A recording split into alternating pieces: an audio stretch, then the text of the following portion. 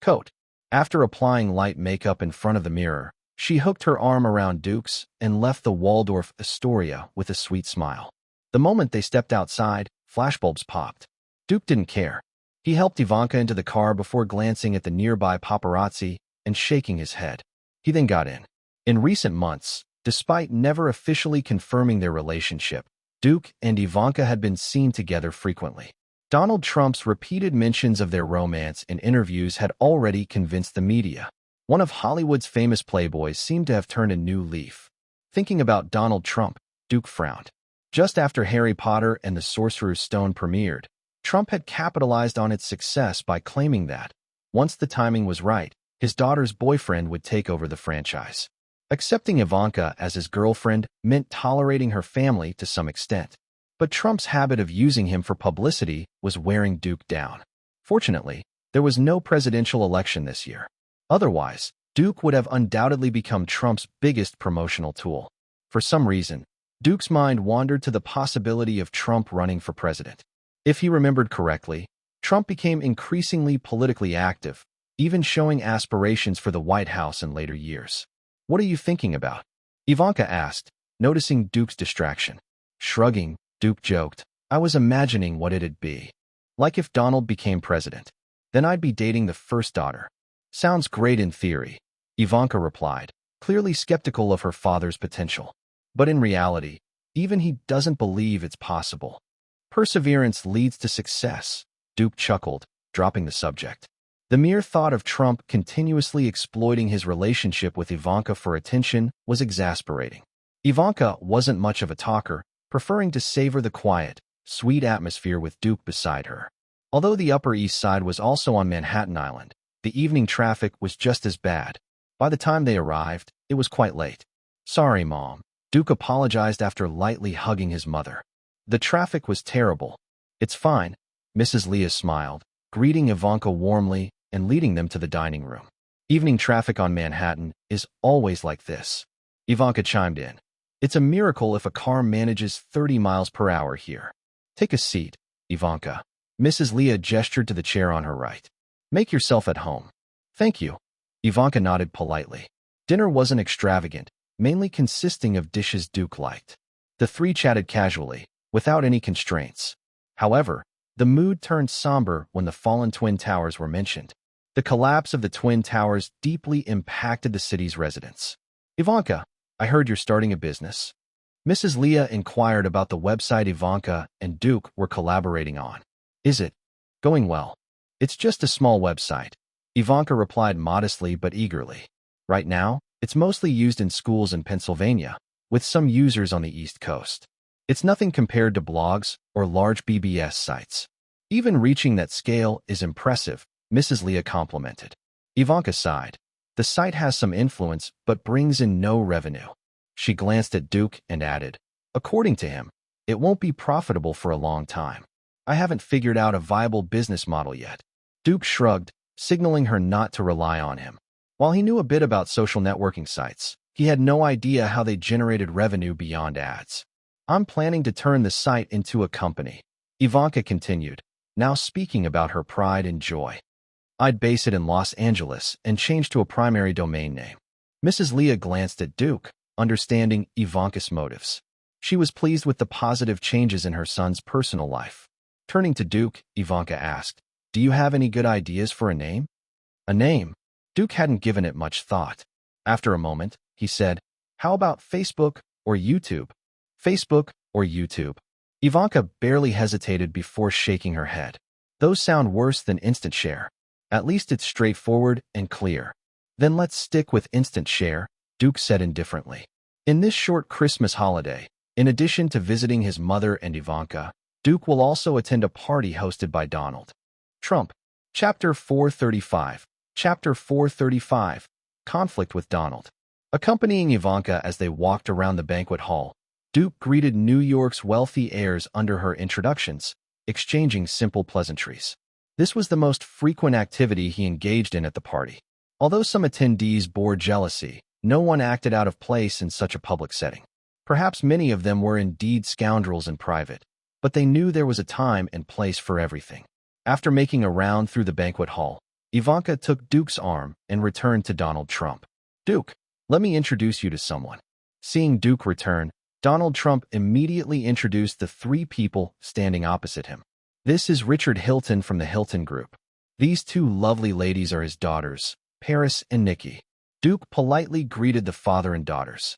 May I call you Duke? Thank you. When shaking hands with Paris Hilton, Duke felt her pinky finger casually brush against his wrist. She seemed very familiar with Ivanka, pulling her hand affectionately and exclaiming with surprise, "So you're officially dating Duke? Congratulations, dear." Letting go of Ivanka, Paris Hilton winked at Duke when no one else was looking. However, Duke had no interest in her and pretended not to notice. Compared to him, Donald Trump and Richard Hilton, the Hilton daughters clearly did not have the qualifications to participate in the conversation. In a way, Ivanka Trump wasn't fully qualified either. However, Ivanka was clever enough to remain by Duke's side silently, refraining from speaking unless necessary. "Congratulations, Duke," said Richard Hilton, raising his glass to Duke. "If I'm not mistaken, Harry Potter and the Philosopher's Stone just brought in $59.6 million over the past weekend, crossing $200 million at the North American box office in just 10 days. Duke sipped his wine and responded modestly, "Just good luck, I suppose." "Good luck?" Richard Hilton shook his head. "Has your luck been this good for the past decade? Even as an outsider, I can tell that this year's box office leaders will undoubtedly be The Fellowship of the Ring and Harry Potter and the Philosopher's Stone." He sighed. "The profits your films generate are astonishing. Sometimes, I can't help but consider investing in Hollywood." Recognizing the probing nature of the comment, Duke replied tactfully, "Hollywood surely has many companies eager for Hilton Group's investment." Since The Fellowship of the Ring became a massive hit, rumors had circulated about Duke wanting to increase investment in The Two Towers and The Return of the King. This attracted numerous potential investors, all of whom Duke rejected. Neither he nor Warner Brothers lacked funds now. Even Richard Hilton wasn't spared. Duke turned down many offers from Wall Street investors. Still not giving up, Richard Hilton asked, "Duke, can you share how The Fellowship of the Ring and Harry Potter and the Philosopher's Stone merchandise sales are doing?" "Not bad." Hilton was clearly fishing for specific data, but Duke only offered a vague response. Unexpectedly, Donald Trump interjected, "I happen to know. Harry Potter and the Philosopher's Stone raked in around $135 million in North American merchandise sales last week." Duke frowned slightly. This was a figure he casually mentioned to Trump during their afternoon chat. While not confidential, revealing it when he had chosen not to share was inconsiderate. "Oh." Richard Hilton raised an eyebrow. "That's an astonishing number. Though merchandise sales require revenue sharing with retailers, the profit margin far surpasses box office earnings." He turned to Donald Trump. "I remember you had a role in The Fellowship of the Ring. Don't you want to continue collaborating with Duke?" "Of course," Donald Trump declared grandly. "Duke and I are the best of partners." Duke nodded lightly, playing along. "Donald is an outstanding actor. Actually, I have an even better idea for our collaboration," Trump added, as though he'd been planning this. "I've been thinking of writing a book, documenting the behind-the-scenes stories of the Angel and Elf Super Show, my experiences on the Lord of the Rings set, Duke, and even some of your interesting anecdotes. It would surely hit the bestseller list." Hearing this, Duke turned to look at Trump, confirming he wasn't joking. "What do you think of the idea, Duke?" Trump asked enthusiastically. His loud voice caught the attention of several people nearby, including Richard Hilton and his daughters, as well as a few others who gathered around. Tilting his head slightly, Duke was about to respond when Ivanka stepped forward. Sensing Duke's change in mood, she gently tugged on Trump's arm. "Dad, you've had a bit much to drink," she whispered. Trump wasn't a fool. He quickly switched topics and started discussing the stock market with Richard Hilton. Ivanka returned to Duke's side and, noticing the lingering gazes, found an excuse. "My shoes are a little uncomfortable. Could you accompany me upstairs to change them?" "Sure." Duke understood her intent. They left the banquet hall and found a quiet, secluded area. Ivanka took his arm. "I'm really sorry, Duke," she apologized with a hint of guilt on her face. "Dad always speaks without considering others' feelings." Exhaling lightly, Duke looked at the snow falling outside through the glass window. Turning back, he smiled understandingly at Ivanka.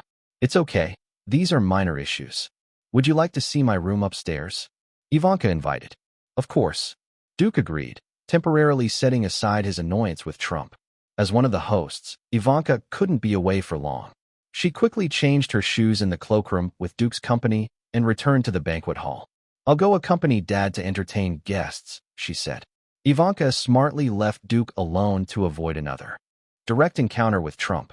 I noticed Irene and the others earlier. Why don't you go say hello? I saw them too. Not listening to Trump's bombast was undoubtedly the best way to avoid conflict. Duke shifted his gaze, spotted Irene Lauder, and walked toward her.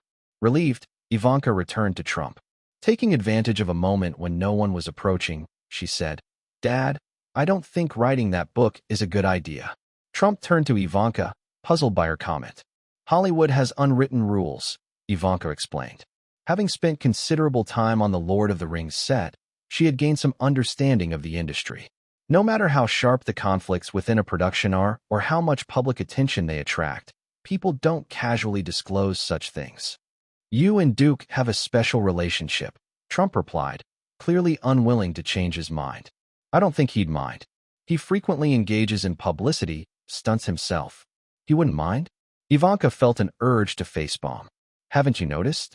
Duke only uses film-related content for publicity. He despises others exploiting his private life for attention. Understanding her father well, Ivanka could easily imagine the book including plenty of gossip about her and Duke if it were published. Seeing Ivanka's expression, Trump thought for a moment and said, Ivanka, I'll carefully consider this. Hearing his response, Ivanka felt somewhat reassured. She scanned the banquet hall, quickly spotting Duke chatting with Irene Lauder in a resting area. She knew Irene was one of Duke's closest female friends, but felt no concern. They had known each other for nearly a decade, and if anything were to happen, it would have already. Ivanka was well aware that while Duke's past love life had been a bit chaotic, he wasn't someone without boundaries. I didn't expect you'd have an official girlfriend so soon, Irene teased Duke while sipping water. I thought you'd wait until at least 40 before settling down. Duke shot her a glance. I can't stay single forever, can I? Ivanka is a good choice, Irene said, glancing toward the host's area. She caught Ivanka's gaze and nodded slightly at her. She's very different from the likes of the Hilton sisters, who only know how to party. She's ambitious. Pointing to herself, Irene laughed. I know you admire ambitious and hardworking women. Should I take that as a compliment to yourself? Duke joked back. Irene laughed even more brightly. Isn't it? Duke shifted the topic. How's your cosmetics brand doing? Having Estee Lauder as a backer makes many things easier, Irene said confidently about her business. My goal is to surpass $1 billion in sales by 2005. She sighed. But it's nothing compared to you. One film of yours can make over $1 billion worldwide in just a few months.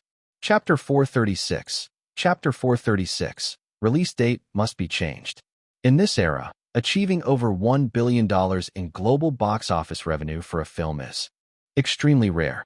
As of now, only 2 films in the world have accomplished this feat: James Cameron's Titanic and Duke's The Fellowship of the Ring. However, due to factors such as the 9/11 attacks and audience preferences, The Fellowship of the Ring failed to maintain its momentum after 3 months of screening. By the time Duke returned to Los Angeles, the film was only being shown in fewer than 500 theaters in North America. When the world stepped into 2002, its daily box office earnings had dwindled to nearly negligible amounts. Its continued screening in theaters was mainly for the purpose of securing Oscar nominations. Duke and Warner Brothers were fully aware that, even if the Academy were to lose its mind, it would not award any major prizes to the first installment of a trilogy. Therefore, their public relations efforts were minimal, focusing only on ensuring key nominations. The North American box office for The Fellowship of the Ring reached $470.15 million, but progress essentially stalled afterward. Daily earnings in North America dropped below 6 figures, and although its global box office totaled an impressive $1.11866 billion, further breakthroughs seemed unattainable.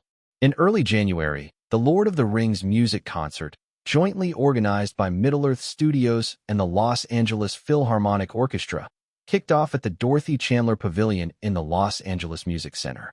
The concert series would run until May, serving both as a prelude to the Two Towers and a means to generate continued buzz for the Fellowship of the Ring in the lead-up to the Oscar nominations. The Fellowship of the Ring was already recognized as an epic masterpiece, and its score was equally regarded as epic. The concert series attracted countless movie fans, maintaining an attendance rate of over 90% in its first 2 weeks. During the first 2 weeks, when Duke and members of the Lord of the Rings crew made appearances, tickets were nearly impossible to get. This phenomenon wasn't limited to Los Angeles. Across North America and the Western world, various classical music groups collaborating with Middle-earth Studios also launched their own Lord of the Rings concerts, all achieving remarkably high attendance rates. Riding this wave of renewed Lord of the Rings enthusiasm, Middle-earth Studios officially released the first trailer for The Two Towers, edited personally by Duke, in late January. They also confirmed the film's official release date, the first weekend of the summer season, May 3, 2002. Duke's intention was clear. Leveraging the foundation laid by the Fellowship of the Ring, he aimed to extend The Two Towers' popularity throughout the entire summer. Simultaneously, Warner Bros. Announced updates on the Matrix franchise, revealing that The Matrix Reloaded would debut during the Independence Day weekend. Unsurprisingly, these two blockbusters immediately became the most anticipated films of the summer. The trailers for both films were first posted on Duke's personal website. Despite upgrading to a new server, the website crashed again within 2 hours due to heavy traffic. After the website was restored, within just 3 days, the trailers for The Two Towers and The Matrix Reloaded garnered over 1.56 million and 1.45 million views, respectively, with their comment sections flooded. I'm so excited for these two films. As a Lord of the Rings and Matrix fan, this will be the happiest summer of my life. Keanu Reeves and Charlize Theron still look so cool. But why do I feel like Gandalf and Galadriel had some chemistry at the beginning of the Two Towers trailer? Gandalf and Galadriel gazing at each other? Does Celeborn know about this? The epic scenes in The Two Towers are even more grand. Seeing Gandalf leading the charge on horseback gave me goosebumps. I don't care if I go broke this summer. I'll watch both films at least twice. Twice? That's not enough.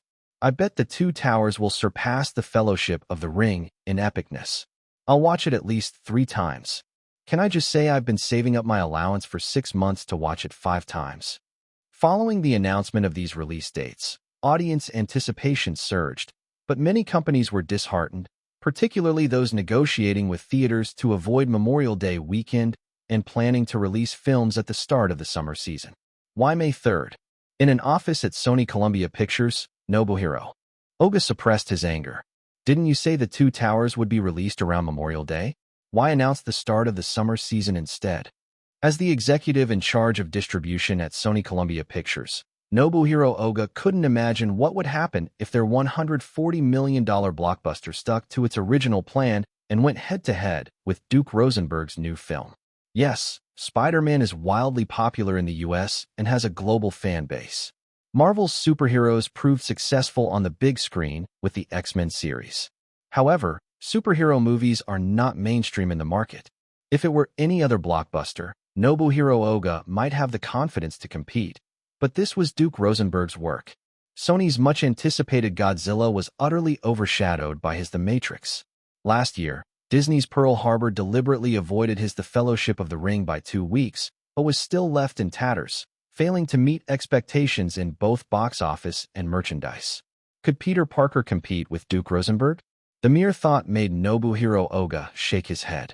Sony Entertainment had placed immense expectations on Spider-Man. The company had repeatedly rejected Sam Raimi's edited versions, ordered reshoots, and removed sensitive scenes of Spider-Man climbing the Twin Towers. They had done so much to ensure success, leaving no room for failure or unexpected factors that could lead to failure. Waving his assistant away, Nobuhiro Oga wanted to carefully weigh the pros and cons. However, just as the assistant left, he returned with someone else, Spider-Man director Sam Raimi. I heard Columbia Pictures plans to change Spider-Man's release date? Sam Raimi asked directly upon entering. Is that true? It is. Nobuhiro Oga nodded. Duke Rosenberg has joined the weekend we planned for release. Competing with his film is highly unwise. I disagree. Sam Raimi, true to his bold filmmaking style, said, I think. Before Raimi could finish, the phone on the desk rang. Nobuhiro Oga raised a hand to cut him off and answered the call. After a brief conversation, his expression turned serious.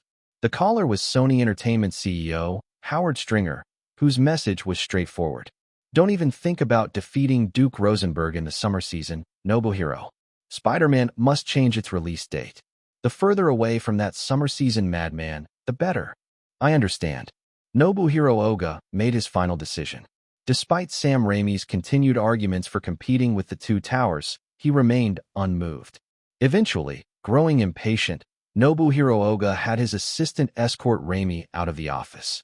In Hollywood, 99% of directors have no say in distribution matters. Nobuhiro Oga didn't care much about Raimi's opinions. After all, you're not Duke Rosenberg. Watching Raimi's figure disappear beyond the office door, Nobuhiro Oga thought to himself. He picked up his assistant's phone. Gather the team for a meeting to discuss a new release date for Spider-Man. After the call, Nobuhiro Oga made up his mind. Learning from past mistakes, he decided to move Spider-Man to June to steer clear of trouble. This will be the quietest May for major releases in years. Inside a car heading to the Regent Beverly Wilshire Hotel, Tina Fey glanced at a schedule for summer releases. Based on the announced films, we won't face strong competition in the first half of May. What about Spider-Man? Duke asked, turning his gaze from the car window. Tina Fey handed him the schedule. The latest news from yesterday. Sony Columbia Pictures has decided to move Spider-Man to June. Good news. Duke breathed a sigh of relief. As a major Marvel shareholder, Duke had known that Sony originally planned to release Spider-Man in early May. His collaboration with Warner Brothers aimed to force Sony to change its release date. Duke smirked. Looks like the reputation of the explosive madman still holds some weight. Not just some. Tina Fey replied frankly. It directly scared off Sony Entertainment. Initially, Duke had considered seeing how The Lord of the Rings would fare against Spider-Man, and had even planned to undermine Sony by encouraging Marvel to release a new comic storyline depicting Peter Parker in an alternate universe as a villain. However, the moment the idea crossed his mind, Duke realized the conflict. Peter Parker was one of Marvel's flagship characters. Even though Marvel couldn't reclaim the film and television rights, it enjoyed nearly 10% revenue from the film's box office and had opportunities to release new comics and merchandise. As a Marvel shareholder, sabotaging Spider-Man would harm his own interests. He instead utilized the Lord of the Rings momentum and his influence to pressure Sony into avoiding May. As Tina Fey had said, this would be an unusually quiet May for major releases, with most blockbusters steering clear, not only due to the Two Towers' success, but also Duke Rosenberg's reputation. Chapter 437. Chapter 437. Ebert's Temptation. From the release schedules announced by major companies, this May seems unusually quiet compared to previous years, which were typically packed with films. The explosive success of The Fellowship of the Ring, the predecessor to The Two Towers, has caused other companies to avoid direct competition. Another significant factor contributing to the lack of major releases this May is George Lucas's Star Wars Episode II, Attack of the Clones, which is also scheduled for release in May. However, Duke and George Lucas have maintained smooth communication. Privately, they had already discussed their plans. The Two Towers and Attack of the Clones would be released at opposite ends of May to minimize competition. The car stopped in front of the Regent Hotel on Wilshire Boulevard. Ignoring the flashing lights from the cameras of media reporters, Duke walked straight into the hotel. Staff members from the Academy were already waiting inside to guide him to the banquet hall. Upon entering the hall, Duke sat at his designated table and exchanged casual remarks with Nancy Josephson, who was already there. This was the luncheon for nominees of the 74th Academy Awards. Duke had never attended such an event before, but this time he decided to take Nancy and Panny Callis's advice and personally appear at the Regent Hotel. The reason was simple. As a purely commercial director, The Lord of the Rings trilogy was his best chance to win the Best Director Oscar. The Academy has many unspoken rules, one of which is that if a director doesn't show respect for the Oscars, the Academy will, in most cases, ignore that director during the awards process. In the history of the Oscars, there have been instances where a film won a major award without any lobbying, but such cases are exceedingly rare. Since the Weinstein brothers entered the game of fame and fortune, the notion of winning one of the four major awards based solely on the work itself has become nearly impossible, a mere daydream. As the Academy claims, lobbying reflects the so-called competitive spirit. Without lobbying, how could the retired old men of the Academy showcase their importance? Regardless of the circumstances, Duke needed to display a clear attitude. He cared about the Oscars and was determined to compete for the statuette. As for fair competition, only fools believe in such a thing. Take the nominees. Announced this year as an example, several black actors received nominations in major categories with unprecedented momentum. Was it because their performances were exceptional? Or was the Academy sending a political message? Anyone with basic knowledge of the Oscars knows that this year's event would be especially politically charged. The nominees for Best Director at the 74th Academy Awards are, surprisingly, the person announcing the nominations for the two most important categories was not a celebrity from the industry, but a rather unattractive middle-aged man. As he read the nominations, he glanced at Duke's table. Duke frowned slightly. Seeing Roger Ebert standing on stage reading the nominations, he couldn't help but wonder if the Academy was sending a subtle message. He had never underestimated the influence of film critics during awards season. Roger Ebert, standing on the stage, scanned the list of nominations in front of him before looking toward the quiet director seated not far away. The director appeared indifferent, as if the nominations had nothing to do with him. Getting nominated isn't difficult, but winning Best Director. Roger Ebert smirked internally. That depends on whether the 300-plus North American film critics agree. Although the Oscar nominations were announced today, the results of many awards had already been revealed during the awards season. In major awards like the New York Film Critics Circle Awards, the Los Angeles Film Critics Association Awards, the Chicago Film Critics Association Awards, the Directors Guild of America Awards, the Producers Guild of America Awards, and the Golden Globes, the Fellowship of the Ring had been nominated but failed to win. He was confident that the film would win only a few technical awards at the Oscars, and that winning any major awards was purely a fantasy. Moreover, he had communicated with many people. A film that leaned so heavily into fantasy and escapism had no significant prospects, even in the following 2 years. The nominated directors are Ron Howard for A Beautiful Mind, David Lynch for Mulholland Drive, Ridley Scott for Black Hawk Down, and Duke Rosenberg for The Lord of the Rings, The Fellowship of the Ring. The nominations were unsurprising. The Fellowship of the Ring was the biggest winner, receiving a total of 13 nominations, including Best Makeup, Best Original Score, Best Cinematography, Best Editing, Best Director, Best Art Direction, and Best Costume Design. But Duke was well aware that aside from a few consolation technical awards, the Fellowship of the Ring had little chance of making a significant impact at this Oscars. And the next one wouldn't be any different. It wasn't yet time for him and Warner Brothers to make their big push. The nominees' luncheon was held in the form of a formal banquet. After the announcement of the nominations, the hall inevitably turned into a social gathering. As the biggest winner of the nominations, many people came to congratulate Duke, creating a lively scene around him. Roger Ebert sat with several senior Academy members at the front of the hall. His position allowed him to see Duke's table clearly. Watching the young director surrounded by admirers, a flash of resentment appeared in his eyes. Compared to his rival, who was basking in praise, Roger Ebert, a once highly regarded film critic, was now reduced to sitting with a group of old men, awaiting irrelevance. No one willingly exits the stage of history. In the film industry, fame and fortune are closely linked. To lose fame is to lose most of one's fortune.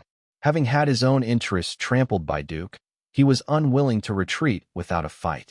What he desired was to remain influential until the end of his days. After a while, several old friends around him left the banquet hall after a light meal, but Roger Ebert declined their invitations and stayed, waiting for an opportunity.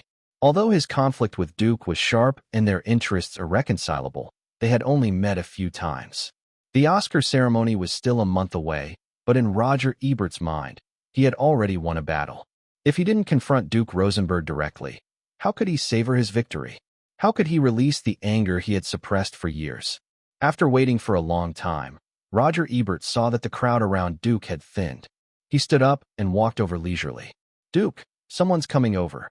Just after Duke bid Farewell to Ridley Scott, Nancy Josephson whispered a reminder. Turning to look, Duke's lips curled into a faint sneer. Even a fool could see the slight arrogance in Roger Ebert's raised chin and the smug expression on his face, as if he were a triumphant king. May I sit here?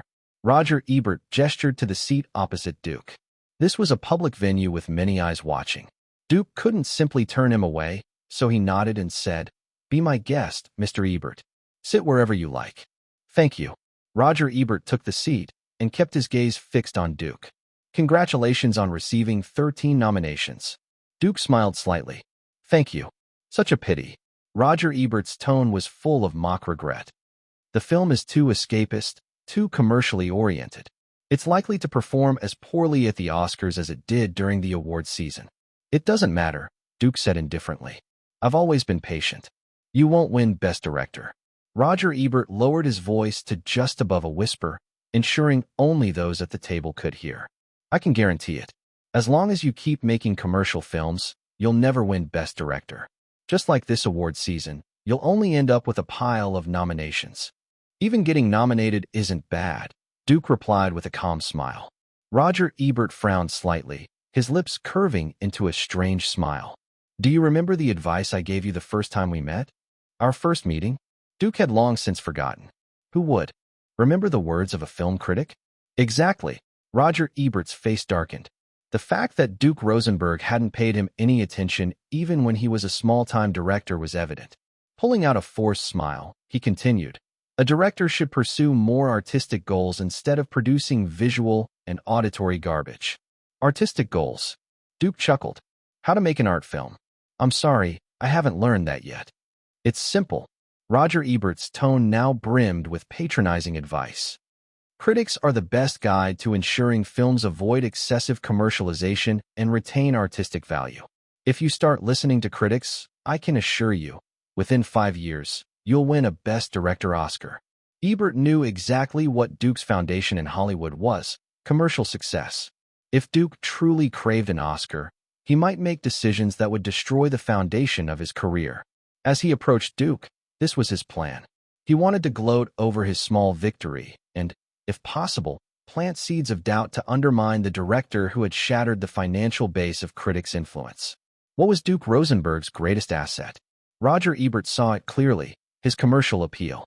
Without the vulgar themes and plots, without the endless special effects spectacles, would Duke Rosenberg still be Duke Rosenberg? He would inevitably be abandoned by audiences. As an acclaimed veteran critic, Roger Ebert knew the allure of an Oscar statuette for directors. Look at Martin Scorsese, Ron Howard, and Steven Soderbergh. Didn't they all adjust their styles and cater to the Academy's tastes to win the coveted prize? Hearing Roger Ebert's words, Duke suddenly laughed, his smile unusually bright. Who would have thought someone would use the same tactics he had once employed against him? Chapter 438. Chapter 438. Record-breaking DVDs. Listening to Roger Ebert's endless talk about leading him toward the so-called path of film artistry, Duke found it amusing. He had tried using this trick to trap Tom Cruise once, but it obviously didn't work. Cruise wasn't a fool, and after they began working together, the matter was dropped. Does Roger Ebert really think I'm less clever than Tom Cruise? For some reason, this thought suddenly popped into Duke's head, but he quickly figured it out. Roger Ebert overestimated the weight of the Best Director Oscar. Did he really think Duke would turn into a maniac chasing awards just for a little golden statuette? The Best Director Oscar is undoubtedly prestigious, a dream for many directors. Duke wanted one too, but he would never compromise his foundation in Hollywood to become an awards-obsessed maniac. Under the guise of art, Hollywood and its associated industries are all about making money. Hollywood stars and directors rack their brains to elevate their prestige. For what? Don't say it's for acting or cinematic art. Highbrow moviegoers may look down on commercial films, but those involved in this game of fame and fortune have no right to disdain them. Without commercial films, would Hollywood be what it is today? Would those actors, directors, and producers who make millions or even tens of millions of dollars have the same status they enjoy now? And let's not forget, are critics really the paragons of art and taste? As long as your films have enough artistic content. Roger Ebert thought his words had worked when he saw Duke deep in thought. He continued, I have considerable experience in making films more artistic. Artistic? Duke suddenly interrupted Roger Ebert. Does art guarantee an Oscar? Mr. Ebert, may I ask, if artistry ensures an Oscar, how did Gwyneth Paltrow and Shakespeare in Love win over so many competitors to take Best Actress and Best Picture? Roger Ebert tried to say something, but Duke interrupted him again. Artistic? Mr. Ebert, you're America's most famous film critic, surrounded by accolades. Have you forgotten one thing? You yourself are also a commercial product. Roger Ebert's face darkened instantly. But Duke, once he started, didn't plan to stop. Since the man came to boast and set traps, why should Duke hold back? Yes, Duke was someone who paid great attention to manners in public, but wasn't rigid. Otherwise, he wouldn't have tricked Mel Gibson at a Golden Globes party. Duke preferred being the one digging the pit, not the one being buried.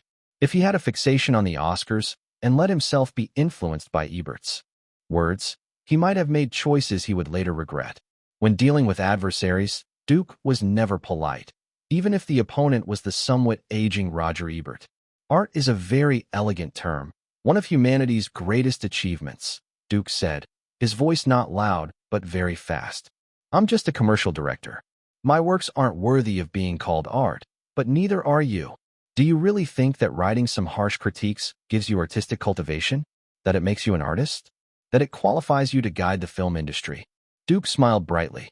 That's truly a funny joke. Roger Ebert took a few deep breaths, staring directly at Duke, and reminded him, I am a Pulitzer Prize winner. That's a journalism award, not a film or art award.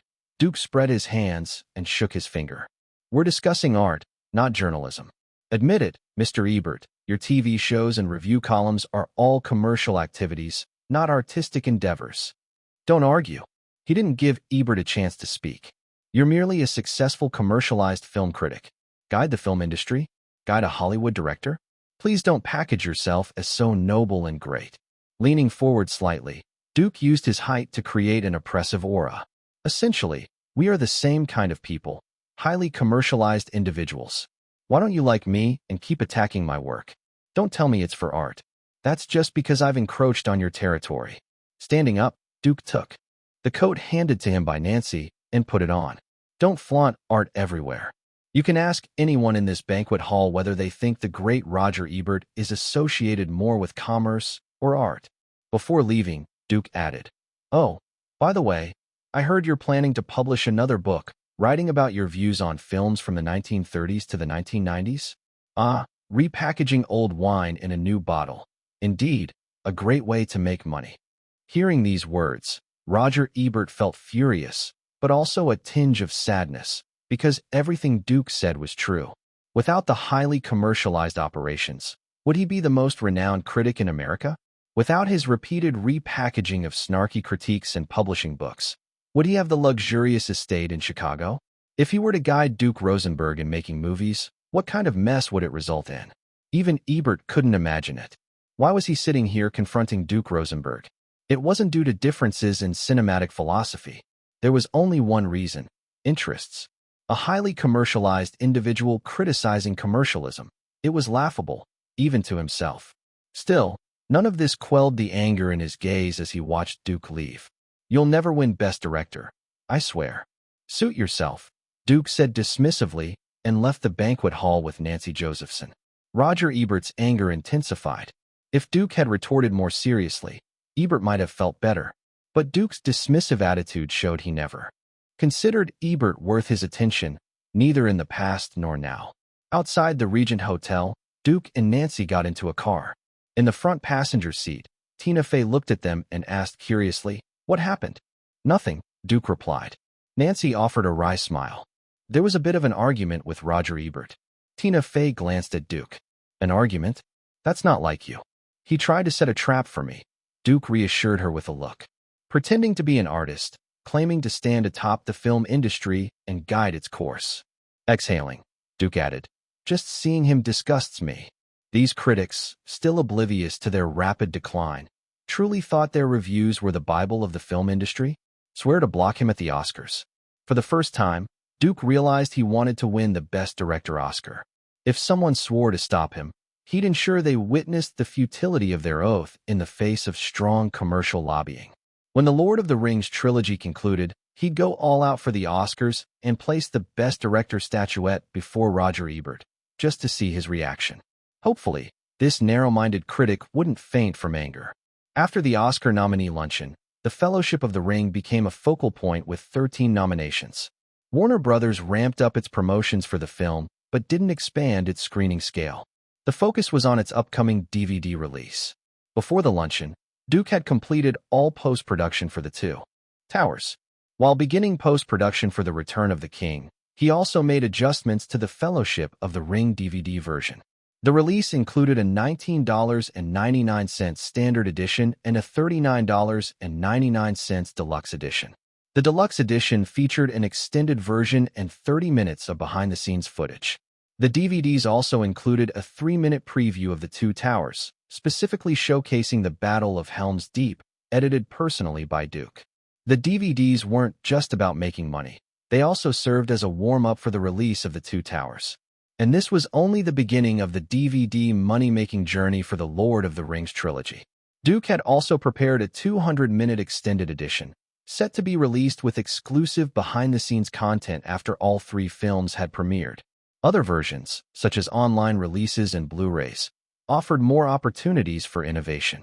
A blockbuster film inevitably led to booming DVD and VHS sales, a trend repeatedly proven by the market. The Fellowship of the Ring was no exception. In just 1 week, the standard DVD sold over 5.1 million units, while the deluxe edition exceeded 800,000 units, generating $132.5 million in sales. The Fellowship of the Ring set another record, the highest 1-week sales for video products in North America since the advent of VHS tapes. By the time of the 74th Academy Awards, The Fellowship of the Ring had sold over 12.5 million DVDs globally, generating $257.3 million in revenue.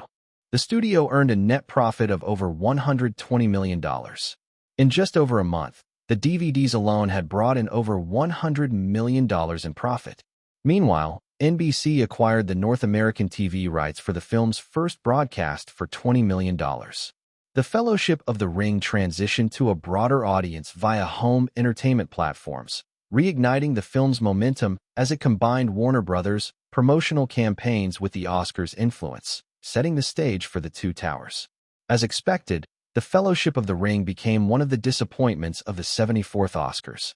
Chapter 439, The Forbes Billionaire List. Chapter 439, Chapter 439, The Forbes Billionaire List. As expected, none of the major awards at the Oscars included The Fellowship of the Rings. The film only won 3 technical awards: Best Makeup, Best Original Score, and Best Visual Effects, clearly consolation prizes. But Duke didn't mind. Even if the Academy truly valued the series, they would save the awards for the final chapter. Although he attended the awards ceremony, Duke, like his film, was only there to run alongside everyone else. This was destined to be an Oscars ceremony full of controversy, perhaps the most contentious one in the past decade. Shakespeare in Love didn't have Saving Private Ryan as a competitor, so the controversy was smaller. Although Ron Howard and A Beautiful Mind took Best Director and Best Picture without much dispute, the debate over the lead actors wouldn't cease. Even 10 years earlier, Denzel Washington and Halle Berry's Best Actor and Actress awards were controversial, certainly ranking among the worst Oscar decisions. Compared to their competition, Sean Penn, Russell Crowe, Renee Zellweger, Judi Dench, and Nicole Kidman, the roles and performances were unconvincing, especially the latter, who were noticeably inferior. Their wins had little to do with the film and everything to do with post-9/11 politics. The mainstream society needed unity with Black people, but no one, including Duke, found this surprising. That was the Oscars. Films and roles weren't the only criteria for winning, not even the most important ones. Political correctness had deeply influenced the Oscars, with skin color determining the winners for Best Actor and Actress. I'm so bitter. At a Vanity Fair party, Nicole Kidman looked at Halle Berry, who was surrounded by people, carefree and elated, and said to Duke, "If I had lost to Judi Dench or Renee Zellweger, I wouldn't have said anything, but losing to her. Nothing you can do, darling. Even Tom Cruise could see it clearly. Who told you that you're not black? Damn politics, Nicole Kidman muttered under her breath. Damn skin color. Then, she lowered her voice even more, only for the three of them to hear. Damn that black bitch. Hey, Mary. Duke reminded the fiery woman. Such words are inappropriate for the occasion. I'm just frustrated. If there had been no possibility of touching it, it would have been fine, but the Oscar was right there, and for some inexplicable reason, she lost it. Nicole Kidman couldn't help but feel unbalanced. Seeing Halle Berry looking so smug. Her teeth were practically clenched. After working together over the years, Duke had a decent relationship with the Cruise couple. They rarely hid their emotions in front of him. Of course, their collaboration had been very beneficial, and they were trying to draw closer in this way. Duke knew just how shrewd Nicole Kidman was. He could tell she was partly frustrated. He wasn't too concerned about their relationship, though. What intrigued him most was that, up to this point, they still hadn't shown any signs of wanting a divorce. Like the increasingly blurred memories, Nicole Kidman was starring in movie after movie, but unlike before, the biggest investors in her recent works, like Moulin Rouge and The Hours, were all from Tom Cruise. This Oscars has left a deep impression on me. Tom Cruise, who had mostly been silent until now, suddenly spoke. It's the most authoritative award in Hollywood, no doubt, but too many factors influence it. He suddenly patted Duke on the arm. Just like the two of us, those old men's biases against us are so ingrained. No matter what we do, they always ignore it. So, Mary, stop complaining. Duke, I'm even more unbalanced than you. 13 nominations and only 3 consolation technical awards. Who do I go complain to? Despite his words, Duke remained in high spirits. If he believed the film and the roles were excellent, then deserving a pile of little gold men was knave. After chatting with the Cruises about the sequel to Mission Impossible, a tall figure walked over. Hey, Nicole. Hey, Tom. She greeted the Cruises first and then turned to Duke with a polite smile, which then shifted into a familiar one. Can we talk for a bit, Duke? Of course. The person who came over was Charlize Theron. After receiving Duke's nod, she linked arms with him and led him out to the large terrace of the banquet hall, away from the crowd.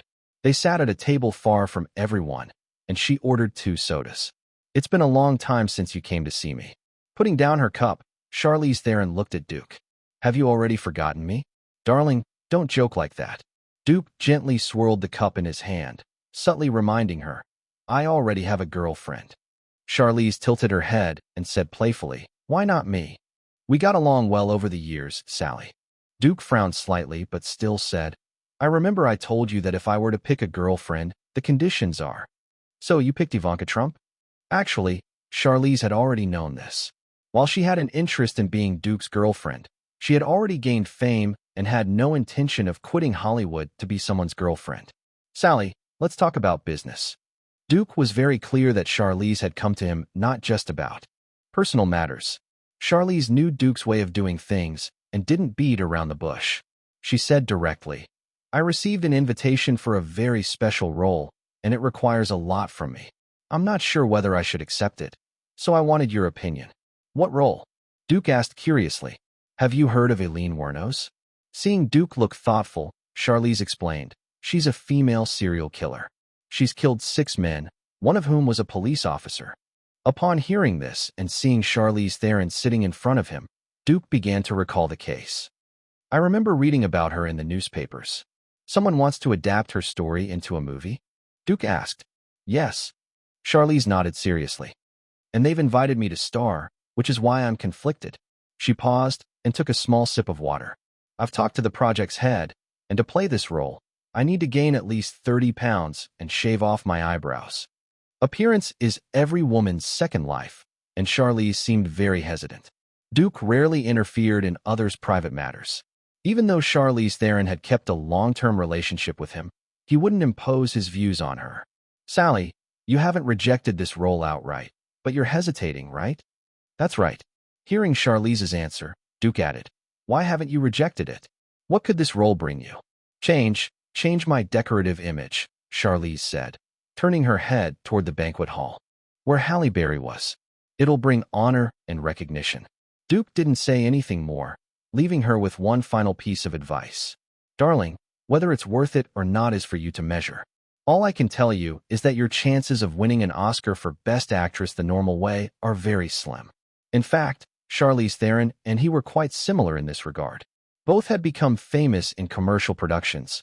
Both were discriminated against by the Academy. Without special circumstances, winning an Oscar was difficult. Duke was also aware that leveraging the advantage accumulated through the Lord of the Rings trilogy and the goodwill from the Christopher Rockenford incident 2 years from now would be his best opportunity. Given his character and filmmaking style, he wouldn't make movies just for the sake of winning awards. The Oscars would only become more politicized and niche in the future, and his chances of intersecting with them would grow slimmer. The Oscars ceremony ended completely. Duke ignored the public criticism of the event and the voices speaking up for him. He focused all his energy on the post-production of The Return of the King and the early promotions for The Two Towers. As the awards season came to a close, the media began their year-end reviews of Hollywood, with Duke-related news easily dominating the entertainment headlines. In the Hollywood Reporter's 2001 North American box office rankings, The Fellowship of the Rings, which had just left theaters, earned $473.15 million, easily taking the top spot, and with $1.132 billion globally, it clinched the worldwide box office crown. Second place was Harry Potter and the Sorcerer's Stone. Although it had yet to leave theaters in North America, its $328.95 million was enough to secure second place.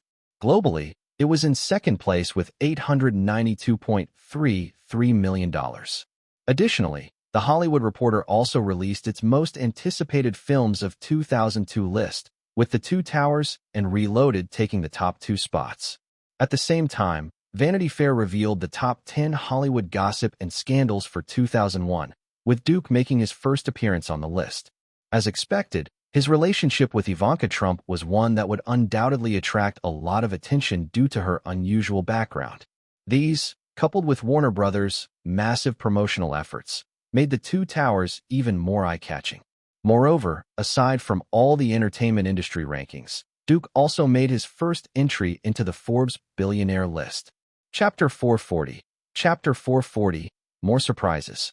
What are you thinking about, Ivy? A few blonde girls were drinking and chatting in a suite at the Waldorf Astoria Hotel. Jane Lauder walked over to Ivanka Trump, who was sitting alone on the sofa, and asked, "Is your mind already in Los Angeles?" "I guess Ivy is worried." Nikki Hilton walked over from the bar with a bottle of sherry. Her boyfriend just made it to the Forbes billionaire list, and there are so many beautiful actresses in Hollywood. She changed her tone to a strange one. "Sorry, Ivy, I didn't mean anything by it. But if it were me, I would also be worried. Just think about it. A 30-year-old super-rich guy, the most handsome and talented director in Hollywood. Oh my God, just thinking about it is crazy." Ivanka didn't respond to her, but felt that following Jane Lauder to this so-called childhood friend gathering was a huge mistake. Paris Hilton also left the bar and walked over, holding a copy of Forbes magazine. She seemed to be a little tipsy and wobbled over, then flopped directly onto the sofa next to Ivanka. "Darling, can I ask you a question?" Ivanka furrowed her brow slightly, but still said, "Of course." "Ivy, when do you plan to break up with Duke?" "Paris." Jane Lauder seemed a bit angry, but was gently pulled by Ivanka. Paris Hilton quickly added, "I was just asking casually." Nikki Hilton took a sip from her bottle and said, "Paris, why are you asking this? Don't you think Duke is attractive?" Paris Hilton flashed the magazine in her hand. "Just looking at the report in here, I'm already moved." Ivanka's face turned a little unpleasant, but out of childhood friendship, she still held back and said nothing. "You're starting to act wild again." Nikki Hilton tossed the bottle aside, slumped next to Paris Hilton, and curiously asked, "What's written in there that has you so excited?" Not only Nikki Hilton, but also Ivanka and Jane Lauder perked up their ears. "Cough. Let me read it out for everyone." Paris Hilton cleared her throat, opened the Forbes magazine, and said with a rhythmic tone, "The article is titled Duke Rosenberg, The Wealth Behind a Hollywood Director. If you were to ask what the hottest movie of last year was, most people would choose The Lord of the Rings, Fellowship of the Ring. This epic fantasy masterpiece directed by Duke Rosenberg captivated countless audiences and also brought him enormous income. Before the Oscar ceremony in March, Warner Brothers and Duke's production studio, Duke Rosenberg Studios, settled the film's earnings. Excluding the basic payment of $15 million for directing and producing, he earned over $220 million from the global box office and all related revenue from The Lord of the Rings, Fellowship of the Ring. This surpassed Steven Spielberg's earnings of over $210 million from Jurassic Park, making it the highest director's earnings in Hollywood history. Just like The Lord of the Rings, Fellowship of the Ring, over the past few years, Duke Rosenberg has accumulated a significant fortune by investing in his films and receiving top-tier director royalties. However, this is not all of his wealth. Away from the film market, he has even more terrifying wealth. Upon reading here, Paris Hilton suddenly paused, pointed at her wine bottle, and Nikki Hilton immediately grabbed it for her. Paris Hilton took a large gulp of wine, her eyes sweeping across the others before continuing. Like other Hollywood stars and directors, Duke used his earnings from films to invest in other industries. But unlike others, his investments have been very successful so far. Although affected by stock market fluctuations and capital expansion, our statistics show that Duke Rosenberg has consistently held around 7% of Apple's shares, just over 10% of Victoria's Secret shares, 8% of Warner Brothers shares, 30% of Marvel Comics, and Google's shares. The most conservative estimate puts the value of Duke shares at around $2.5 billion. Adding in income from film rights and other sources, Forbes estimates his net worth at $2.9 billion. This figure ranks him 97th on the Forbes billionaire list. Duke Rosenberg is also the only person under 35 years old in the top 100 of the billionaire list. Paris Hilton closed the magazine. That's all. The rest is just data analysis, which you wouldn't understand if I read it aloud. Having said that, she picked up the wine bottle and took another big gulp. Nikki Hilton's eyes were sparkling. $2.9 billion. I don't even know if I'll inherit such wealth in my lifetime. I'm sure of one thing, Paris Hilton said. You'll never make such a fortune in your whole life. Don't talk about me, you won't either. Although they used to play together a lot when they were kids, Ivanka felt that she had nothing in common with the Hilton sisters now, and they had no real topics to discuss. As adults, Ivy, can I ask you something? Jane Lauder asked, blinking her curious eyes and leaning in to ask softly. Is that number really Duke's true net worth? I'm not too sure. Since it was her close friend asking, Ivanka still lowered her voice to say, in my opinion, Forbes' estimate is rather conservative. At this point, Ivanka realized how much farther she had to go to catch up with Duke, and instantly, her determination to work harder solidified. She didn't want to be left too far behind. Meanwhile, the Hilton sisters were still chatting excitedly. Ivanka had lost the desire to stay, so she said a few words to Jane Lauder, and the two of them left together. As they exited the Waldorf Astoria Hotel, Ivanka saw a giant billboard across the street, with Gandalf on his white horse in white robes, leading a cavalry charging toward an orc army. They got into the car, and along the way, saw plenty of advertisements for the movie. When they passed Times Square, the big screen was also showing the trailer for the film, making it seem like the movie was everywhere in New York. Are you going to Los Angeles for the premiere? Hearing Jane Lauder's question, Ivanka pulled her gaze away from the ad outside the car window, nodded, and said, I'll go. Can you take me with you? Jane Lauder's eyes were full of longing. Ivanka didn't take the initiative. The seats for the premiere should be arranged by now. I'll make a call. She took out her phone and dialed a number. No surprise, the person who answered was not Duke. Hi, Tina. I have a friend who wants to attend the premiere, Aaron's sister. Okay, thanks. Turning to Jane Lauder, Ivanka made a got-it gesture, then spoke into the phone. What about Duke? Is he still busy with work? On the other side, Tina Pfeiffer looked inside through the glass door and saw Duke, saying, he's doing an interview for Fortune magazine, and it'll probably take about another half an hour. After hanging up, Tina Pfeiffer looked at the inside, where Duke was talking confidently to the reporters. This was a very targeted interview. After Warner got the news about Forbes' billionaire list, they specifically arranged this interview to promote Duke and his film. Director Rosenberg, you went from nothing to having your current fortune in just 10 years. How did you do it? The reporter sitting opposite was a woman. After some sharp questions, the rest of her inquiries were beneficial to publicity, as Fortune magazine is under the umbrella of Time Warner. Even though the questions hadn't been fully pre-discussed, Duke answered without hesitation. Focus, hard work, persistence, and a little bit of luck. Why did you invest in Apple? I believe in Steve Jobs. I'm a huge admirer of him, and I've always believed that Jobs would lead Apple out of its struggles. Now, Apple is headed in a positive direction. What's the most important thing to your success? Movies, Duke said. Seriously, movies are the foundation of my career. Without income from the film industry, I wouldn't be able to invest in other industries. Film is both my job and my passion. So you think movies are your greatest success? Yes, I believe my biggest achievement is making films that most audiences enjoy. The female reporter, with sharp intuition, kept asking, is making films that audiences like your guiding principle? Yes, it's something I confirm before any project starts. If I feel the audience won't like it, I'm not interested, even if the script is excellent. I've always believed that movies with broad audience support are the truly successful ones. Will the next 2 parts of The Lord of the Rings continue this philosophy? I'll say it again, this is the foundation for all my film projects. The 2 Towers will follow the style of Fellowship of the Ring and offer even more surprises in its epic scenes. Forbes' billionaire list was just a reason for the interview, and the actual goal was to promote the film. Duke went all out, shamelessly hyping up the 2 Towers. As May approached, and with the release of the 2 Towers drawing nearer, Duke and Warner used all available promotional methods, with some differences.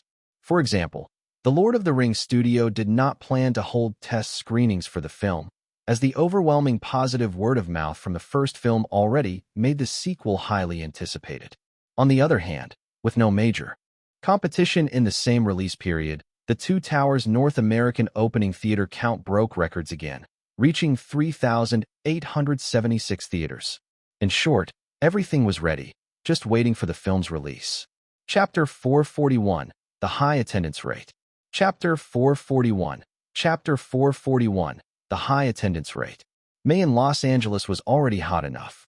Even in the afternoon, there was little relief from the heat. Crowded in the filming area, Jarvis constantly adjusted the camera lens, capturing the figures walking down the red carpet. Even if the person was just a minor character in the film, he treated them with the same attitude he would toward a superstar. This was the most anticipated film of the year, with content related to The Lord of the Rings and the 2 Towers, all of which were hot topics in the public eye.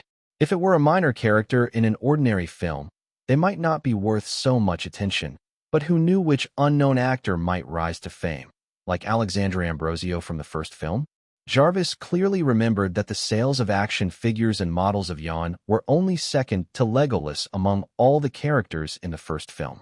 Why hasn't Duke arrived yet? Another cameraman beside him seemed to be talking to himself. Jarvis recognized him and responded, "Tony, he's the soul of the Lord of the Rings trilogy. Of course he's going to be the last to appear. Whether he's last or not doesn't matter," Tony said as he put down his camera and stood on tiptoe too. "Look at the end of the red carpet. I only care about whether he's bringing Ivanka Trump with him." At that moment, a Rolls-Royce stopped in front of the red carpet, and 2 people dressed in black and white tuxedos walked toward the event, their fingers entwined. The photographers went wild, with everyone pushing forward. If it weren't for the security personnel forming a human wall, they might have rushed onto the red carpet to stand in front of the 2. Tony and Jarvis had already picked up their cameras, and their fingers didn't stop pressing the shutter. Unfortunately, the 2 walking down the red carpet had no intention of cooperating, neither signing autographs for the fans nor posing for photos. Unlike the people who had walked before, slowly and with purpose, they merely walked at a normal pace, quickly passing by the red carpet and heading straight to the interview area in front of the Chinese theater. Hollywood couples usually love showing off their affection in front of the cameras, almost eager to tell the world how deep their love is. But unfortunately, neither Duke nor Ivanka had any such intention. They don't even know how to show off, Tony said bitterly. Do they need to? The most anticipated people had already passed, and Jarvis lowered his camera, turning to Tony. One's the top director in Hollywood, and the other's the heir to $1 billion fortune. They don't need to show off. The media will follow them everywhere. Tony reluctantly glanced at the Chinese theater before sighing. That's true. He then asked casually, What do you think the Two Towers' final box office will be? Don't know. Jarvis, though not a professional forecaster, said confidently. It can't be lower than the Fellowship of the Ring, right? That's not necessarily true. Tony pointed to the fan zone across the way. Don't you see? The number of fans at this premiere is clearly fewer than last year's The Fellowship of the Ring. I suspect the first film already wore out a lot of fans' enthusiasm. Have you lost touch with the news recently? Jarvis handed his camera and tripod to his assistant. Didn't you hear? Hear what? Tony looked puzzled. Although they worked for different media outlets, they had a good relationship, and Jarvis reminded him. The distribution of The Two Towers is different from The Fellowship of the Ring and Duke's previous films. Because the first film was so successful, there was no preview screening. Instead, on the day of the premiere, over 2,000 screenings across the US were scheduled to show the movie at the same time. A lot of hardcore Lord of the Rings fans went to the early screenings. Now it makes sense. Tony's face lit up with realization. Brad Miller didn't attend the premiere, but instead went to a nearby Nokia theater with Pete. When the two entered the theater's lobby, they found it crowded because of the early arrival. The crowd was focused on only one thing. Hey, hurry. Up with the ticket check. Don't delay me from seeing The Two Towers. I've been waiting a year. Please hurry. We're all Lord of the Rings fans here, not terrorists. Let us in. There were too many people, so Brad Miller and Pete found a quiet corner to wait, but they didn't expect to run into someone they knew. Chris, what are you doing here? Pete asked in surprise. Why can't I be here? Chris wasn't embarrassed at all. This is a movie theater. Of course, I'm here to watch the movie. Brad Miller frowned and asked, The Two Towers? Chris nodded directly. You were protesting before, weren't you? Pete added. I'm not protesting anymore. I'm a Lord of the Rings fan now. Chris said boldly. If the Fellowship of the Ring can conquer you two stubborn guys, it can certainly conquer me. Pete wanted to speak, but Brad Miller stopped him. We've all been friends before, so let's sit together later. Countless fans flooded into over 2,000 theaters across the U.S. on Thursday night, eager to watch the film. Due to the time difference, when the screening started in New York, it was already late. As the chief film critic for The New Yorker, David Dunby got out of his car and hurried into the theater. He didn't intend to buy a ticket. Instead, he showed his media pass at the entrance. Most of the time, film critics had privileges and could watch films for free with their special status. Sorry, Mr. Dunby, but this time, his pass didn't work. The ticket clerk stopped him and said, The distributors have notified us that all critics, just like regular viewers, must purchase a ticket to enter. What? David Dunby stared wide-eyed. The film was about to start, and the ticket clerk was too busy to explain further, so he just ignored David and continued checking other people's tickets. David waited for a few seconds, then turned and walked toward the theater entrance. Halfway there, he changed his mind. Such a hot film. If he didn't write something about it, to gain some attention, he'd be a fool. He bought a ticket at the box office and finally entered the screening room. He was very late, and the theater was crowded. Standing at the entrance, he looked around for a while but couldn't find a suitable seat. Most of the seats were already taken. Such a high attendance rate. He sighed inwardly and made his way to the far right corner. He didn't take the shortest route, but walked through the aisles in the middle of the theater, thinking that he could use his face to get an older fan to give up their seat. However, as David walked through, the audience, mostly aged between 15 and 35, didn't give up their seats for him. They didn't even look at him. Some even angrily asked him to move. Hey, you, hurry up and move. You're blocking my view. Stop dawdling. The movie's about to start, and if I miss a single shot, I'll never forgive you. David Dunby wanted to yell at them, but, seeing their huge size and fierce expressions, could only walk faster and sit in the farthest corner. There were still a few seats left in this corner, but after his slow walk, all the other seats were taken.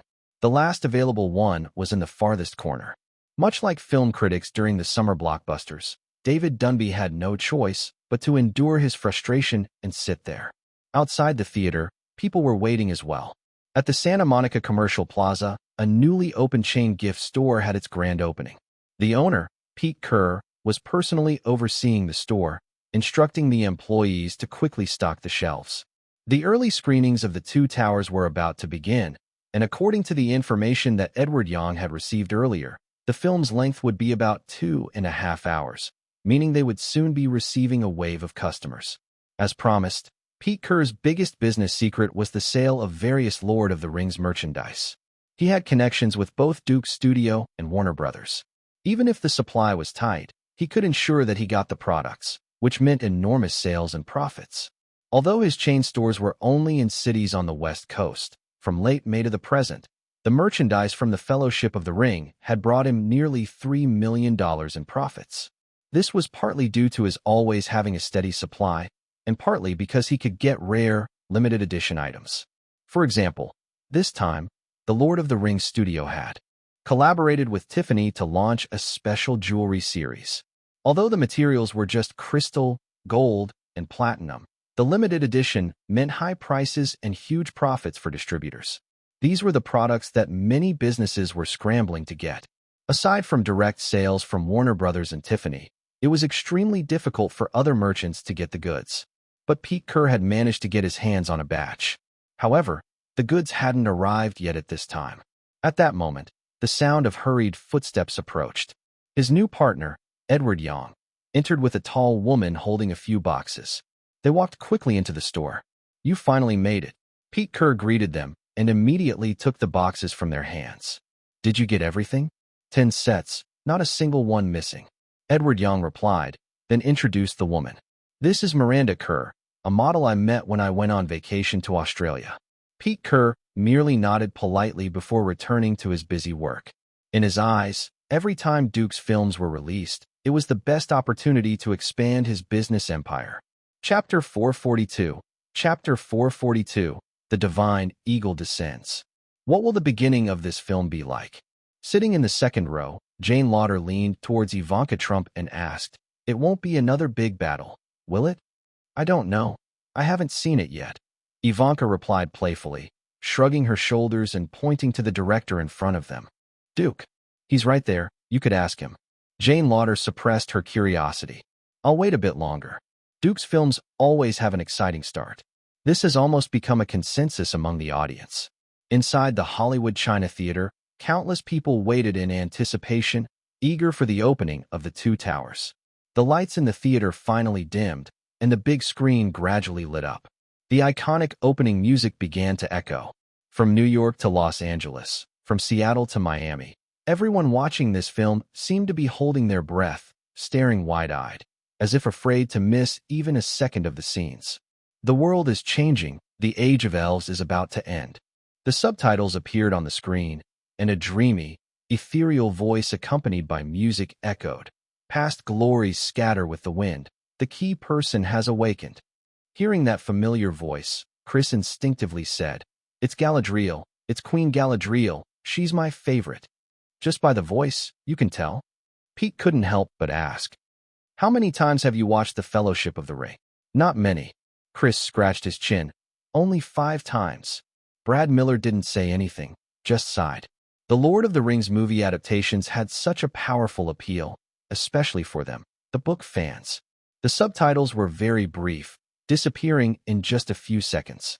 In the beautiful golden forest, Queen Galadriel stood proudly like an angel. He must complete the mission, find him, and bring him to Lothlorien. As soon as she finished speaking, a giant eagle soared into the sky and flew towards the distant horizon. The camera moved with the eagle, transitioning from the forest to snowy mountain scenes, and an old voice echoed through the mountains. "I am the servant of the secret fire. I am the holder of the flame of Arnor.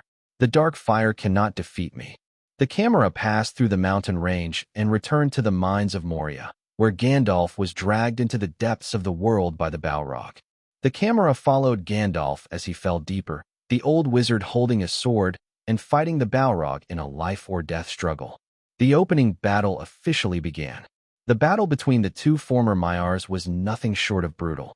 Both passed through flames and fell into deep water. The Balrog spread its wings and flew from the deepest dungeon to the highest peak.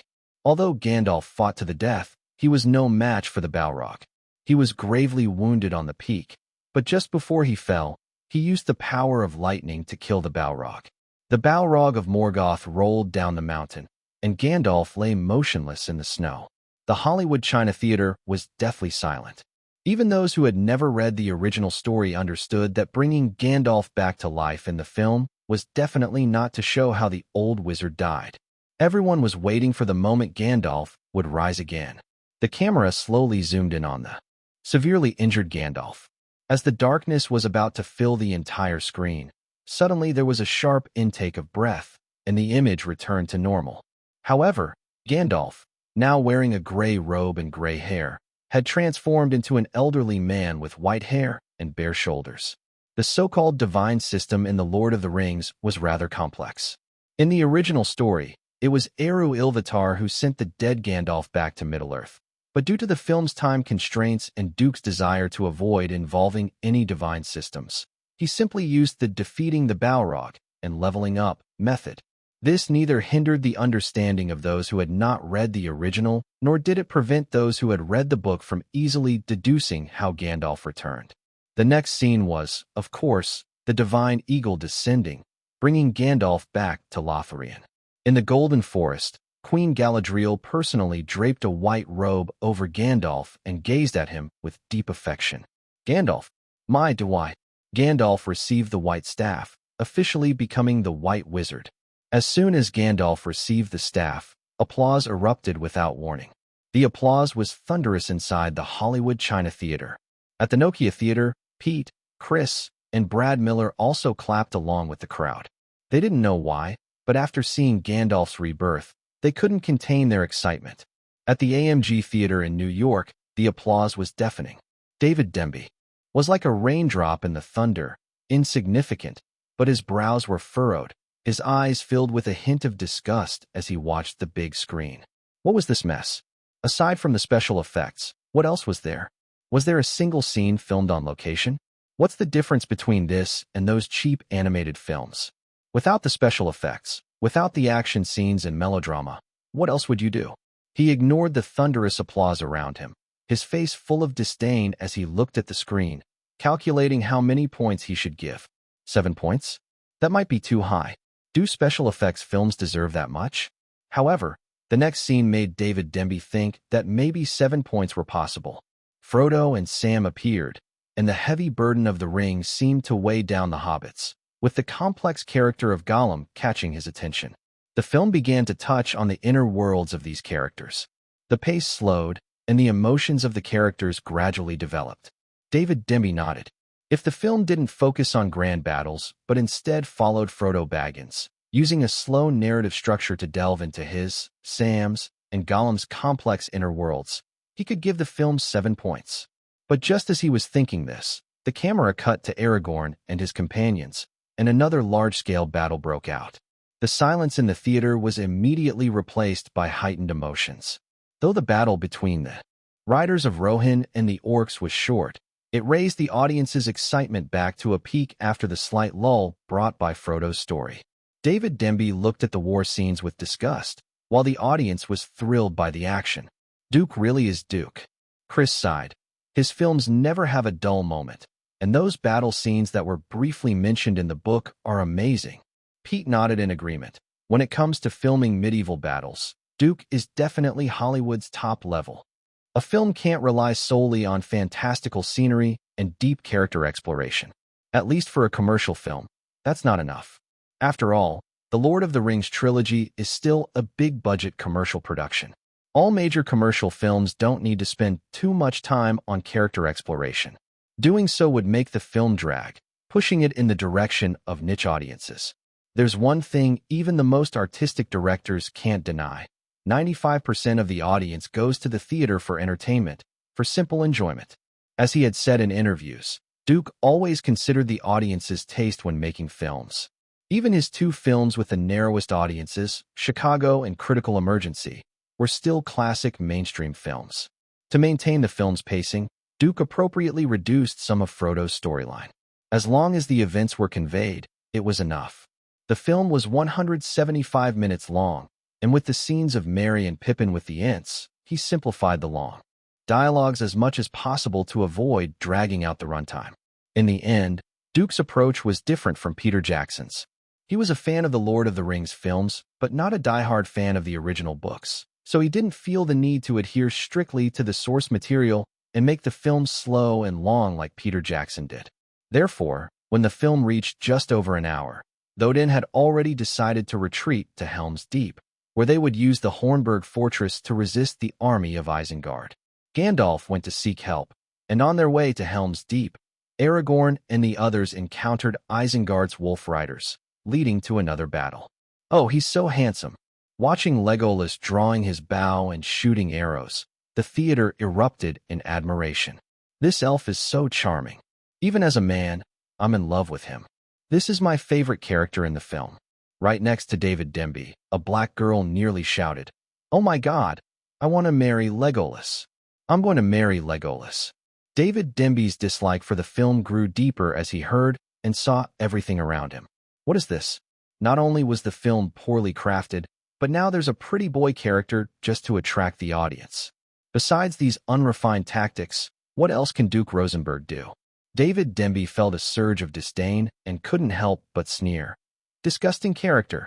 His voice was loud, and immediately, the girl sitting next to him turned to look, as if he had insulted someone sacred and untouchable. What did you say? Are you insulting Legolas and Duke's Lord of the Rings? Years ago, David Denby had encountered the crazed obsession of movie fans when he was tricked by a girl from the Lauder family. He knew well the level of obsession and madness these fans had. Seeing the people around him glaring, he quickly lowered his posture. I didn't mean that at all. How could you miss here? The girl was still a bit confused. David Denby quickly responded, Actually, I'm also a fan of Duke. Thinking quickly, he pointed at the screen. Look, this scene is amazing. The others immediately turned their attention back to the big screen, unable to look away. In the panoramic shot, Isengard was packed with strong orcs, preparing to attack Rohan. The Battle of Helm's Deep was about to begin. Chapter 443, Survival and Glory. Chapter 443, Chapter 443, Survival and Glory. Where are the knights and their steeds? Where is the mighty horn? Like raindrops fading into the high mountains, like a light breeze vanishing in the grasslands. The former glory seems to sink beneath the setting sun, falling into the valley, disappearing into shadow. How has it come to this? King Thodin's monologue undoubtedly adds to the tragic atmosphere of the Battle of Helm's Deep. How can 300 Rohirrim soldiers resist the attack of 10,000 Uruk-hai? Where can past glory be found? When will the valiant knights arrive to aid? Aragorn, Legolas, and Gimli fight alongside the Rohirrim in their desperate stand. This is a battle of glory, a battle of survival. If tonight is the end of Rohan, their bravery will be written into history, and the noble spirit of mankind will shine. The disparity in military strength is vast, and Rohan has mobilized all the forces it can. Women and children hide in caves, while the men, any man who can wield a weapon, say their farewells to their mothers, wives, and children, heading to the walls to prepare for battle. Brad Miller clenched his fists tightly. He greatly admired director Duke Rosenberg. The way he captured the desperate, fearful expressions of the Rohirrim soldiers was so lifelike. Brad saw them arming themselves with old, rusty, and chipped swords, handing weapons to the elderly and children. He saw young boys, barely able to lift their swords, holding them with the resolve to protect their homes and families. Their faces were filled with determination, fear, and a tinge of despair. Brad was about to tear up. When the elves arrived to lend aid, Brad Miller couldn't hold back. He gently wiped his eyes with the back of his hand. Even though the director had altered some aspects, he had no objections, fully immersed in the emotions created by the film. Around him, not only Pete and Chris had red eyes, but everyone in the theater was emotionally stirred, as if they themselves were the ones in dire straits, in the long and hopeless night.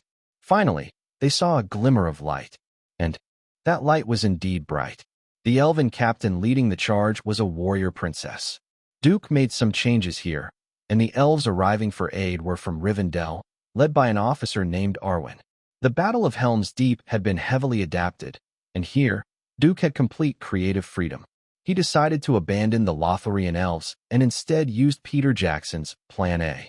Though Duke had hesitated at first, after the Fellowship of the Ring was released, Arwen, played by Liv Tyler, was widely popular. since Arwen was considered one of the two major elven flower vases alongside Legolas. Duke decided to maximize her value. Of course, after the Battle of Helm's Deep, the elven reinforcements would mostly be wiped out.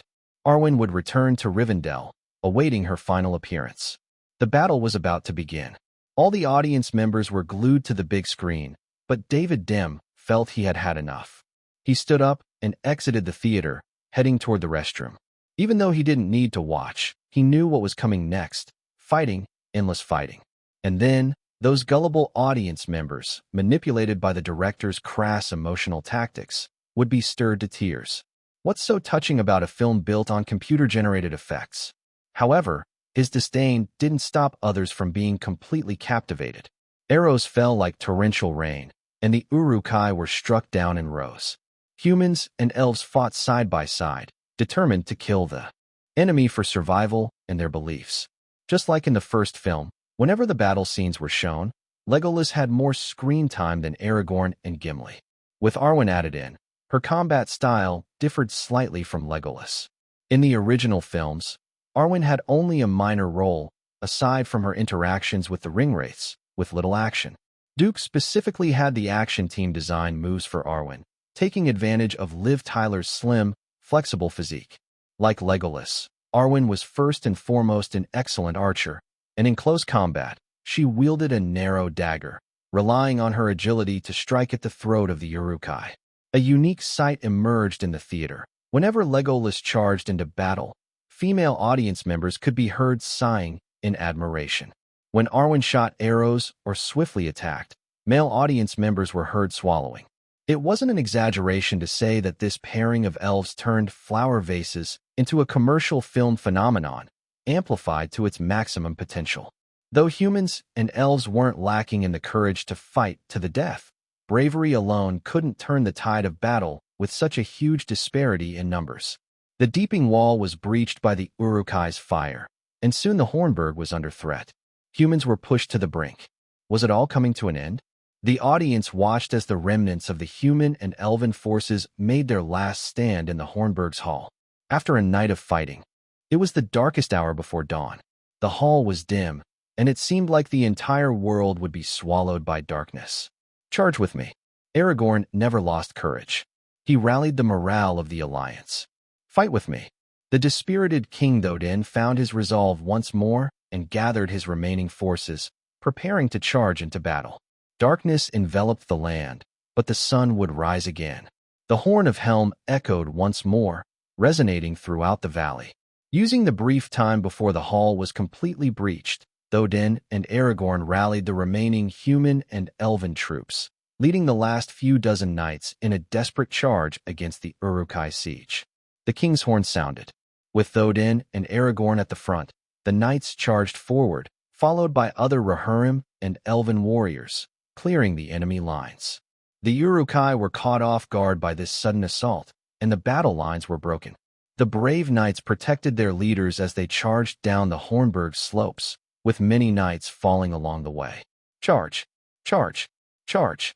Seemingly in perfect harmony, the audience's cheers grew from scattered to unified. It was as if the knights on the screen carried not only Rohan's hopes, but their own aspirations. Charge! Charge! The collective roar startled David Dim, who had just returned to the theater. He didn't go back to his seat, but instead stood at the entrance, watching as the audience became uncontrollably excited. His glasses and mouth were wide open. How long had it been since he had seen such a scene? At this moment, the theater's audience slowly began to rise to their feet. Whether voluntarily or because they were obstructed, within seconds, the entire theater stood up. The entire theater stood up. Ivanka also stood, glancing back at the sea of people behind her, before turning her gaze to the screen. The charge continued. The soldiers kept falling, but the last hope of humanity never stopped moving forward. It seemed that no obstacle, no matter how great, could stop their determination and courage to advance. This was a battle of courage. This was a battle of glory. This was a battle to defend. This was a battle for survival. This was a battle of fervor. No one in the China Grand Theater was seated anymore. Even the guests in the first few rows were swept up in the fervent atmosphere. Life continues, and the fight goes on. Ivanka's eyes began to redden. She thought of her boyfriend, who was the very embodiment of that spirit, never stopping as long as there was even a sliver of strength left. Brad Miller, nearing 50, stood in the Nokia Plaza Theater, his spirits soaring, blood boiling. He almost wished he could transform into one of those knights, charging out of the vile and evil Urukai hordes to meet the rising sun. Standing at the entrance, David Dim was at a loss for words. He saw this as a simple emotional tactic, rather crude, even. But it was these techniques, which he deemed unrefined, that moved the hundreds of viewers in the theater to the point of no return. The audience had fallen into complete disarray. David Dim left with that thought, turning to exit the theater. Yet, as before, no one even glanced at him. The audience was all focused on the screen. Who would care about a once prominent film critic? Even the longest charge has its end. The team that charged out of the Hornburg paid a heavy price. Dozens of knights perished along the way. Only a handful made it into the valley, but they fell into a heavy encirclement by the Urukai. Everyone knew humans wouldn't lose this war, but still, the worry couldn't be shaken off. In the China Grand Theater, many people were praying for Thodin and Aragorn. In the New York AMG Cinema, many murmured, hoping for the moment of light to arrive. The film would not disappoint, and neither would Duke. At this darkest moment, the sound of a horse's whinny echoed, lifting the spirits of Thodin and Aragorn and the audience. The sun would rise, and light would scatter the darkness. On the eastern hillside, bathed in the glow of dawn, Gandalf appeared on his white horse, instantly captivating everyone's attention. "Reinforcements have arrived," someone shouted, and the theater instantly became chaotic. "Reinforcements have arrived. Our reinforcements have arrived." At that moment, Ivanka felt a slight sting in her nose. She bit her lip hard, forcing the tears that were welling up in her eyes not to fall. She was never a film buff, but she suddenly realized how deeply moved she was by this film. Turning her eyes slightly, she saw that Jane Lauder had already shed 2 lines of tears. She seemed unaware, staring intently at the screen. Is this the power of film? Ivanka looked around. Since the moment the audience had stood up, no one had sat back down. Everyone stood, waiting for the film to end, their hands tightly clenched, as if ready to give the loudest applause the moment the film concluded. Chapter 444. Chapter 444. More than just a movie. The Battle of Helm's Deep has ended, and the War of Middle-earth is about to begin. With Gandalf's connecting lines, the subtitles slowly dropped, and the 2 towers came to its end. As expected, applause erupted instantly, gathering into a thunderous roar, which then turned into an overwhelming wave. Over 1,000 people in the theater stood up, clapping their hands furiously, not willing to leave. Brad Miller had long since become a die-hard fan of the film version, throwing away any thoughts of protest. Chris's eyes were wet, still overwhelmed by the emotions brought on by the movie. Despite the varied reactions, everyone felt they had gone through a strange journey. If the Fellowship of the Ring brought a sense of fantasy, then the 2 towers brought a sense of grandeur. "I have to correct something," Pete spoke up amidst the applause. "Duke's ability to create epic battle scenes is not just top tier in Hollywood, it's the very best." Chris and Brad Miller nodded in agreement, also applauding. The applause had lasted throughout the entire credits, and even when the credits had ended, the clapping showed no sign of stopping. Duke, along with the cast, continued bowing, while the audience responded with even more passionate applause. Those with photo permissions quickly snapped pictures, faithfully recording each moment. The last 10 minutes, everyone was standing. Jarvis said, somewhat impressed. "I've been to at least 50 premieres, and I've never seen such a scene. I think it's normal." Tony Stark said matter-of-factly, "If you don't stand for a film like this, what kind of film would you stand for?" Both looked toward the stage where the director, Duke, was leading the cast in their final bow. The title of Summer Blockbuster King was certainly not just media hype. Judging by the audience's reaction, it was clear that the 2 towers would surely dominate in the following weeks. No wonder other studios are avoiding the 2 towers. Another reporter nearby leaned in and said, "The executives at those film companies aren't fools. They know what kind of film they would need to compete with such an epic." "Do you think this will be the box office champion this year?" Tony asked. The person thought for a moment and replied, Hard to say. After all, there's also Lucas's Star Wars. I don't think Attack of the Clones can compete with The Two Towers, Jarvis chimed in. The audience feedback for The Two Towers is going to be incredible, and the Star Wars prequels. At this point, he shook his head. If it weren't for the Star Wars name, The Phantom Menace would probably have flopped.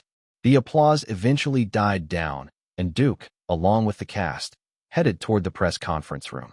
Ivanka and Jane Lauder left the Chinese theater, sitting in the car waiting for Duke to finish.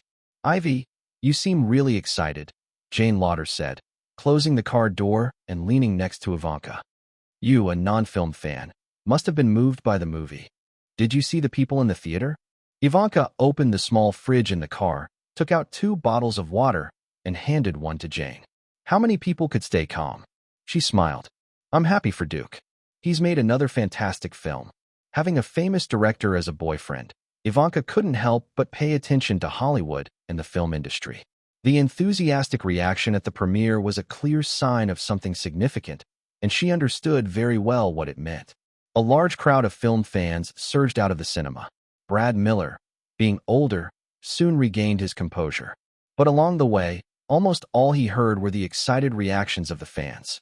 A boy, around 15 years old, shouted as he exited the theater, "For Eorlingus! For Eorlingus!" A chorus of responses echoed around them. If he were 20 years younger, Brad Miller thought, he'd probably be shouting with them too. Are you heading home? He heard Chris's voice beside him. Not going to watch it again? I was too caught up in the excitement to notice many details. You go ahead. Brad Miller glanced at his watch. I've got an important video meeting in the morning, so I can't continue. But I've already booked a ticket for tomorrow. I'll probably come back for a second viewing. His companion, Pete, however, stopped and chose to be a rebel. Sorry, Brad, you'll have to go alone. I'm going with Chris to the midnight show. That's fine. Brad Miller continued walking, but as he passed the ticket counter, he noticed many people who had just left the theater now joining the line to buy tickets for the next show. Suppressing the urge to watch it again, Brad Miller left the theater. But just as he reached the parking lot, he heard familiar footsteps behind him. Turning around, he saw Pete and Chris hurrying to catch up. How did you get out? Brad Miller asked, somewhat puzzled. Chris had a helpless expression as she walked over and said, no tickets left. Pete seemed a bit dejected as he grumbled. There were 2 midnight showings, and not a single ticket available. Then we'll come back together tomorrow. Santa Monica Commercial Plaza is one of the commercial centers in the greater Los Angeles area. Though it doesn't have as many cinemas as the San Francisco Bay Area, it's still a bustling district. Inside the manager's office, Miranda Kerr stared out of the window, lost in thought. Miranda Kerr had only come to North America last month, or more precisely, had been lured there by Edward Young, who came from a wealthy family and was very generous. He claimed he could help her break into Hollywood or the North American modeling industry. After arriving here, she saw that Edward had some connections, particularly with Duke's studio. Though Miranda Kerr had grown up in the modeling world, she understood the basic market rules. For a new store that hadn't been widely publicized, she expected it to have a low profile and maybe even be somewhat empty, but the scene inside the store shattered her expectations. Half an hour ago, a large crowd of people poured in from the nearby cinema, like a wave, rushing to grab every item on the shelves. Miranda Kerr had heard from Edward Young that the items were all related to the Lord of the Rings merchandise. The buyers were completely irrational, as if money meant nothing. She could see clearly that some had even maxed out their credit cards, especially the expensive Lord of the Rings jewelry sets that she and Edward Young had just brought from the movie studio. In just half an hour, 10 sets priced at $3,999 each were sold out. It was truly jaw-dropping. Why was this happening? As a model with a relatively mundane life, Miranda Kerr didn't quite understand the behavior of these people. The products related to the film were expensive, with little practical use. How could a movie make so many people lose their minds? She was curious about just how incredible this film must be to spark such a craze for related merchandise. The door to the manager's office opened, and Edward Young walked in, collapsing onto the couch, panting as though he was about to faint. This was one of the things Miranda Kerr appreciated about him. Although Edward Young had many of the typical flaws of rich kids, he was hardworking and driven. Seeing Miranda Kerr staring out the window with curiosity, Edward Young spoke. Don't be surprised. Every time Duke's new movie comes out, our store sees a sales peak. Sales peak. Miranda Kerr turned around, looking at Edward Young. Do you know how much merchandise we've sold? Before he could answer, she added, if it's inconvenient, never mind. It's fine. Edward Young thought for a moment and then said, when I came in, the sales had already surpassed $130,000. Miranda Kerr's eyes widened. Just for merchandise related to one movie? In less than 40 minutes, we've sold $130,000. Bingo! Edward Young snapped his fingers. Some of the hot items are almost sold out. What kind of movie, Edward? Miranda Kerr's curiosity was piqued. Could make people go crazy like this? Duke Rosenberg's movie. Edward Young said decisively. His movies make people lose their minds. Miranda Kerr suddenly felt compelled to see the film. She had never had such a strong desire to watch a movie before. She wasn't the only one. Norman Schiller, due to forced overtime at the company, had missed the early and midnight screenings. When he returned home, he immediately opened his computer and went to Duke's personal website to see the movie's reactions.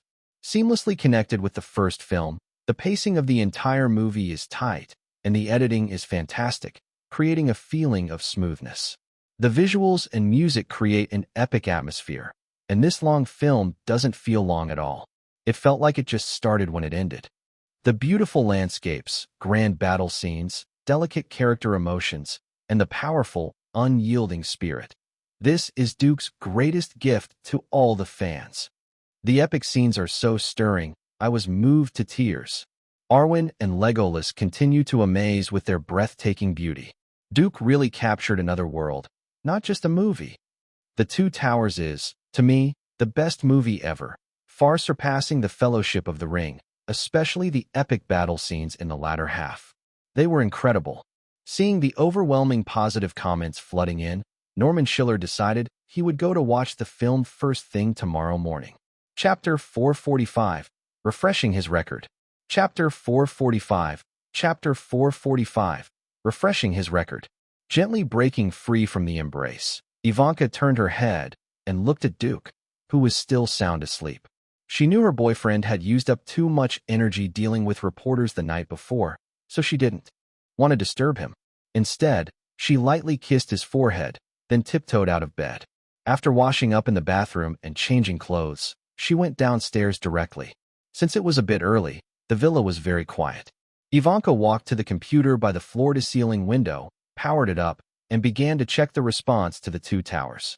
She didn't visit Duke's personal website, as it was a fan-gathering place, and she knew it was sure to be filled with positive reviews. Opening Google's homepage, Ivanka searched for the Two Towers and entered the IMDb website. The movie poster for the Two Towers immediately caught her eye, and without hesitation, she clicked on it. What she saw first was the film's rating. The advance and midnight screenings had already ended, and there were many users who had rated the film, showing a total of 25,788 ratings, with an average score of 9.6. This is expected, isn't it?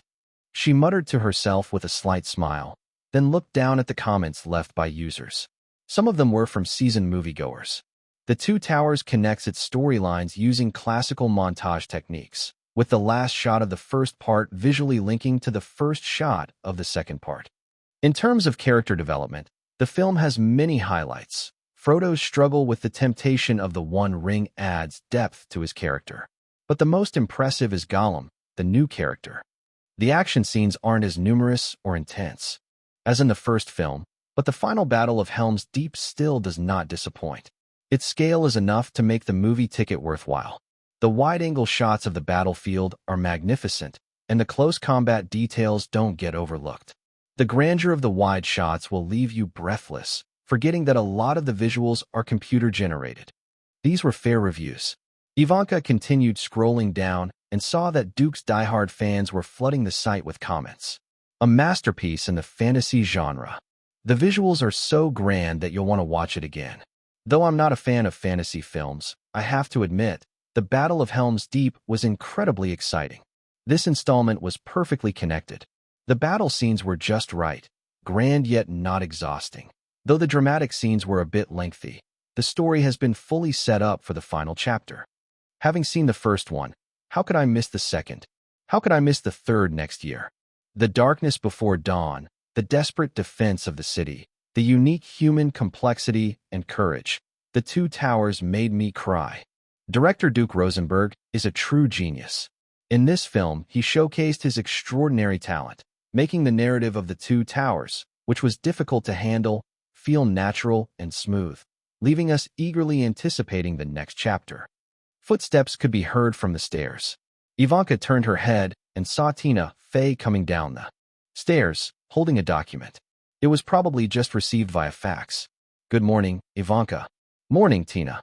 After exchanging greetings, Tina Fey placed the document on the coffee table. She glanced at Ivanka and asked, "Has Duke woken up yet?" "Not yet, he's still sleeping." Ivanka nodded. He was quite tired dealing with the reporters yesterday. It wasn't just about yesterday's press conference. Ivanka knew that in the days leading up to the premiere, Duke had been running all over, promoting the film. His schedule had been so packed that, even though she had arrived in Los Angeles 3 days ago, they hadn't spent much time together. If the premiere hadn't been in Los Angeles, Duke might not have been staying at the Duke Manor right now. Ivanka understood Duke's dedication to his work. Only after the film's release last night did he finally relax a little. The pressure of being a director was immense, which made her understand why Anna Prince didn't want to direct alone. This kind of pressure was indeed terrifying for female directors. "Tina," Ivanka looked at the document and asked, "Is that the latest statistical data?" "Yes, the Lord of the Rings studio faxed it over early this morning." Tina Fey walked over with the document. "I've been exhausted these days. I overslept last night and only saw it this morning." After saying that, she walked up to Ivanka and handed her the document. It wasn't a commercial secret. Ivanka quickly flipped through the document and sighed heavily. Not surprising at all. Tina Fey pulled over a chair, sat down, shrugged, and said, "Isn't it good that there's no surprise?" Ivanka lightly nodded when she heard footsteps again. Duke came down the stairs in sportswear, looking like he was getting ready to take a walk in the garden as usual. "Hi, darling." Ivanka immediately stood up and walked over to him. "Why don't you sleep a bit longer?" "I couldn't sleep." Duke rubbed his forehead while walking down the stairs. "My biological clock woke me up." He continued walking toward the door. "I'm going for a run. I'll just walk around today." "I'll go with you." Ivanka followed him, also bringing along the statistical data. They walked through the stone path in front of the villa, entering the garden. Following the narrow path between the palm trees, they headed toward the beach. The rising sun had just reached the treetops, and the cool breeze hadn't yet heated up. It was a rare time perfect for outdoor activities. The Lord of the Rings studio faxed it over. Ivanka signaled the document to Duke, but didn't hand it to him. "Want to hear it, darling?" Duke pointed at his ears. "Looks like I'll be able to slack off with my eyes too." Ivanka smiled and turned off the path to sit at the wooden table under the gazebo. She opened the document, and Duke walked over and sat across from her. In terms of theater releases, 27,662 people submitted feedback with a 96% positive rating.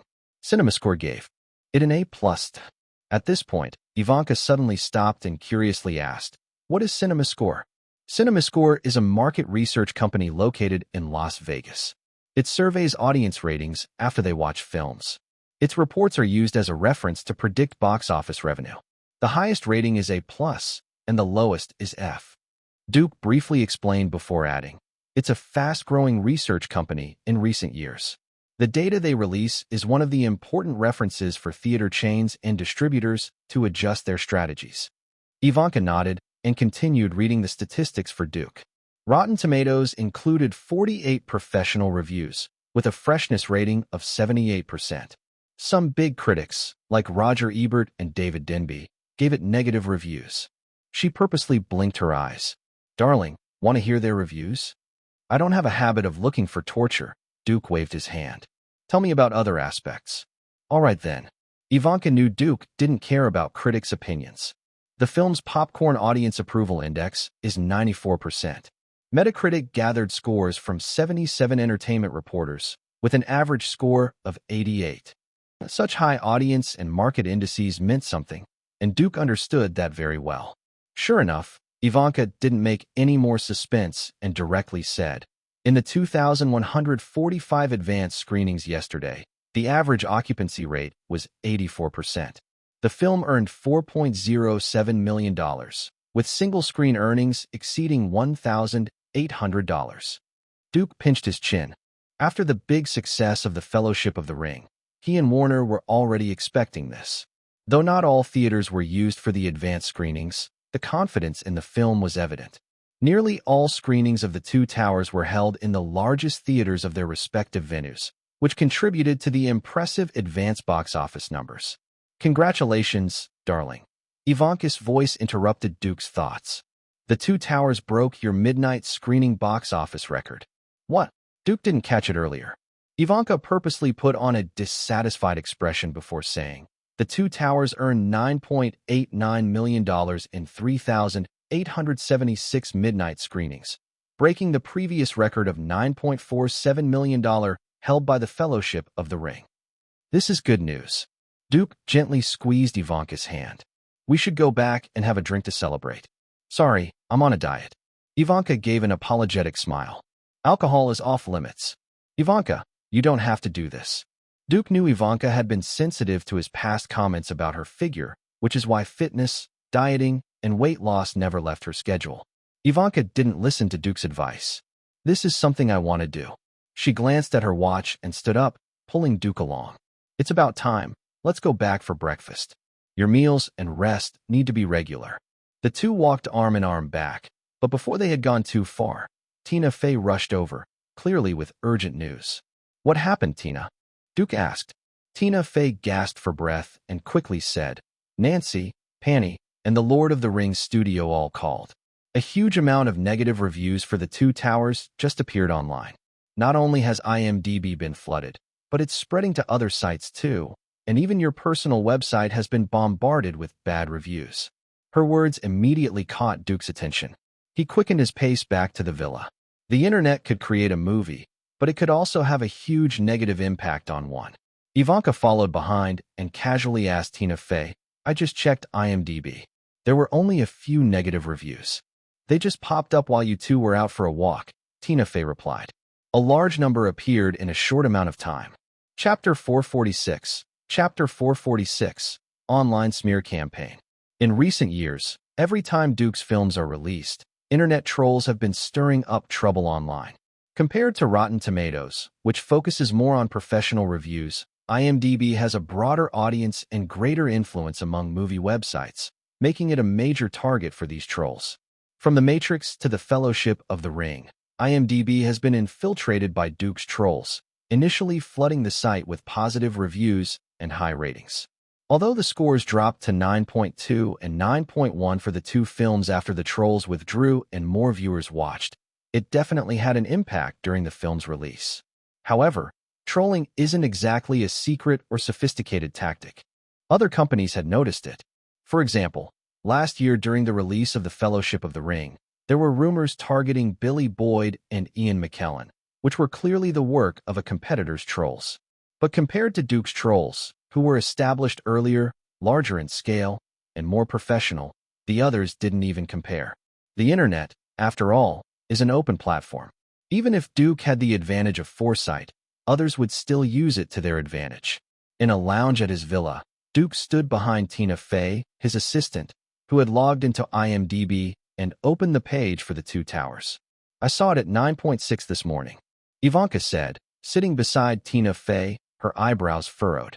"It's already dropped to 9.4. No movie can please every viewer.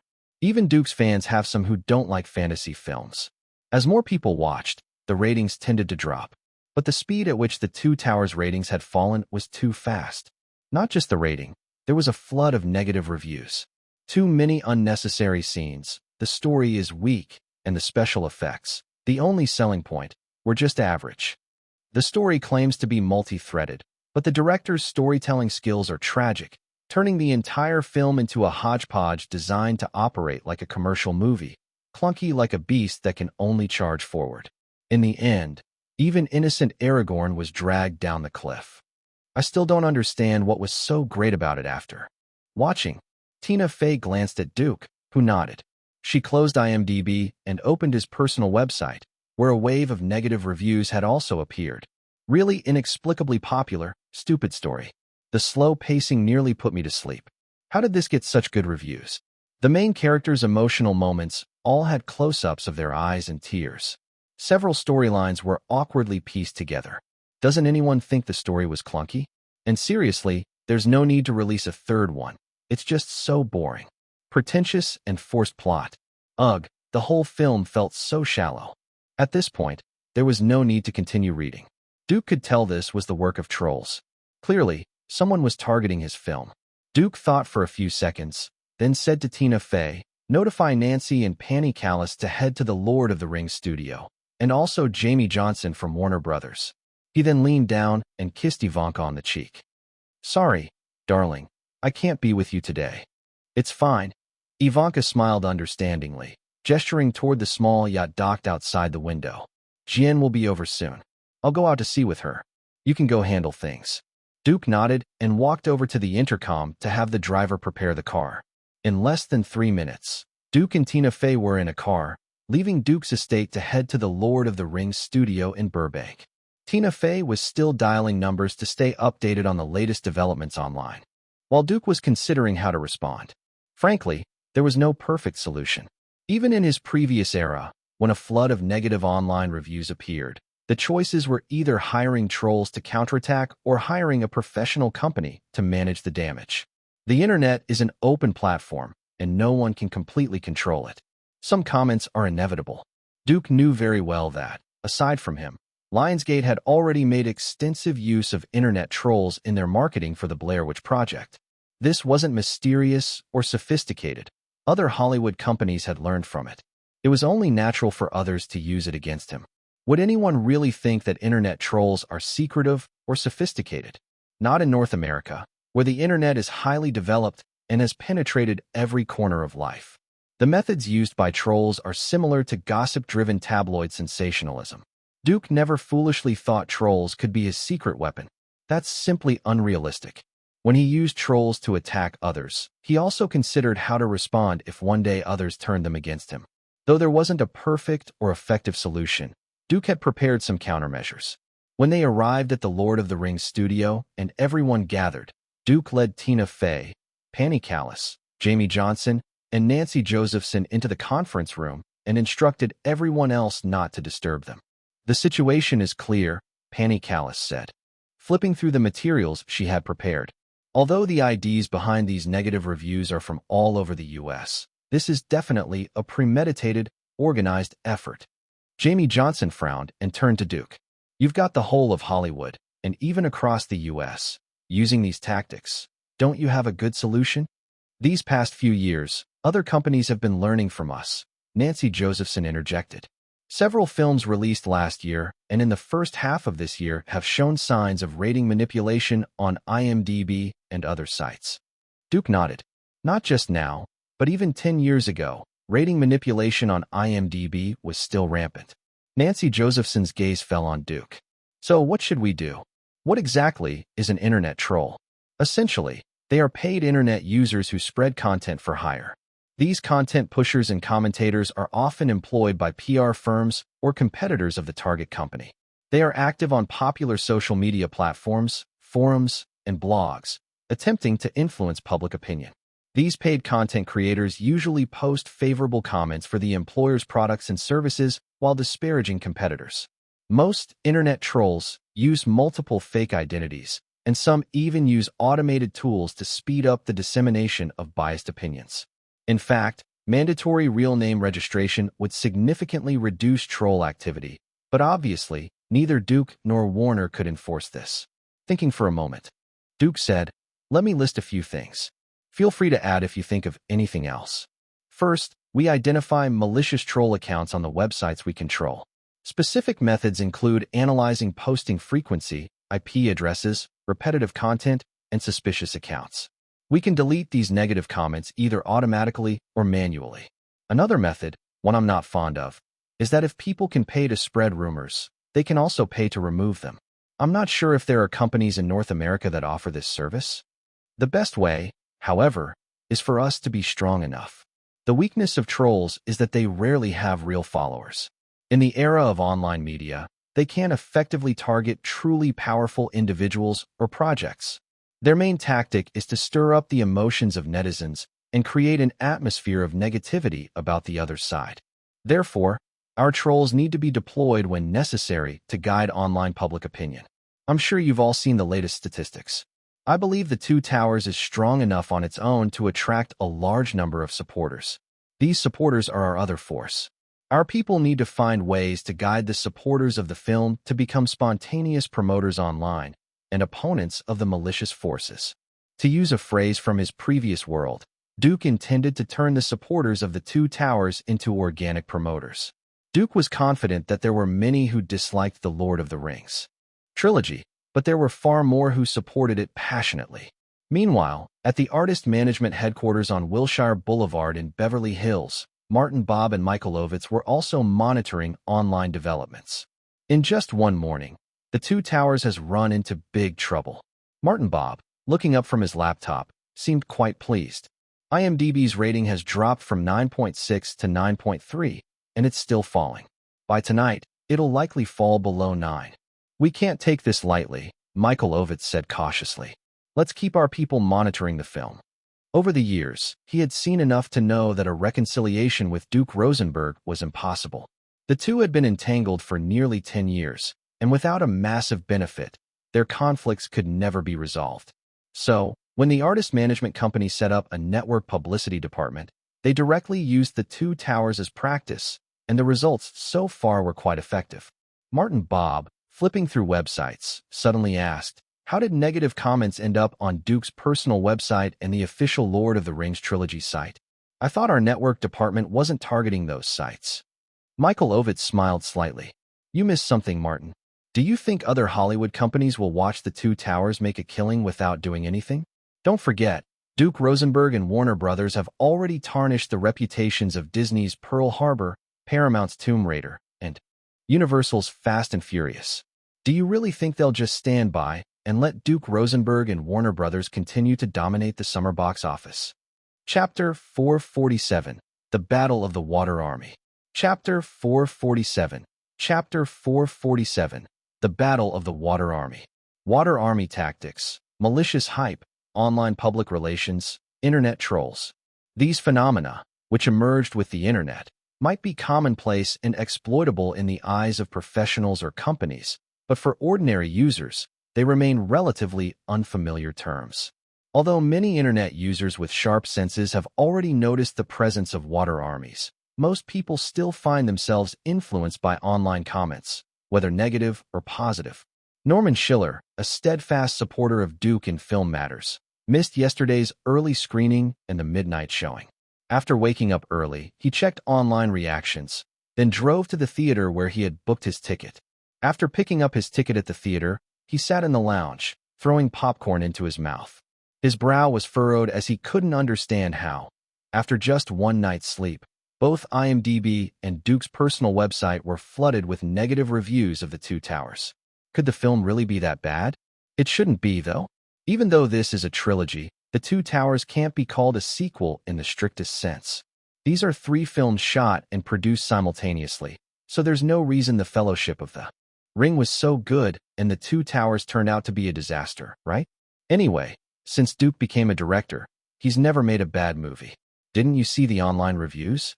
Norman overheard a discussion not far from the ticket counter. A boy in his 20s was telling his companion, "This film has received so much negative feedback. I think we should pick something else. Besides, we haven't even watched the first one." There are plenty of negative reviews, but there are also many positive ones. His companion disagreed. Besides, if we don't watch the Two Towers, there aren't any other big-budget films to choose from. Norman watched the two of them argue for a while. In the end, they bought tickets for the Two Towers. After sitting there for more than 20 minutes, Norman noticed several other people hesitating, and from their words, he could sense that most of them hadn't seen the Fellowship of the Ring. Those discussing how great the Fellowship of the Ring was had no hesitation in buying tickets for the Two Towers. Although not a professional in film analysis, Norman came to a vague conclusion. The negative online comments didn't affect the existing The Fellowship of the Ring fanbase much, but it was causing hesitation and abandonment among some new viewers. Duke couldn't have made a bad film, right? With only a slight doubt, Norman entered the theater. Within just 10 minutes, the thought left his mind completely. The battle between Gandalf and the Balrog at the film's opening was enough to ignite everyone's emotions. This was undoubtedly an amazing film. When the film reached the battle at Helm's Deep, especially when Aragorn and King Théoden led the humans in a desperate charge, the entire theater erupted. Norman swore that there had never been such a grand battle scene in Hollywood or world cinema. If it were only a big spectacle, it would be one thing. But the spirit of humans charging forward with the sound of horns in the face of life and death, how could that not be moving? How could it not stir the blood? How could it not deserve high praise? This is a super classic film. How could people online call it a bad movie? When the war scene ended and the atmosphere in the theater started to calm down, Norman caught these words and turned to look. It was the same two boys who had argued about their ticket choice earlier. The boy who didn't want to buy the ticket angrily said, "What's wrong with those people online? How can they post such irresponsible comments? I'll definitely leave a nasty comment when I get home." A string of curse words caught the attention of others, and the two of them quickly shut up to avoid disturbing the other viewers. However, those words resonated with Norman. The online comments were indeed irresponsible, and he would definitely go back to fight against them. When Norman returned home, he immediately opened his computer. Just as he logged into IMDb, he found a large number of replies and posts rebutting the critics. Really?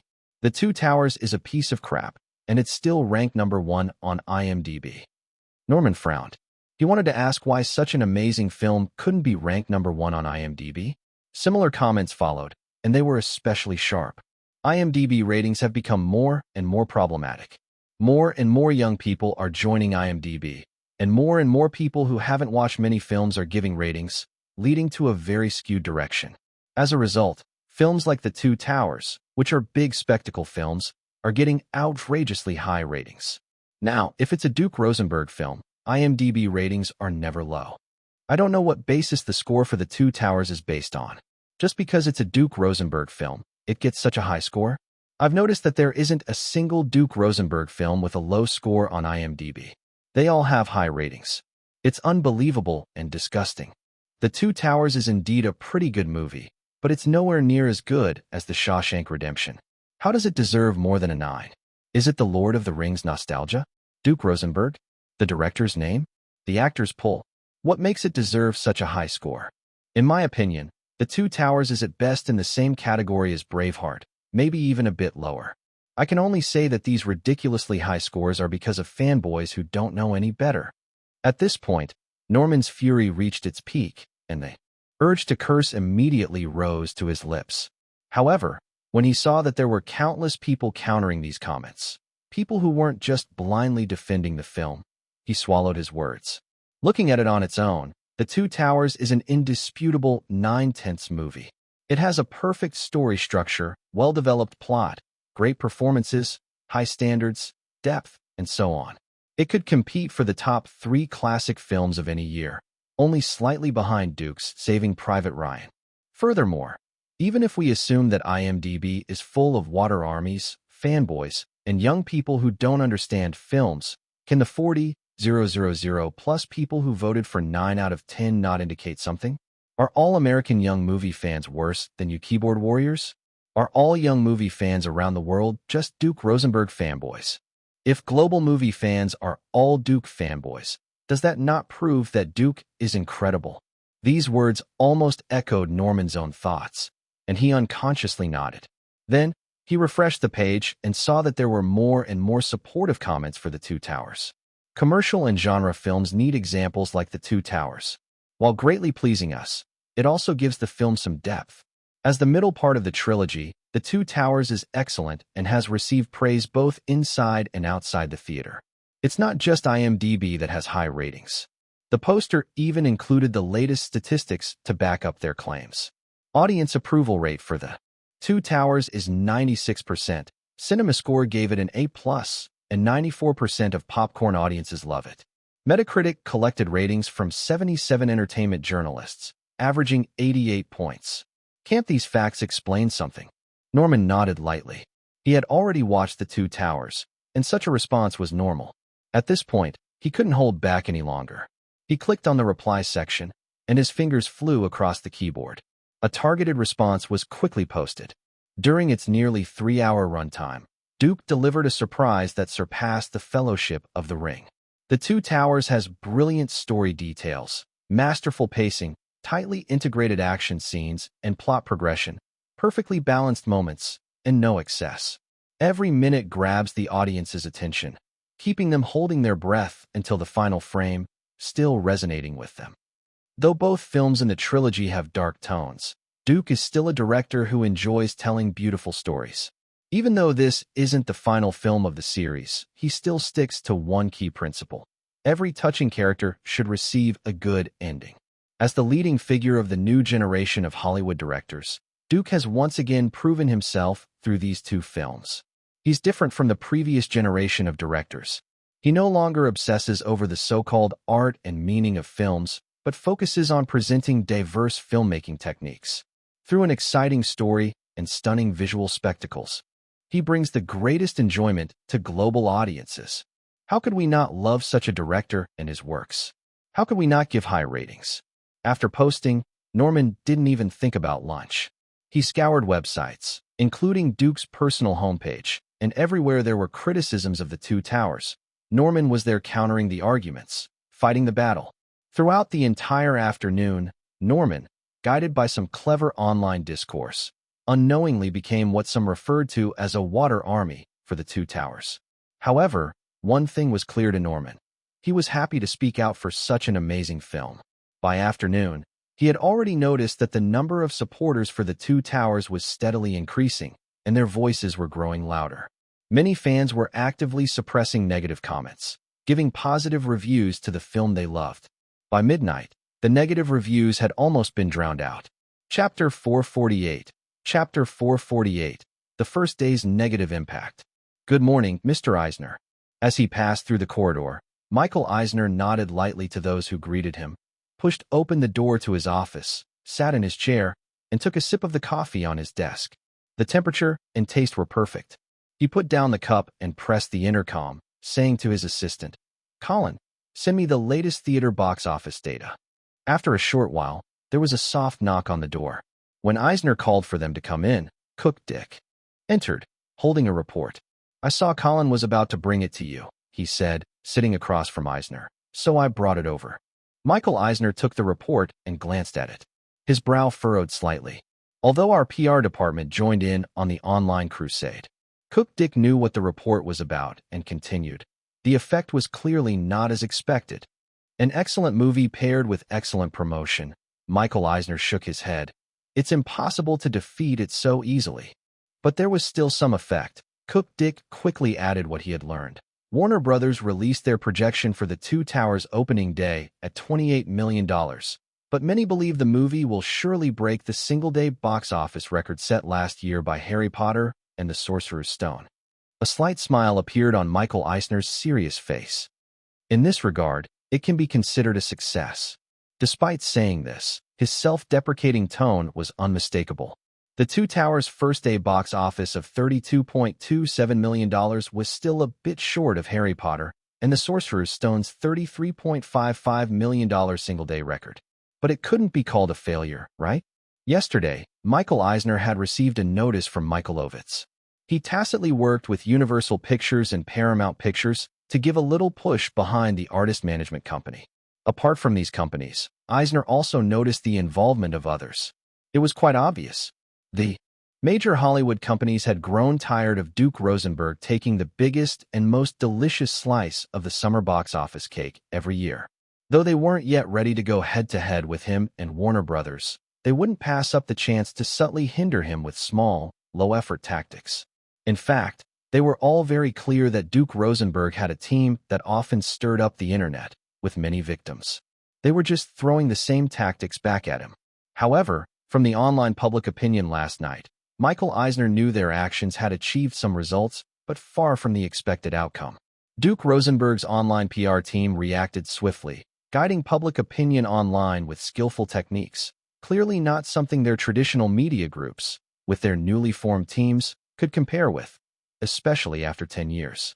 As a top director, Duke had won the support of a large number of young followers across the country. These people made up the majority of the online population, and they didn't hesitate to stand with Duke Rosenberg. Michael Eisner knew well that Duke's PR team had merely guided the narrative, and these true movie lovers, with their passionate support, drowned out the negative voices online. Getting people to voluntarily support, that was a brilliant strategy. Feeling a bit philosophical, Michael Eisner put down the box office report and said to Cook Dick, "Let the PR department keep an eye on the two towers and give me a summary report afterward." He also valued the role of online media and was determined to use this event to practice his skills. "It's a bit higher than my $30 million expectation." At the Lord of the Rings studio, Duke closed the folder in his hand and said to his PR manager, "Penny, this event isn't over. Although we've suppressed the negative voices, we can't relax." "I know what to do." Penny Callis stood up. "If there's nothing else, I'll head out." Duke nodded and opened the box office statistics again. In just one day, the audience's word of mouth hadn't changed much, but the IMDb score had dropped rapidly to 9.2. Despite the strong countermeasures, the negative impact couldn't be completely avoided. Originally, Duke had thought the movie would have a massive opening day. After all, the reaction to the Fellowship of the Ring was there. He had considered that the two towers might break the North American single-day box office record. However, the negative reviews had circulated for over half a day, which certainly influenced some viewers, especially new ones.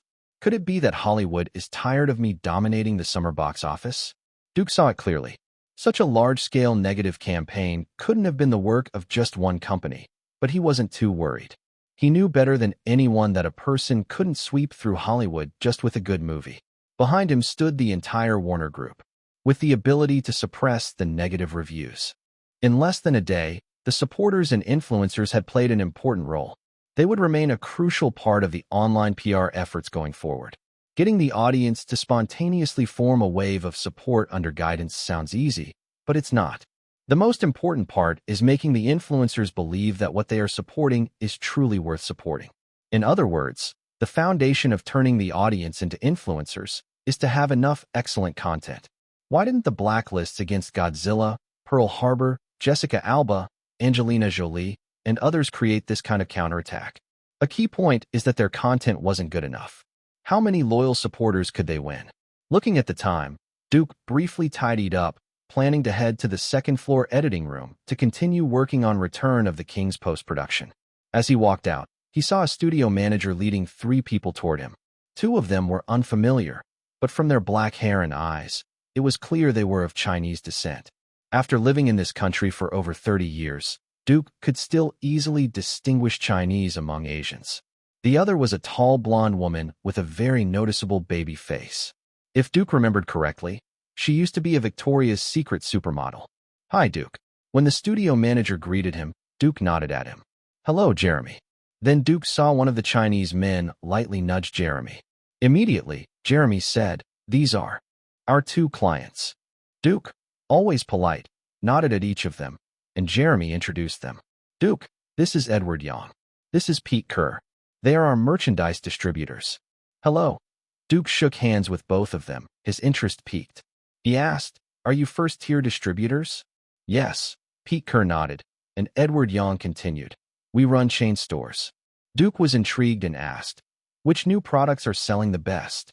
In addition to continuing the merchandise from the Fellowship of the Ring, the two towers also launched new merchandise, such as Wolf Riders, White Gandalf, etc. Without hesitation, Pete Kerr answered, "Lord of the Rings keychains, Evening Star pendants, White Gandalf, Warrior Arwen, Legolas." This answer wasn't too surprising. Duke asked another question. "Can you share your single-store sales numbers? If it's not too inconvenient." "No problem," Pete Kerr replied. At the Santa Monica Mall store, Lord of the Rings merchandise sales have exceeded $300,000. I haven't received other statistics, but many stores have already sold out of stock. He smiled awkwardly. "Edward and I came here to coordinate restocking." Duke could tell that Pete Kerr operated chain stores, and the sales of Lord of the Rings merchandise were good across all stores, which met his expectations. Compared to box office revenue, the profit from merchandise was much higher. After asking a few more questions about the merchandise, Duke wrapped up the conversation and went to the second-floor editing room. In the office downstairs, Pete Kerr and Edward Young were negotiating for more stock. As the two towers showed a hotter trend than the Fellowship of the Ring, many products had sold out. How could they miss such a profitable opportunity? In May and June, their focus had been on Lord of the Rings merchandise, and by July, it would be the Matrix merchandise. Both Pete Kerr and Edward Young had made up their minds. They wanted to make money this summer, and they were clinging to Duke Rosenberg's giant leg. Jeremy, $2 million worth of merchandise is far from enough. Pete Kerr said seriously, I request to triple it. If possible, please give us all your stock. This is impossible. Jeremy immediately shook his head. Pete, Edward, do you know? Since this morning, I've received at least 40 calls requesting merchandise. I can only give you this much. We'll pay in cash. And from now on, if it's Duke's movie, no matter what the merchandise is, we'll buy it. In the outer office, Miranda Kerr sat, listening to the argument inside. Thinking about the director she had just met, her curiosity grew. What kind of magic did he possess that could make such a large commercial group revolve around him? Just then, a young man walked into the outer office. He froze for a moment when he saw Miranda Kerr. Is Jeremy not here? Without thinking, he asked, but as soon as he saw the young woman's face, he walked over and introduced himself generously. Hello, beautiful miss, may I have your name? I'm Orlando Bloom. Chapter 449, The Magical Journey of Reality. Chapter 449, Chapter 449, The Magical Journey of Reality. This is the moment when we draw our swords together and fight side by side. In the name of anger and destruction, let us stain the dawn with our blood. Exclamation point. Amidst the stirring music, as they saw the group of knights charging forward into the enemy ranks, Tony Rogers was trembling with excitement. This is what war looks like. This is what an epic is. This is a great movie. This is the ultimate viewing experience. Even after the movie ended, Tony Rogers sat quietly, not wanting to leave, still savoring the climax of the film, until only a few people remained in the theater, at which point he stood up and walked out. His face showed not only excitement, but also obvious fatigue, for this was his second viewing. Hello, we are reporters from CNN. Just as he walked out of the theater, a person holding a microphone stopped Tony, with a shoulder-mounted camera aimed at him. The reporter, clearly a journalist, asked, Can you share your thoughts on the two towers? Hearing the question, Tony Rogers immediately became energized and spoke passionately into the microphone. A great epic masterpiece. The Battle of Helm's Deep is the most inspiring, magnificent, and hard to surpass. No, I think next year's The Return of the King will be even better, but that doesn't change the fact that The Two Towers holds a special place in my heart. If you were to rate this film out of 10, what score would you give it?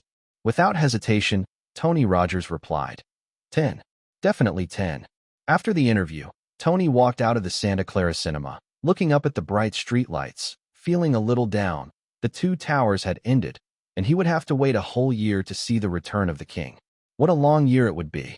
Just outside the cinema, he noticed NBC and Yahoo Entertainment also conducting interviews, and the praise echoing in his ears was overwhelming. The opening scene was truly shocking, and it maintained that level of intensity throughout the film. Perfect. I'm a bit worried for Duke. How will The Return of the King surpass this? The Battle of Helm's Deep is enough. The grand scale, the exquisite details, and that, I don't know how to describe it, faced with such a grand and majestic romanticism in the film, I'm at a loss for words. The battle between Gandalf and the Balrog at the beginning was so stunning, and the final battle at Helm's Deep left my blood boiling. I'm exhausted but so excited. This will definitely be a memory I'll cherish forever. What he heard and saw made Tony Rogers feel at ease. There were so many people in the world who shared his enthusiasm.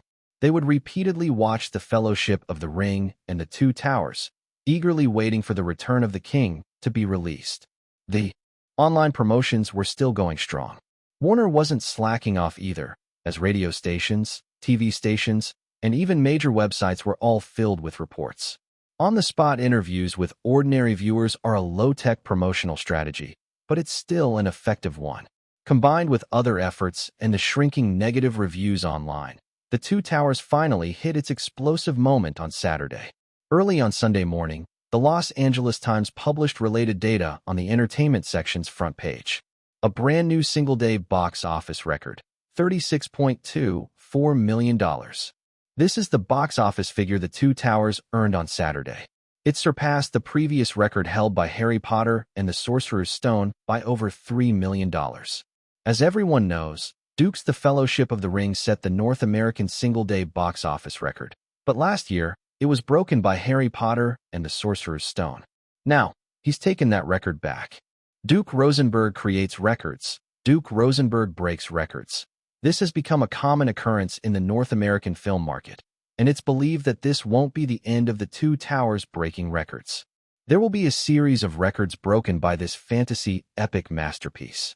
Putting down the newspaper in his hand, Elijah Wood looked through the window of the lounge at the crowded Nokia Plaza and swallowed hard. Although he had been enjoying the popularity of being a top movie star since The Fellowship of the Ring, seeing such a crowd of devoted Lord of the Rings fans still left him amazed. Who would have thought we would be like this today? He turned to the others in the lounge. J.R.R. Tolkien created a magnificent fantasy world, and Duke turned that world into an incredibly exciting movie. Sean Astin, who played Sam, was a relatively quiet person, but even he had some feelings at this moment. But don't you think, these past 2 years, we've been living in a fantasy? Can anyone tell me if everything we've gone through is real? Or have I been asleep in a dream and still haven't woken up? Is there such a beautiful dream? The person who spoke was Orlando Bloom, whose role as Legolas made him a sensation across the Western world. It's no exaggeration to say he transitioned from an ordinary actor to a high-class celebrity. Can a dream be this beautiful? Sean, I can responsibly tell you, you're in the most wonderful phase of your life. When Duke asked me to play Gandalf, I had some doubts. I wasn't sure he could pull off this fantasy epic. Ian McKellen, sitting in a high-backed chair, put down the water he had just drunk and said, "You all know, Duke's filming style is always explosive, but I was wrong. He has made 2 great masterpieces, and I believe the third one will be even more exciting." With that, he stood up and loudly declared, "I am honored to be part of this series. I'm also honored. Duke and the Lord of the Rings trilogy have given me everything." Elijah Wood also stood up. Billy Boyd, ever the lively one, followed with, "I'll be remembered in film history. Guys, I'll sing the final theme song." The lounge door was pushed open from the outside, and Duke and Charles Rowan walked in. They looked at the excited crew and were unsure what had happened. "Time's up," Duke called to the Fellowship of the Ring cast. "It's time to go. Let's go, guys."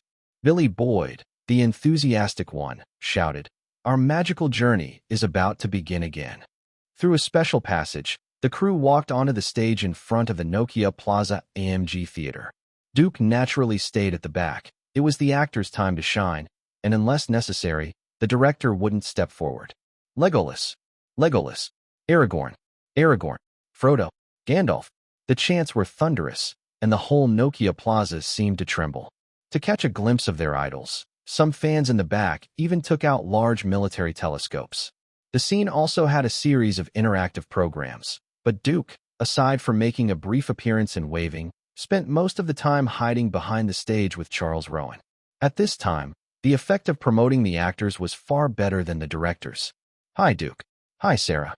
The person who came to greet him was Sarah, the deputy editor of the Los Angeles Times' entertainment section. Their cooperation had always been smooth, and she was one of the few reporters allowed backstage. Since she met Duke, Sarah certainly didn't want to miss the opportunity. "Can I ask you a few questions?" "I hope they'll be simple." Duke raised a finger. "Nothing about my personal life." "Do you think the first week box office will be?" Sarah habitually took out her pen and notebook, and Duke smiled but didn't answer directly. "Dear, you'll know tomorrow." After thinking for a moment, Sarah didn't press the issue but switched to another topic. "Duke, do you know the tourism minister of New Zealand just announced a new statistic?" "What statistic?" Duke had been busy these days. "The tourism data from New Zealand." Sarah didn't hold back, saying directly, "According to the data from the New Zealand government, the number of international visitors to New Zealand has increased by 180% since the Fellowship of the Ring was released." She asked, "Do you think this is related to the Lord of the Rings?" Duke still didn't answer directly. "The data speaks louder than my words." Sarah nodded, then asked, Now many people are saying that when the Lord of the Rings trilogy ends, the Academy will give you the highest recognition. What do you think? Gossip is still gossip. Duke shook his head. Until the end, who knows what will happen? Closing her notebook and putting away her pen, Sarah smiled. Last question, something I personally want to ask. Has the Return of the King been completed? Has the release date been confirmed? I really can't wait. You'll see it next summer. The event continued until evening, and there was a media reception in the evening. Duke handed over the task of hosting the reception to Charles Rowan and left the crew. Work is important, but Duke understood that relationships need careful nurturing. In his relationship with Ivanka, she had undoubtedly made more sacrifices. There's no such thing as a one-sided love without reciprocation in this world. Duke needed to show Ivanka that he valued her, so he skipped the crew's promotional activities to go to Los Angeles International Airport to send Ivanka back to New York. Of course, Ivanka didn't have to board a commercial flight. Duke's private jet was already waiting at the airport. Dear, you can't just focus on work. At the private tarmac of the airport, Ivanka stood by the stairway, reminding Duke, your diet and rest must be regular. I'll call you every day to remind you. If you don't want me to worry, please do what I say. Don't worry. Duke pointed to his head, confidently saying, I've got it all here. The two lightly kissed each other on the cheek. Ivanka boarded the plane, then seemed to think of something and turned back to ask, the first week box office results are out. Remember to tell me. Chapter 450. Chapter 450, front page headline. The night descended upon New York, and the New York Times building on 8th Street in Manhattan was still brightly lit even in the early hours of the morning. The new week had begun, and the New York Times was waiting for its final layout before being sent to print factories across the country. By dawn, the paper would be in front of many households and businesses. As the editorial director of the New York Times, Dean Baquet could usually decide the layout, unless something major happened. In such cases, the editor-in-chief Howell Raines would generally intervene. As it neared 2 a.m., Dean Baquet had reviewed the layout of the paper and breathed a sigh of relief. Today's work was almost done, and he could finally go home and rest. Amanda, Dean Baquet called his assistant in and instructed, have someone bring. Before he could finish his sentence, the office door was suddenly pushed open from the outside. Dean furrowed his brows, about to express his displeasure, but when he saw who it was, he immediately suppressed his irritation. It was Howell Raines, the editor-in-chief. Given the time, Dean was sure Raines wasn't here for a casual chat. Sure enough, Howell Raines directly asked, what's the front page headline? Prince William visiting Afghanistan to boost the troops. Dean Baquet motioned to his assistant. The assistant, Amanda, immediately understood and left the office. Move that news from the front page, Howell Raines said firmly. Put it on the second page. Is there a breaking news story? Although not opposed, Dean Baquet was curious. What could be more eye-catching than Prince William's visit to the troops? I just received news, Howell Raines explained. Briefly, Duke Rosenberg and his movie have opened a new chapter for North American cinema. A new era has arrived. Dean Baquet immediately understood what the editor-in-chief meant. He picked up the phone, dialed a number, and said loudly, I want Duke Rosenberg and the two towers on the front page. Understand? Not the entertainment section's front page. The front page of the New York Times. Although the New York Times was a daily published in New York, it had a global distribution and significant influence, making it a top choice for many companies, including Universal Pictures, a subscriber of the paper.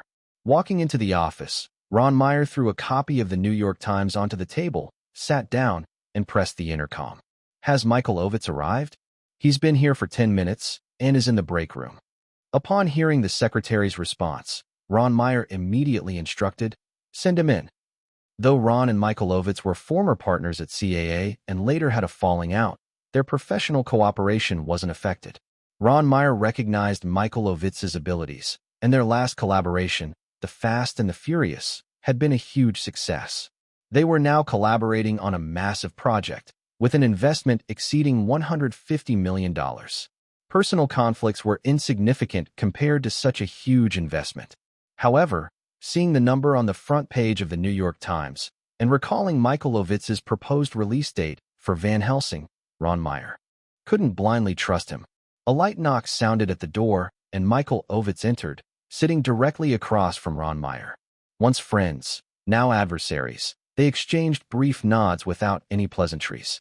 Michael, Ron Meyer wasted no time, diving straight into the topic. Have you seen the box office data from last weekend? Michael Ovitz nodded slightly. Ron Meyer raised his voice slightly and asked, do you still think Van Helsing should be released in May next year? Give yourself some confidence, Ron. Michael Ovitz seemed unwilling to give up. Our movie might just rival Duke Rosenberg. Yes, his summer releases have been impressive, but don't forget, Stephen Sommers also had 2 big successes in the summer, and his skills in the fantasy genre are second to none. Ovitz spoke with slow but firm confidence. Hugh Jackman is already a leading actor, and a powerful one at that. Our total investment is $160 million, and the film's lead characters are iconic, like Count Dracula. Enough, Michael. Ron Meyer grabbed the New York Times and tossed it onto the table in front of him. No matter how much you talk, the numbers on this paper speak louder. Michael Ovitz fell silent. Yes, what he said didn't matter in the face of the groundbreaking box office numbers achieved by Duke Rosenberg. With a sigh, he looked away from the flattering words in the paper. A great moment shaped by a director. A new era brought by one film. Over the past few years, the North American film industry has grown rapidly, and the market has expanded, fostering directors like James Cameron and Duke Rosenberg, both of whom have had exceptional commercial success. Especially the latter, whose prolific creations have resulted in new releases almost every year. Last year's The Fellowship of the Ring ignited the fantasy craze, and now, The Two Towers has shattered records. In the past weekend, The Two Towers earned $103 million in North America, making it the first film in North America to gross over $100 million in its opening weekend. Duke Rosenberg has become the first to achieve this feat. Seeing this, Michael Ovitz averted his eyes. The excessive praise in the article made him uncomfortable. Great, glorious, super director. Such words made him cringe. First weekend to hit $100 million. Ron Meyer spoke again, his voice growing louder. And this was despite the combined efforts of your agency, Universal Pictures, and Walt Disney to attack them online. Doesn't this say something? He didn't give Ovitz a chance to respond. Without our online efforts, how much would The Two Towers have made? Ron Meyer couldn't help but feel embarrassed. So many companies, both openly and covertly, had been involved in the online battle, but Duke Rosenberg still triumphed, breaking records. It was as if they had been slapped in the face. How could Duke Rosenberg not succeed? Michael Ovitz furrowed his brow. He badly wanted to teach the young man a lesson, but, Michael, as much as I don't want to sound pessimistic, Ron Meyer made up his mind. But, from the box office data to the market reaction and the number of supporters, what can Stephen Sommers bring to the table compared to Duke Rosenberg? You don't really think he can beat Duke Rosenberg, do you? If Michael Ovitz still insisted that Stephen Sommers' work could rival Duke Rosenberg's, then Universal Pictures would take action to oust the artist management company. This could mean 2 things. 1, that Ovitz had become a fool, and 2, that his personal vendetta against Duke Rosenberg had clouded his judgment. Michael Ovitz was deeply dissatisfied. After all he had done, he still couldn't stop Duke Rosenberg. Despite mobilizing so many resources, even half of Hollywood participating in the online battle, Rosenberg's films still thrived and broke records. Ron Meyer was done with the small talk. Van Helsing absolutely will not be released anywhere near the return of the King's schedule. There is no room for negotiation. He dismissed Ovitz. That's all for today, Michael. Van Helsing had to be kept as far away from that summer blockbuster as possible. That was the only thing on Ron Meyer's mind right now. One film's massive success could damage the interests of some but benefit others. With The Two Towers breaking records, including $107 million including previews, it severely squeezed the box office of other films. The second highest film of the weekend, The Ring, only grossed around $17 million. Such numbers led the cinemas to favor The Two Towers. On the same Monday morning, AMG's weekly meeting began at its headquarters, with the focus solely on The Two Towers. My only suggestion is, Lynch, the vice president responsible for cinema operations, was a firm supporter of The Two Towers, and the entire meeting room was filled with supporters. Wherever AMG has a theater, there should be a screening of The Two Towers. All of AMG cinemas must join the screening lineup. No one objected, and the support continued. Our theaters should continue increasing the two towers' screen share.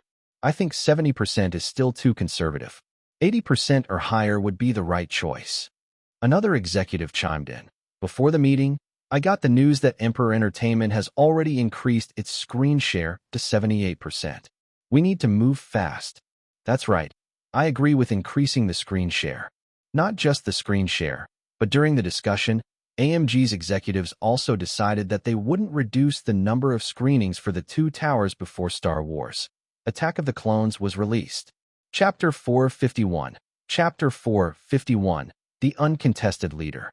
First film in history to gross over $100 million on its opening weekend. First director to break $100 million on the opening weekend. Without a doubt, Duke Rosenberg became the first person in North American history to break $100 million on a weekend box office. On that same Monday, the media went almost crazy, placing the news of the Two Towers opening weekend box office surpassing $100 million on the front page of newspapers. This was a monumental event in North American cinema history, undoubtedly more attention-grabbing than any foreign news, like Prince William's visit. The Los Angeles Times, the Washington Post, San Francisco Chronicle, and countless other mainstream newspapers all prominently featured Duke's portrait and the Two Towers poster. The front pages were filled with various praises. 10 years as a director. Duke Rosenberg's path to greatness. No one can compare. Today, no one can rival Duke Rosenberg. Great works. Great director. $103 million. Duke Rosenberg reigns supreme in the market again. Not only the media, but the public also responded strongly. This was the first movie in North American history to surpass $100 million in its opening weekend. Congratulations, Ivanka. Your boyfriend is truly amazing. Ever since Ivanka sat in the library's computer room, she hadn't had a moment of peace, with people coming over to quietly congratulate her. She was aware of Duke's influence among young people, but her feelings were quite complicated. The prevailing emotion was certainly joy. Even though the congratulations were directed at Duke, she felt proud. However, mixed with that joy was a slight bitterness, a sentiment that people like Ivanka, who had a strong sense of ambition, couldn't avoid. At the same time, it motivated her to work even harder. Ivanka logged onto Duke's website and opened to the Two Towers section. The comment board had practically exploded. The first film to break $100 million on its opening weekend. Of course, only our Lord of the Rings and the explosion maniac could achieve this. Looking back at Hollywood in the past 10 years, it's clear that Duke achieving this result is entirely expected. Is anyone in the Chicago area still going to see the Two Towers? I'm going for the third time in a group. Next, Ivanka went to IMDb and casually looked at the ratings. The score was stable at 9.2, and the negative reviews were few and far between. After seeing all this, she logged in with her admin privileges to her instant sharing site and immediately noticed something unusual. On the homepage, there was a short message with images that had been replied to and pinned at the top, with 170,000 views. Ivanka frowned. As of yesterday, the total registered users on the site were only in the tens of thousands. How could a single post have such an enormous number of views? Her first thought was that it could be bot traffic, but instant sharing was a small site, not worth flooding with fake activity. However, after seeing the image and the poster, Ivanka revealed an understanding expression and a sweet smile. The post had been made by Duke's account, and the content was about the much-anticipated return of the king. She moved the mouse and opened it. Ivanka understood that her boyfriend was helping her. Although there were only 2 or 3 images of the Black Gate and the Battle of Minas Tirith, the content was simply titled Two Major Battles in Return of the King, but given the Two Towers' success, it easily attracted a large number of viewers. True to his usual style, Ivanka murmured while looking at the images. The images were of battlefield panoramas, densely packed with both sides in combat. Especially the forces of Mordor, where not only were the ring wraiths flying on their beasts overhead, but one could also vaguely see massive trolls, and in the background, the silhouette of a mammoth could be spotted. It was at that moment that Ivanka noticed the top right corner of her admin panel. The site's registered users had surged from tens of thousands to 250,000. Even the most oblivious person could understand the huge impact Duke and the Lord of the Rings had on the site. This was like 9/11 for blogging. Duke did this to leverage his massive popularity at the moment to push instant sharing into the spotlight and speed up its development. Just as he didn't want to follow others' paths and sought to acquire Christopher Rokencott's script, he wanted to see how far this site could go. Would it remain one of the countless drowned websites, or soar like the great ones of the past? On that Monday, Hollywood was abuzz, not just with major companies, but also many actors, directors, and producers who strongly reacted to the first film in history to break $100 million in its opening weekend. Some even gave interviews to the media. I once went head-to-head with Duke's work and know what kind of terrifying pressure that is. Leaving DreamWorks headquarters, Tom Cruise was stopped by reporters and spoke about his well-known buddy, saying, "No one wants to face Duke's films during the summer blockbusters." I'm not at all surprised by his success. Don't you think it's normal? Steven Spielberg, standing next to Tom, also gave an interview. The veteran said, "Among Hollywood's younger generation of directors, Duke is the undisputed leader. He's created one excellent work after another, and the methods he uses in action, sci-fi, and fantasy films are groundbreaking. He has profoundly influenced Hollywood filmmaking." Meanwhile, Duke and his crew became the targets of many talk shows' invitations. This is a formal invitation from the Oprah Winfrey Show. In the hotel room, Tina Fey placed several invitations in front of Duke. "Oprah Winfrey has invited you to her show for the third time." Duke nodded but showed no intention of agreeing. Instead, he looked at the PR manager across from him, who was the professional in this matter. Penny Callis took the invitations, casually flipped through them, and then put them back, directly advising, "Reject them all." "Reject them all?" Duke asked. "Yes, Duke. Apart from the Oprah Winfrey Show, these other programs are completely beneath your status. Appearing on these shows would lower your prestige." Upon hearing this, Duke thought for a moment and nodded slowly. Penny Callis continued, "Although The Two Towers broke $100 million on its opening weekend, there's no need for us to rush out for a publicity stunt. The box office draw has never been an issue for your films, and the film itself is excellent. Warner Brothers doesn't need us to add anything to their campaign. The only worthy one is Oprah Winfrey's show." As Penny Callis said this, she shook her head. 90% of the audience for her show is homemakers over 35. Maybe others need the support of housewives, but your films. Duke couldn't help but laugh. His films had never been the type for housewives. Back in the early 90s, Nancy Josephson had already warned him about this. It was unrealistic to expect older housewives to support his action-packed films. No matter how good the film, it couldn't please everyone. His films were never meant for that audience. As for the fame Oprah Winfrey's show could bring, it was dispensable. Every show has its target audience, and for Duke now, Oprah Winfrey's show was like a useless garnish. What did Oprah Winfrey think? With Duke's current status, he didn't need to care too much. "I got another piece of information." Penny Callis suddenly turned serious. "Oprah Winfrey's people have gone to the Middle East and Northern Europe." Duke frowned slightly. "What's she planning to do?" "Probably to take measures for you appearing on her show." Penny Callis said, "Even if you refuse, if she manages to bring in someone else, it would still create a sensational episode. Anyone who watched Oprah's show would know that she always played the role of the understanding, compassionate figure, shedding light on the guests' past scars, and sometimes even shedding tears with them. Her signature embrace was legendary. But how did she always manage to uncover celebrities' hidden sides? Was it really her magic words? Of course not. As everyone knew, each episode was meticulously designed, and before the planning, Oprah Winfrey's team would conduct extensive research. For instance, if a celebrity had suffered abuse from their father in childhood, that father would likely appear on the show, and the celebrity's wounds would be exposed for all to see. Oprah would then play the role of the sympathetic savior. While the Oprah Winfrey Show seemed like a heartfelt program, the process of creating and preparing the show had nothing to do with good intentions.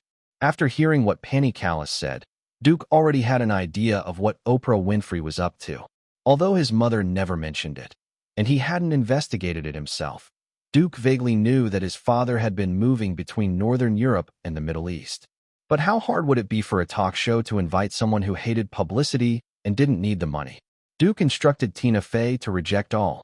invitations, including Oprah Winfrey's. Then he put the matter out of his mind. Even if Oprah Winfrey brought in his estranged father, he didn't care. After all, his father had disappeared almost 30 years ago. If Oprah Winfrey managed to find him, Duke would be curious to see what his father had become after 30 years. With the talk show discussion over, Duke and his team embarked on their U.S. promotional tour, continuing to build momentum for the two towers. Everywhere they went, they stirred up a whirlwind of excitement, driving up box office numbers and digital sales. Chapter 452. Chapter 452. Stealing the spotlight at Cannes. As the weekend came to an end and the workweek began, even though the two towers earned over $100 million in its opening weekend and the theater chains increased the number of screenings, there was inevitably a decline. However, the market had already been warmed up last year by the Fellowship of the Ring. Except for the slightly better performance of the American version of The Ring, the two towers had no substantial competitors in the same time slot. Even the American version of The Ring, which had replaced its female lead, could be ignored. After all, the two towers had a weekend box office of $103 million, while the American version of The Ring only earned a little over $17 million. By Monday, due to a reduced number of screenings, The Ring dropped to $1.02 million in daily box office. In contrast, the two towers only experienced a 40% drop in daily earnings, earning $20.71 million on its first weekday. Although the two towers saw a continuous decline in the following days, it remained relatively stable at this stage, earning $19.75 million, $19.53 million, and $18.66 million on Tuesday, Wednesday, and Thursday, respectively. By the end of its first full week of release, the two towers had accumulated $185.75 million in North America. The film demonstrated a crushing dominance over the market.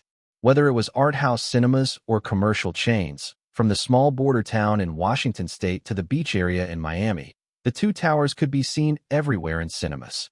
People gathered to discuss whether or not they had watched it. Especially at schools, those who hadn't seen the film were subtly ostracized, being considered out of touch with the times. Duke's films may not be popular with older housewives, but they had become a hit among many young girls and working women. In this world, publicity plays a huge, even crucial, role in a film's commercial success. But no matter how intense the publicity campaign is, nothing compares to the word-of-mouth buzz that brings people into the theaters. The Lord of the Rings series had already created a solid fan base with the Fellowship of the Ring, and the two towers had only strengthened it. When a film creates a viewing frenzy, it can trigger some people's rebellious mindset, but it also drives the curiosity of many others, bringing them to the theaters and contributing to box office earnings, even turning them into loyal fans who spend heavily on merchandise.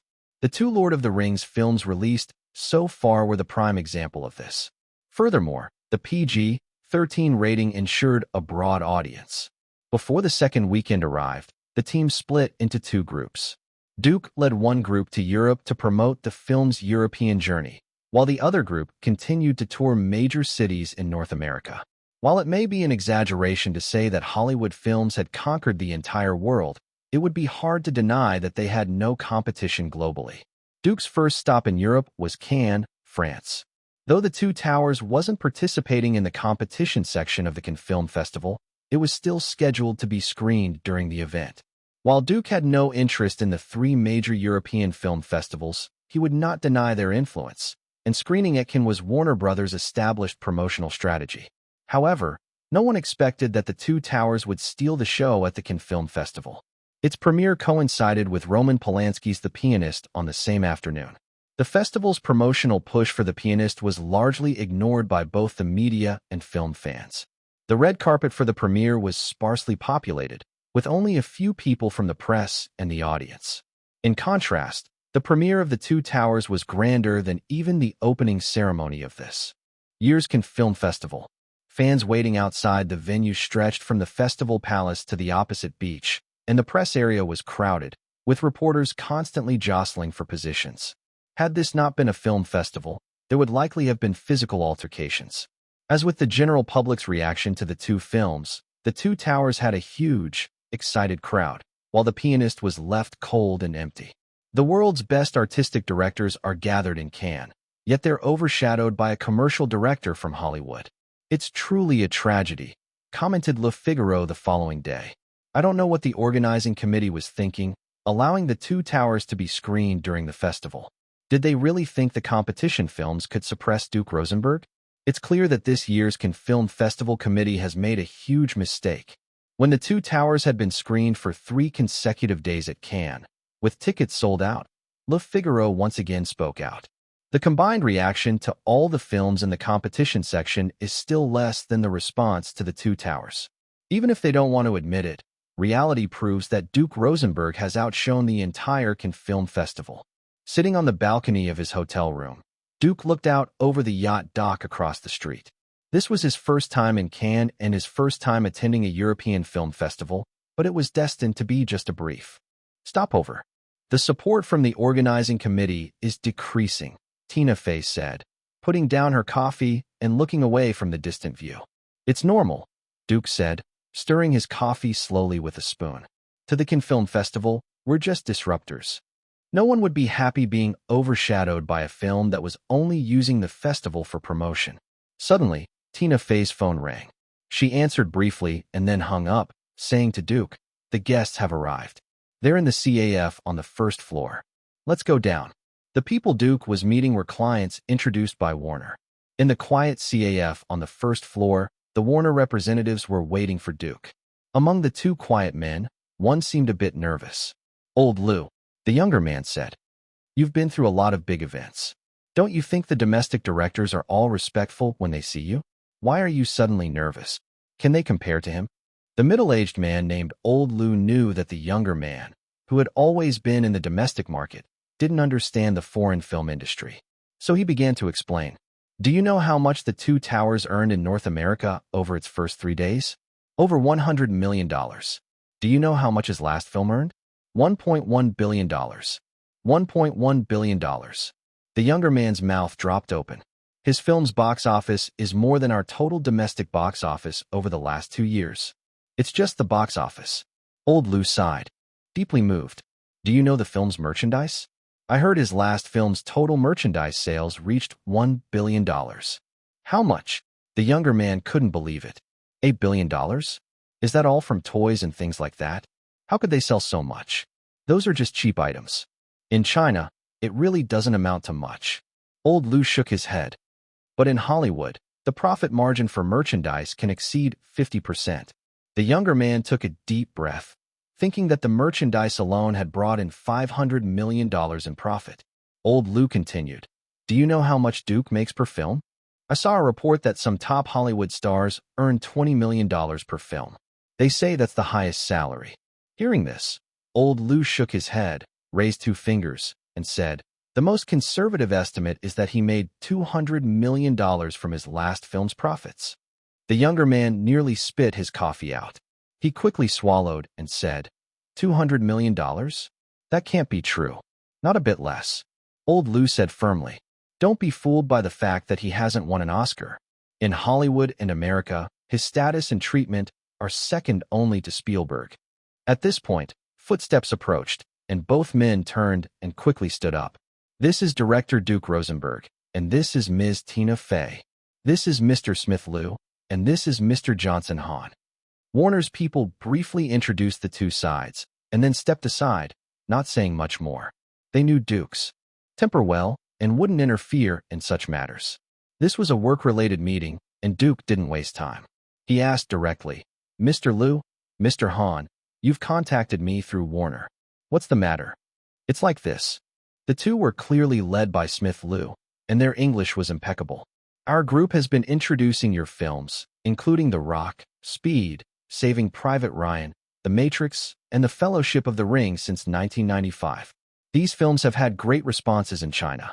Director Rosenberg, you are as well known to Chinese audiences as directors like Spielberg and Cameron. Duke looked at them. He wasn't used to this kind of speech and preferred directness. Fortunately, they didn't make him wait long and continued. Our group's leadership hopes to invite Director Rosenberg to participate in the premieres of your films that we're importing at an appropriate time. This is also part of the film cultural exchange between China and the United States. Hearing this invitation, Duke wasn't surprised.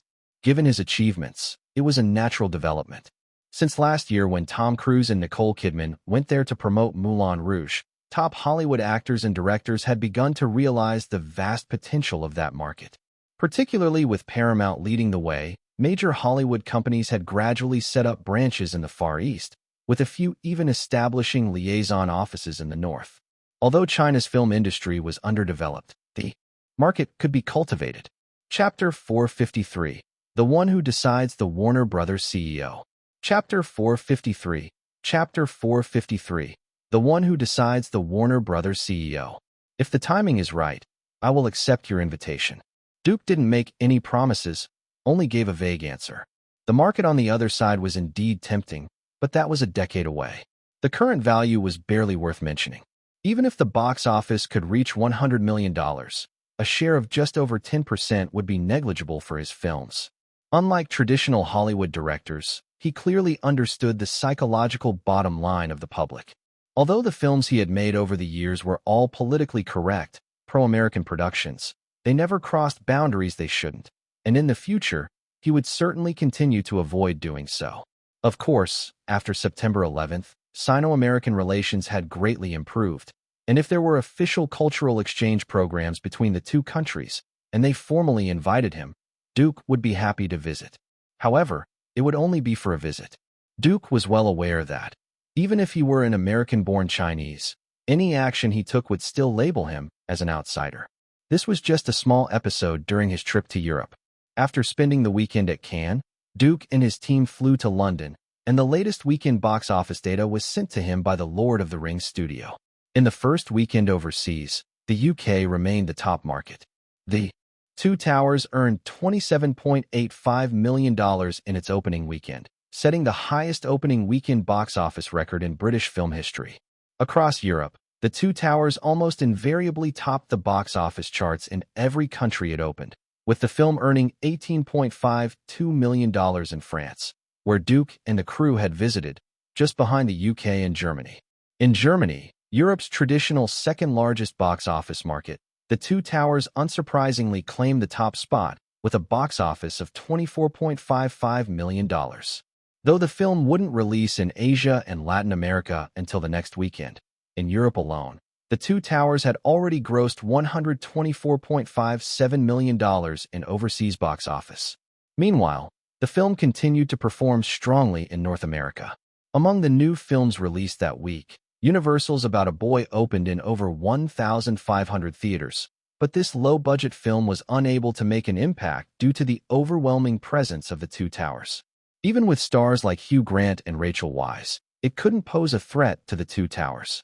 Universal's marketing was also quite low-key, showing a clear lack of confidence. Otherwise, they wouldn't have scheduled it for release in the weekend following The Two Towers. The performance of The Single Moms Club was in line with market expectations, grossing only $7.8 million in its opening weekend. On the one hand, the film quality was subpar. On the other, it was overshadowed by The Two Towers.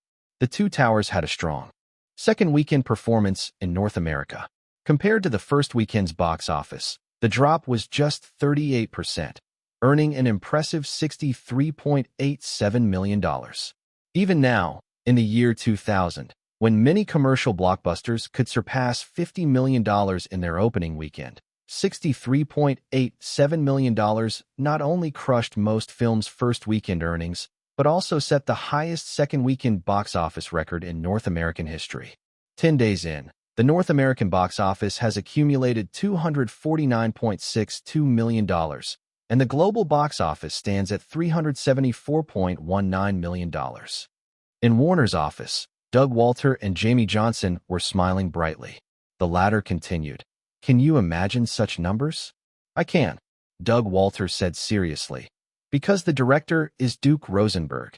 Jamie Johnson rolled his eyes. "Doug, how about we make a bet?" "A bet? What about?" Doug Walter asked curiously. "We'll bet for 1 week's use of your new villa." Jamie Johnson threw the bet down. "If The Two Towers' North American box office is under $500 million, I lose. If it exceeds $500 million, you lose." How about it? Doug Walter pointed to his head, jokingly saying, "Do you think I'm crazy enough to take that bet with you? If the roles were reversed, I'd totally agree." Reverse? No, no. Jamie Johnson shook his finger. Then you might as well say the Two Towers' global box office can exceed $1 billion. Do you know, Jamie? Doug Walter switched to a serious tone. $1 billion is my lowest global expectation for the Two Towers. Duke has never let anyone down, has he? They looked at each other and laughed simultaneously. The laughter faded, and Jamie Johnson asked, "How's the merchandise sales?" "Very good." Doug Walter immediately handed him a report. In 10 days, North American merchandise sales reached $187 million. And that's a conservative estimate. Jamie Johnson sighed. Warner can't afford to lose Duke. He's Warner's largest individual shareholder, Doug Walter said. Warner's interests are often his personal interests. Nodding, Jamie Johnson whispered, "Has your matter made progress? Don't bring it up to anyone else." After a quick reminder, Doug Walter said, "The revenue from the Fellowship of the Ring and Harry Potter and the Sorcerer's Stone, which I was in charge of last year, accounted for 37% of Warner's annual revenue. The company has basically confirmed that starting in July, I will take over Jeff's position. Congratulations on becoming the new CEO." At this point, Jamie Johnson reminded him, "Doug, I think it's very necessary to inform Duke in advance. Without his support, I wouldn't have gotten this position." Doug Walter gave him a reassuring look. "I had someone notify Duke yesterday." In fact, in this CEO battle without gunfire, Doug Walter felt that his victory had been relatively easy. His biggest strategy was, aside from using his connections, to latch onto the strongest internal support at Warner Brothers, and he did so without hesitation. To outsiders, it seemed like it lacked sophistication. There were even rumors spreading in Hollywood. The real person who could decide Warner Brothers' CEO was Duke Rosenberg. Duke had heard these rumors, but didn't care much. Doug Walter becoming Warner Brothers' new CEO was entirely in line with his needs. The two had worked together for many years, understanding each other's habits and patterns, which also helped ensure their continued cooperation. After spending nearly a week in Europe, Duke and the crew flew to the Far East. Starting in Tokyo, Japan, they traveled through Seoul, South Korea, Hong Kong and Taipei in China, Manila in the Philippines, and finally arrived in Sydney, Australia, for promotional activities for the Two Towers release in the Far East. Even without including Australia, this trip was far from the Western world where the Lord of the Rings novels had gained popularity, but every place Duke and the team visited stirred up waves of excitement. When Orlando Bloom was recognized during promotional events in Tokyo, thousands of young Japanese men and women surrounded him, even causing a stir with the Tokyo police, who took a long time to rescue Legolas. Among the most popular stars in the Lord of the Rings series, Duke had always brought Orlando Bloom, not Alessandra Ambrosio, which was a precautionary measure. Since agreeing to officially date Ivanka Trump, Duke had decided to take the relationship seriously. He knew that if he continued like before, even though Ivanka might forgive him once, she would not tolerate it endlessly. No woman would have unlimited patience in this regard. When he was single, he could do as he pleased, but now that he had a girlfriend, Duke had decided to settle down. He knew his self-control was sometimes lacking, so reducing interactions was undoubtedly a good approach. Duke's Far East promotional tour was a great success, sparking intense reactions everywhere. After the first week of the Two Towers' popularity in Europe, its heat inevitably waned, but the Far East and Latin America took over, and the results were outstanding. In the second overseas weekend, the Two Towers grossed $189.23 million, with its overseas box office totaling $372.57 million. In North America, there was no doubt. The Two Towers continued to dominate its third weekend. The number of theaters didn't shrink. In fact, it increased again, reaching a record-breaking 3,977 theaters. The average screening rate remained close to 80%, ensuring the box office held strong with a drop of only 40%, bringing in $38.32 million. Combined with the $32.11 million earned in the previous 4 weekdays, the Two Towers' North American box office successfully surpassed the $300 million mark, reaching $320.05 million. In just under 20 days, The Two Towers' global box office had reached $692.62 million. At this point, even outsiders could easily see that the global $1 billion mark was just a checkpoint for the Two Towers, not the end. Duke knew that the film's success, which was accumulating wealth at a faster pace than the Fellowship of the Ring in both box office and merchandise, was due to several factors. First, although The Two Towers wasn't a traditional sequel, it enjoyed the same treatment as any big-selling film sequel. Second, the film's quality, marketing, and theaters were all strong, and the director had spent 10 years establishing his solid reputation. Lastly, in a month that should have been filled with fierce competition, The Two Towers had no substantial competitors and easily achieved 3 consecutive weekends at the top. However, this advantage was about to disappear. Next weekend, George Lucas's blockbuster Star Wars Episode II Attack of the Clones would make a strong debut. Chapter 454. Chapter 454. Who let this be Star Wars? Didn't George send you an invitation? Walking on the Golden Coast beach, Ivanka Trump held Duke's hand and asked, "Why didn't you attend the premiere?" "I've been busy, traveling for promotions around the world," Duke replied, holding Ivanka's hand in return, stepping on the golden sand, and kissing her cheek. "You wanted to vacation here during the summer, so I had to turn down George. It was autumn in Australia, and the temperature on the Golden Coast wasn't ideal for swimming, marking the off-season for tourism. But since Ivanka wanted to vacation here with him, Duke didn't refuse. The sea breeze is a bit chilly." Ivanka rubbed her arms, and Duke took off the jacket hanging on his other arm and draped it over her shoulders, saying, "Let's head back." Nodding, Ivanka followed Duke as they walked back the way they came. She noticed some paparazzi lurking in the distance, but didn't pay them any mind. She had gradually become accustomed to this over the past year, casually chatting with Duke. "I'll graduate from Wharton in a year. Time flies, doesn't it?" Duke turned to look at her. "I still remember when I first met you. You were just a shy student, and now you're about to graduate. My last year will mostly be about internships." Ivanka smiled sweetly at Duke, continuing, "I've talked with a few others at the company, and next month we'll move to Los Angeles. If you need help with promotions, just let me know." Even though Duke had granted some stock options to a few key technical staff, his share in the company still exceeded 40%, making him a major shareholder like Ivanka. This was part of his efforts to grow his wealth. Ivanka had found 3 talented people in computer science and networking at the University of Pennsylvania and brought them into the already incorporated instant sharing website. In the fast-growing IT industry, such people were rare resources, and offering them some incentives was necessary. In this business world, no one could expect to control 100% of a company and demand complete loyalty without offering rewards. And for now, they only held options. As the two continued walking toward the beach villa they rented, they stopped discussing business. Ivanka was very clear about her intention to move the company to Los Angeles as soon as possible. "You've had people post posters for Return of the King on the instant sharing site twice in a row. It's already attracting a lot of attention." Ivanka, holding Duke's hand, reflected on the data she had seen the day before. In the last half-month, the number of users on instant sharing has increased by nearly 200,000. "Darling, your pull is still huge." "It's the attraction of The Lord of the Rings," Duke corrected her. "If The Two Towers hadn't been so popular, rekindling people's anticipation for Return of the King, this wouldn't have worked so well." He laughed. "Actually, I really wanted to upload a trailer, but instant sharing doesn't support video sharing right now. The tech team is working on it." Ivanka slowed her steps. "After the company moves to Los Angeles, we'll roll out this video sharing feature as soon as possible, but with the current network bandwidth, it'll only support small format videos. Don't rush it."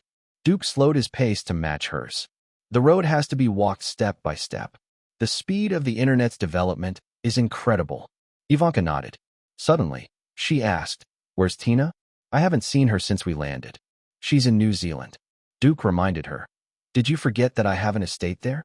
There's been some tax-related issues, and she went over to handle them." "Are you going to sell the estate?" Ivanka asked curiously. Duke shook his head. "I'll keep it. It'll serve as a vacation estate in the future. I still miss the scenery in New Zealand. This tiny country has managed to preserve so much of its natural beauty, and its geography and development strategies played a role in that. New Zealand almost has no heavy industry. As one of the English-speaking world's 5 allies, it's essentially a follower. Most heavy industry products are imported. Compared to the densely populated Los Angeles, New Zealand's climate and scenery are much better. What shall we do next? As they reached the beach villa, Ivanka asked. We can't just stay here, can we? Duke thought for a moment. Let's change clothes and go watch a movie. Although she wasn't a big movie fan and had little interest in watching films not made by Duke, Ivanka nodded, grabbed Duke's hand, and went to their room to change into casual couple outfits. She then called for a car. After about 10 minutes, they arrived at the nearest cinema. She knew exactly what Duke wanted to watch and directly bought 2 tickets for the newly released Attack of the Clones, and they entered the theater together. Sitting in the couple's seats, Ivanka asked, do you think the Two Towers will lose the North American box office crown this week? Darling, Duke nodded firmly, this is Star Wars. I was dragged to watch Star Wars Episode 1 by Jane. Ivanka clearly wasn't a Star Wars fan. I thought it was just okay, apart from the special effects. She shook her head and fell silent as the big screen lit up.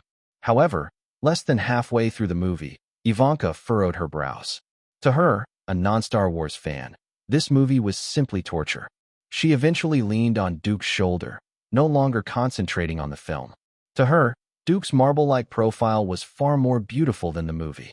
Apart from the special effects, this film had almost nothing to compare with the Two Towers. Ivanka even thought that if this weren't a Star Wars film, the box office might flop. Especially the characters of Anakin Skywalker and Padme Amidala. Not only were they completely unbalanced, but the way their romance developed was extremely melodramatic.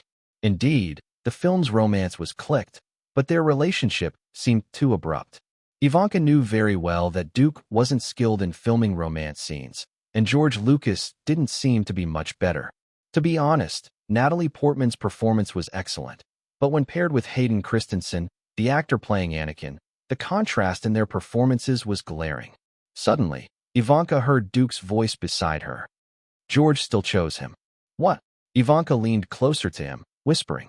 Duke turned his head, kissed her on the shoulder, and briefly explained, I once suggested to George that the actor for Anakin Skywalker should be someone whose acting skills were at least on par with Natalie Portman's, but George. At this point, Duke sighed, unsure of what George Lucas was thinking. He had still chosen Hayden Christensen, one of the most infamous and critically panned screen couples in film history. Ivanka ignored the rest of his words and asked, is Natalie Portman's acting really that good?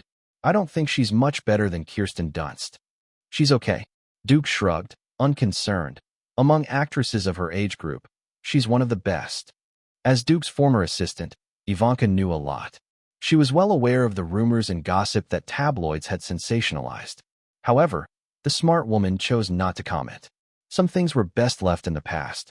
What mattered to her was the future. The film ended at a wedding that no one cared about. Duke thought about Natalie Portman and shook his head slightly. Their connection would likely remain in the past. In his years in Hollywood, Duke hadn't done many foolish things, but his involvement with Natalie Portman was certainly one of them. What are you thinking about? Ivanka deliberately tugged at his arm. You've been spaced out since we came out. In this situation, Duke naturally wouldn't be foolish enough to say the truth and add fuel to their potential conflicts.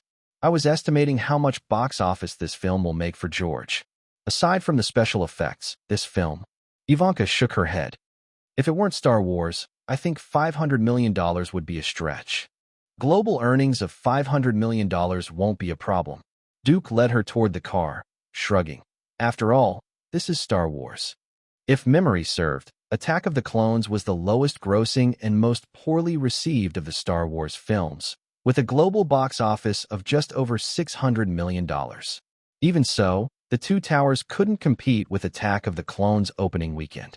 The latter opened in 3,520 theaters in North America and grossed $80.02 million in its first weekend, easily claiming the top spot at the box office. After a 3-week streak at number 1, the Two Towers dropped to second place, but its decline was still stable and healthy, down 41% from the previous weekend, with $22.6 million in earnings. Including the $19.25 million earned over the past 4 weekdays, Its North American box office had reached $361.9 million and was nearing the $400 million mark. Overseas, The Two Towers entered markets like North Africa and South Africa, continuing its strong performance. Its overseas earnings had surpassed $450 million, with a global total of $817.55 million. In addition, merchandise sales were strong overseas. Although some markets, like South Korea and Southeast Asia, saw a decline, sales were high in Western countries and regions influenced by Western culture, with overseas merchandise sales nearing $200 million, similar to North America. However, with Attack of the Clones release, The Two Towers had clearly felt the impact, with both its box office and merchandise sales slipping. Chapter 455, Marvel Studios. Chapter 455, Marvel Studios. In the following time, despite Attack of the Clones receiving harsh criticism from both audiences and the media, it still managed to maintain its dominance over The Two Towers, which had been out for 4 weeks, thanks to the influence of Star Wars and its 1-week lead at the box office. Both films, except for the Memorial Day weekend, saw daily box office earnings drop below $10 million in the following weekdays. The Two Towers, in particular, saw its box office drop dramatically due to the cooling interest from the explosive audience demand, with daily earnings during weekdays falling to below $5 million. As June's first weekend arrived, although there was a huge gap in weekend box office numbers between the two films, Attack of the Clones clinched the second weekend box office championship with an overwhelming advantage, yet both films displayed sharply contrasting trends in their box office drops. The former's audience reviews were average, with a CinemaScore audience rating of A, and only a 71% approval rate from theatergoers, which directly led to a massive 51% drop in its second weekend earnings, making $39.2 million. Meanwhile, The Two Towers earned just $13.56 million in the same weekend, which, although less than half of Attack of the Clones' earnings, was a 40% drop compared to the previous weekend's $22.6 million, showing resilience in its box office performance after 5 weekends of release. Let's not forget that Attack of the Clones had only been out for 2 weekends, while The Two Towers was already in its 5th. Many had hoped that the Star Wars series could end Duke's dominance in the summer box office in recent years, but the box office trends of both films clearly proved that their final North American and global box office totals would never be on the same level. Even people outside the film industry could tell that Attack of the Clones would never be able to challenge The Two Towers at the box office. Duke and Ivanka's vacation in Australia was coming to an end. The two met up with Tina Fey, who had flown in from New Zealand, and they returned to Los Angeles together. However, when they left Los Angeles International Airport, they were surrounded by reporters and paparazzi since they were not using a private jet. These crazy people even shouted at them to strike poses showing affection for the cameras. Unfortunately, neither Duke nor Ivanka were interested. They were nothing like the typical Hollywood couples. Although their relationship was destined to be public, they had no interest in putting on a show for the cameras. Most people knew that the so-called public displays of affection by couples in the media were merely for show. Duke had no need to increase his exposure this way. Even though he spent much of his time in front of the camera as a director, he was not interested in actively publicizing his private life. Ivanka, on the other hand, was somewhat averse to becoming a celebrity and focused more on her business ventures. Although in the past, Duke didn't go out of his way to avoid the media, he wasn't under any obligation to cooperate with them. Upon returning to Los Angeles, Ivanka began preparations for her company's move. She ultimately chose Burbank as the company's new location, and with Duke's help, they leased a small office building from Warner Brothers to serve as the company's permanent base. Duke, however, had his own work to focus on and couldn't offer much assistance. The visual effects for Return of the King were nearing completion, and he needed to refine the rough cut into the final version he desired. Meanwhile, the lackluster box office performance of Attack of the Clones, which had only shown for 2 weeks, was overshadowed by the newly released Spider-Man. This Marvel superhero movie, produced and distributed by Sony Columbia Pictures, despite harsh criticism from many critics, truly demonstrated the power of superhero films. In its opening weekend, Spider-Man made $114.84 million, breaking the North American box office record that Duke had just set, becoming the second film ever to gross over $100 million in a North American opening weekend. However, even with the huge response, the buzz wasn't as strong as when The Two Towers had its release. The reasoning was simple. The second film to break the $100 million mark could never garner as much attention as the first. But the impact on The Two Towers was not that significant. After more than a month in theaters, the film's screening frequency and theater count had already dropped, and despite being a big-budget production, it couldn't compete with a newly released blockbuster under such circumstances. Spider-Man's success benefited not only Sony Columbia Pictures, but also Marvel Comics. The immediate popularity of Spider-Man and the X-Men made Marvel superheroes the center of attention, drawing the gaze of countless movie companies to Marvel's headquarters in New York. However, with Duke's investment, Marvel was not lacking in funds, especially with Duke's universe-building plans, which filled Marvel's executives with ambition to create superhero films under the Marvel brand. Though the plans were still in the planning phase, Marvel had no intention of selling its characters anymore, as they regretted giving up Spider-Man and X-Men. Riding on the success of Spider-Man, Marvel Studios officially announced its formation in mid-June. To be closer to Hollywood, Marvel chose Burbank as the location for the subsidiary, and with Duke's support, Kevin Feige became the CEO of Marvel Studios. The purpose of Marvel establishing a movie studio is simple, Kevin Feige said at the press conference, addressing the crowd of reporters. To make movies based on Marvel superheroes. Our initial plan is to launch our first superhero film within 3 to 4 years. Can you tell us about Marvel's specific plans? A reporter immediately asked. What's the first superhero movie? Of course, we have plans, Kevin Feige responded. After a brief pause, another reporter asked, isn't it too risky for Marvel to venture into the movie industry? After all, the movie industry is different from the comic book industry. We're aware of the risks, and we've developed a solid plan for this, Feige said. He then skillfully redirected the topic to Duke. The entire plan comes from director Rosenberg, who will also oversee and implement the film projects. With director Rosenberg involved, Marvel is confident in the success of its superhero movies. Reporters immediately turned their attention to Duke, but he chose to answer questions from an old acquaintance. Sarah from the Los Angeles Times asked a question they had already discussed. Can you reveal what Marvel's first superhero movie will be? For Marvel Studios, a new company, the success or failure of the first superhero movie was extremely important. Therefore, there was no surprise when Duke revealed the movie's title, Tony Stark, Iron Man. When will this movie be released? A reporter asked. We need 3 to 4 years to prepare. Duke answered. Marvel Studios was a new company, and with such an extensive plan, there was no rush to get things off the ground. Any hasty decision would be made by amateurs. Earlier, Mr. Feige mentioned that Marvel has a series of plans. What exactly are they? A reporter asked. You'll see when Iron Man hits theaters. After the press conference, there was a routine cocktail reception held at the nearby Annabelle Hotel. The hotel was not only close to Marvel Studios headquarters, but also just a little over a mile away from the Warner Brothers building. Doug Walter, Warner Brothers' incoming CEO, also attended the event.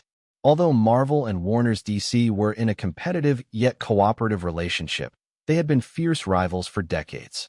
Duke, I don't know what to say, Doug Walter said with a hint of helplessness, facing Marvel's largest shareholder and Warner Brothers' largest individual shareholder. DC's Superman and Batman films are waiting for redemption, yet you, as a shareholder, are teaming up with Marvel. Although the words weren't heavy, Duke still sensed some discontent in them. This was normal. Anyone about to become CEO would likely have some opinions. Doug, there are things I originally planned to discuss with you after you officially take over as CEO next month. Just as he was about to continue, someone came over to greet them. Duke had no choice but to stop his conversation with Doug Walter and exchanged pleasantries with the person. After the person was sent off, when Duke turned back, he saw that Doug Walter had asked his companion to stop the person from approaching him. Clearly, he couldn't wait any longer. Originally, Duke had planned to wait until next month, after Doug Walter officially took over as CEO, to discuss DC matters in depth. But now that Doug's position was confirmed, they might as well discuss it now. However, this wasn't the right place for a conversation. Nearby, Tina Fey had already called the hotel and requested a meeting room. Duke and Doug Walter left the banquet hall and went directly into the meeting room. Duke, do you have thoughts on DC's superheroes? As soon as they sat down, Doug Walter couldn't wait to ask. Our superhero films have been in decline for so long that people have forgotten the glory they once created. Before the new millennium, only Superman and Batman had achieved massive success in superhero films. However, both series faltered by the fourth installment. For the sake of the overall series, Warner Brothers was eventually forced to put them on hold. Ever since the failure of Batman and Robin, I've been thinking about superhero films.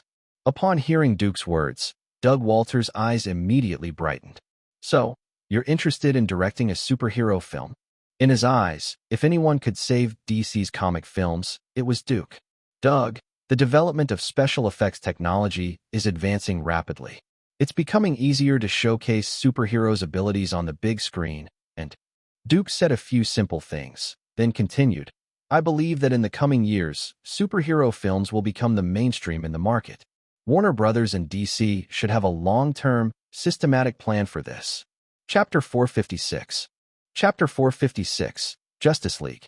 I heard the company is planning to remake the Superman movie. Although Duke rarely intervened in Warner Brothers' operations, he was well informed. They even want to bring Catwoman out and make a solo film. Superman is still in the discussion phase. Doug Walter, who trusted Duke's insights in filmmaking, responded. But the paper plans for Catwoman are already being drawn up. The production department plans to invite Halle Berry for the lead role. A black Catwoman. Duke shook his head slightly and said directly, Catwoman has always been a second-tier character in DC. If they cast a black actress, even the comic fans will be disappointed. Plus, Halle Berry isn't a suitable choice. She doesn't have the box office draw. She's never carried a film on her own. And as for winning an Oscar, he didn't finish his sentence, but Doug Walter understood and asked, what if we change the actress? No, Doug. Duke shook his finger at him. You didn't understand my point. Doug Walter looked at Duke. Since Duke said they should wait until he took over as CEO to discuss this, it must be a significant matter. My personal suggestion, Duke didn't beat around the bush and said directly, not just Catwoman, but the new Superman movie too. These projects should be put on hold. Put on hold. Doug Walter frowned. As soon as he became CEO, he was expected to deliver results, and his original plan was to revive the DC superhero films. Aside from his collaboration with Duke, you've said the era of superhero movies is about to begin. Why put a stop to it? He did rely heavily on Duke's partnership, but without a valid and persuasive reason, he wouldn't stop the plans already in the works. Looking at the current trends, the market share for superhero movies will keep growing in the next few years, Duke said seriously. So, we shouldn't rush into production. We need to create an overall plan. Duke didn't make Doug Walter wait long and continued. Have you considered gathering the DC comic heroes in one universe space, like the comics, and forming teams to fight side by side? You mean? Doug Walter immediately understood Duke's point. The Justice League. Exactly. Duke nodded. Clark Kent, Bruce Wayne, Diana Prince. Their influence is much greater than most Marvel superheroes. I'm sure many fans would love to see the three big heroes of Justice League in one movie. Doug Walter fell into deep thought. Duke continued, we shouldn't focus on sequels. Instead, we should scrap the whole big series and make a complete plan. Use Superman, Batman, Wonder Woman, and others, one movie at a time. Then, we bring the Justice League together, and finally, they team up. We definitely need a plan. Doug Walter's abilities were unquestionable, which is why he had reached the position of CEO at Warner Brothers. While he wasn't sure if a team-up would succeed, it was certainly more reliable than rushing into the Catwoman and Superman projects. It's not just that. Duke looked Doug Walter in the eyes. Since acquiring stock in Marvel, I've had an idea. Idea? Doug Walter looked back at Duke. Doug, this is just between us. When Duke said this, Doug Walter nodded solemnly. Actually, whatever Duke said next didn't matter if it got out. Duke simply wanted Warner Brothers to pay extra attention. I don't think we should treat Marvel as a competitor. At this point, Duke raised his hand to stop Doug Walter from speaking. This has nothing to do with me being a shareholder in Marvel.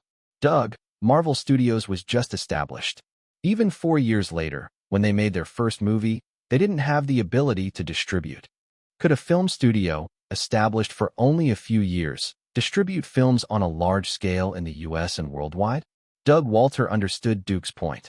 I own 32% of Marvel's shares, and I'm still increasing my stake, and my shares come with voting rights. Duke's voice wasn't loud, and his pace wasn't fast, but his words were very powerful. With my push, it wouldn't be hard for Warner Brothers to secure the distribution rights for Marvel Studios. Hearing this, Doug Walter couldn't help but smile. Marvel Studios had so much confidence because they had Duke behind them, but if Duke sided with Warner, Marvel would enter Warner's system. Doug, have you considered this? Duke said bluntly. If Marvel's superhero movies succeed, and they form the Avengers, and our movies succeed, forming the Justice League, then the two leagues. Duke paused for a moment. Why don't we, at the right time, swallow Marvel? What Duke was talking about was the ideal scenario, but Doug Walter subconsciously believed that both superhero series would succeed because the one pushing them was Duke Rosenberg. If it really worked out, he would become Warner Brothers' most glorious CEO and could receive more stock options and bonuses, with the possibility of even becoming the CEO of the whole group. However, Doug Walter immediately thought of the biggest issue. Duke, DC's superhero movies have been in decline for too long. The topic took another turn, returning to the far-off problem. After thinking for a moment, Duke said, Doug, if my suggestion is accepted, I hope the company will make a complete plan. As for DC's superhero movies, Duke smiled. Leave Batman for me. Don't give it to anyone else. Don't worry. Doug Walter heard the best news of the evening. Duke, Bruce Wayne is yours. He then asked, when do you plan to start the Batman project? Soon. Duke thought about his schedule and said, after the Lord of the Rings trilogy, I need a break. I plan to make a low-budget action film first, then focus on Batman. I plan to make a whole new trilogy. Once I'm done with the Return of the King's post-production, I will draft out the outlines for both the action film and the trilogy. Doug Walter's spirits lifted. I'll take full responsibility for pushing it from Warner's side. These were major decisions related to Warner Brothers' future development, and even Duke and Doug Walter could only come to an understanding. In a company with such complex shares, involving huge projects and the future of the company, these decisions couldn't be made by just one or two people. After discussing a few more details, Duke changed the subject. How's the contact with Steve Jobs going? He keeps asking Pixar to talk to us, but he's in no rush, Doug Walter replied helplessly, smiling. Jobs is an old fox. His first choice is still Disney, but he's trying to use Warner as leverage against Disney. However, Michael Eisner has a sharp conflict with him and refuses to make any concessions. It's said that during a joint meeting between Disney and Pixar, the two directly argued. Duke frowned. How much of a chance do we have? It's hard to say now. Doug Walter lightly tapped his fingers on the sofa. Pixar still has 2 animation feature contracts to fulfill. With Pixar's production style, it'll probably be 2004 before they can complete the contract. Everyone wanted to swallow such a delicious cake as Pixar Studios, and Doug Walter added, the group's stance is very clear, do whatever it takes to acquire Pixar Studios. Even if we can't swallow them, we'd better establish a cooperative relationship. In Hollywood, every movie company was starting animation projects, and Warner Brothers was weak in this area. As long as they acquired Pixar Studios, this weakness would turn into strength. Of course, with Disney holding the advantage, how hard it would be to acquire Pixar from Steve Jobs was obvious. Before leaving the meeting room, Doug Walter asked, are you directing Marvel's Iron Man? Duke shook his head. Not in my plans for now. Marvel Studios lacks experience and needs long-term preparation. Walking out of the meeting room and back to the banquet hall, Duke saw Ivanka hurriedly coming over. She asked with concern, where have you been? I went out to socialize for a bit, and I lost track of you. I was talking to Doug about some things. Duke took her hand and walked towards Tina Fey. Work-related stuff for the future. Oh my God. Ivanka frowned, slightly complaining. The Lord of the Rings trilogy isn't even finished, and you're already planning your future work. My dear. Duke linked his arm with hers. This is my passion. When they reached Tina Fey, Duke opened his arms to the other woman chatting with her. Sophia, long time no see. Yes, long time no see, Duke. Sofia Coppola walked over and hugged Duke lightly, then turned to Ivanka. Hello, Miss Trump. Hello, Sophia. Ivanka greeted warmly, knowing she was one of Duke's few friends. Just call me Ivanka. The two women exchanged friendly greetings. How's your new movie coming along? Duke asked. We're going to Tokyo next month with the crew, Sofia Coppola winked playfully. Guess who the lead actress is? Scarlett. Duke had heard from Scarlett Johansson before that she went with Sophia to scout locations in Tokyo. Her mouth certainly can't keep a secret, Sofia Coppola muttered, then said. Scarlett's acting has improved a lot. Duke nodded. You've trained her into an artsy girl. Sophia stood up and lowered her voice. My film is aiming for the Oscars. Maybe your Return of the King will compete with mine. Chapter 457. A new project between father and daughter. Chapter 457. Chapter 457. A new project between father and daughter. How difficult is it for a woman to win the Oscar for Best Director? Actually, those who know the Oscars understand that in this era, it's basically impossible. The Oscars are not just about having an excellent work. Even though the feminist movement has gradually gained momentum, it's far from the level it would reach later on. Without the proper social factors, Sofia Coppola would at best only receive a nomination. Even with the Coppola family backing her and the support of major film studios, as well as hiring Harvey Weinstein's brothers for publicity, her chances were almost zero. These factors could not possibly oppose the grand societal trends. Even the Weinstein brothers would fail in such a case. While the Academy has its biases, it never belongs to any one person. After the launch party, Marvel Studios returned to its usual quietness. It was just one of many newly formed production companies in Hollywood, like Duke's studio back in the day. Even with a special figure like Duke supporting it, the company needed a considerable amount of time to develop. Moreover, after Marvel's upper management experienced a bankruptcy protection crisis, they learned many valuable lessons and realized the importance of patience. A week after the party, Doug Walter brought good news. Warner Brothers had canceled the Catwoman and Superman Returns projects and was negotiating with DC Comics to form a dedicated division to explore the possibility of creating a series of DC superhero films, including how to approach serialization. At the same time, Warner Brothers and DC Comics had no objections to giving Duke control of the Batman series. Meanwhile, the post-production editing of The Return of the King was also nearing its final stages. Duke rejected some of his initial edits and decided to re-edit the Battle of Minas Tirith and the Battle of Pelennor Fields. Mike, remove all of Frodo Baggins' scenes from the battlefield scenes. I don't want fragmented battlefield shots. In the editing room, after Duke watched the footage edited by Mike Dawson, he shook his head, cut down the length of Frodo's scenes. If we give most of the time to the battle scenes. Mike Dawson stopped mid-sentence. Having worked with Duke for 10 years, he certainly understood Duke's philosophy. Without affecting the narrative, large battle scenes should always be prioritized, and any introspective emotional scenes that professionals might praise were, in Duke's eyes, expendable. Scenes reflecting the character's emotions are necessary, but should be balanced. Duke knew his strengths, and, since The Return of the King was longer than the first two films, slowing down the pacing would make the entire movie feel dragged out, which would make the audience impatient. Since The Two Towers, Duke had gradually reduced Frodo Baggins' scenes to quicken the pace of the film. As long as the story's progress is conveyed, that's enough. He wasn't making an art film or a fan-targeted movie. His primary focus was on the large, eye-catching scenes. Of course, large scenes wouldn't be overused either. Just like Frodo's scenes, they would be done in moderation.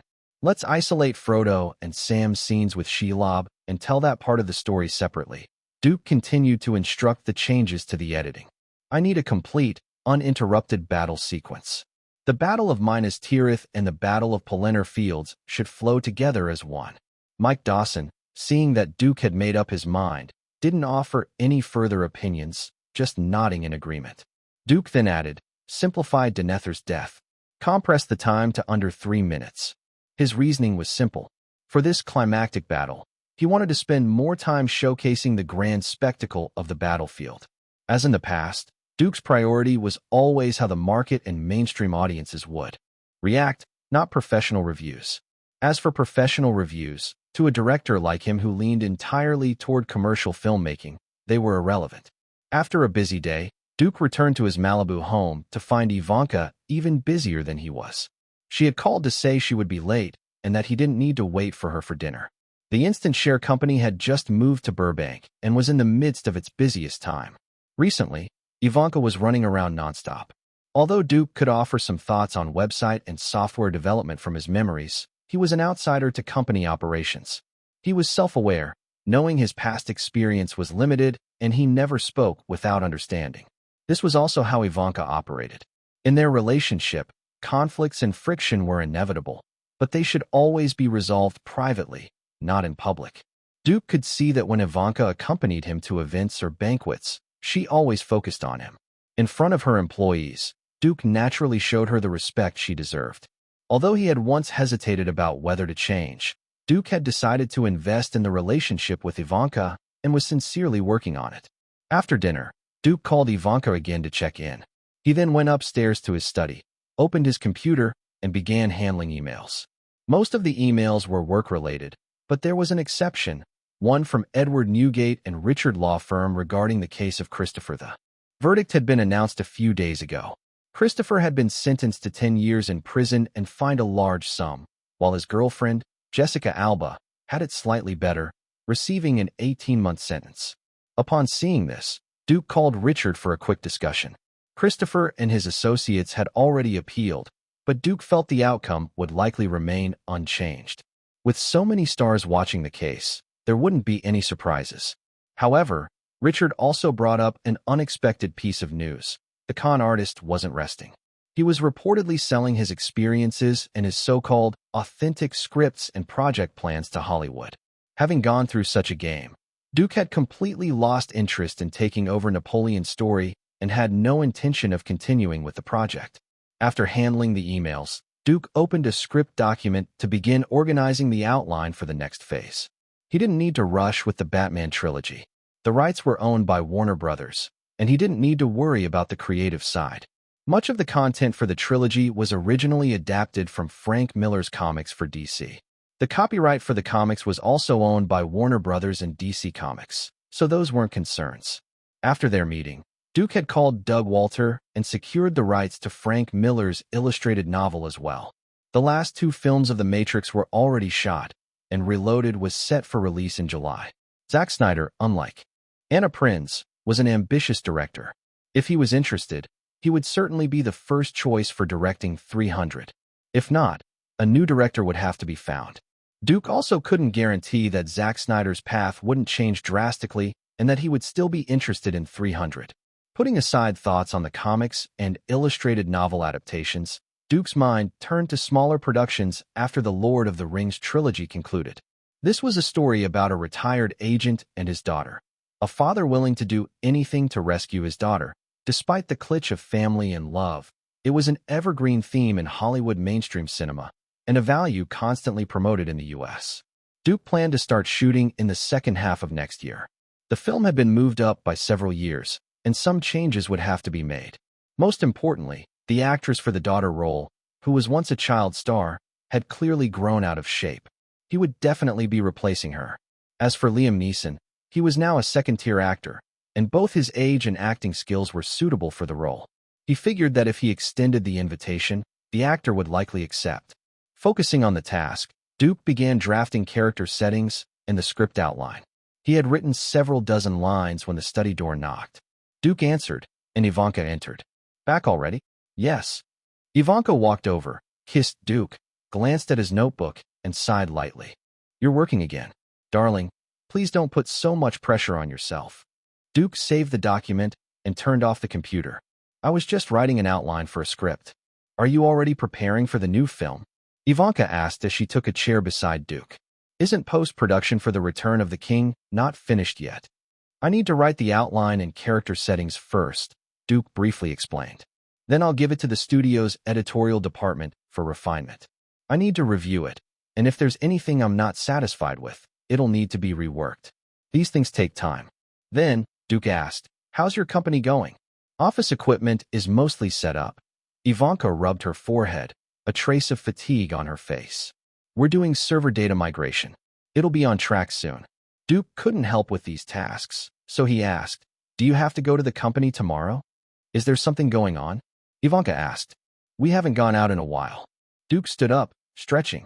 "The premiere of Matrix Reloaded is coming up, so let's go shopping at Rodeo Drive tomorrow, and I'll get you a dress." Ivanka stood up. "Sounds good.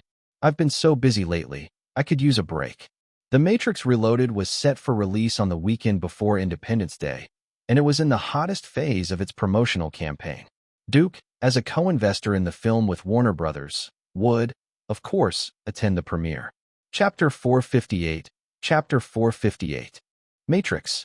This is a report from Warner Television, live from the Mann Village Theater in Westwood, where the highly anticipated premiere of The Matrix Reloaded is taking place behind me. The camera shifted to the red carpet, with the reporter providing commentary off-screen. Today is truly star-studded, with the male lead Keanu Reeves making an appearance, waving to the crowd, exciting the fans gathered here. Female lead Charlize Theron made a glamorous entrance, causing the male audience to go nearly crazy. Other cast members like Hugo Weaving, Monica Bellucci, and Jada Pinkett Smith are also attending the premiere. Jada Pinkett Smith even appeared with her husband Will Smith, truly a matching couple. Many other stars and directors have also graced the red carpet, such as Demi Moore, George Clooney, and Steven Soderbergh, showing the undeniable charm of the film. According to reports, the most iconic scene for Keanu Reeves in The Matrix Reloaded is when he fights off 100 Agent Smiths. For this battle scene, Keanu Reeves trained intensively with 12 martial arts instructors for 12 weeks. In interviews, he confidently said, "My action scenes are much better than the first movie. This battle features over 700 continuous fight moves." Director Zack Snyder required the moves to not only be thrilling, but also incredibly intense. To blend violence and aesthetics, Keanu Reeves, fight choreographer Tiger Chun, and his stunt team worked tirelessly for months. After shooting the scene, Keanu Reeves spent every day in ice baths to soothe his muscle fatigue. During the first film, Keanu Reeves and the other main cast members underwent nearly half a year of fight training. When training for the sequel The Matrix Reloaded, everyone was mentally prepared. Director Zack Snyder said the training for Reloaded and Revolutions was several times more difficult than the first movie, with a lot more fighting and special effects.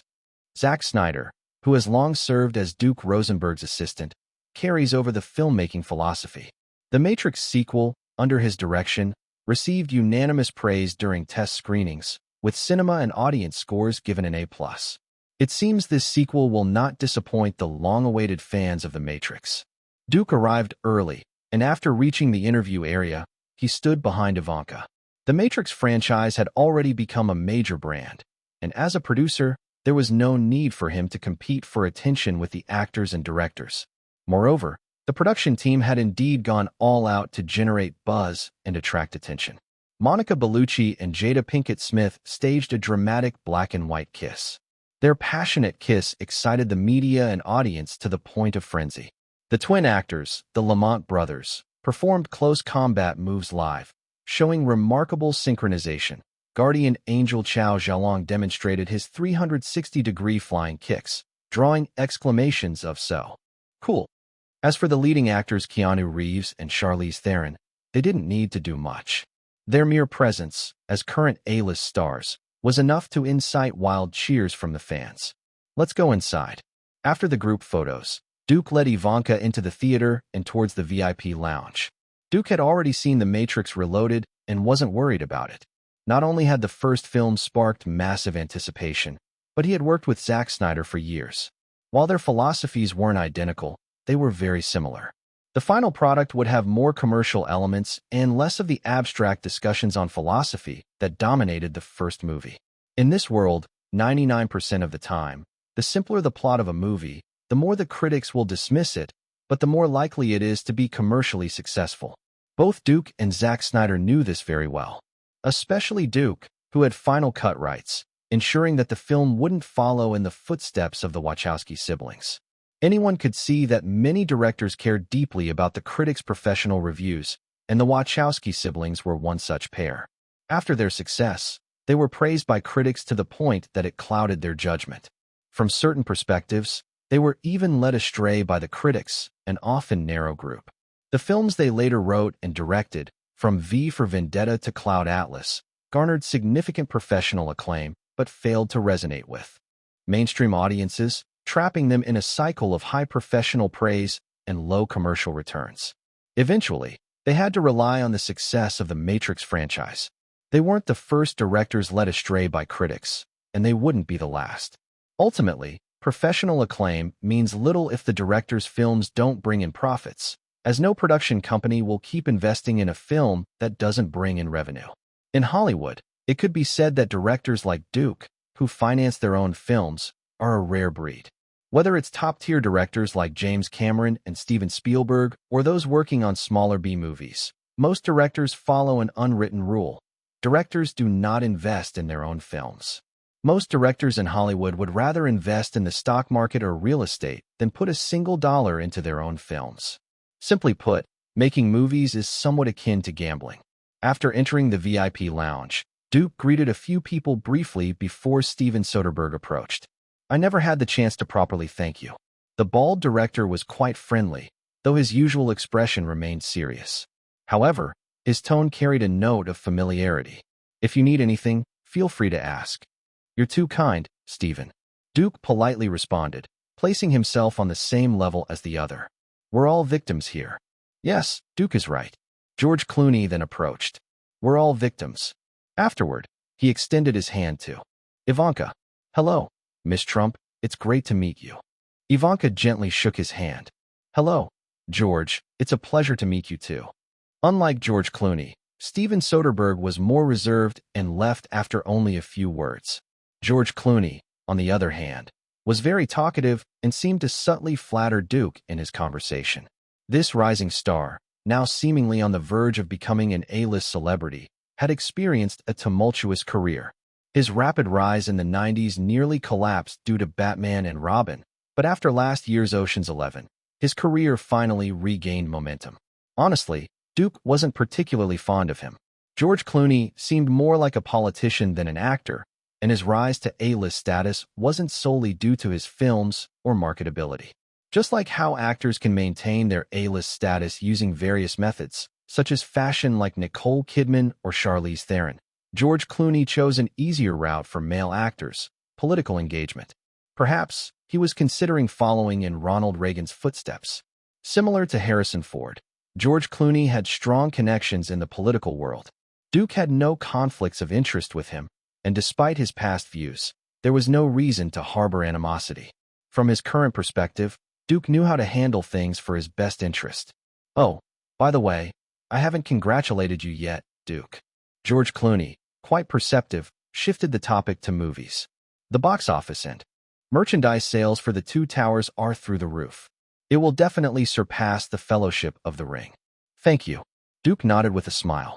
After exchanging a few more words, George Clooney smartly took his leave. Next, Demi Moore, Mickey Rourke, and others came over to say hello. Their conversations all inevitably turned to the box office and merchandise of The Two Towers, as it was undoubtedly the biggest winner of the summer. After the release of Spider-Man, The Two Towers box office began to decline but remained steady, earning nearly $60 million in the past 3 weeks alone. The North American box office totaled $436.79 million, and the global box office reached $995.22 million. The trajectory of this fantasy epic remained healthy, and even the odds in Las Vegas had stopped accepting bets on the film's North American and global box office surpassing The Fellowship of the Ring's totals a month ago. It was clear to everyone, both in the industry and out, that The Two Towers would surpass The Fellowship of the Ring in both North American and global earnings, and professional media like The Hollywood Reporter had already declared it the box office champion for the year. As for merchandise, despite a reduced licensing income due to most of the deals being made during The Fellowship of the Ring's release, sales of various products remained impressive, reaching nearly $400 million in just 2 months. Hollywood had long recognized that merchandise profits far exceeded box office earnings. Speaking of merchandise, it was impossible not to mention the pillar of Hollywood films today, DVDs. By the time of the Oscars, The Fellowship of the Ring had sold over 24.2 million copies globally, generating a staggering $497.3 million. After that, the crew members entered the lounge. Not long after, people in the lounge began making their way into the theater. The Matrix was coming again. Chapter 459, the fourth blockbuster of the season. Chapter 459, Chapter 459, the fourth blockbuster of the season. The new Matrix Reloaded gave Duke a different feeling.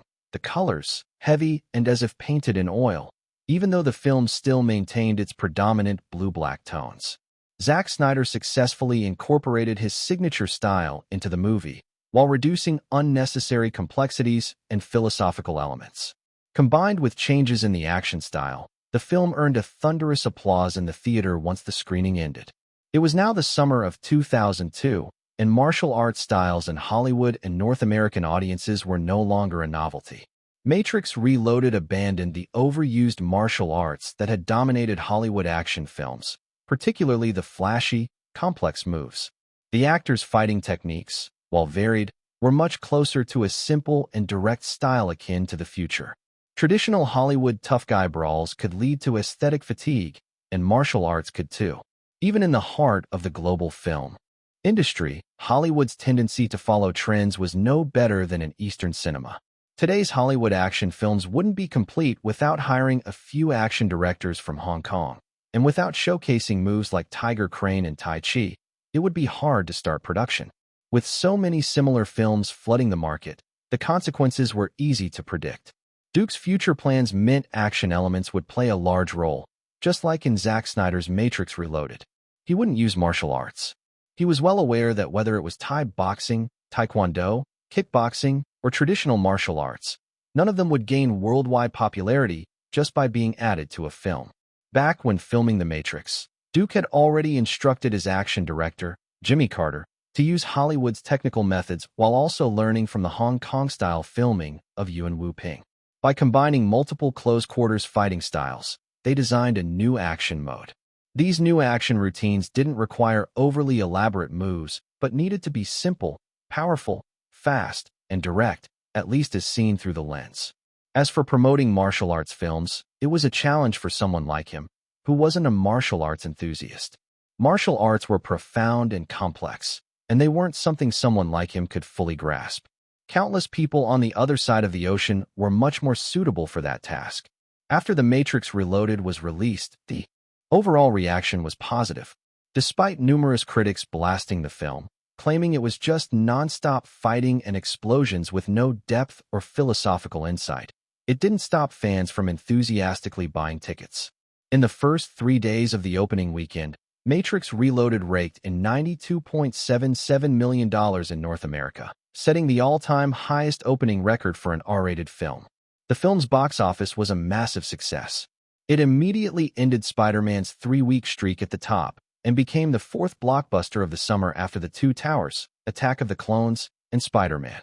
By the second weekend, although the film faced the limitations of its R rating and couldn't maintain the extraordinary stability of The Two Towers, it still managed to keep its drop under 50%. In the second weekend, it grossed $51.02 million, reclaiming the North American box office crown. In just 10 days, its North American box office surpassed $200 million, reaching $211.05 million. It was clear, this was another film that would make over $300 million in North America. By the end of July, when the summer of 2002 came to a close, the two films associated with Duke, The Two Towers and Matrix Reloaded, were undoubtedly among the winners. The Two Towers started its wide release in the first weekend of the summer with 3,876 theaters. By August, the number of theaters had dropped to 1,462, but its North American box office had accumulated $478.55 million, and its global total had reached $1.123 billion. While Spider-Man performed well, projections showed its North American and global box office would only reach around $400 million and $900 million, respectively. Duke had almost secured the North American and global annual box office titles in advance. Even constrained by the R rating, Matrix Reloaded had a strong word of mouth from its predecessor and solid quality. After a month in theaters, its North American box office had already neared $300 million.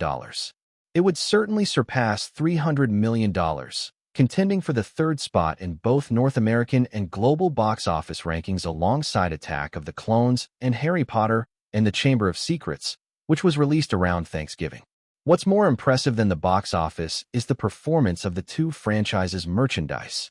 At the Warner Brothers board meeting, Doug Walter, the newly appointed CEO, was enthusiastic, saying, "From the release of The Fellowship of the Ring until the end of July, merchandise related to The Lord of the Rings has sold $1.732 billion worldwide, with the highest sales coming from the Fellowship of the Ring DVD set, which reached $521 million. Doug Walter looked at the board members around the table with confidence, saying, "The soundtrack and DVD sales of The Two Towers will undoubtedly surpass The Fellowship of the Ring." As soon as Doug finished speaking, all the board members turned to Duke, who had single-handedly driven almost a third of Warner Brothers' revenue. Duke quietly sat there, saying nothing. After all, he was the largest individual beneficiary of the film. In fact, compared to the overall profits from the film's box office and merchandise, the $200 million he had earned in net dividends seemed like nothing.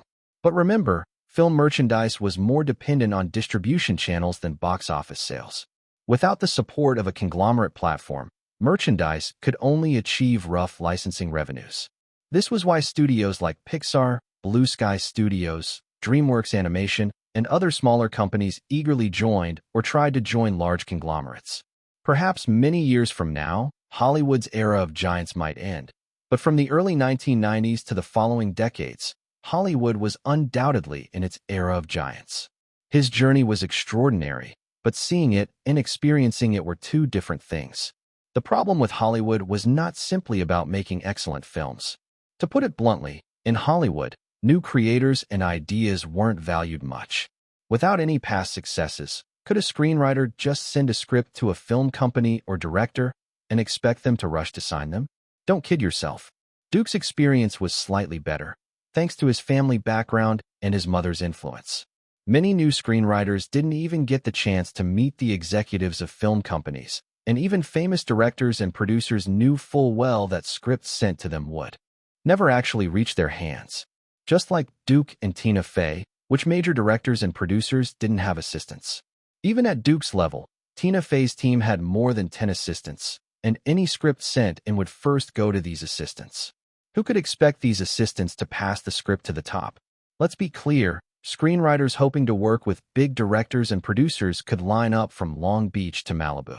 Working with a top director meant a very real chance of success, and that success would provide the screenwriter, who was typically the weakest link in the project, with a chance to rise and become a sought-after scriptwriter. Take Erwin Kruger, a former famous screenwriter. Did his plots make sense, or were they brilliant? No, but he wrote several installments of Transformers, even though it was ridiculed by countless people, and the production companies still didn't replace him. This is a brutally realistic industry.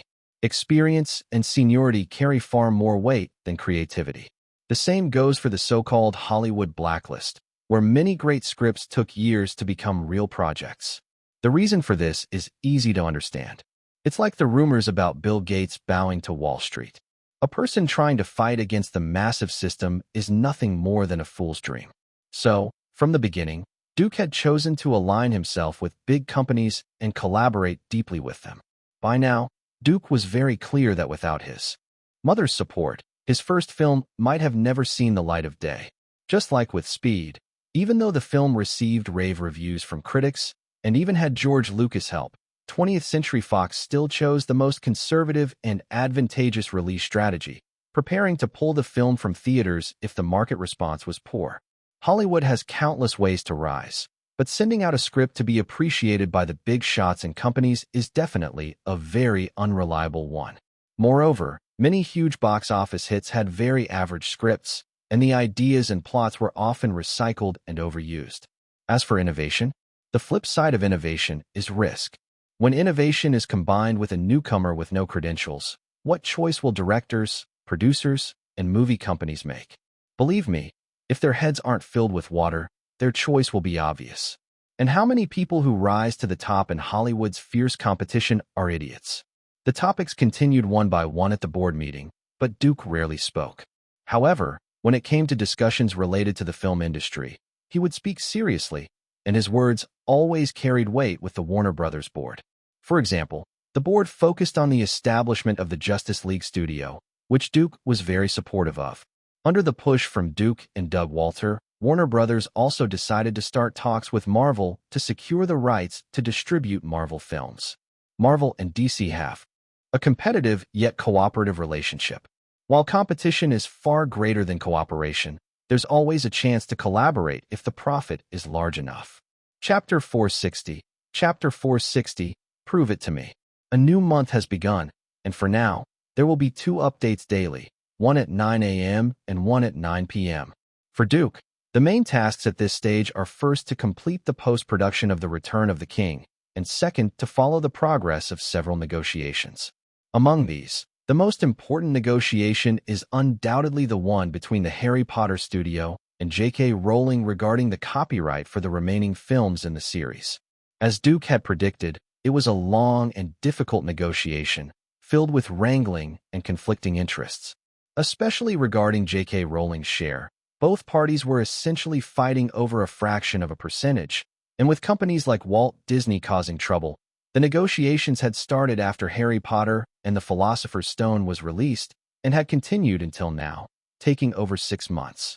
After both sides made certain compromises, they finally reached a new agreement. From Harry Potter and the Prisoner of Azkaban onward, J.K. Rowling would receive 95% of all peripheral revenues, including box office earnings, and the Harry Potter studio would pay a one-time basic fee of $60 million for the rights to adapt the last 4 books. This was inevitable. There is no such thing as free profit in Hollywood. Harry Potter and the Philosopher's Stone had been a huge success, and J.K. Rowling and her management team weren't foolish. How could they abandon the profits they were entitled to? Meanwhile, the crew had signed new contracts with all the actors. Most of the recurring characters' salaries had been increased, especially for the younger actors, whose new contracts raised their pay to the million-dollar level and provided compensation from the profits of Harry Potter and the Philosopher's Stone's success. As long as it didn't affect the profit sharing, replacing actors was only a last resort. The crew still preferred to use the original cast as much as possible. However, the entire series' progress would be slightly delayed. There were 2 main reasons. 1, Chris Columbus no longer wanted to continue, and Duke was also considering replacing the director. 2, the young actors were entering their voice-changing and rapid development stages, so the project would pause for a year. Additionally, these young actors were required to take acting lessons at Duke's request. Similarly, since the crew was paying them high salaries, they had to deliver corresponding performances.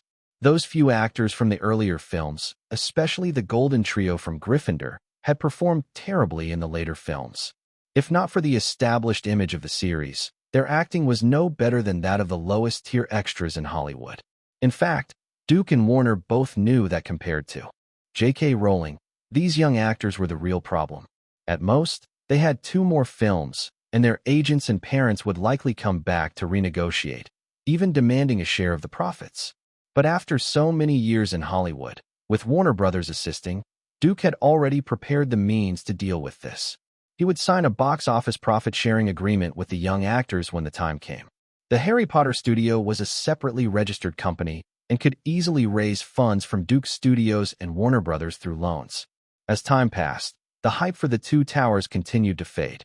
In August, North America only earned $23.5 million in box office revenue, even though the soundtrack and DVD packages hadn't been released yet. The promotion for The Return of the King had officially begun. Because the release was still far off, and especially with the success of the first 2 films, the market was full of anticipation for the finale. Warner Brothers continued to focus the promotion around the 2 towers, while Duke only occasionally leaked some information after completing the post-production work for The Return of the King. Director Rosenberg, any chance you could share some details about The Return of the King? Outside the Lord of the Rings studio, Duke was stopped by several entertainment reporters. Hearing their questions, he rarely cooperated, answering a few sentences. "I will use my instant share account to publish the latest posters, trailers, and release news. You can follow at any time and feel free to repost. Instant share account. One reporter paused, while another reminded him. It's the social website where the first poster for the Return of the King was released.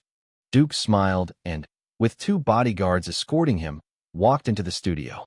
He greeted the publicity department and, every few days, would use his instant share account to post the latest updates about the film. Though his involvement on the website was minimal, Duke still helped promote it within his capabilities. After the earlier posts, the website saw a massive surge in registration, reaching over 500,000 users thanks to the success of the Lord of the Rings films. For a website still in its early stages, this was an impressive number. Hi, Duke. As soon as he entered the office, Wallace Lee knocked on the door and entered, seemingly wanting to discuss something. Lee, what's up? Duke gestured to the chair opposite his desk after sitting down. Wallace Lee sat down, knowing Duke's working style, and directly asked, "How do you think I've been performing lately, boss?" Having struggled in the independent film scene for many years, he understood that opportunities had to be seized, and he would take the chance to promote himself when needed. Not bad. Duke nodded in recognition. You've done better than I expected. Duke knew some of the habits of people who had come from the independent film scene. Perhaps his old classmate had hit many obstacles in the indie world and didn't have much of an artistic aura, but his work in the post-production of The Two Towers and The Return of the King could indeed be described as excellent. Duke understood what he was trying to say, raising his hand to stop Wallace Lee from speaking. After a moment of consideration, he said, "But that's not enough, Lee. I've already got the adaptation rights. You'll need to prove your capability in the coming period. Show me you're worth investing in." If just the post-production work of 2 films could get him to invest millions of dollars, it would be a joke. Like all Hollywood companies, movie investments were never simple. Decisions weren't made off the cuff. Every investment and every project launch was made with great caution.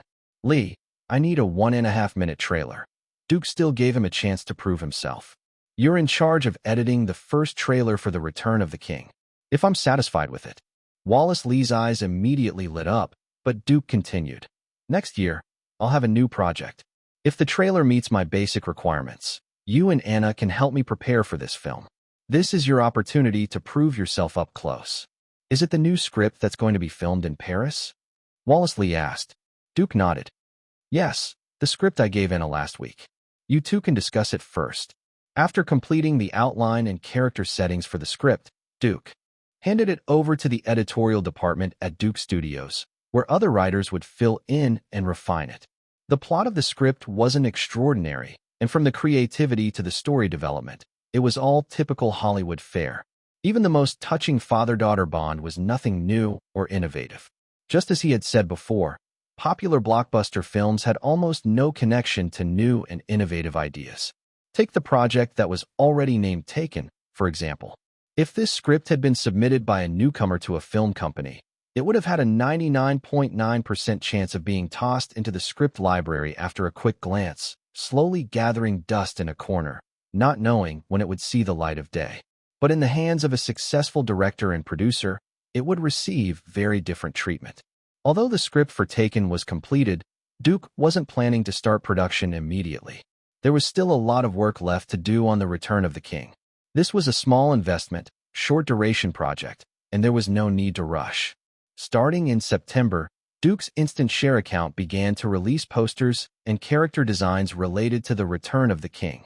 As a major shareholder, he had also communicated with Google to ensure that whenever anyone searched for The Return of the King or the social website, instant share would appear at the top of the results. Moreover, under his suggestion, the instant share company had simplified the functions of the newly launched websites and social software to make them easier for users to use.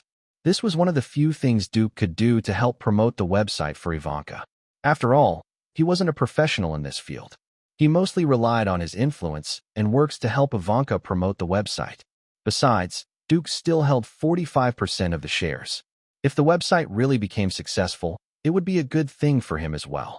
By late October, thanks to aggressive promotion, the Instant Share website had surpassed 1 million registered users, with nearly 300,000 daily visits. Although it was still far from competing with blogs or other websites, it was already developing very well in its category. At the same time, after long screenings, The Two Towers finally broke the $500 million mark in North America on October 25th. It was the second film in history to cross the $500 million mark in North America, and Duke's first film to achieve that milestone. As for its global box office, it surpassed The Fellowship of the Ring, reaching $1.215 billion. However, unlike when The Fellowship of the Ring crossed the $1 billion mark, the American media and movie fans were calm. They had already seen Duke's success several times before, and after the long wait, the media and public didn't find it surprising anymore.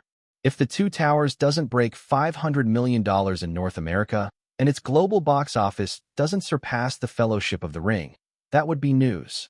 The review in the Los Angeles Times undoubtedly represented most people's opinions. Nevertheless, it was an achievement worth celebrating.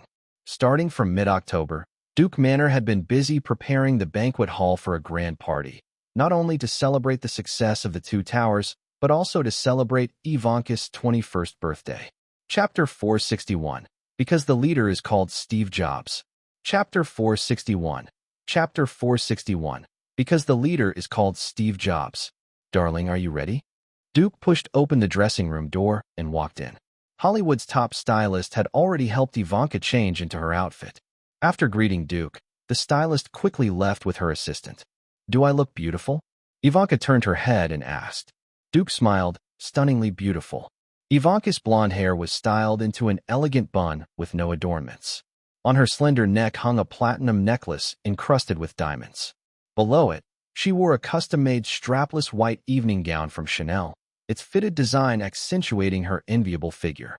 Is the gown a little tight? Duke walked over. Ivanka looked in the mirror and said, I think it fits perfectly. Understanding Duke's implication, she playfully rolled her eyes, leaned close to his ear, and whispered, I've prepared another tighter, sheer gown. I'll wear it for you tonight. Duke's eyes lit up immediately. I'd love that. Smiling, Duke handed her a box. Your birthday gift, my dear. Happy birthday. Thank you. Ivanka took the box, shook it lightly, and asked, May I? Duke made a gesture of invitation. Ivanka opened the box, revealing an exquisite watch. It's beautiful. Ivanka examined it carefully. It was a top-tier Patek Philippe, clearly custom-made. No matter the angle, the sapphire-studded dial displayed her silhouette. I love it, she added, appreciating the elegant and understated design that resonated with her own style. Removing her bracelet, she handed the watch to Duke and extended her wrist. Would you help me put it on? At your service. Duke gently brushed her wrist. My lady, do I look that old to you? Duke shrugged, helped her put on the watch, glanced at the time, and then took her hand, saying, It's about time. We should head down. At the top of the staircase leading to the banquet hall, Duke descended first. The music in the hall came to an abrupt stop, and countless guests turned their eyes toward them. Duke raised his hand, presenting tonight's star. When Ivanka turned at the staircase, appearing before everyone, the hall erupted in applause. Ivanka's look emphasized sweetness. Holding Duke's arm, she descended gracefully, greeting guests offering birthday congratulations. Her etiquette, demeanor, and elegance were impeccable. You look stunning, Ivy. Doug Walter approached with his girlfriend, greeting Ivanka before joking. Duke, you'd better be careful tonight. Others might set their sights on Ivanka. If anyone dares. Duke replied just in time. I'll throw them into the ocean. What if it's me? A bold, booming voice rang out nearby. Duke smiled apologetically at Doug Walter before turning. Hello, Donald. You're late. Donald Trump appeared slightly displeased. I ran into traffic on the way. Dad. Ivanka released Duke's arm and went over to hug Donald. His tone carried a hint of reproach. I had everything prepared in New York, yet you refused to come back. Glancing at Duke, Ivanka softly replied, My career is in Los Angeles. This is a great opportunity to expand my network. As Ivanka mentioned, though this was an extremely important 21st birthday in the U.S., after the cake cutting and formalities, the event inevitably turned into a networking party. Duke's reputation was significant. Not only were Hollywood stars and executives present, but even notable figures from Silicon Valley attended this birthday celebration he meticulously organized for Ivanka. Just as Ivanka accommodated him in public, Duke also considered her needs. Knowing she was highly ambitious, Duke invited influential figures from the IT industry, which delighted Ivanka, as it allowed her to connect with successful individuals from Silicon Valley. Among them were some of Duke's former or current collaborators, such as Yahoo's Jerry Yang, Google's two founders, and Apple's renowned Steve Jobs. I also see a bright future for virtual social platforms. After briefly learning about Ivanka's company, Jobs showcased his charisma. However, Apple is currently undergoing a critical transformation and cannot afford to divert resources into this area. Ivanka smiled. I've heard Apple is preparing to reorganize its resources. Indeed. Though speaking to Ivanka, Jobs kept glancing at Duke. Suddenly, he said, Ivy, expanding a social platform requires substantial funding. Are you interested in Apple's investment? If needed, I'll reach out to you personally. Ivanka, though young, handled the conversation adeptly. Duke raised an eyebrow slightly. He could tell Steve Jobs wasn't joking. Did this mean Jobs truly saw great potential in Ivanka's company? These true visionaries and successful entrepreneurs had unique insights, after all. Finishing his conversation with Ivanka, Jobs turned to Duke. Duke, may we talk? Of course. Duke was also keen to chat with this iconic figure, especially as he and Warner Brothers had never stopped eyeing Pixar studios. Ivanka, being sharp, immediately said to Duke, I'll go introduce Dad to some West Coast friends. Once Ivanka left, Duke and Jobs walked to the floor-to-ceiling windows overlooking the ocean. The quieter area was more suited for discussing business matters. Duke, I need your support. Steve Jobs, never one to beat around the bush, said directly. I'm driving Apple's reform but facing considerable resistance. Duke nodded lightly. Whether in a nation or a corporation, every reform inevitably touched entrenched interests. While Apple bore Jobs' mark, it had yet to reach its future dominance, and Jobs himself held limited shares, with opposition forces present on the board. What do you need from me? Duke asked just as directly. At the shareholders' meeting, support me fully. Hearing this, Duke smiled. Most of his Apple shares were voting shares. Had Apple not been in dire straits before, he wouldn't have acquired them. Of course, Jobs might not have returned to Apple otherwise. Duke understood Jobs' personality to some extent. After returning to Apple, he had been systematically eliminating dissenters. But for now, Jobs wasn't the Jobs of the future, and some adversaries weren't so easily defeated. After thinking for a few seconds, Duke looked at Jobs and naturally asked, What's in it for me?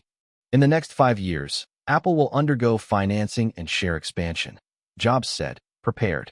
I promise you'll have priority in investing and maintaining your current stake. This promise was highly tempting, especially for someone like Duke, who knew how formidable Apple would become. But in reality, Duke shook his head. Steve, since 2000, Apple's stock has been declining, with its market value dropping from nearly $10 billion to $6 billion. How can I be sure my investment won't go down the drain? Jobs offered only one answer. Because Apple's leader is Steve Jobs, that's not enough reason for me to support you. While Duke admired Jobs in some ways, his decisions weren't driven by sentiment. This was a business discussion where interests determined everything. Trying to form personal bonds with figures like Jobs was futile. These titans, even if they wanted to, would doubt anyone's motives for approaching them. Jobs, after a few moments of silence, glanced toward Ivanka and said, I, along with Pixar Studios, will join Instant Share and commit to posting updates about Apple and Pixar's animations every 3 to 5 days. This, undoubtedly, would attract significant attention to Instant Share. After considering for half a minute, Duke extended his hand. Pleasure doing business, Steve. Likewise. As they shook hands lightly, Duke continued. Steve, I heard Pixar's negotiations with Disney are at a standstill because Michael Eisner refuses to make concessions. While Duke and Jobs discussed Pixar, a Latino man arrived at the manor, handed over his invitation to security, and entered. Stopping his car, he made his way toward the banquet hall, his bright eyes and slightly messy mid-length hair exuding an air of indie film artistry. Chapter 462. Chapter 462. Standing out in a crowd. As a director from Mexico, Alejandro González Iñárritu has always been working in the independent film circle. So far, although he has only directed one small-budget independent production, Amores Perros, it has been highly praised by film critics. When the film was released last year, many critics gave his debut scores of 9 or above. This gave Alejandro González Iñárritu great confidence in his future. He decided to continue pursuing the path of art films and planned to make an independent movie with a higher budget. His demands were not high. Just around $10 million in investment would suffice. However, dreams are always full, while reality remains harsh. Despite the high praise from critics, Amores Perros only managed a global box office of just over $5 million. With his new script in hand, Iñárritu approached every Hollywood production company capable of investing $10 million. Not only was there no company willing to invest, but he couldn't even meet with any top executives. It wasn't that no one appreciated his script, but whenever investment was mentioned, the response was immediate refusal. To those who read the script, its artistic nature absolutely did not justify an investment of $10 million. Especially at Sony Columbia, 20th Century Fox, and Warner Brothers, Iñárritu faced countless dismissive looks. Recently, he realized why this was happening. All three companies have major superhero movies under their banners, while his script delves into the destructive impact of superhero roles on actors. However, at Warner Brothers, Iñárritu encountered someone who shared his sentiments: Michael Keaton, the first-generation Batman. Through Keaton's introduction and assistance, Iñárritu learned about a party taking place in Malibu and managed to secure an invitation. After doing some research, Iñárritu found that not only were there senior executives from several Hollywood film companies at the party, but also big-name producers such as Charles Roven, John Landau, and Kathleen Kennedy. This was undoubtedly a great opportunity for him to sell himself. The problem was, with so many stars and celebrities at the party, how could he attract the attention of these big shots? As a former radio DJ and someone deeply immersed in the independent film scene, Iñárritu had inevitably adopted an artistic temperament. Influenced by the independent film circle's penchant for characters with mental illnesses, autism, or split personalities, he chose a particularly artistic approach to stand out at the party, hoping to promote himself through his unique behavior and, in turn, his script. Just as Iñárritu imagined, as soon as he stepped into the grand banquet hall of the eye-shaped villa, everyone who saw him was left speechless, as if they had witnessed something inconceivable. This artistically inclined director indeed used an equally artistic method to instantly attract everyone's attention.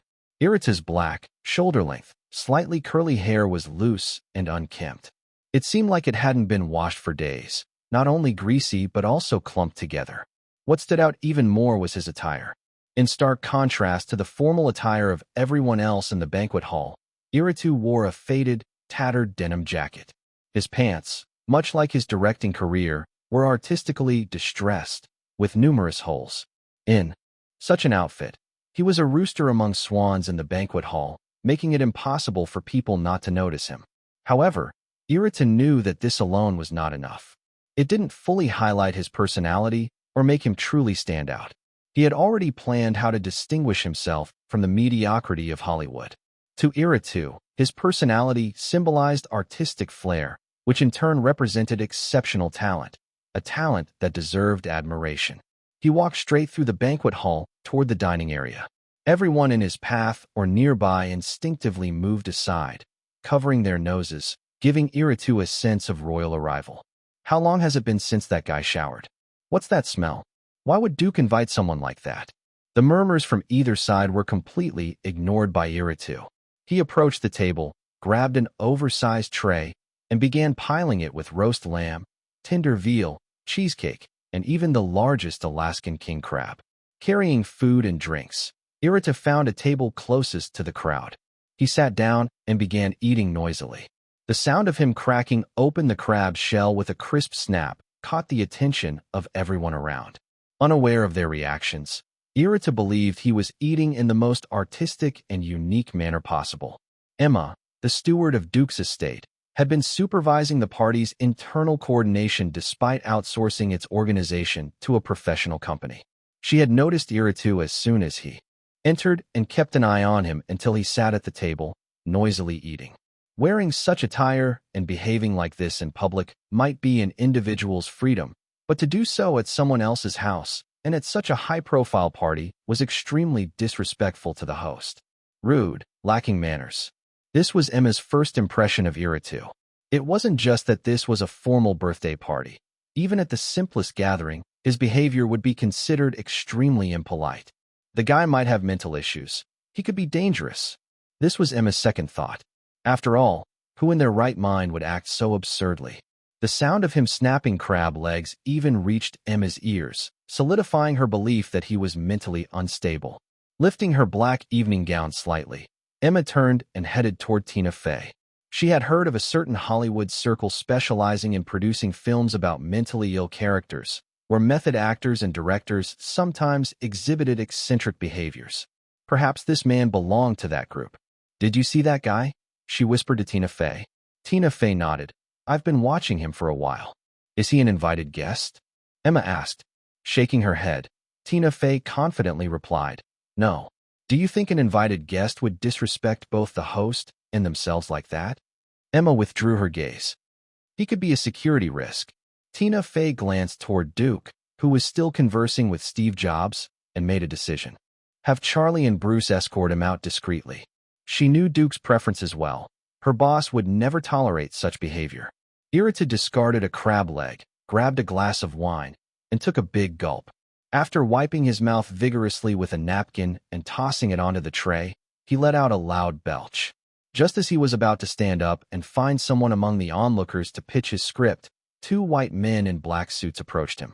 The older man smiled and said, "Sir, Miss Tina Fey would like to have a word with you." Hearing Tina Fey's name, Iritu's eyes lit up.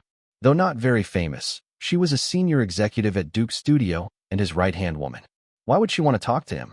Though his thoughts were highly artistic, Irita didn't believe she was interested in him personally. After a moment's thought, a possibility dawned on him. Could it be that his outstanding behavior had caught Duke Rosenberg's attention? Not only was Duke a top director, but also a billionaire. A $10 million investment would be nothing to him. Considering Duke's deep ties with Warner Brothers, and the fact that he had submitted his script to Warner, perhaps Duke had already read it. Thinking this, Irita nodded and followed the two men out of the banquet hall, still imagining how his long-take technique could astonish both God and Satan alike. However, as soon as they stepped out, Irita noticed something odd. The two men flanked him and led him toward the parking lot. "Where are we going?" he asked. "Apologies, sir," said Bruce, the professional bodyguard. "Please leave. Your attire and behavior are too disrespectful." "No, sir, please lower your voice," Tina Fey interjected, emerging from the shadows. "Now, I formally ask you to leave and offer you a piece of advice. Appropriate attire and basic etiquette show respect not only to the host, but also to yourself." Ignoring her words, Irita began.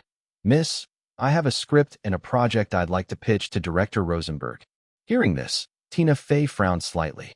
Before she could respond, Irita added, "The project will use a long-take filming technique." Initially, Tina Fey had a sliver of hesitation, but upon hearing about the long-take technique, a hallmark of artistic filmmaking, she gestured to Bruce and Charlie, instructing them to escort the overly artistic director off the estate. Previously, she and Duke had discussed the long-take method, and her boss had shown zero interest in such artsy filmmaking techniques. Driving out of the estate, Irita glanced back at the imposing mansion with a hint of resentment in his eyes. He had merely wanted to showcase his uniqueness, but instead, he was deemed disrespectful and kicked out. Chapter 463. Chapter 463. Turmoil in Hollywood. One-take shot. After the banquet, Duke shook his head at Tina Fey's words. "Don't bother with him." Then, Duke turned to his housekeeper, Emma, and said, "If we encounter people like that again, just have Bruce and the others kick them out. Let's go rest." Duke took Ivanka out of the banquet hall and headed towards the living room. After a night of socializing, both of them inevitably felt a bit tired. Pouring 2 glasses of water, Ivanka sat next to Duke, leaning against him. She asked curiously, "What is a one-take shot?" "A one-take shot means the camera doesn't cut," Duke explained briefly. "In a real one-take film, the shooting process cannot allow any mistakes. If even one person messes up, the entire scene has to be res-hot. The difficulty is immense. In Hollywood, when people mention one-take shots, they usually refer to films composed of extremely long takes. True films without cuts or edits are extremely rare, and none of them have achieved wide recognition. While one-take shots are highly praised by professionals, Duke had no interest in them at all, not only because of the difficulty involved, but also because without editing, the films often become slow-paced artistic productions. He had never considered investing in or directing an art film.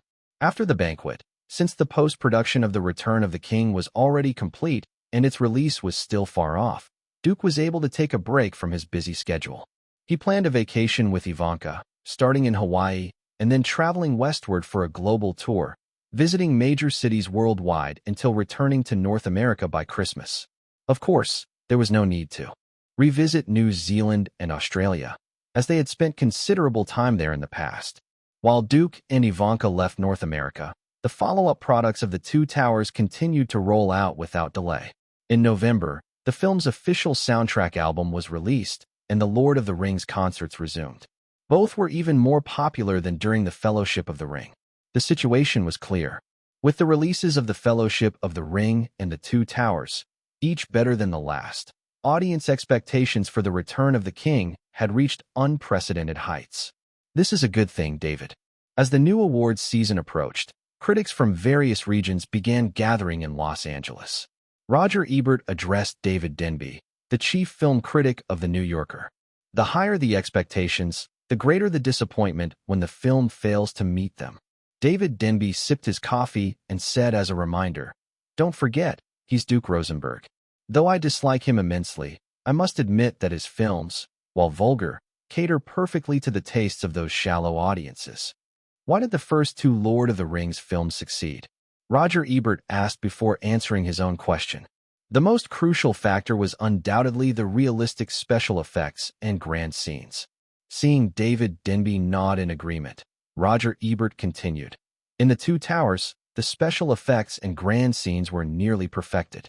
If Duke Rosenberg fails to surpass himself in The Return of the King, or even just maintains the same standard as The Two Towers, it's bound to disappoint audiences. That will be our chance. David Denby pondered for a few seconds before saying, "Don't forget, Roger, our influence during the summer box office season has already diminished significantly." That's true. Roger Ebert chuckled. However, there must be plenty of people in Hollywood rooting for both him and Warner Brothers to fail. Do you think other companies are willing to watch Duke Rosenberg take the annual box office crown 3 years in a row, or even turn The Return of the King into the next Titanic? As long as the film has problems, attacks from other companies will undoubtedly follow in waves. That's almost inevitable. Roger Ebert seemed to regain the glory of the 1980s, speaking with high spirits. And as for us, we'll focus on sabotaging him during the award season. As long as professional film critics exist as a group, we must not let him win Best Director. Just as Roger Ebert predicted, Hollywood's major companies were fully aware that a potential box office bomb was brewing and set to explode in the next summer season. Judging from the performance of the previous two films, the power of the upcoming bomb was bound to be astonishing. Any rational company would steer clear of it. Has Warner's release schedule been finalized? In Universal Pictures' office, Ron Meyer was visibly agitated as he questioned the head of the distribution department sitting across from him. "I don't care what method you use. Find out the exact release date of The Return of the King as soon as possible." "Our team is working on it," the executive replied helplessly. Warner Brothers needs to discuss the release date with Duke Rosenberg, but Duke is currently on a global trip with his girlfriend. He won't be back in North America until the end of December at the earliest. A global trip? Ron Meyer seemed on the verge of losing his temper. "Call Nancy Josephson and use whatever means necessary to determine Duke's intended release date within a week." The executive left the office reluctantly, while Ron Meyer grabbed a glass of water and drank it in large gulps to quell his rising anger. It was no wonder he was so anxious. Universal had 3 high-budget films scheduled for release next summer: Van Helsing, Bruce Almighty, and The Fast and the Furious 2. To minimize impact, these films would need to be spread across May, June, and July. Without knowing the release date of The Return of the King, Universal couldn't finalize the exact release dates for its films. However, based on previous patterns, The Return of the King would likely premiere in May. His plan was to schedule The Fast and the Furious 2, a relatively low-budget niche film, in May. As long as it was released 1 or 2 weekends apart from The Return of the King, it wouldn't suffer significant losses. Although the Thanksgiving and Christmas movie seasons of 2002 had not yet begun, many companies were already preparing for the summer of 2003. Walt Disney was among them. The company's executive vice president for film operations, Cook Dick, faced challenges similar to those of Ron Meyer. Disney also had major productions slated for the summer of next year, all of which were over $100 million in budget. There was no room for error. In recent years, the success of The Lord of the Rings had sparked a trend in epic fantasy films. Major companies were rushing to produce such films. Universal had created Van Helsing, while Walt Disney's contribution to the genre was Pirates of the Caribbean. Cook Dick wasn't optimistic about Pirates of the Caribbean, but Disney had invested heavily in it. Even if he had reservations, he couldn't let it directly compete with The Return of the King. A derivative work clashing with its inspiration would undoubtedly lead to disaster. The other Disney film fared slightly better. Pixar's Finding Nemo had a vastly different target audience than The Return of the King and would face less impact. Based on North American screening and viewing habits, animated films typically released in late May or early June. The exact date for Finding Nemo would depend on whether The Return of the King premiered in early or late May. A phone call interrupted Cook Dick's thoughts. He answered to hear Steve Jobs' voice on the other end. "Cook, Finding Nemo will be completed on schedule," Steve Jobs informed him. "And let me remind you, keep Pixar's release schedule as far away from Duke Rosenberg's film as possible. I don't want our work to clash with that lunatic's project in the summer season." "Steve, I was already thinking the same," Cook Dick replied helplessly. "The problem is, we don't know the exact release date of The Return of the King. I'll remind you of one thing. Duke is a Marvel shareholder." Hearing Steve Jobs' words, Cook Dick's eyes lit up.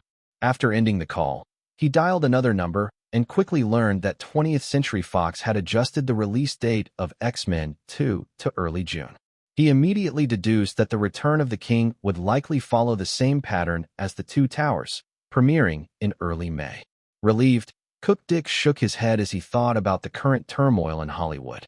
A single film that hadn't even been released, yet was causing such chaos with its scheduling alone. Who else but Duke Rosenberg could achieve this? He was certain that while many were hoping for Duke Rosenberg's downfall, no one dared to pit their films directly against The Return of the King.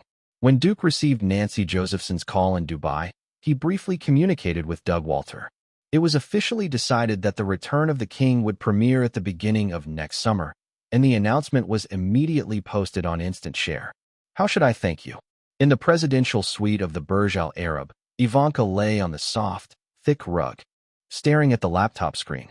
Within half an hour of Duke's post, it had received over 50,000 views. She turned her head towards him, raising an eyebrow. Duke was lying on one side, as naked as Ivanka. His eyes, which had been fixed on the ceiling, shifted to her snow-white, upturned hips, then slowly moved upward until they settled on her plump, red lips. Noticing his gaze, Ivanka suddenly extended her pink tongue and slowly licked her lips. "Are you seducing me?" Duke murmured, moving closer to her. Staring at her luscious lips, he said, "Could you do it again, darling?" Ivanka leaned over and gave him a light peck on the lips. A trail of kisses followed, moving from his chin to his neck, then down his chest, until her long golden hair cascaded over his entire abdomen. Chapter 464. Chapter 464. Duke's father. After leaving Dubai, Duke and Ivanka traveled north, gazing from Mount Zion in Jerusalem, boating in Venice's Water City, admiring Florence's Cathedral of Santa Maria del Fiore, cheering at Madrid's Santiago Bernabéu Stadium, tasting coffee at Amsterdam's unique cafes, and finally arriving in Paris after Thanksgiving. Because of their travels, they missed the premiere of Harry Potter and the Chamber of Secrets. Upon arriving in Paris, the first thing Duke did was walk into a theater to watch the film. After the success of Harry Potter and the Philosopher's Stone, aside from negotiations with J.K. Rowling, Duke had barely put any effort into this project, handing it entirely to Robin Grant to manage. Unless exceptional circumstances arose, this production manager was expected to oversee the series until its finale. Changing directors is inevitable. After leaving the theater, Duke didn't call for a car. Instead, he walked a short distance along the street before reaching the banks of the Seine. Holding Ivanka's hand, they walked along the river, discussing the film they had just seen. It truly isn't as brilliant as the first one, Ivanka said as she pulled Duke toward an open-air cafe by the riverbank. From an outsider's perspective like mine, the decline in quality is quite apparent. They found a table, ordered 2 cups of hot coffee, and sat down. Duke took a sip and remarked, "This is one of Chris Columbus's old flaws." Huh? Ivanka was puzzled. Duke added a cube of sugar to his coffee and explained, "Chris Columbus is one of Hollywood's best family-friendly directors, but his issues are quite significant. The sequels he directs often fall short compared to the first film. So you and Warner Brothers plan to replace him?" Ivanka was starting to understand. "That's just part of it." Duke shook his head slowly. "The other part is that he isn't suitable for the increasingly adult tone of the later films. Plus, Columbus himself doesn't want to continue directing." Ivanka nodded, holding her coffee cup. Before taking a sip, she asked, "Do you already have a suitable new director in mind?" "Robin and Warner Brothers are in the process of selecting one." Duke finished his coffee, noticed the fatigue on Ivanka's face, and suggested, "Let's head back early to rest." "Okay," Ivanka replied, linking her arm with Duke's. "Let's go back to the hotel." Upon returning to the hotel suite, Ivanka's assistant, Rita, knocked and entered. Even though they were traveling around the world, neither Duke nor Ivanka could entirely abandon work, so the assistant temporarily acted as their support. She didn't come for Ivanka but approached Duke directly, handing him a fax. "This just came from Duke's studio." "Thank you." Duke nodded at her, and the assistant left as quickly as she had entered. "Do you have work to do?" Ivanka, having taken off her coat, sat on the sofa. "Are you going to the study?" "Not really. Just the North American box office statistics from the past 2 weekends." Duke sat beside Ivanka and said, "Harry Potter and the Chamber of Secrets." Having just watched the film and not being impressed, Ivanka asked, "Did the box office take a big hit?" "There's been a decline, but it's not drastic," Duke said, glancing at the data. Opening weekend grossed $88.35 million. The second weekend $45.22 million. And in 10 days, its North American cumulative gross is $158.66 million. "That's not bad," Ivanka noted. In this aspect, Ivanka shared a similarity with Duke, valuing commercial success above all. "The box office performance is decent," Duke smiled, "but the real story is the merchandise." Since Harry Potter and the Chamber of Secrets was released, merchandise sales in just 5 English-speaking countries have reached nearly $200 million. Ivanka sighed, leaning against Duke with her arm propped on his leg, supporting her chin. "What's wrong?" Duke kissed her lightly on the forehead. "My rational side tells me the film industry is a highly risky business, but what I see is how incredibly profitable it is." Ivanka sighed again. "I feel like I chose the wrong industry." "My dear," Duke encouraged, "you've chosen the future. No one can guarantee the future." All Duke could do was seize the present. Because they frequently visited the UK, Duke and Ivanka didn't cross the English Channel but continued traveling north, intending to experience the icy landscapes of Scandinavia. However, upon arriving in Stockholm and just settling into their hotel, they received an unusual invitation, a request to visit a manor in the nearby countryside. "My master said you'd recognize him once you meet," the messenger stated before leaving the hotel. "Do you know anyone in Sweden?" Ivanka asked curiously. Duke thought for a moment before shaking his head. His affair with the Swedish princess had ended years ago. Could it be an invitation from Princess Victoria? As soon as the princess crossed his mind, Duke dismissed the idea. This clearly wasn't a royal invitation. Suddenly, Duke had a guess about who it might be. "Should we go?" Ivanka asked. Duke nodded solemnly. "We'll go." After resting at the hotel for the afternoon, Duke requested a car, close to dusk. The driver, following the address on the invitation, reached the countryside manor in under half an hour. The building was a typical Nordic-style structure, evidently older than a few decades judging by its architecture. Their car was guided to the villa entrance, and as soon as it stopped, a butler-like figure came over to open the door for them. After Duke and Ivanka got out, he gestured for them to follow. "The gentleman is waiting for you in the dining room." the butler said, leading the way. Duke followed him silently, passing through a long corridor and turning into a large, elegantly or uniquely decorated dining room. One wall was adorned with Western oil paintings, while the other displayed shelves filled with porcelain. Judging by the patterns and designs, Duke could tell the porcelain wasn't British, Dutch, or Japanese, but Eastern, possibly antiques. He wasn't interested in these, giving them only a cursory glance before focusing on the center of the dining room. A long oak dining table stood there, and at its head sat a middle-aged man with brown hair tinged with gold. His well-maintained appearance suggested he was in his 40s. The angular contours of his face bore a slight resemblance to Duke's. Even though Duke had been a child when this man disappeared, his experiences had been anything but ordinary. Despite slight changes in the man's appearance, Duke recognized him immediately. Surprised Duke? The man's smile exuded charm as he gestured politely to Ivanka. "Please, have a seat, Miss Trump." Duke nodded at Ivanka, and they both took seats to the left of the middle-aged man. "I'm a bit surprised.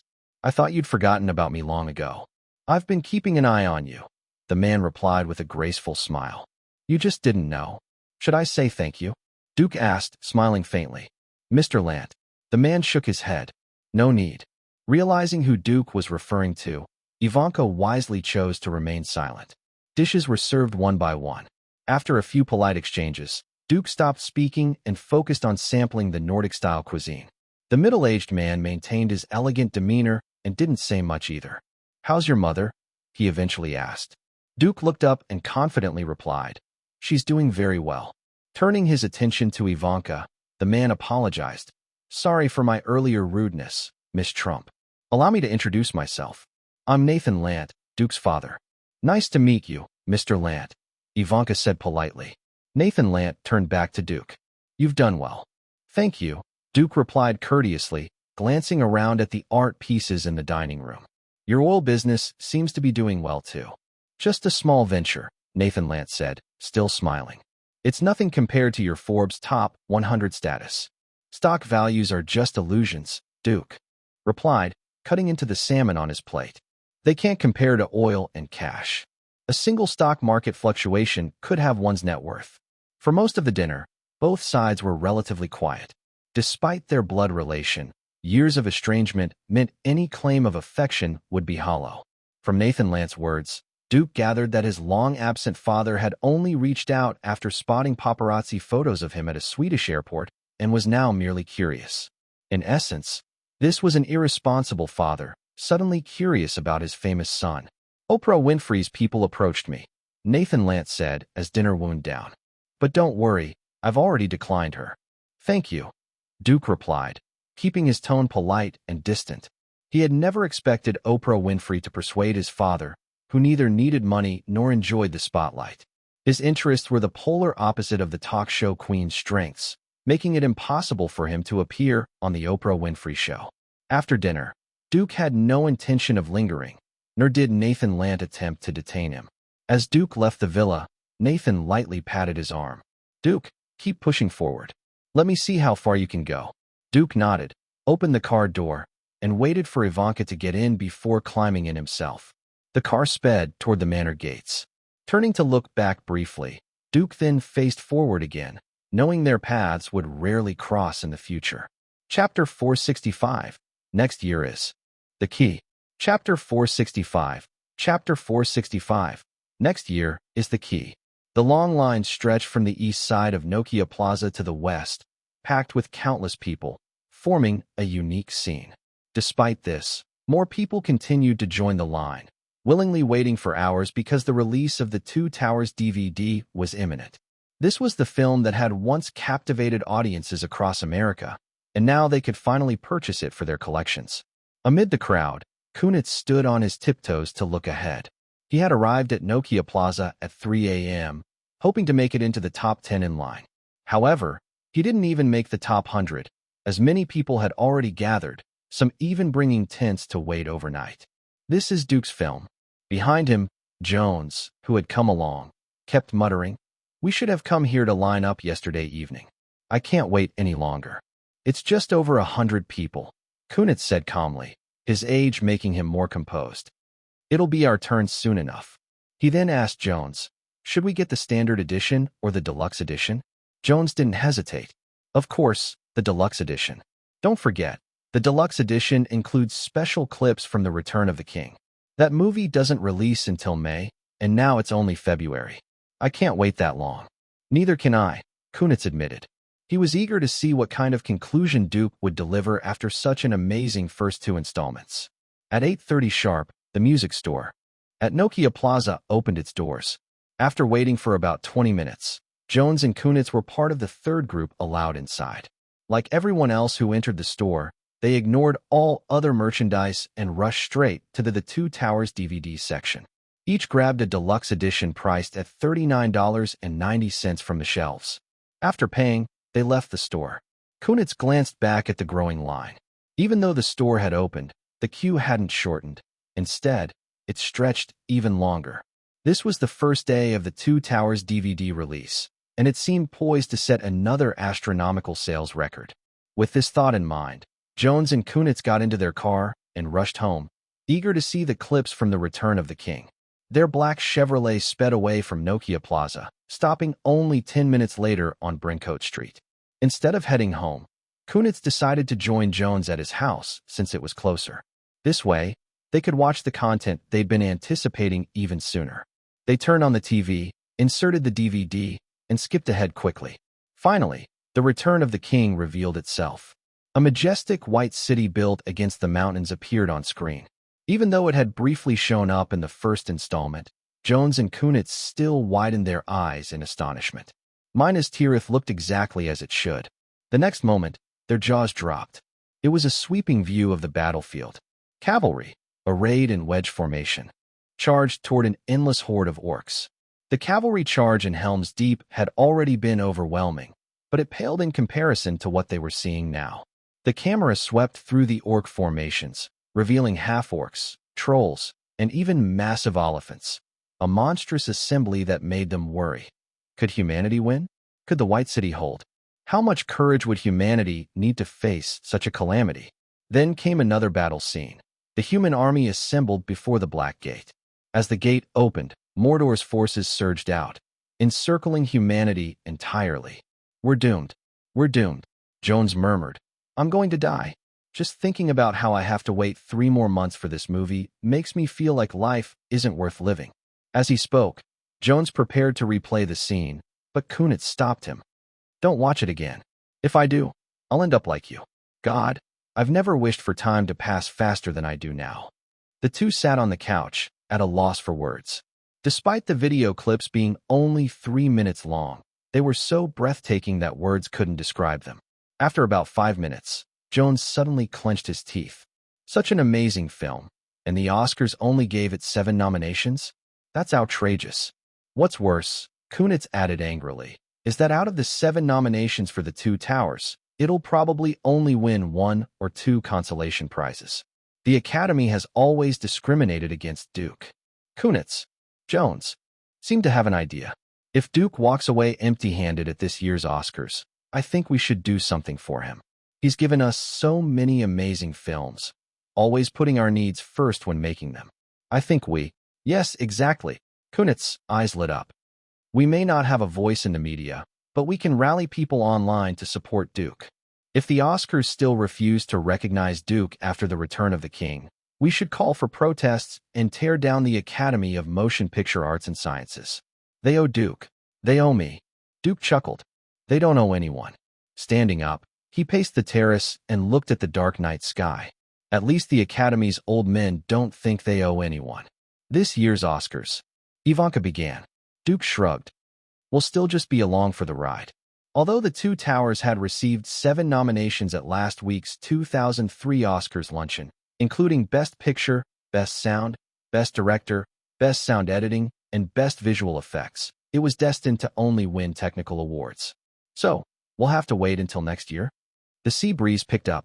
Ivanka stood up and draped Duke's coat over his shoulders. Next year is our best chance. Duke tightened his coat.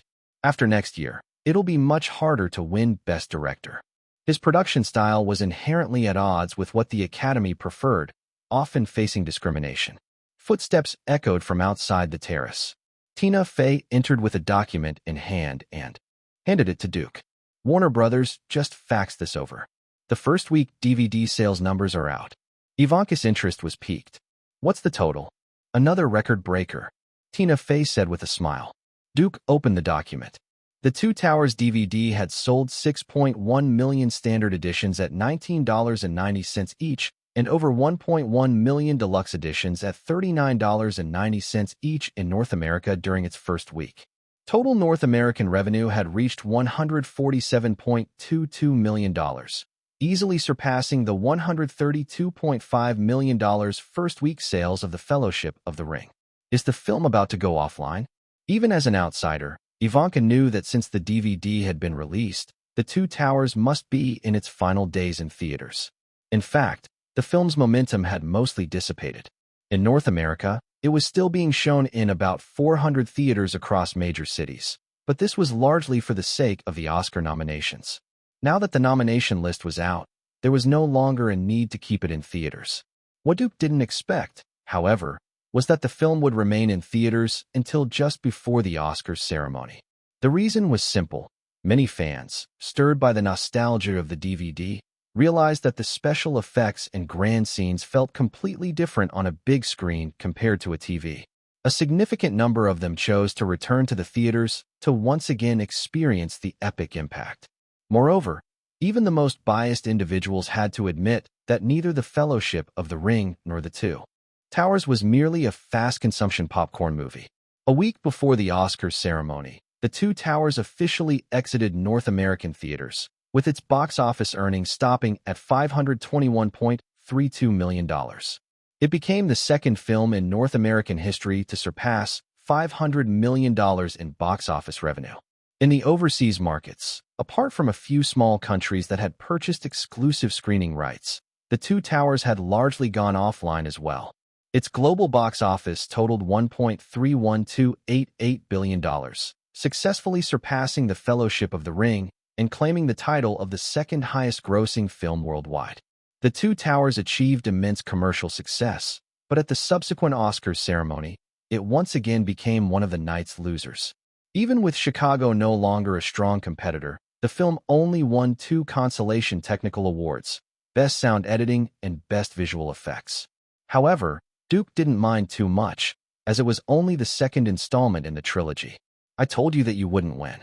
As Duke exited the Kodak Theater, he encountered Roger Ebert. To be precise, it seemed that Ebert had deliberately waited for him near the exit. This most famous film critic in America, though speaking in a low voice, did not hide his antagonistic attitude. Not this year, and not next year either, Ebert said. Duke merely smiled lightly. Let's wait and see the results next year. Watching Duke walk away unconcerned, Roger Ebert ignored the glances from others nearby, stepped out of the Kodak Theater, and pulled out his phone to make a few calls. He then headed toward a CAF in the Highland Center. The CAF wasn't far, and after a short 10-minute walk, Roger Ebert pushed the door open. His gaze swept the room briefly before spotting a group of other renowned film critics sitting together. He quickly walked over to join them. We've won again. As a film critic for The Hollywood Reporter, Todd McCarthy was in a great mood. Ever since someone had disrupted their field, he had been waiting for this day. We can't let our guard down, David Denby said cautiously. Don't forget, next year is the key. If he succeeds next year, everything we've done over the past 2 years will become a joke. He won't succeed, Roger Ebert declared firmly. Our influence on commercial films may be dwindling, but this is awards season. It's our last stronghold. The group subtly regarded Ebert as their leader, and he continued confidently. The Oscars may be over, but our work isn't done yet. We can start reminding the Academy ahead of time about what kind of choices to make next year. Chapter 466. Chapter 466. Being a good man is not easy. Movies can be divided into commercial and artistic categories, which form the 2 primary types of Hollywood films. Countless historical examples, particularly the brilliance of the Golden Age, have proven that only artistic films can create enduring classics and propel Hollywood to the center of the global film industry. Film art deserves respect. The commercial and entertainment aspects of movies must first adhere to artistic principles. However, since the 1990s, commercial elements in Hollywood films have grown increasingly dominant, with a flood of superficial movies becoming mainstream. Especially during this period, directors like James Cameron and Duke Rosenberg have abandoned coherent storytelling, well-rounded characters, and profound themes. Instead, they pursue visual spectacle and sound effects, significantly lowering Hollywood's overall film standards. Even more lamentable is that such movies are becoming more prevalent. Nowadays, throughout North America, the number of thought-provoking, humanistic, and artistic films in theaters has diminished, replaced by a glut of visual garbage, leaving audiences with no other choice. Fortunately, we still have the Oscars and the Academy of Motion Picture Arts and Sciences. The Oscars continue to adhere to artistry as the standard for evaluating films, and the Academy's judges consistently reject commercial films, focusing more on artistic works.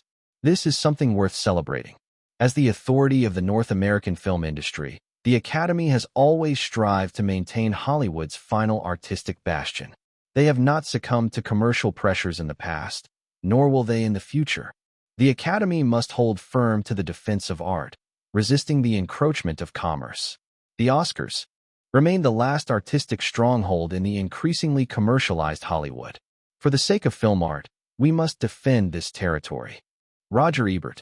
The internet is not just a tool for Hollywood. Conservative-minded film critics like Roger Ebert have also noticed this emerging medium.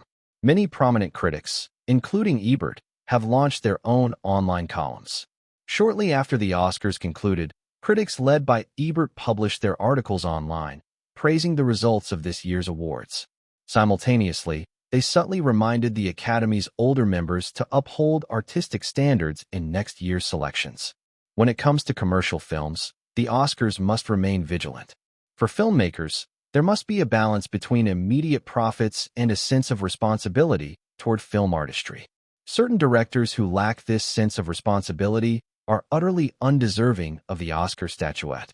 In this era where everything can be trivialized for entertainment, the Academy's rejection of such directors is an urgent necessity. David Denby. In their columns, these critics almost explicitly stated that Duke Rosenberg was unworthy of winning the Best Director Oscar. It seems the conflict between film critics and Duke Rosenberg is heading for an all-out confrontation over The Return of the King. Closing several web pages, Martin Bob couldn't hide his schadenfreude. Roger Ebert and his group have already set their sights on The Return of the King. We must also keep an eye on The Return of the King. Michael Ovitz stood by the floor-to-ceiling window, overlooking the distant city of angels. Memories of his heyday in Hollywood surfaced. Now, he found himself pressured by a director barely over 30, unable to confront him directly. If anyone makes a mistake, we must strike immediately. Should we reignite the rumors about Billy Boyd and Ian McKellen? No. Ovitz raised his hand to interrupt Martin Bob. Those are outdated and useless now. Keep an eye on the main cast of The Lord of the Rings and dig into their past. Martin Bob nodded. Our people are already on it. The Lord of the Rings crew is enormous. Not everyone is as clean as Duke Rosenberg, whose only scandal is his romantic escapades. At this, Ovitz turned, a cold smile on his face. Hollywood is full of people waiting for Duke Rosenberg to fail. If we provide the right opportunity, plenty of individuals and companies will be eager to trip him up. The best way is still to get dirt on Duke himself, Bob sighed. He used to have scandals we could exploit. Now he's turned into a loyal boyfriend. He shook his head, acknowledging that Rosenberg defied conventional expectations. Hollywood had seen directors more talented than Rosenberg, but none matched his market acumen. Directors who understood the market couldn't match his filmmaking. Those who made excellent commercial films lacked his knack for grabbing headlines. Such a director had never appeared in Hollywood before. A good man. Ovitz sneered. Martin, do you really think there are good men in Hollywood? Before Bob could respond, Ovitz continued. Perhaps there are good men here, but Duke Rosenberg, a master of charm, isn't one of them. Bob thought for a moment and nodded in agreement. With his status, the temptations in Hollywood are endless. He may be loyal to Ivanka Trump now, but the future is uncertain. Once the novelty wears off, there will be plenty of gossip to enjoy. He paused, joking. Michael, maybe we should send some attractive actresses from our company to tempt him, causing a breakup with Ivanka Trump. that could distract him and impact his work. Wait. Bob's words seemed to spark an idea. Ovitz paced by the window, rubbing his chin. Martin, have you heard of Michelle Braun? Yes. Bob nodded, a hint of embarrassment on his face. He had once been a client of hers. You've probably read about Rosenberg's rumored type in the tabloids, right? Thinking for a moment, Bob replied. Yes, blonde or brunette, long legs, slim waist. He understood Ovitz's implication. Michael, you mean? Exactly, Ovitz said. If there's no opportunity, we create one. Contact Michelle Braun. But the return of the king is only a month away. Isn't it too late? Ovitz waved dismissively. We've been at war with Duke Rosenberg for nearly a decade. I can wait a few more years. As Bob prepared to make a call, Ovitz reminded him. And don't forget to monitor the rest of the Lord of the Rings crew. Although there was no direct competition among the projects, they wouldn't sit idly by while a longtime adversary continued to succeed unimpeded. Returning to his office, Ovitz picked up the phone and dialed a number in Burbank. The call was transferred to Michael Eisner, chairman and CEO of Walt Disney. Once childhood friends, Eisner and Ovitz had become bitter rivals during their time at Disney. But as time passed and direct conflicts diminished, their relationship gradually softened. While it would never return to its former state, they occasionally aligned on issues of mutual interest. Listening to Ovitz's words over the phone, Eisner's expression grew serious. If you find an opportunity, Disney's media outlets will support you. After hanging up, Eisner walked to his window, gazing toward the distant Warner Brothers building. What he had hoped to acquire had once again fallen into Rosenberg's hands. Following the success of Harry Potter and the Sorcerer's Stone, Eisner had devised a grand plan, never shared with anyone. His team had been in contact with J.K. Rowling, aiming to bring the Harry Potter franchise under Disney's umbrella. The series' appeal to children was perfectly aligned with Disney's platform, which could maximize its potential. He had even envisioned integrating Harry Potter merchandise into Disneytown and creating a Harry Potter-themed section in Disney parks.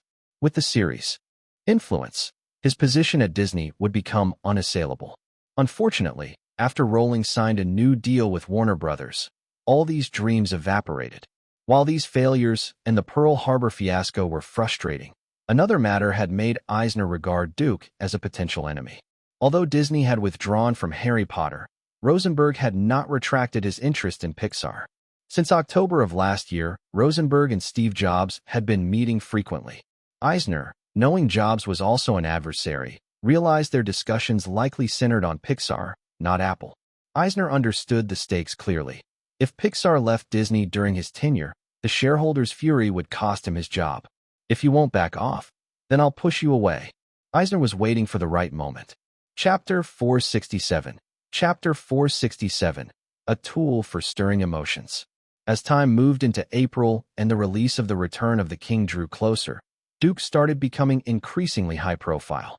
He not only made frequent appearances in the media, but also used his personal website and instant sharing accounts to continuously release the latest updates online. Even though the Fellowship of the Ring and the Two Towers had already done enough to build anticipation for the third installment, there was no room for complacency in promotional efforts at this critical stage leading up to the film's release. Duke even gave interviews to the media. With the growing influence of the internet, in addition to traditional media interviews, he conducted a live interview on the web. Naturally, he chose to host this on the instant sharing platform, ensuring resources remained within his domain. Although the interview was conducted through images and text, on the day of the live broadcast, it effortlessly attracted nearly 800,000 participants. Opportunities to interact with a top Hollywood director and ask questions directly were rare. Especially during the interactive segment, traffic on the instant sharing platform surged to nearly 1 million people. Of course, Duke couldn't answer everyone's questions. The platform had to select a few. Duke, do you frequently go online? Of course. The internet is an essential base for me to understand the dynamics and viewing preferences of my audience. Moreover, I can see some of your comments on my personal website and instant sharing accounts.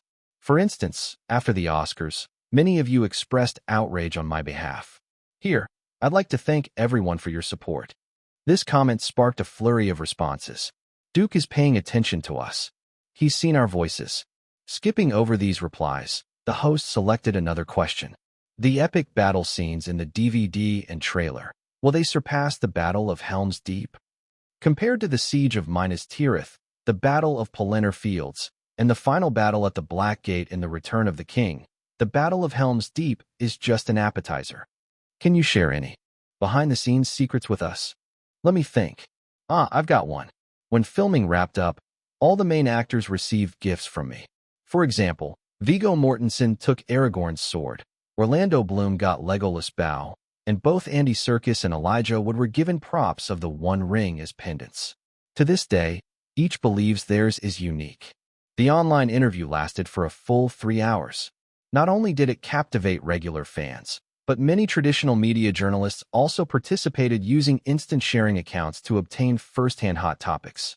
At its peak, the platform's traffic exceeded 1 million people. It was undoubtedly a win-win event. However, Duke's efforts were just one part of Warner Brothers' massive promotional campaign.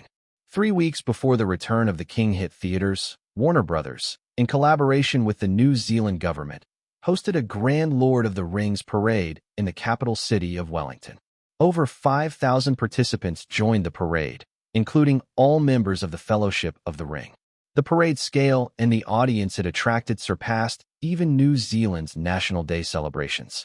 Initially, the New Zealand government hoped to secure the global premiere of The Return of the King. However, Duke was not Peter Jackson, that hefty New Zealander. Considering both influence and promotional impact, he decided to hold the premiere in North America instead. North America was his home turf and the largest box office market in the world. Even so, the New Zealand government cooperated enthusiastically with the film's promotion, as the results were clear. Since the release of The Fellowship of the Ring, the number of tourists visiting New Zealand had more than doubled globally. A week after the Grand Parade in New Zealand, Warner Brothers unleashed a major promotional weapon in late April. Welcome to NBC. Tonight, we bring you a song from the upcoming The Return of the King. Brad Miller, who had already seen advertisements teasing this major announcement, waited impatiently in front of his television. The host's verbose introduction was irritating, but thankfully, the wait wasn't long. That's right, this is the theme song of The Return of the King. Please enjoy The Last Farewell. The Last Farewell? Just hearing the title made Brad Miller's heart sink. Yes, The Return of the King was the final chapter of the trilogy. The series that had accompanied fans for 3 years was about to bid them a permanent farewell. I see daylight fading as twilight rises. I hear the wind sighing, like whispers of sorrow. As snow feathers fall, covering my beloved's resting place, I softly speak this final farewell. A gentle voice began to hum, carrying a faint sadness that evoked memories of parting from friends and loved ones. The screen lit up, and familiar characters and scenes appeared one by one. Frodo Baggins, with his innocent and kind smile, bore the heavy burden of the One Ring, and embarked on a difficult journey. Samwise Gamgee, silent and reserved, always lent a helping hand at crucial moments. Merry and Pippin, mischievous troublemakers, never lacked courage when it was needed most. Aragorn, weathered and determined, found his path to becoming king after Boromir's death. Legolas, graceful and agile. Gimli, fiery and brave. Gandalf, wise and steady. Listening to the song and watching the flashing scenes, Brad Miller felt an overwhelming sense of reluctance. 3 years of companionship. Was it really coming to an end? Was this magical journey truly concluding? Why did he feel such sorrow? Across 1,000 miles of rivers and mountains, I have tasted countless pains and hardships. With no regrets and no sorrow, I have not forgotten who stood by me through trials and tribulations. Though you and I walk side by side, there is still a time when journeys end and people part. The song's poignant farewell, combined with the content on screen, was an emotional weapon. Despite Brad Miller's nearly 50 years of age and awareness of its manipulative intent, he willingly succumbed to it. He could not bear to see the Lord of the Rings trilogy come to an end. He longed for more of Middle-earth's wonders. He wished this series could go on forever. Parting seemed easy to speak of, but when it came, it proved unbearably difficult. The Lord of the Rings trilogy had reached its conclusion. When the song ended and Frodo closed the leather-bound book, the screen faded to black. Brad Miller suddenly felt a tightness in his chest, a mix of anticipation, reluctance, and a touch of sadness. His favorite film series was ending. How could it end so quickly? It felt like it had just begun, yet suddenly, it was the finale. Brad Miller wasn't alone in his emotions. Duke's meticulously crafted music video, distributed through television and online platforms, spread like wildfire across the globe. Laura in New York, her eyes red, called her friends and classmates to plan for an early screening. Chris in Los Angeles, who once protested against The Lord of the Rings, now wished the series could continue indefinitely. David in the UK discreetly wiped away tears, vowing to see the film even if the world ended. Nasri in France took to the streets, shouting to vent his sorrow. Izumi Nakamura in Japan decided to abstain from adult films for weeks to ensure he was fully prepared for the finale. Peterson in New Zealand resolved to visit all the filming locations again before the film's release. Renato in Brazil gathered all his saved coins, calculating how many screenings he could afford. All over the world, fans shared the same goal, securing tickets for the Return of the King. Even before the summer movie season began, theaters were already bustling with activity. At the AMG headquarters, Lynch, in charge of theater operations, yelled into the phone, "I don't care what methods you use." On May 2nd, when the film officially premieres, reduce the screenings of all other films to their contractual minimums. "I want AMG to allocate every available resource to the Return of the King. Don't tell me you can't see the profits this movie will bring to the company." At the Empire Entertainment Group headquarters, newly appointed CEO Rodriguez issued similar orders to his subordinates. "Our principle is simple. Any theater owned by Empire Entertainment must screen The Return of the King.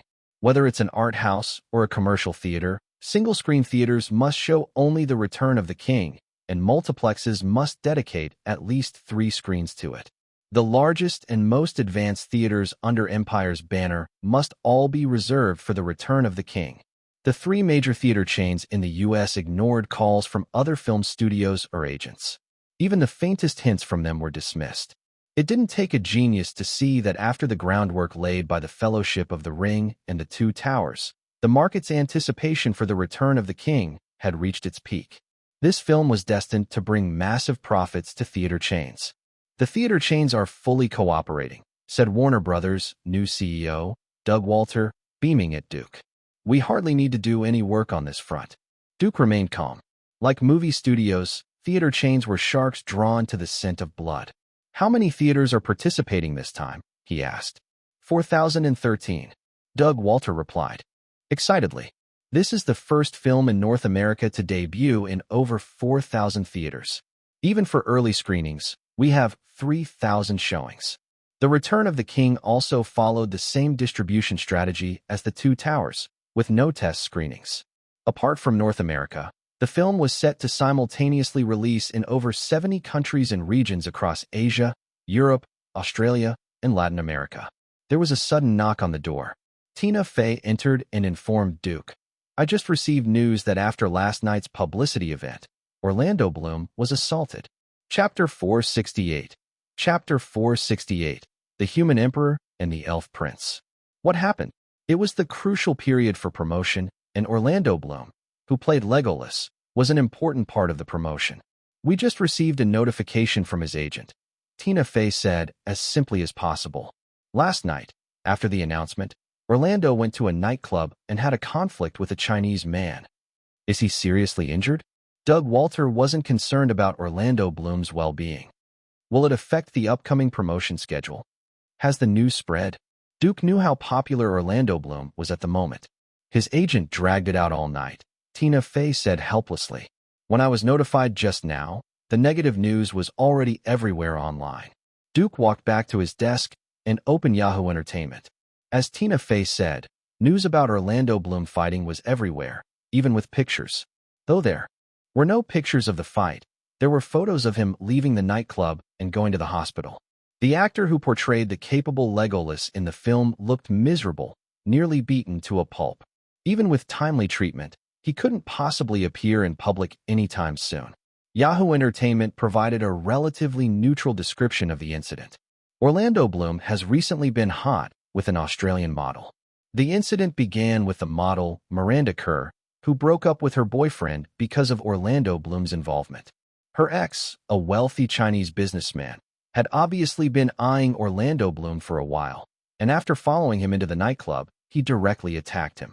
Legolas was helpless, only getting saved when the nightclub security arrived. The man who beat up Orlando Bloom is named Edward Yang. He's a wealthy Chinese businessman from San Francisco and was bailed out by a lawyer last night. Edward Yang. Duke thought the name sounded familiar, but couldn't remember who exactly it was. While Duke read the online news, Tina Fey was on the phone confirming the details. She quickly hung up and said to Duke, "The details are almost identical to what Yahoo Entertainment reported." Duke nodded. If the event were considered on its own, it was just another common Hollywood scandal of jealousy and conflict. Apart from Orlando Bloom, who was beaten a little too badly, there wasn't much unusual about it. But on the internet, the reaction seemed overly intense. He opened several websites and forums, where the news about Orlando Bloom being beaten dominated the conversation. There were very few sympathizers, mostly mocking comments. Legolas is a disgraceful third party, always seducing other people's girlfriends. Orlando Bloom has nothing but a pretty face. His portrayal of Legolas is unworthy of all the praise. He's just a pretty pillow. This is the moral level of the Lord of the Rings crew, a bunch of homewreckers. Anyone who watches Lord of the Rings because of Legolas, maybe you should rethink it. Save your dollars. If Duke couldn't see that this was a campaign to manipulate public opinion, then he really had been wasting his years. He closed the computer and immediately instructed Tina Fey to get in touch with Orlando Bloom's agent and public relations team, while also notifying Panny Callis to come to the studio for a meeting. One Orlando Bloom wouldn't notably affect Return of the King. He wasn't that important yet, and this was just a petty jealousy-fueled fight, not a major scandal. But by noon, CBS and ABC had picked up the story, and media companies like Walt Disney and Viacom were also hyping it up. Just after lunch, a Disney-affiliated website suddenly released a photo of Orlando Bloom and Viggo Mortensen walking into a bar together. Entering a bar wasn't a big deal, but the problem was, it was a famous gay bar in Los Angeles. It didn't take long for this news, under some people's manipulation, to spread across the internet. So, the human emperor and the elf prince are true lovers. Aragorn is in love with Legolas. The world has collapsed. No one was foolish enough to openly discriminate against homosexuality, but using such a method to provoke moralist disgust was not out of the question. By evening, on several famous forums, novels began to appear under the names Aragorn and Legolas, telling the forbidden love story of the human emperor and the elf prince, and they were quickly reposted. Clearly, someone is targeting us. It was already late, and the Lord of the Rings studio was still brightly lit. Duke stood at the front of the meeting table, looking at Viggo Mortensen and Orlando Bloom, the latter looking indeed a bit miserable with bruises on his face, clearly badly beaten. Viggo, Orlando, explain what happened. Although rumors of these two had been flying around, Duke was certain they weren't a couple, at least not now. We did go to a gay bar together. Viggo Mortensen turned to the other side. But we went to find Ian. Ian McKellen nodded solemnly. I can confirm that. As long as it wasn't true, a few pictures didn't mean much. Though the impact would be there, with active public relations, the damage could be minimized. Panny. Duke stepped aside, leaving the professional matters to professionals. Public relations didn't need any special tactics. By having internet bots ramp up the promotion of Return of the King and release some new information, public attention could be diverted. As for the focal point of the public's attention, it wasn't difficult. The next day, Viggo Mortensen and Orlando Bloom were seen on a public outing with their female companions, and Ian McKellen confirmed in an interview that they had gone to the bar to find him. Though the influence couldn't be completely erased, this kind of hype was fast to rise and equally fast to die down. By the third day, Duke was still watching the developments. Someone, through connections at Duke's studio, came forward to apologize. I'm very sorry, Director Rosenberg. I lost my temper when I saw Orlando Bloom that night. Duke, recognizing the man next to him, nodded lightly. Don't let it happen again. I promise, Edward Yang said firmly. I won't bother Orlando Bloom during Return of the King's release. He was one of the studio's largest merchandise partners on the West Coast. Duke didn't feel the need to dig deeper. That's fine, Mr. Yang. Remember what you said. Thank you. Edward Yang extended his hand for a handshake, then left. Duke didn't care about the conflict between Edward Yang and Orlando Bloom. After Return of the King hit its peak, whether Orlando Bloom turned into a pig's head or something else, it wouldn't matter to him. However, those who disliked Lord of the Rings and Duke, particularly film critics, used Orlando Bloom's incident to try to affect the film's market response. Roger Ebert specifically wrote an article in his column. Duke Rosenberg chooses actors based on looks, not talent. He has never valued talent. Just look at the upcoming Return of the King, full of male and female eye candy. This is not just disrespectful to the art of film, but to the audience and to those who work hard. In his films, talented and skilled people have no room to shine, while those with only good looks become big stars. This goes against everything the American dream stands for and is a clear violation of social fairness.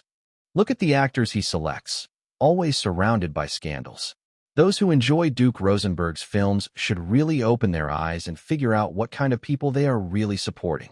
Just before the film's release, Roger Ebert sounded the horn of battle between the critics and Return of the King. Other well-known critics followed suit, launching constant attacks on Duke and his films. Return of the King is a long, boring ordeal. Are the audience prepared for a century-long wait to watch it? David Denby from The New Yorker. Though the critics tried to diminish the film's impact with their weak influence on the summer box office, they had to face the reality that even if they hated the film, they would still have to buy a ticket to enter the cinema and contribute to the box office. For two reasons.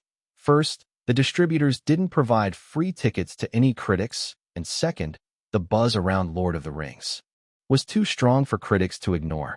Even if they hadn't watched the film, they were prepared to write negative reviews, and even though their reviews would undoubtedly be criticized by fans, at least they would be getting attention. As the saying goes, being talked about is better than being ignored. With no one talking about them, the professional film critic group would truly be finished.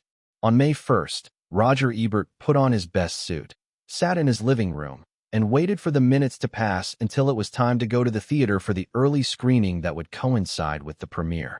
While waiting, the Chinese theater in Hollywood was packed with people.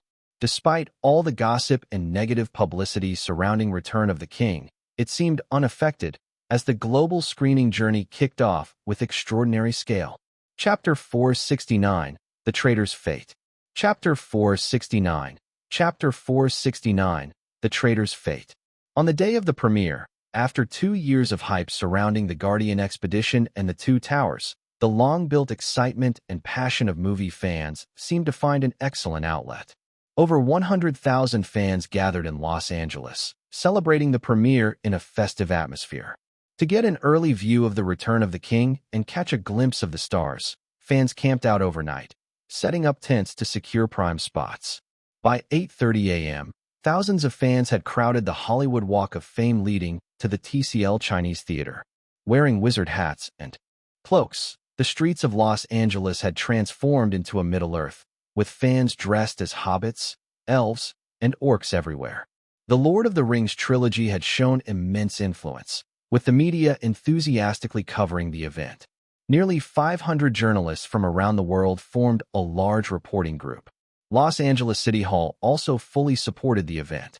Mayor Helen Clark had authorized a fan parade through the city's main streets and held an official welcoming ceremony for the cast at City Hall before they headed to the Chinese Theater for the premiere. The streets of Los Angeles were filled with posters of the Lord of the Rings characters, and a giant 8-story banner hung at the Highland Center. As cast members walked the red carpet, the atmosphere reached a fever pitch. A great start often signals massive success, and The Lord of the Rings, The Return of the King had everything going for it: timing, location, and people. I'm just a representative of a huge team, and I'm grateful to all the partners who contributed to this project. During an interview, Duke only said this, leaving enough for the media to write about. The premiere was set to dominate most entertainment media headlines the following day. Because the parade had delayed things, after the group took a joint photo, Duke and Charles Rowan led them directly into the theater to await the film's start. Meanwhile, fans gathered on the streets of Los Angeles quickly dispersed, heading to the nearest theaters. Alongside the premiere, there were 3,000 advanced screenings, and no fan wanted to miss seeing the final chapter of the trilogy at the first opportunity. Due to it being a Thursday workday, Brad Miller arrived a bit late at the cinema. Only 5 minutes before the film began, he hurried into the hall. Upon entering the large auditorium that seated over 500 people, he found it packed to the brim, with no empty seats in sight. Standing at the entrance, Brad Miller was certain the occupancy rate was over 90%. But after walking around the aisle to find a seat, he quickly revised his estimate. He spotted a seat in a corner, and the theater was nearly full. Occupancy was likely at 99%. Having walked around, he sat in the corner, thinking to himself.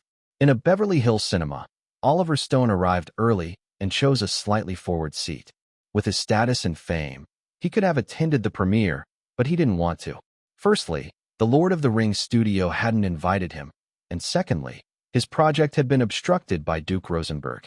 Since Gladiator and the release of the Lord of the Rings trilogy, a worldwide epic film craze had swept Hollywood, and Oliver Stone was involved, aiming to bring the life of Alexander the Great to the big screen. The Anchor Bay Entertainment Company had raised over $150 million for the project, and they had reached an agreement with Warner Brothers for the film's distribution. However, not long ago, Warner Brothers had rejected the film's distribution. Oliver Stone learned that during Warner's board review, it was Duke Rosenberg's strong opposition that led to this decision. With no distributor, Oliver Stone was somewhat frantic. Although he had many grievances with Duke, he was making an epic film and knew the strength of the Lord of the Rings. He came to see how the Return of the King could elevate the epic film genre and what inspiration he might gain. As the evening darkened, a car stopped in front of the Romeo Cinema in Chicago. Roger Ebert walked slowly out of the car and entered the theater to pick up his pre-booked ticket, heading toward the largest auditorium. Upon entering, Roger's brows furrowed slightly. Although he was mentally prepared, seeing the massive crowd still made him uneasy. This high occupancy rate almost certainly meant that the director he despised would achieve another great success. However, his immediate concern was finding an empty seat. The theater was packed, and Roger walked through 2 aisles before finding a seat. He asked a young man sitting near the aisle, "Excuse me, is this seat taken?" "Sorry, someone's sitting here," the young man replied without any further reaction. Roger didn't leave, but subtly turned his body so that the light overhead illuminated his face. His distinctive features made him a recognizable figure in the Chicago area. "Is there something wrong?" the young man asked, noticing Roger hadn't left. "This seat is taken." Roger opened his mouth to speak, but was interrupted when someone in the front row overheard and turned around, standing up with excitement. "Are you Mr. Ebert?" the person asked. At this, Roger instinctively raised his chin. "Yes, it's me. It's so great to meet you." The person turned to their companion and nudged them. "Go sit in another seat." Then, they turned back to Roger. "There's an empty seat here, Mr. Ebert. You can sit here." Roger nodded lightly, walked over, and felt a strange sense of satisfaction. His face and name still carried weight. "Hello, Mr. Ebert." As Roger sat down, the man in his 40s took out a notebook. "My name's Kunitz. I used to be a big fan of your film reviews. Can you sign for me?" Roger automatically ignored the used to part and signed his name in the notebook. "Hello, I'm John." The younger man sitting beside Kunitz extended his hand. "It's such a pleasure to meet you, Mr. Ebert." "Hello, John," Roger nodded gently. These two seemed genuinely like his supporters, talking about his past achievements, especially his Pulitzer Prize, before the film started. A smile slowly appeared on Roger's face. As the older generation of fans gradually exited the market, those born in the 1980s became the mainstream of the cinema industry. When he went to the theater now, he no longer attracted attention or compliments. But today, he felt a glimpse of his former glory. "See, I'm not out of date, am I?" His face, once tense, from watching a film by the director he despised, now displayed a smile. At the TCL Chinese Theater, Duke had no time to relax during the pre-show period. People around him kept coming over to greet him. His mother, who had just arrived from New York, seemed to have something to ask him. "Duke, I heard you and Ivy went to Stockholm." This was something Duke had never mentioned to anyone, but when his mother asked, he nodded and confirmed, "Yes, Mom. Ivy and I just went on a world tour." He felt Ivy gently squeeze his arm, realizing that she hadn't leaked the information. "Did you meet Nathan Lant?" his mother asked again. Duke smiled lightly, taking his mother's arm. "He invited us over for dinner. Ivy and I had dinner there." "Mom, do you still keep in touch with him?" he asked, feeling puzzled. His mother nodded. "After you became famous, he occasionally sends me emails." She gently patted Duke's hand and sighed. "After all these years, some things are just in the past. There's no need to turn them into enemies. If you're willing, you can associate with him without worrying about me." Duke didn't respond, only shaking his head firmly. If Nathan Lant had approached him, of course, he wouldn't have avoided him. But he had no interest in meeting him voluntarily. His experiences were extraordinary, and the bond with his mother had been built over time. Someone like Nathan Lant, who had disappeared for over 20 years, couldn't possibly be a person with any emotional significance to him. That person would only be a passerby in his life. His mother seemed to understand his thoughts and quietly said, "You decide what to do." The lights suddenly dimmed, and the overhead lights went out. Both Duke and his mother focused completely on the film about to begin. It's starting. Behind them, in about 10 rows, Jones and Kunitz had finally squeezed into the premiere, looking as excited as children. The film, in typical Duke style, didn't have a long opening credit sequence. After the Warner Brothers and Duke Studios logos flashed by, the film immediately began with the destruction of Isengard by the Ents. Gandalf, now the White Wizard, confronted Saruman, the former head of the White Council. There was no grand opening battle, as the excitement of the previous two films had already captivated the audience's patience. This was just a small confrontation.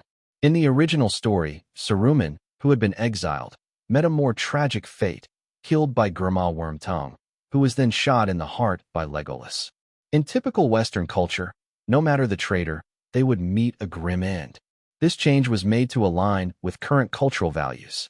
Chapter 470. Chapter 470.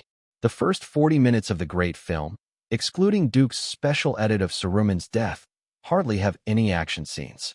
Yet, Brad Miller felt no sense of boredom. Even without large-scale scenes, this film was still an epic in his eyes. Grand battles, grand characters. Epic music, a heavy sense of realism, rich content, and a dramatic plot.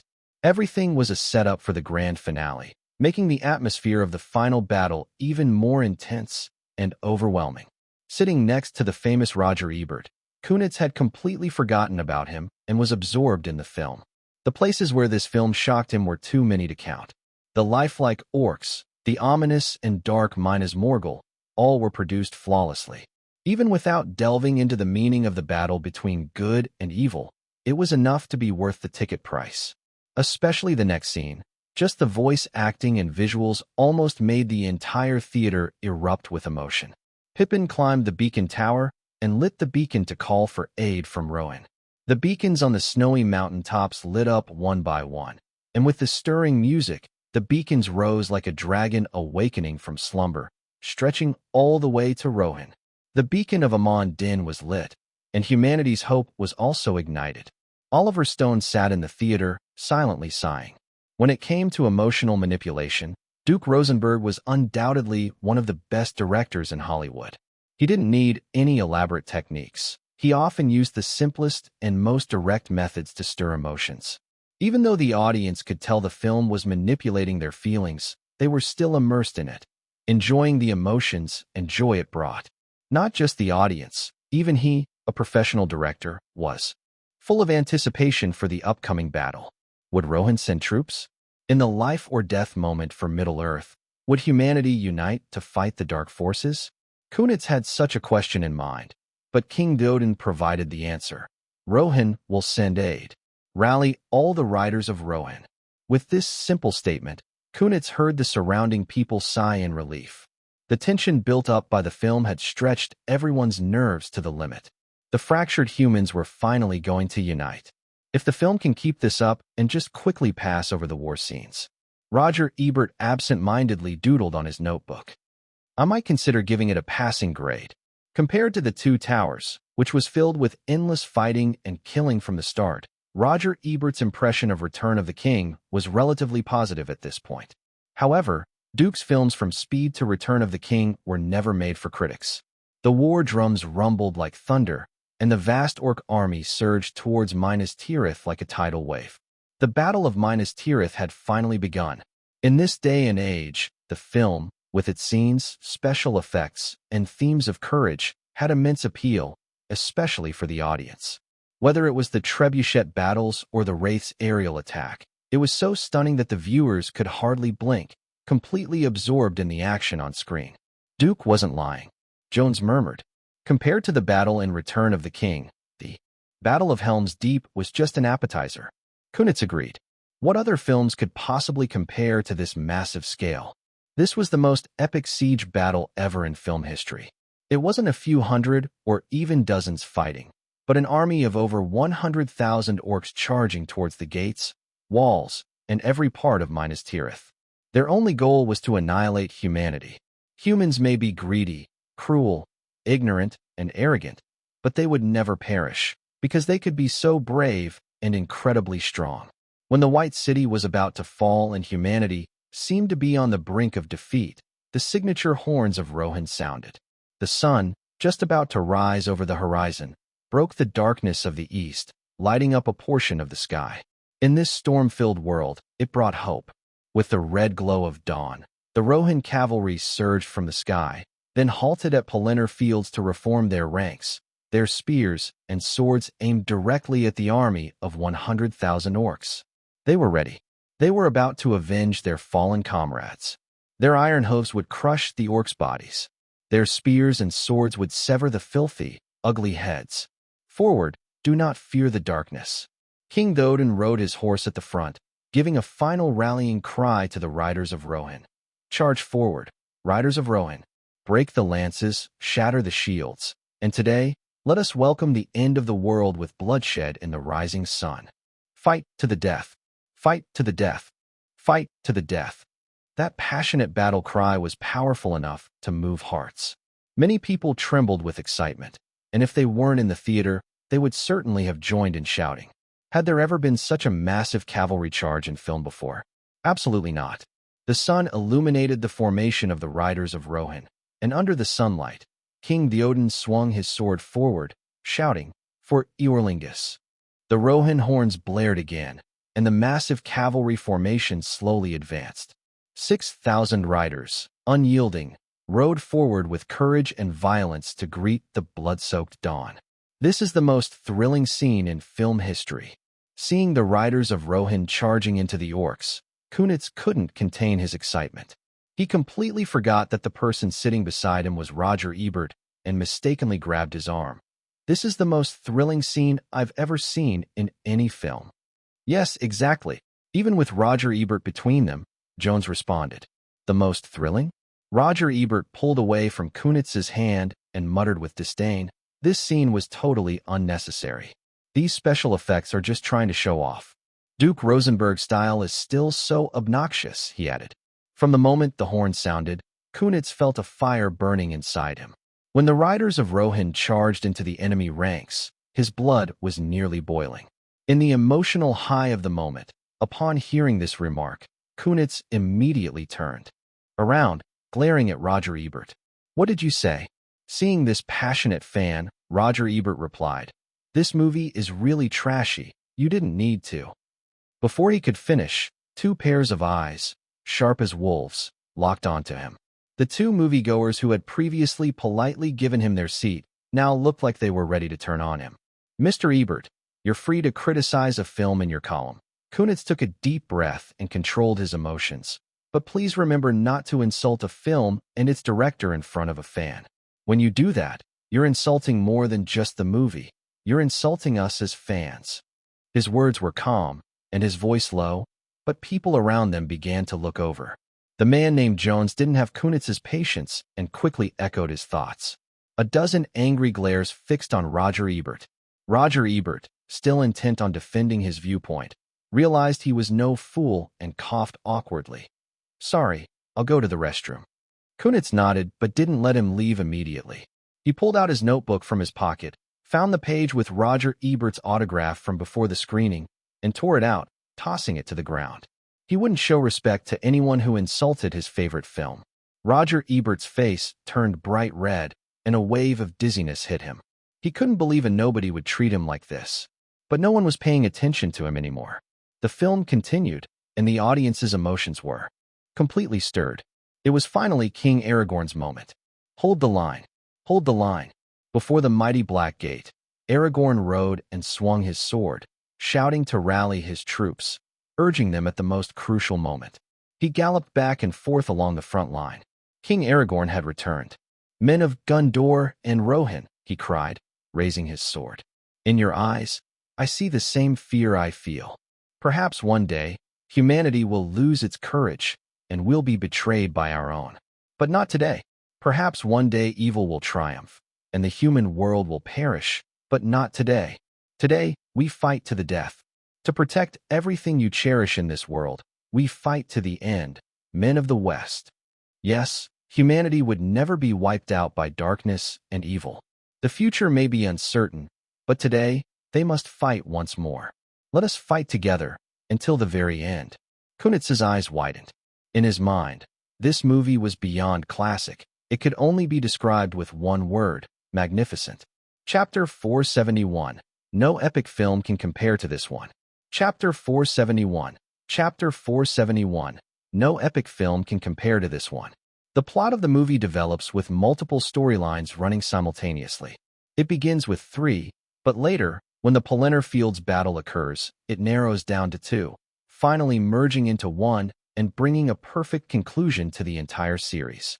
After a continuous series of climaxes, the movie reaches its conclusion.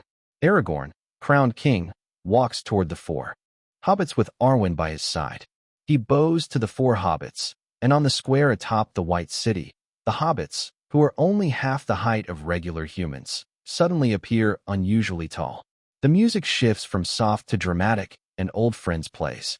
The powerful music easily reminds one of the contributions the 4 hobbits made during this incredible journey. They truly deserve the honor now bestowed upon them. The camera slowly zooms in, turning into a close-up of Frodo Baggins' face, then zooms out again, and the magnificent White City becomes a symbol on the map. The story has finally come to an end. The 4th age of Middle-earth begins now. As for the Fellowship of the Ring, though their friendship will last forever, they must each go their separate ways. The camera pulls back, turning the parchment into a book. Back in the Shire, Frodo stands up from his chair and closes the book. The king has returned, and the movie will soon end. Yes, the theatrical version of The Return of the King ends here. While scenes of Frodo and the others returning to the Shire and sailing away were filmed and edited, Duke had no plans to include them in the theatrical version.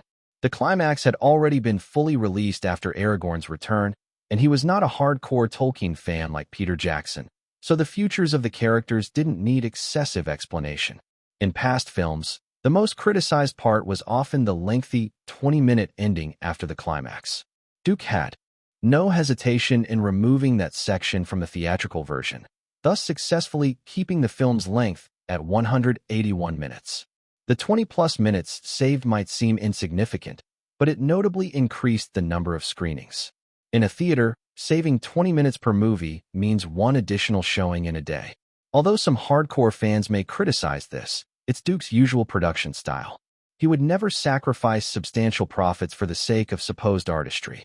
Besides, that part had already been included in the DVD version, serving as a promotional gimmick, like the true ending of The Return of the King.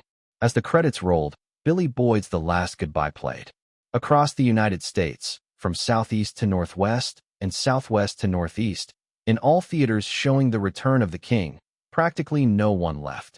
Everyone was listening attentively to the song, taking one last chance to say goodbye to the Lord of the Rings trilogy. Every fantastical journey must come to an end. Every joyous reunion must eventually lead to farewell. The lights came on, and Brad Miller stayed in his seat, unmoving. The song The Last Goodbye continued to play softly, and the image of the parchment remained on screen. He felt as though he had been dreaming, a dream that had lasted for 3 years. His emotions were complex. He couldn't describe how he felt, but knew for sure that he wouldn't just watch it once this summer. Jones and Kunitz remained silent. They were loyal fans of Duke and had followed his films for 10 years. Though the ending was bittersweet, they knew there would be more masterpieces waiting for them. Kunitz and Jones had long forgotten Roger Ebert. As the song played, they relished the scenes of the film, replaying those stunning, grand moments, those majestic, powerful scenes. When the credits finished, applause erupted in the New York AMG Theater, and all the audience stood up and applauded. Almost simultaneously, in Philadelphia, Boston, Pittsburgh, Chicago, Salt Lake City, Los Angeles, San Francisco, Seattle, all theaters showing The Return of the King saw the audience stand and applaud, paying tribute to the film. At the Chinese Theater in Hollywood, Jones and Kunitz quickly stood up, joining the rest of the audience in the most enthusiastic applause. They clapped, even shouting and releasing all their excitement, not thinking about leaving, clapping until their hands turned red and not caring at all. The applause lasted for a full 10 minutes. Just like the premieres of the previous two films, Duke had to come out with the crew to bow repeatedly until the applause finally subsided. As another director aspiring to create epic films, Oliver Stone was different from regular moviegoers. When Frodo Baggins closed the parchment book, he left the theater first. However, he didn't immediately drive away from the parking lot. Instead, he sat quietly in the car and reflected on the Lord of the Rings trilogy. In Hollywood, there's a widely known rule about novel adaptations to film. First-rate novels can only make third-rate films, while first-rate films often come from third-rate novels. This was almost a proven truth, forged through decades of Hollywood development. But this truth became an excuse for the losers of literary adaptations when faced with Duke Rosenberg and the Lord of the Rings trilogy. Oliver Stone had read the original work many times, and in his view, Duke Rosenberg, while respectful, also displayed a daring, adventurous spirit. He didn't get lost in the vastness of Tolkien's original work. Instead, he boldly cut away the non-essential branches, leaving only the most crucial people and events, and then took nearly 9 hours to calmly tell a legendary story he already knew intimately. Duke Rosenberg was not your typical Hollywood director. Sighing lightly, Oliver Stone's thoughts on The Return of the King and the director continued to grow. In Hollywood, most directors, after achieving commercial success, would rush into making art films, seeking professional and authoritative recognition, thereby creating a swarm of films about complex human nature and ambiguous good and evil. These filmmakers would highlight their artistic skills by showcasing supposed complexity and deep meaning. But Duke Rosenberg was clearly different. He had always been at the forefront of commercial filmmaking, and the Lord of the Rings trilogy wasn't a movie driven by depth and meaning. Themes of the One Ring's reflection of greed, Gollum's subtlety, these were all nonsense. The story was simple: good versus evil, the forces of darkness trying to suppress justice, but in the end, justice prevails. Yet, many Hollywood directors didn't understand that the simpler the story, the harder it is to tell. Beneath the straightforward framework of the Lord of the Rings trilogy, Duke Rosenberg, aside from the special effects and technical prowess, imbued the film with friendship, love, family, unity, bravery, kindness, loyalty, responsibility, promises, and sacrifice. These are words that might seem clicked when written by ordinary directors. However, they became the driving emotional force in the film, continuously striking the soul and allowing the audience to experience those pure emotions that are often forgotten in the busyness of life. Then, there were the scenes. Perhaps no other film could compare to Duke Rosenberg's The Return of the King in terms of grandiosity. But even when using heavy special effects and action scenes, the young director showed solid craftsmanship, maintaining perfect balance throughout the film. He knew exactly when to let the audience reflect in silence and when to bring them the purest sensory stimulation. Realizing this, Oliver Stone reached a conclusion. It would be difficult to find another epic film that could compare to this one. Who else could perfectly combine reality and fantasy, meaning and legend, as Rosenberg did? Not Spielberg, not George Lucas, not Steven Soderbergh, and not even Oliver Stone himself. Oliver Stone couldn't help but think about the Alexander the Great film he was about to make. Although the two films were different, war would undoubtedly be a crucial part of both. With The Return of the King already setting the bar, even if Alexander the Great included large-scale battle scenes, it was unlikely to receive the same intense reaction from fans. Maybe I should focus more on Alexander the Great's inner world and emotions? Even though he was leaning toward commercial filmmaking, Stone's usual directing style led him to make a decision. He slowly made up his mind, started the car, and left the parking lot, leaving Rosenberg and The Return of the King behind to work on an epic war film full of artistic flair. At another theater in Beverly Hills, Michael Ovitz also left the cinema. To defeat an opponent, one must first understand them. However, this opponent seemed far too formidable. Even as he walked to the theater door, he could still hear the exultant cheers from the theater showing The Return of the King. In his mind, this victory belonged to movie special effects.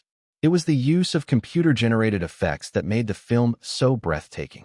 While he could identify its flaws, the grandeur, epic battle scenes, and strange fantasy sequences ensured that the audience would only sigh in satisfaction afterward.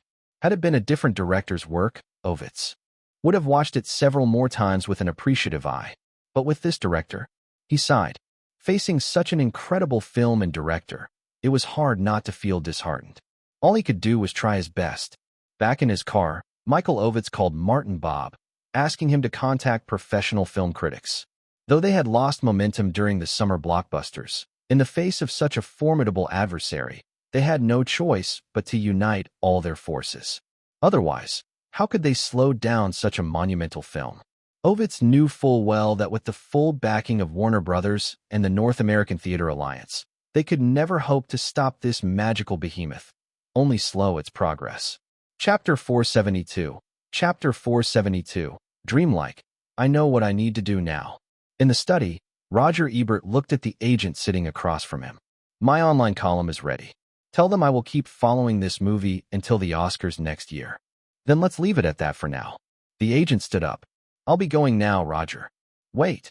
Roger Ebert stopped him, reminding him, make sure the money is paid, not a penny less. The agent nodded, turned, and walked toward the door. His lips trembled slightly. He knew just how greedy this client of his was. Once the agent had left, Roger Ebert's eyes returned to the computer in front of him. He uploaded the already finished movie review to his online column. The Return of the King, endless disappointment. First, too hypnotic. When I watched The Fellowship of the Ring, I fell asleep. When I watched The Two Towers, I fell asleep again. And when I watched The Return of the King, I still fell asleep. Duke Rosenberg could easily switch careers to be a hypnotist. His Lord of the Rings trilogy is so boring, it's perfect for people with insomnia. It's definitely the best remedy for sleeplessness. Second, too expensive. According to the recently disclosed production budget, the trilogy, including The Return of the King, cost nearly $400 million. To make such a dull movie with such a huge budget is a waste. If this money had been invested in independent films, how many classics like The Shawshank Redemption could have been made? Instead, this money was thrown away into the mud by Duke Rosenberg. Third, the character development is problematic. Sure, it's an adaptation, but could the characters not be so shallow? In the film, all the characters are either entirely good or entirely evil. There are a few fake good ones and a few evil ones who turn good. But is the world really that simple?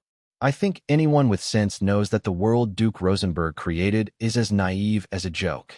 Fourth, the scenes drag on for too long. Fight scenes are fine, but there's no need to drag them out so long. Constant fighting, it gets incredibly annoying. Duke Rosenberg should watch Braveheart and see how it focuses on the fight for freedom instead of endless combat. What could have been? A brief fight is dragged out for ages, which is just terrifying. Fifth, the dialogue is poor. Even when you consider the entire trilogy, there aren't any memorable, classic lines. Any truly touching film has at least a few lines that leave a lasting impression, but here, there are none. This is the fault of the director, Duke Rosenberg. His films have always been synonymous with shallowness. Sixth, the editing is problematic. Even though he hadn't finished the first film, had never seen the second, and had only watched half of the third, Roger Ebert still managed to easily write a movie review full of harsh, biting language. Whether or not he had seen the films didn't matter. What mattered was that he had to attack the director and his work. Besides, he hadn't really watched many of the films he reviewed in the past either. Now, Roger Ebert didn't lack attention. As soon as the review was published, there were already comments flooding in. Roger Ebert couldn't resist glancing at them. He hoped to find voices supporting his views, but after reading just a few lines, his eyes twitched slightly. Mr. Ebert, I've always been a supporter of yours, but I don't agree with your opinion this time. Duke Rosenberg is definitely not as bad as you say. I just watched The Return of the King, and I also watched The Fellowship of the Ring and The Two Towers a couple of years ago. While I'm not a fantasy film fan, I still acknowledge Duke Rosenberg's ability to create such an epic. The director is undoubtedly a very capable person. The three films were made very systematically, and most importantly, he paid great attention to detail, with every part being very meticulous. Such a grand project must have a great leader. Duke Rosenberg is amazing. Seeing this, Roger Ebert couldn't hold himself back and quickly deleted the comment with a shake of his mouse hand. But then Roger Ebert noticed that almost all of the comments were opposing his views. Any comment that didn't agree with him was deleted. The few comments that did support him were, of course, kept, but there weren't many. First film. It really felt like an epic, kind of interesting, not bad, though the ending was a bit dragged out and left me dizzy by the time it was over. Second film.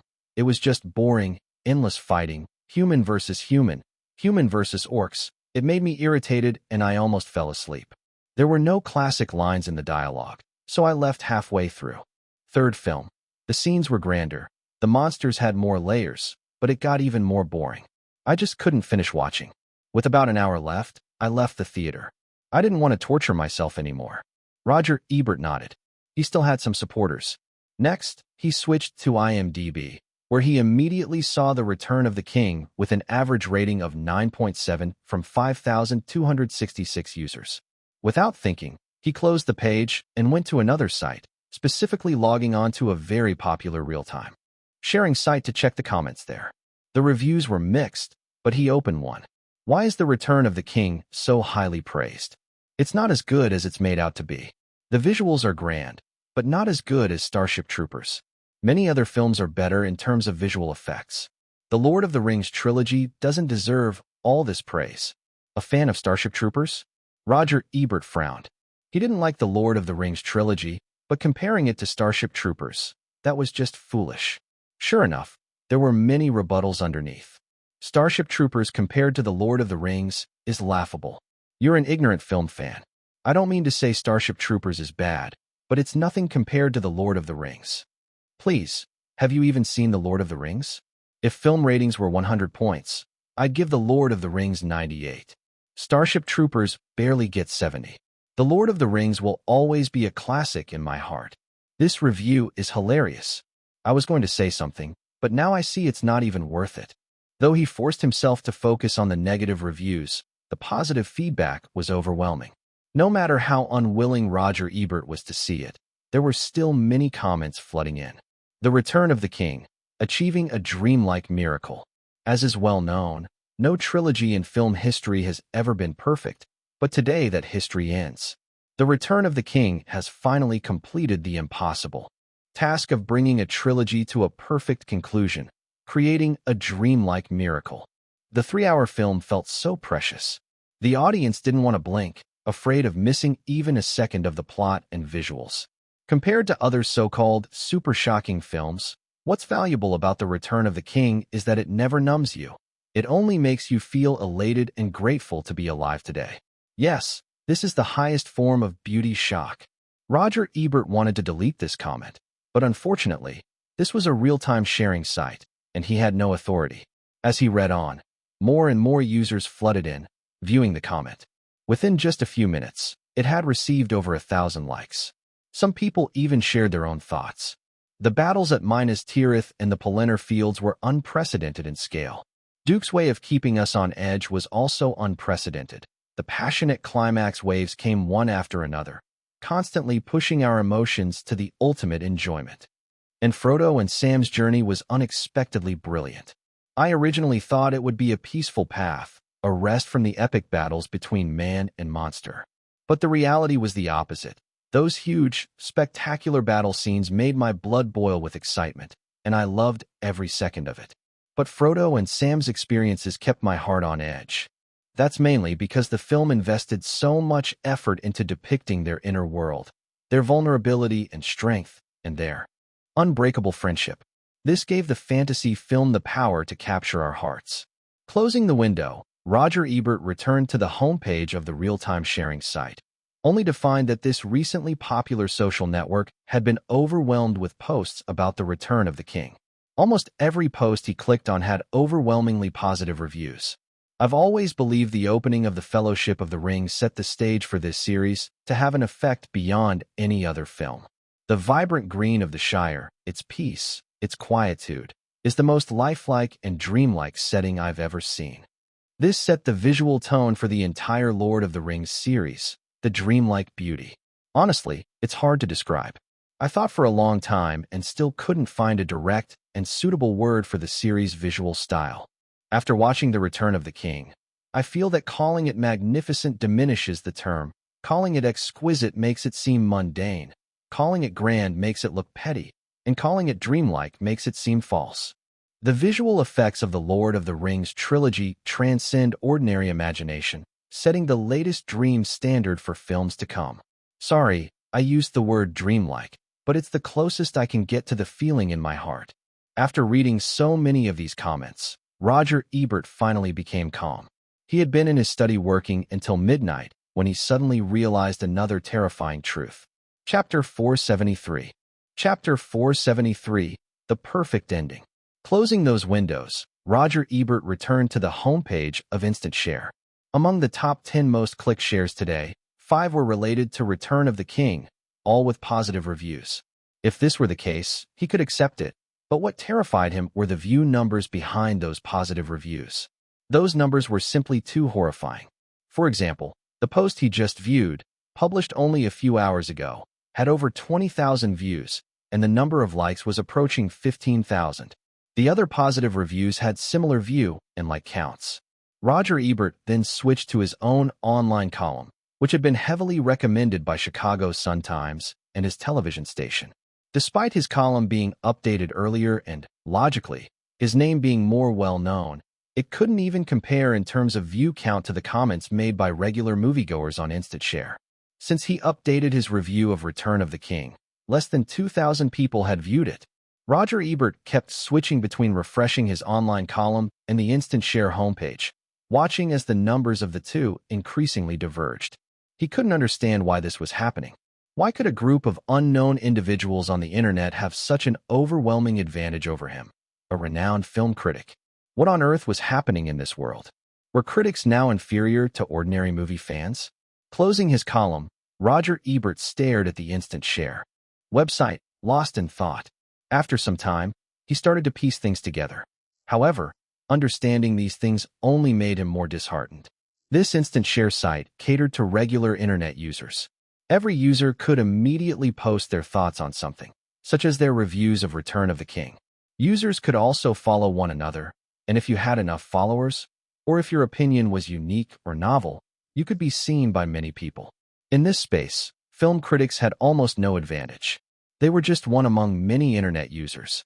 Why did film critics have such influence in the 70s, 80s, and even the early 90s? Roger Ebert knew the answer well. It wasn't because critics had such a unique taste in movies or were capable of guiding the development of the film industry. Most critics simply nitpicked and criticized, and no matter how brilliant a film was, there would always be something to criticize. Most critics lacked talent and had only a superficial understanding of the film industry.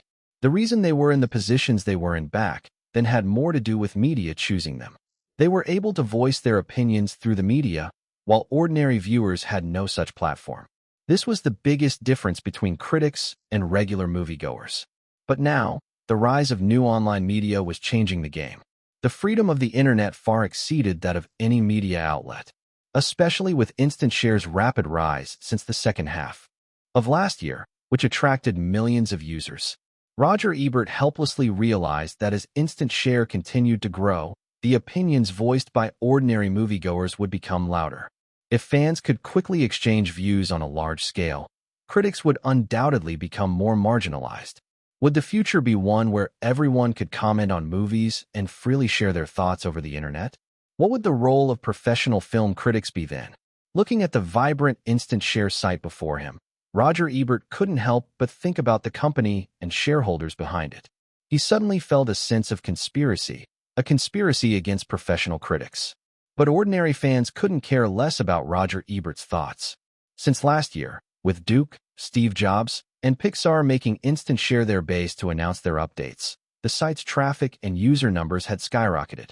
People found this site much more convenient and simple compared to blogs, and gradually began to enjoy sharing their opinions there. Duke's devoted fans, in particular, became very active on the site.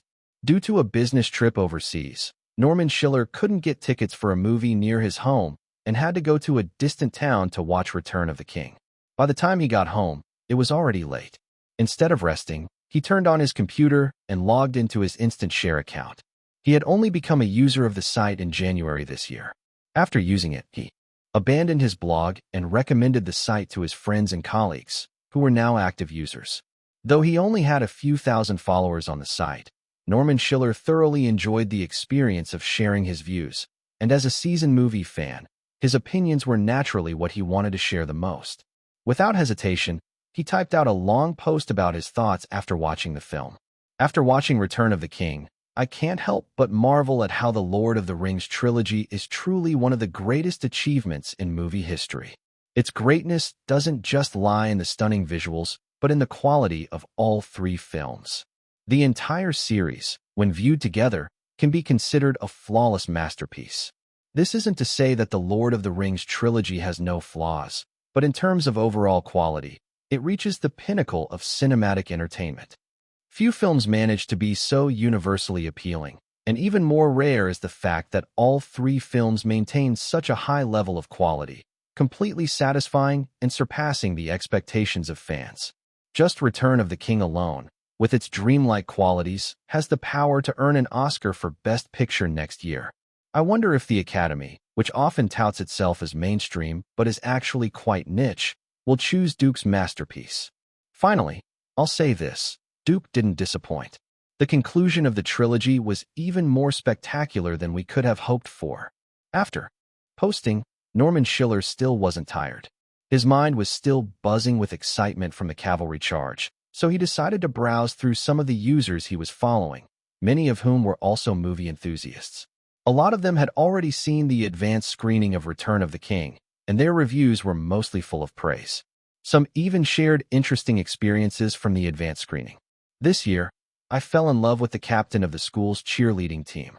After secretly admiring her for a long time, I finally confessed today and invited her to watch a movie, Return of the King. She agreed. It was an ordinary Thursday night, and I walked hand in hand with the girl I had a crush on into the theater.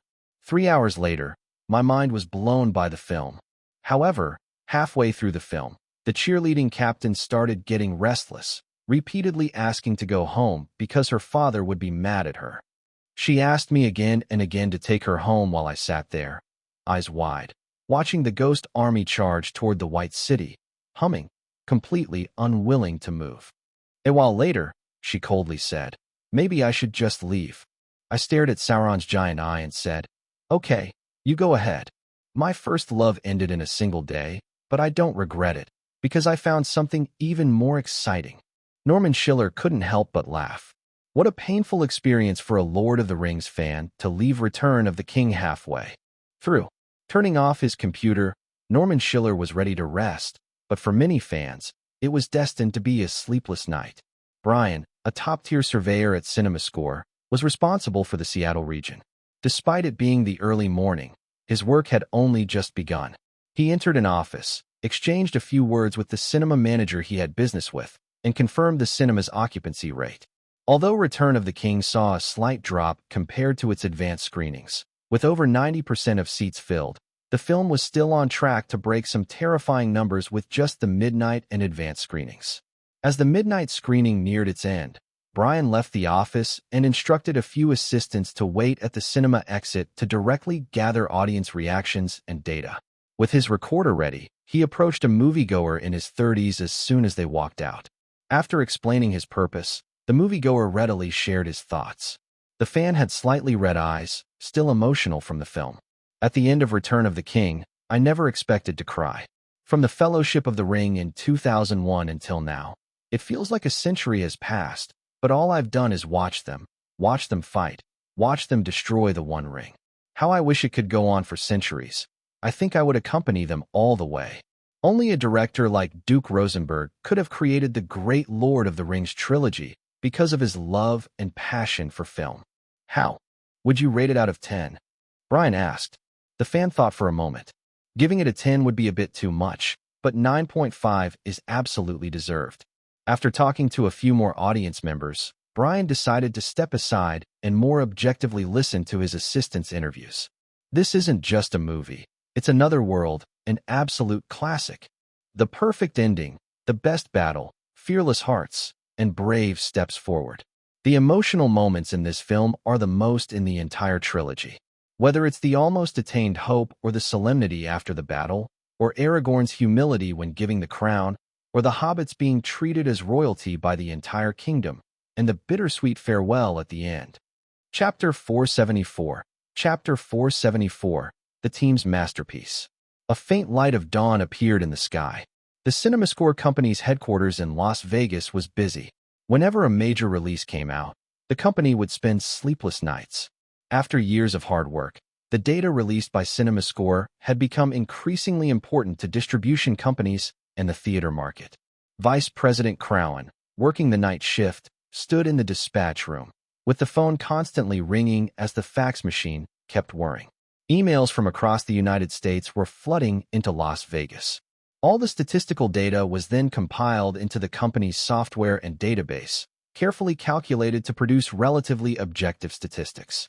By the time the sun was about to rise, Crowan received the first-hand data. It was the preliminary statistics for the return of the King's early shows and midnight screenings. He sighed in relief. Send it to Warner Brothers, the Lord of the Rings studio, and the North American Theater Alliance immediately. These were their three major clients, and there could be no delay or negligence. In Burbank City, at the Warner Brothers Studios' Lord of the Rings office, many people had stayed up all night.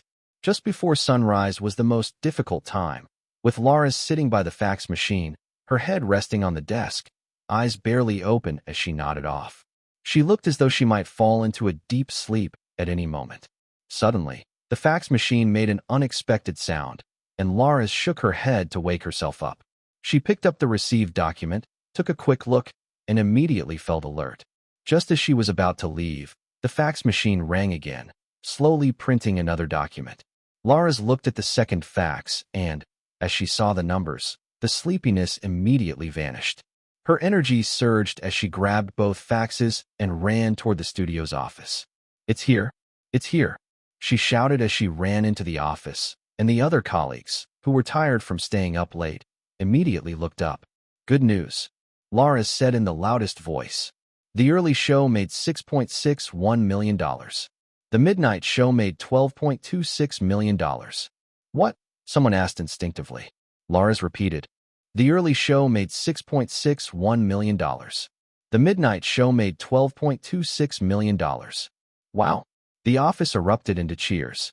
Everyone raised their hands, some hugging each other or high-fiving, celebrating their third great victory. "I propose a toast," someone shouted. More people responded. "Definitely a toast." The entire Lord of the Rings studio was filled with joy and excitement. In the midst of the celebration, the rising sun found its way into the office, but in the mansion of Chicago, the study that had been lit all night exuded a cold atmosphere. The fax data just received was already on Roger Ebert's desk. Although he had mentally prepared himself, when these figures entered his sight, Ebert's face darkened. Before the film was released, although no one had directly communicated, there had been an unspoken understanding to use Orlando Bloom's incident to smear the return of the king. Ebert had thought that even Michael Ovitz and companies like Walt Disney would get involved, hoping to bring the return of the king down a notch. What he wanted was not much, just to limit the midnight showings to under $10 million. If that succeeded, the film's North American opening weekend would likely not surpass $100 million. But despite their efforts, last night he had uploaded reviews in hopes of influencing the market, only to see these figures render his efforts useless. North America's premiere made $6.61 million across 3,000 screenings. The midnight show made $12.26 million across 4,013 theaters. What did this signify? Ebert knew all too well, especially with the midnight box office breaking North American records. It almost guaranteed that the return of the King's North American opening weekend would likely surpass Spider-Man. The figures on another document served as the best proof. CinemaScore's theater audience approval rate reached an impressive 96%, with an average score of A+. IMDb users gave it a 9.7. 28,775 people rated it.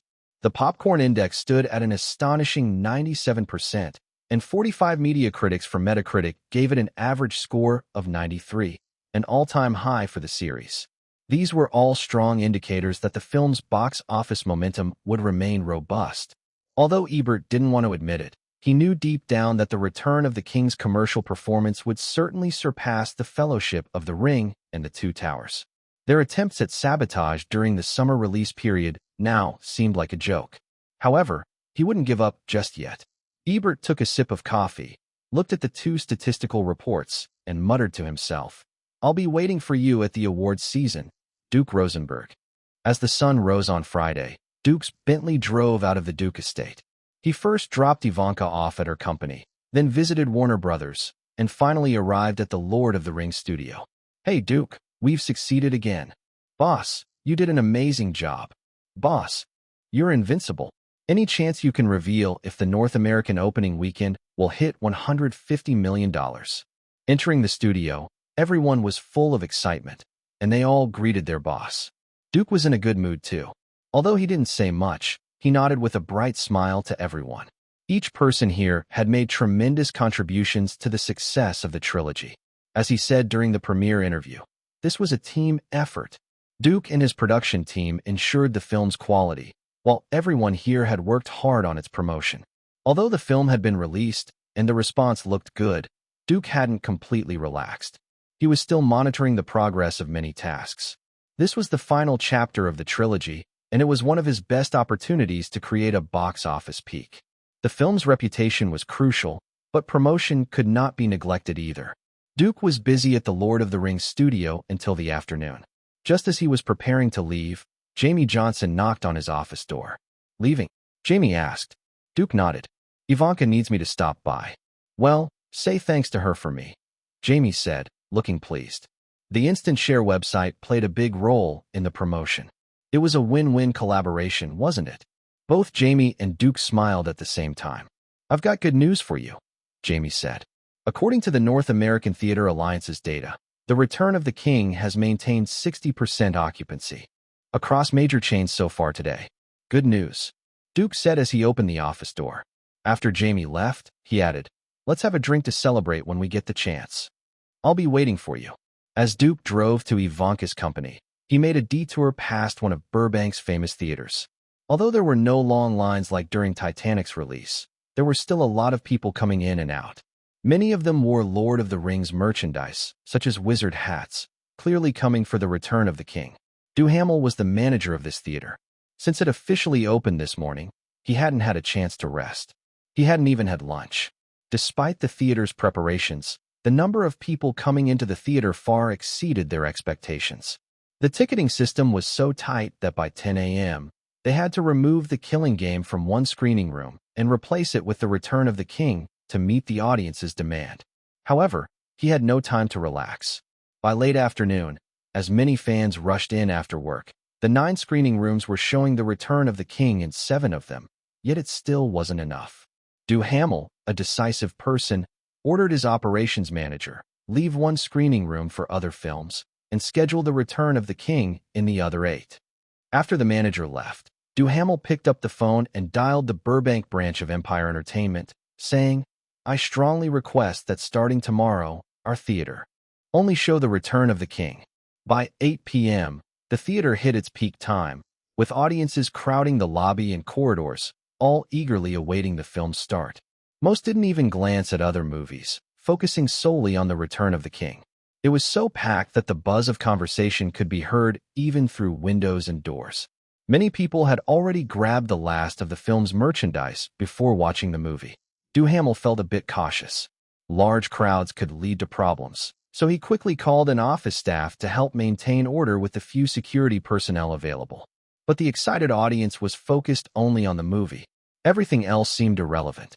Duhamel sighed in relief and returned to his office, where he exchanged emails with other theater managers, confirming similar situations at their locations. What would the huge audience turnout mean for single-day revenue? Duhamel couldn't help but think about the possibilities.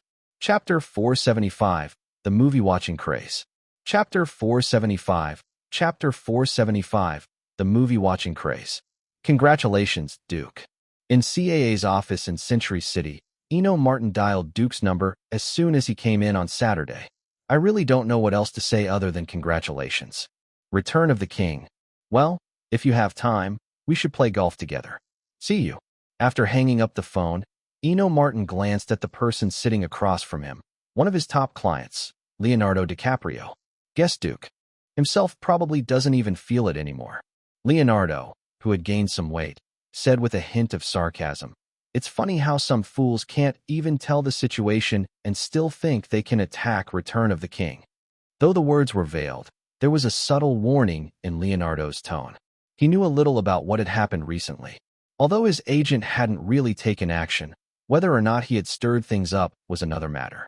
Eno Martin chuckled. Facing someone like Leonardo DiCaprio, a super A-list star, even at his prime, Michael Ovitz wouldn't have much leverage.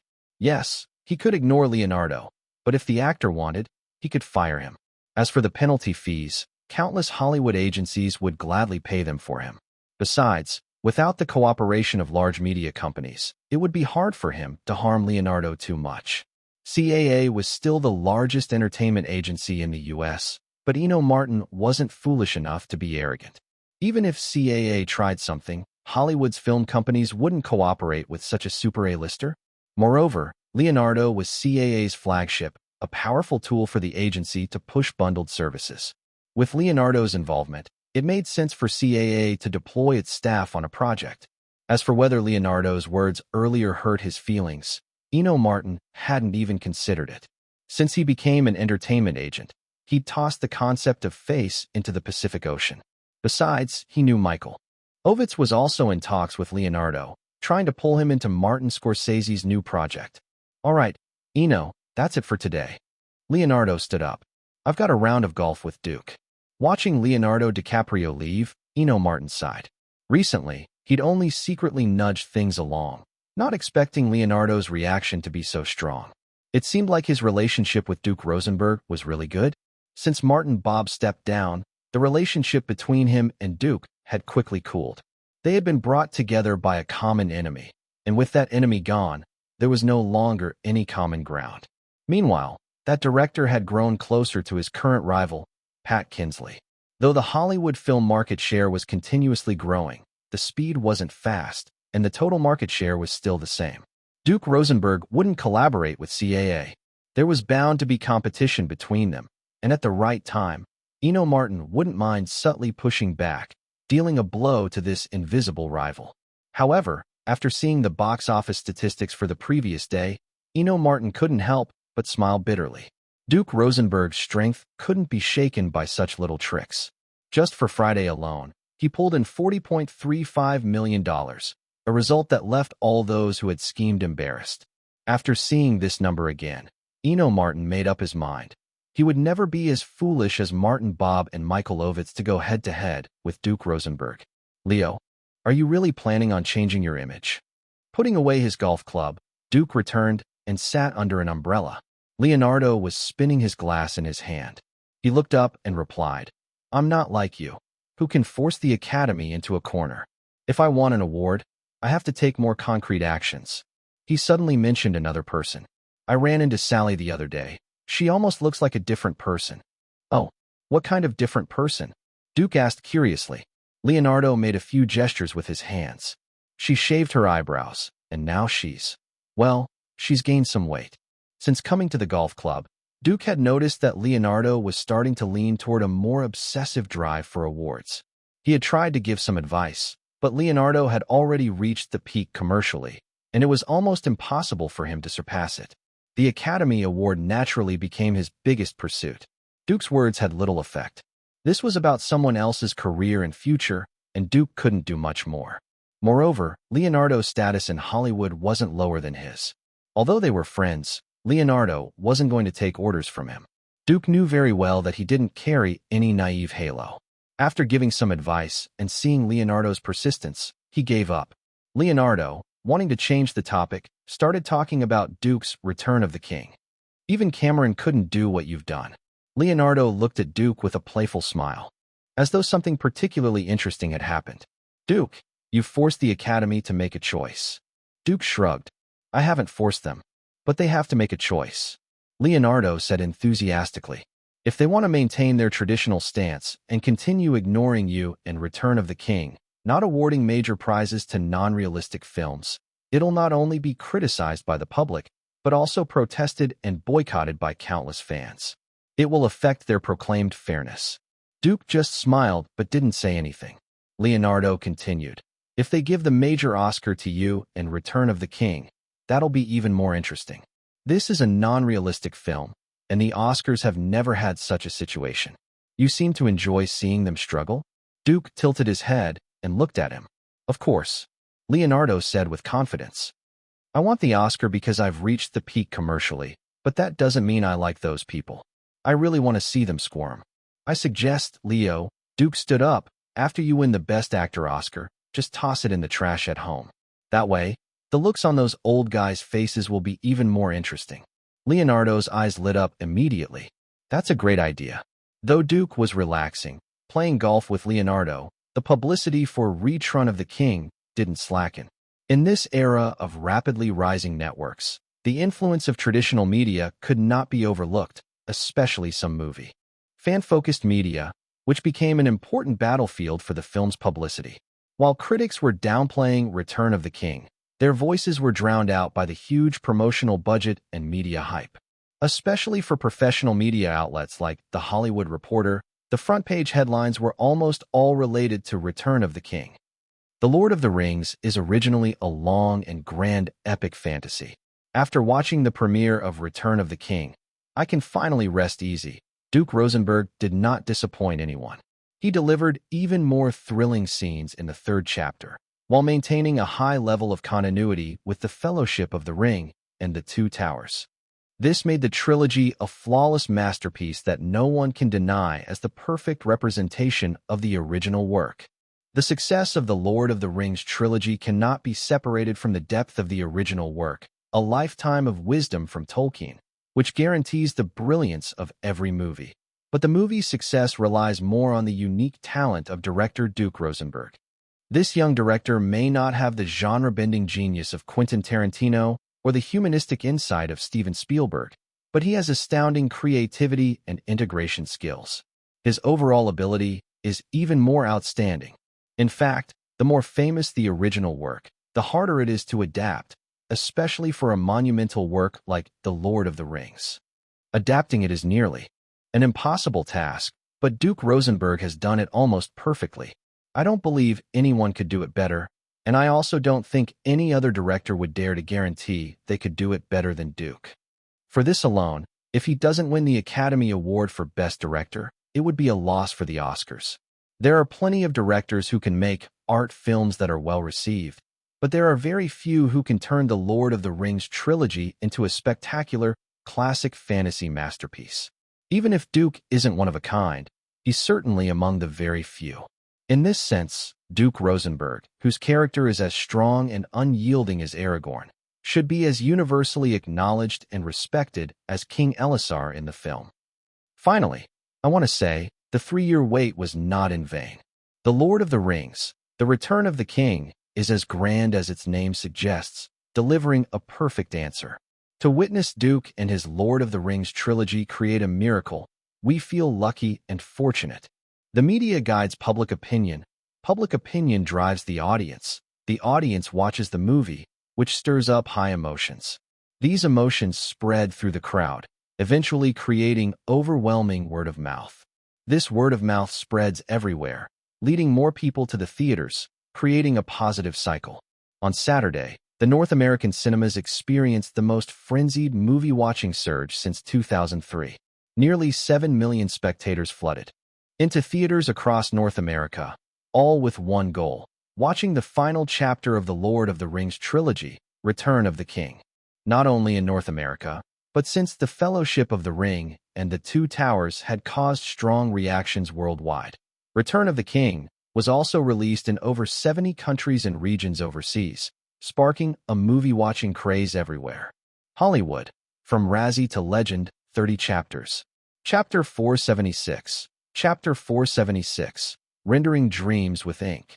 Due to time zone differences, the global simultaneous release of the film had varying schedules, but after 2 days of intense screenings on Friday and Saturday, The Lord of the Rings, The Return of the King created a phenomenon-level viewing frenzy worldwide. From Japan to Mexico, from Sweden to Brazil, from Russia to Australia, audiences were all stunned by the courage of humanity to fight back to the death and the grandiose scenes. The media never misses a hot topic, and The Lord of the Rings, The Return of the King became the subject of enthusiastic reviews across many countries. Every movie in the Lord of the Rings series is excellent, but The Return of the King has reached the pinnacle of classic cinema. The key character depictions have been elevated, the battle scenes are more intense, and at the same time, the emotional depth is even more touching. New Zealand Herald. It is rare that the third part of a trilogy is the best of the entire series. The epic conflicts, astounding battles, outstanding landscapes and special effects, and steadfast characters give this nearly 9-hour masterpiece a perfect conclusion. UK The Times. Every scene in the movie created by the invisible elf Duke Rosenberg showcases its brilliance. No filmmaker has ever set such high goals and achieved so much. Spain Madrid Daily. The Return of the King might be the most astonishing masterpiece in epic cinema. Duke Rosenberg spent 7 years creating an unparalleled great work. This is not just a movie. It is a gift, the best gift for movie fans around the world. France Le Figaro. Although The Return of the King tells a simple story, the impact it brings is truly immense, especially the scenes and music, the epic battle of thousands. The stories around the Fellowship of the Ring are moving, joyous, and sad. Until the very end, each person is irreplaceable, especially the companion who stays with you until the end, never leaving. This is a movie that gives people strength, a fantastic journey, and a beautiful memory. Japan Asahi Shimbun. In addition to the media, overseas audiences were equally enthusiastic. Vieira from France said in an interview, "The Lord of the Rings trilogy is the most inspiring, grand, and profound film I have ever seen." Calling it an epic is not an exaggeration. Mornis from Spain also praised the film. The Return of the King shows the extreme limits that cinematic spectacle can achieve. As movie fans, we are undoubtedly fortunate and happy. Milner from the University of Cambridge in the UK directly credited the success of the film to the director. He said on Sky TV's camera, "Duke Rosenberg demonstrated his unparalleled cinematic talent and profound love for the Lord of the Rings trilogy. He has created a great film. Well deserved." Although the numbers are the real proof, due to time zone differences and other factors, the box office data from overseas has not yet been released. However, the Saturday statistics in North America were enough to show how popular The Return of the King was. On Saturday alone, The Return of the King earned $44.21 million from 4013 theaters, breaking the North American single-day box office record again. With this figure, all Hollywood companies knew that, in the absence of strong competitors in the market, The Return of the King's momentum could not be stopped. Moreover, since last year, no company has dared to release a big production around The Return of the King, as no one wants to act as the background to the final chapter of The Lord of the Rings. The two films released this week, Deep Midnight Chill from Harbor Entertainment and The Wilderness from Ferrero Studios, both had fewer than 500 theaters. How could they compete with The Return of the King? Let's pull our network public relations team back. Cook Dick from Walt Disney headquarters called the publicity department. Redirect all resources and energy to the promotion of Finding Nemo and Pirates of the Caribbean. Even though Disney took a subtle dig at The Return of the King, the actual investment in resources was minimal. Even with Michael Ovitz's collaboration, they wouldn't place the main focus on this. Now that The Return of the King's momentum is so overwhelming, no small scandals or entanglements could hinder it. Disney saw no need to waste manpower or energy on this. Thinking about the $44.21 million, Cook Dick couldn't help but imagine what it would be like if Finding Nemo and Pirates of the Caribbean could achieve this kind of single-day box office. That would mean the film's first weekend box office in North America would undoubtedly exceed $100 million. Unfortunately, he knew this was an impossible task. Since the birth of Hollywood, no non-adapted or sequel film had ever exceeded $80 million in a North American opening weekend. Even directors as powerful as James Cameron, Steven Spielberg, and Duke Rosenberg had never achieved that. Could Pixar Studios and Disney Movie Studios accomplish this? Looking at the May release schedule. After dinner, sitting on the living room sofa, Ivanka picked up a detailed release chart and said to Duke, "The film's releasing on May 23rd, The Fast and the Furious 2, and on May 30th, Finding Nemo, are our real competitors." Duke, who was peeling an apple for her, didn't say much and simply nodded. Ivanka put down the chart, curious, and asked, "Will Pixar's big movie break $100 million in its opening weekend?" Duke looked up at her. She stood up, walked over to him, and sat down next to him, taking the apple he hadn't finished peeling. As she skillfully peeled it, she said, "You seem to think highly of Pixar, so I was wondering if their big movie will surpass a $100 million in its opening weekend." "No," Duke replied firmly. "In the North American film market today, no original film has ever broken a $100 million in its opening weekend." Not just today, Duke remembered clearly that in his most recent memories, there had never been a non-adapted or sequel film that broke $100 million in North America on its opening weekend. Not even giants like James Cameron, Peter Jackson, and Christopher Nolan had managed that. Could Pixar Studios and Disney Movie Studios do it? Even from a young age, Duke had been learning and grinding his way up to the present. He wasn't about to claim he was more impressive than the two legendary directors at their peak. Even though the market's development had its natural course, and in the future, if ticket prices increased and more theaters were added, an original film might break $100 million in opening weekend, it would not happen in the next 3 to 5 years. Markets have their inevitable development patterns. If a single individual could change the market, it would only be fantasy. Want a bite? Ivanka finished peeling the apple, cut a large piece, and handed it over to Duke, who shook his head. "This is for you, you hardly ate dinner." "I'm on a diet," Ivanka said seriously as she cut off less than 1/5 of the apple and took small bites. Duke had no way to deal with strict dieters. He gently kissed her forehead and said, "Let's take a walk in the garden." "Wait a minute." Ivanka checked her watch, grabbed the remote, and turned on the TV. "NBC is airing a show about your movie. I want to watch." "It's all flattery," Duke said, sitting back down. Ivanka shrugged. "I don't think so. I think you deserve it, and I enjoy hearing all the praise about you." This was just one of many promotional plans finalized by the Lord of the Rings studio. Charles Rowan, who was an important member of Duke's team and the producer of the Lord of the Rings trilogy, participated in the show. Since Ivanka wanted to watch, Duke stayed with her. The interview wasn't anything special, just like all variety shows, following a pre-designed script. Charles Rowan, being an old hand, answered serious questions while occasionally sharing fun stories or secrets from the set to gain more attention. The only unexpected moment came when, towards the end of the show, a pre-recorded interview clip was played, and the interviewee was George Lucas. George Lucas is recognized as Duke's guide into Hollywood. His words were generally objective. As everyone knows, all film series have sequels only after the success of the first movie, but The Lord of the Rings launched 3 parts at once. Duke didn't leave himself any way out. Just like the Fellowship of the Ring, who struggled for 13 months to destroy the One Ring in the fires of Mount Doom, Duke spent 15 months filming the final shot. I know Duke is confident, persistent, and hardworking, and only a director like him could spend 5 years preparing for this series. He spent 3 years on the script, 2 years on set design, and the final film runs close to 9 hours. Just this kind of resolve and determination alone would make other Hollywood filmmakers feel ashamed. Many people say that the Lord of the Rings trilogy is a victory of the film industry.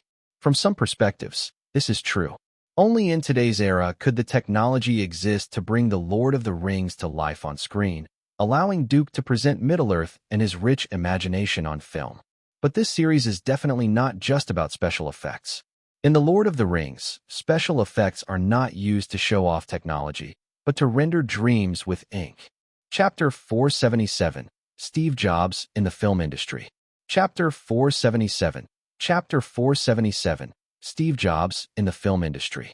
Late at night, Gibson and several companions left the cinema and walked onto the street. If it weren't for the bright streetlights and the surrounding modern buildings, one might think they had stepped into a strange world. Before leaving the cinema, they made a large purchase at the concession stand and had put on many of the items they bought. For example, Gibson was wearing a gray pointed wizard hat, holding an old-fashioned wooden staff, and draped in a gray robe. At first glance, he looked like Gandalf arriving in North America. His companions weren't much different. Some were holding Legolas's short bow, others were carrying Aragorn's long sword, and the most exaggerated was a girl who wore Arwen's velvet gown. It's such a shame. The girl, named Loki, seemed a bit dissatisfied, complaining to her companions. The concession stand didn't have any limited edition Lord of the Rings jewelry for sale. I've been saving up my pocket money for a year just to buy a set, but they sold out. Loki, you're a rich woman now. Gibson joked, then said seriously, that stuff was priced at $3,999. I don't care. Loki said nonchalantly. I'd gladly spend all my pocket money on this movie. I don't care if I max out my credit card. The group of them started teasing her, and Loki stared at them, saying, Don't talk about me. Since Lord of the Rings came out, how much have you all spent on merchandise? Has any of you spent less than $3,000?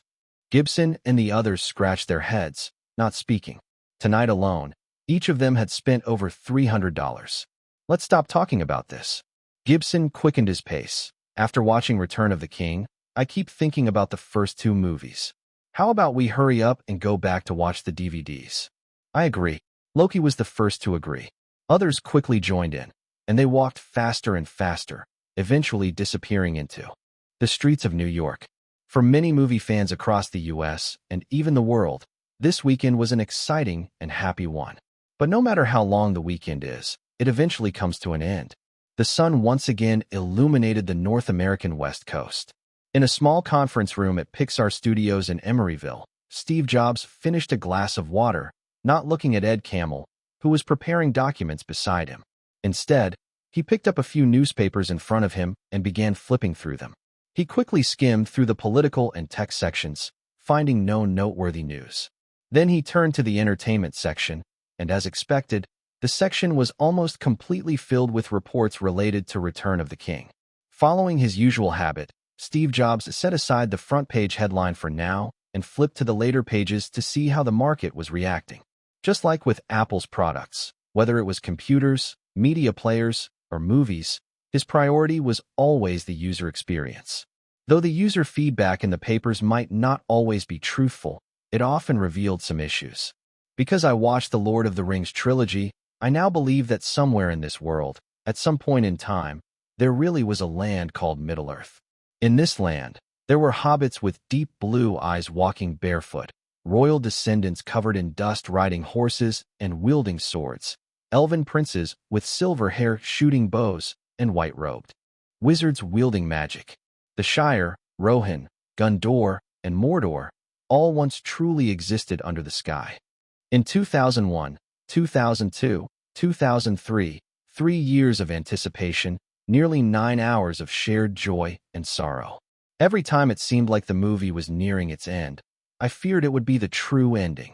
Only when Frodo closed the leather-bound book did I feel that the long-awaited matter had finally come to an end, and a sense of peace filled my heart, yet a deep sense of melancholy emerged.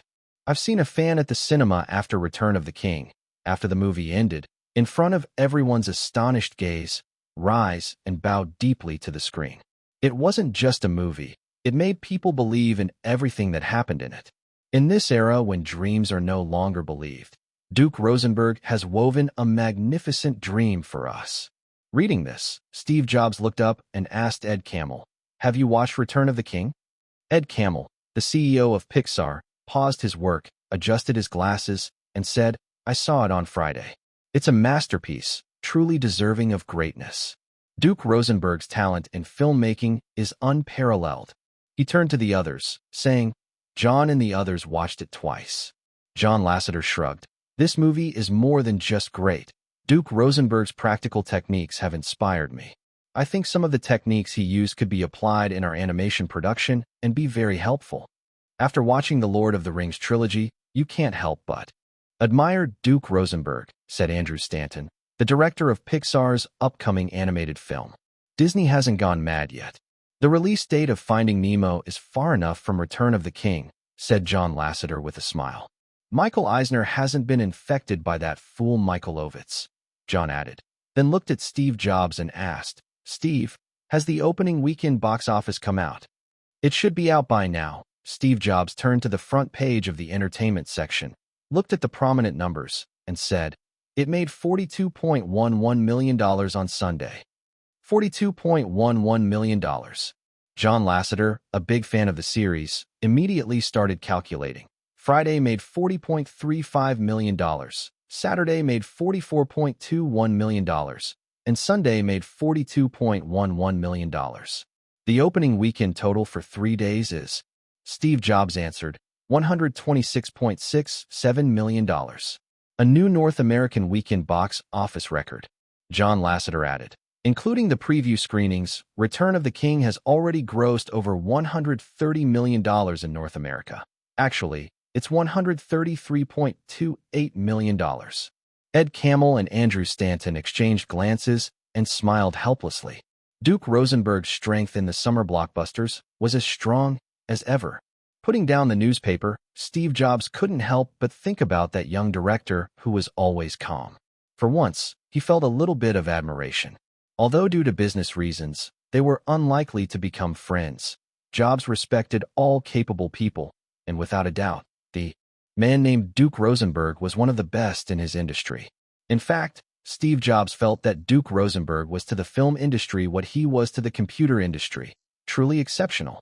As Brad Bird and others arrived at the meeting room, Pixar's bigwigs were all present, and the meeting began. Ed, Jobs said directly, tell us about the negotiations with Warner Brothers and Duke Studios. I've had 4 meetings with Tina Fey, Duke Rosenberg's senior assistant, and Warner Brothers representatives in the past month. In this energetic and creative company, even a meeting with Steve Jobs wouldn't be too serious.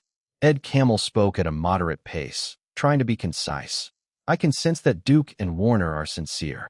They really want Pixar to join their system, and the terms they've offered are far better than Disney and Michael Eisner's. The specific terms are in the documents in front of you. Ed Camel sighed lightly. It's really tempting. Disney sighed. Jobs asked again. They've made some concessions. Ed Camel shook his head. They agreed to give us 30% of the box office revenue. I don't want box office revenue. Steve Jobs knew very well where the profits for animated films came from. Are they still unwilling to budge on merchandise? Yes, Ed Camel replied. Hearing this, Jobs thought for a moment and said slowly, let the negotiations with both sides continue. We're not in a hurry. Pixar has enough capital now, and Pixar can change the Hollywood landscape. Pixar still had a contract to fulfill with Walt Disney for an animated feature film, so there was no rush to negotiate. Jobs was still observing. What he wanted was the most beneficial outcome for Pixar and himself, Steve Jobs. The closed-door meeting continued until the afternoon, and afterward, Steve Jobs left Pixar Studios and flew to Los Angeles to attend a reception hosted by Sony Entertainment. Before entering the reception, Jobs received another set of data reports from his secretary. Seeing the even more staggering numbers on it, he once again thought about the idea that Duke Rosenberg was truly the Steve Jobs of the film industry. Jobs, a half-disciple of the late Akio Morita, knew this was the main reason he was invited to the reception. However, Sony Entertainment clearly didn't invite him for that reason. The representatives from Sony Entertainment soon approached him. Steve, are you interested in collaborating with Sony Entertainment? The one speaking to Jobs was Michael Ovitz, who had helped Sony acquire Columbia Pictures. He was acting as a broker once again. Sony is very eager to collaborate with Pixar Studios. Sony Entertainment? For someone like Jobs, he wouldn't hide his feelings and shook his head directly. Sony Entertainment is not worthy of Pixar Studios.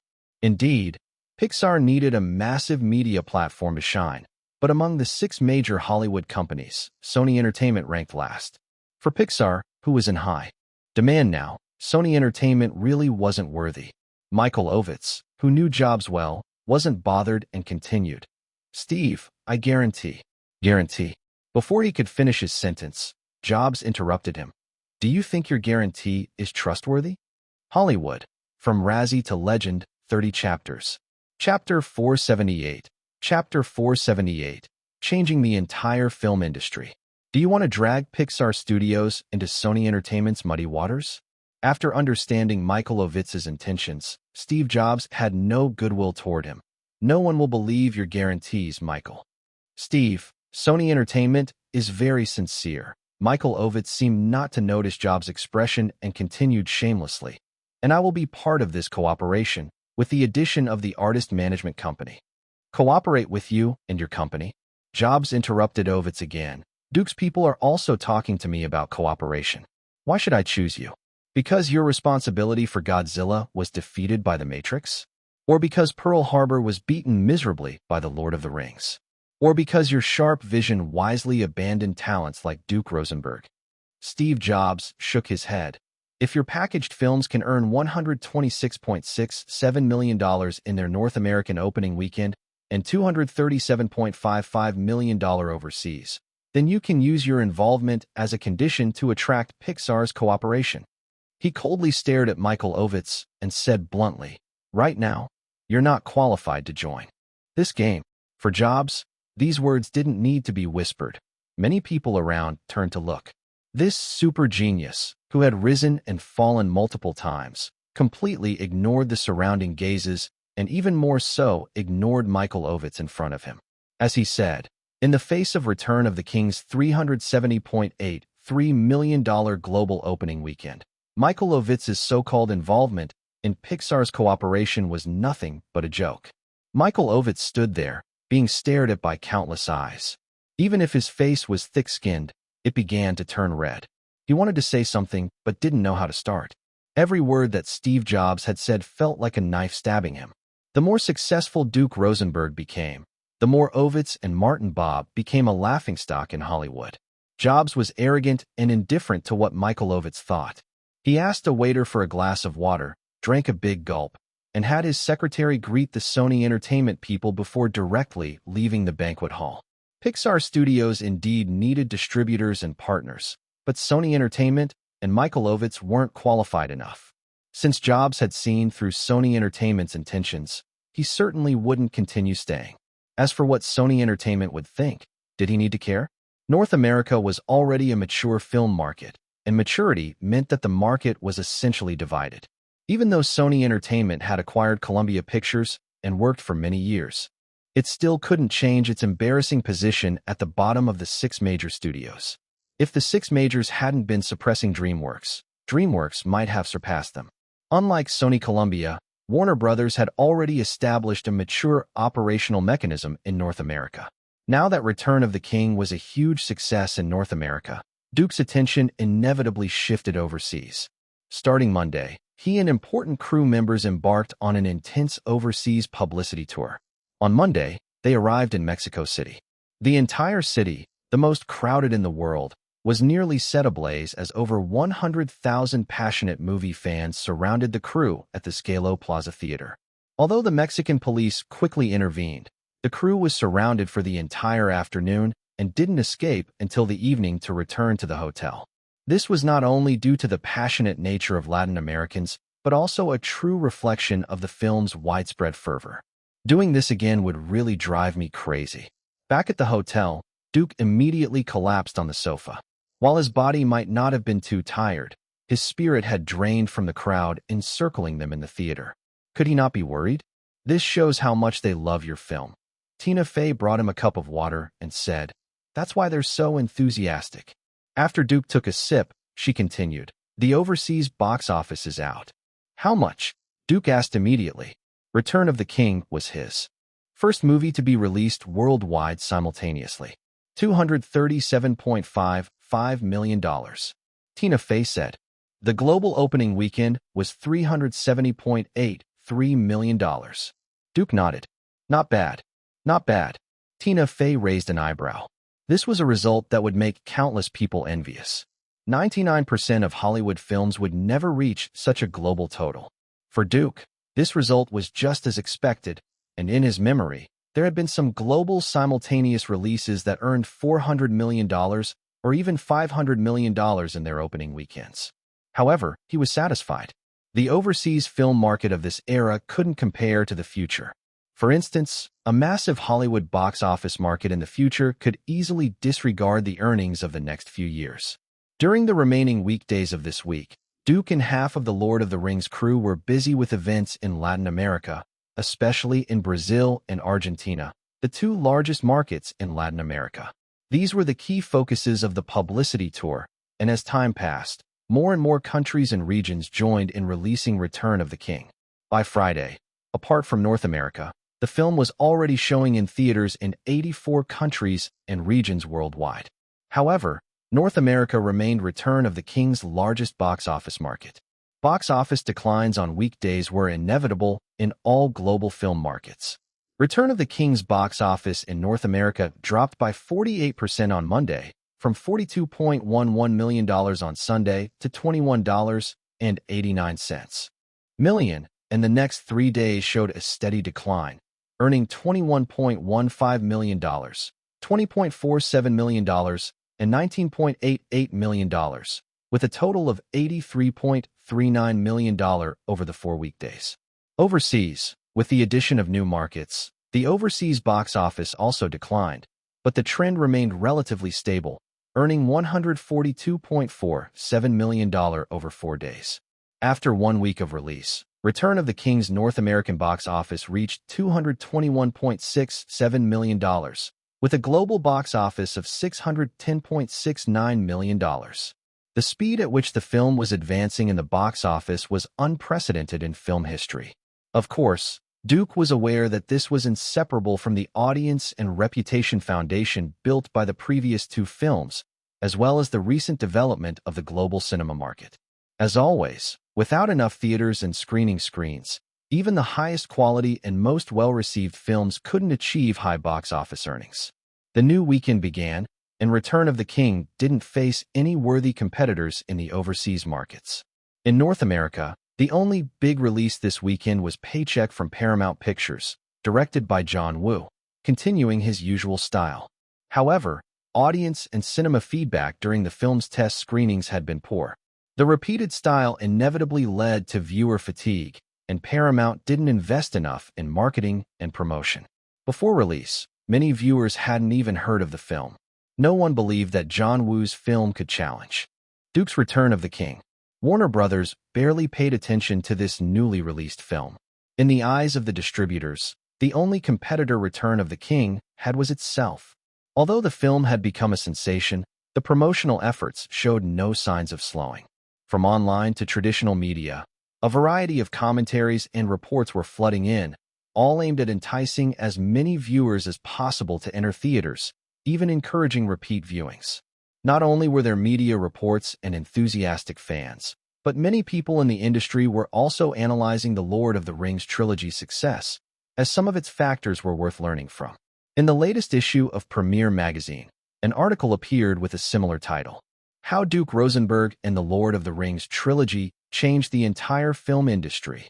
This was the headline on the magazine cover, with Duke in Return of the King's poster as the featured image. Anyone who has watched the Lord of the Rings trilogy knows how unforgettable this series is. Duke Rosenberg's masterpiece will have a lasting influence on Hollywood. Apart from unforgettable characters like Gandalf and Legolas, we also get to witness the evolution of cinema. First, it paved the way for the development of epic fantasy films. Duke and his Lord of the Rings series' massive success marked the grand return of epic fantasy blockbusters to the big screen, and fantasy films came back in a grand fashion. Suddenly, you could see orcs in Vogue and wizards in the major newspapers. It felt like the entire world of fantasy characters was alive and well these years. Second, it made motion capture the mainstream technology in film production. The character Gollum revolutionized motion capture, even innovating modern digital effects. Over the past 2 years, motion capture has evolved into performance capture, capturing actors' full performances in a realistic way. Third, Duke demonstrated that all types of special effects can work. This is an irrefutable argument. Are CG effects better than real-world effects? Can they surpass the real? Duke Rosenberg's Lord of the Rings series proved that all kinds of visual effects methods work in the film industry. He combined New Zealand's Weta Workshop's advanced digital effects, models, prosthetics, and traditional visual illusions to create a balanced visual effects event. Fourth, Duke made Hollywood realize that any genre can be filmed. For many years, Hollywood producers feared adapting Tolkien's classic fantasy works because they believed it would be impossible. But Duke and his team proved them wrong. Their success proved to the world that Hollywood can produce films of any genre. Chapter 479, Honorary Citizen. Chapter 479. Chapter 479, Honorary Citizen. They actually overlooked an important aspect of the success of the Lord of the Rings trilogy, George Lucas said, while sipping red wine in the small bar at Steven Spielberg's house, speaking to his old friend. The emphasis on direct communication with the audience. Spielberg gently swirled his wine, recalling the various marketing strategies used in the trilogy, nodding in agreement.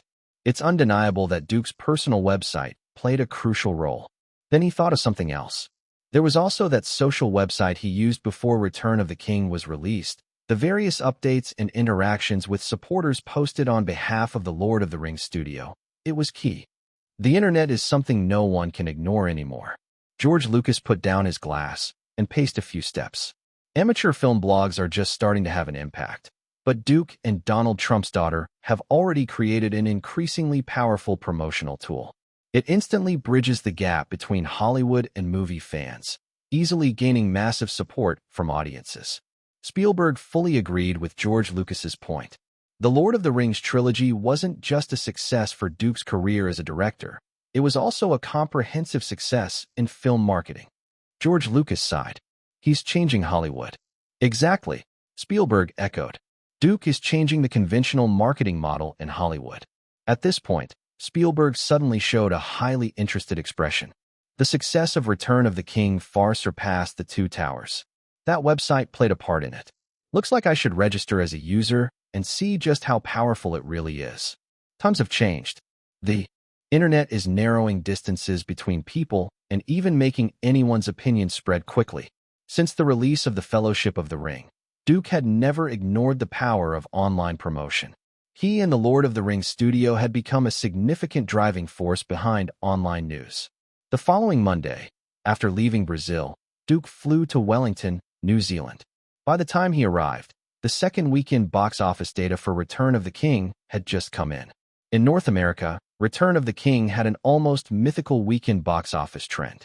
Its second weekend box office dropped only 35%, bringing in $82.33 million and easily holding onto the top spot on the North American box office chart. The second place went to Paramount's Eternal Sunshine of the Spotless Mind, which opened on over 2,700 screens, but its three-day box office was only $13.12 million, far from challenging Return of the King. Overseas, despite the film opening in 90 regions, the new areas brought in average earnings, and the weekend box office fell to $162.33 million. However, it still held a global lead.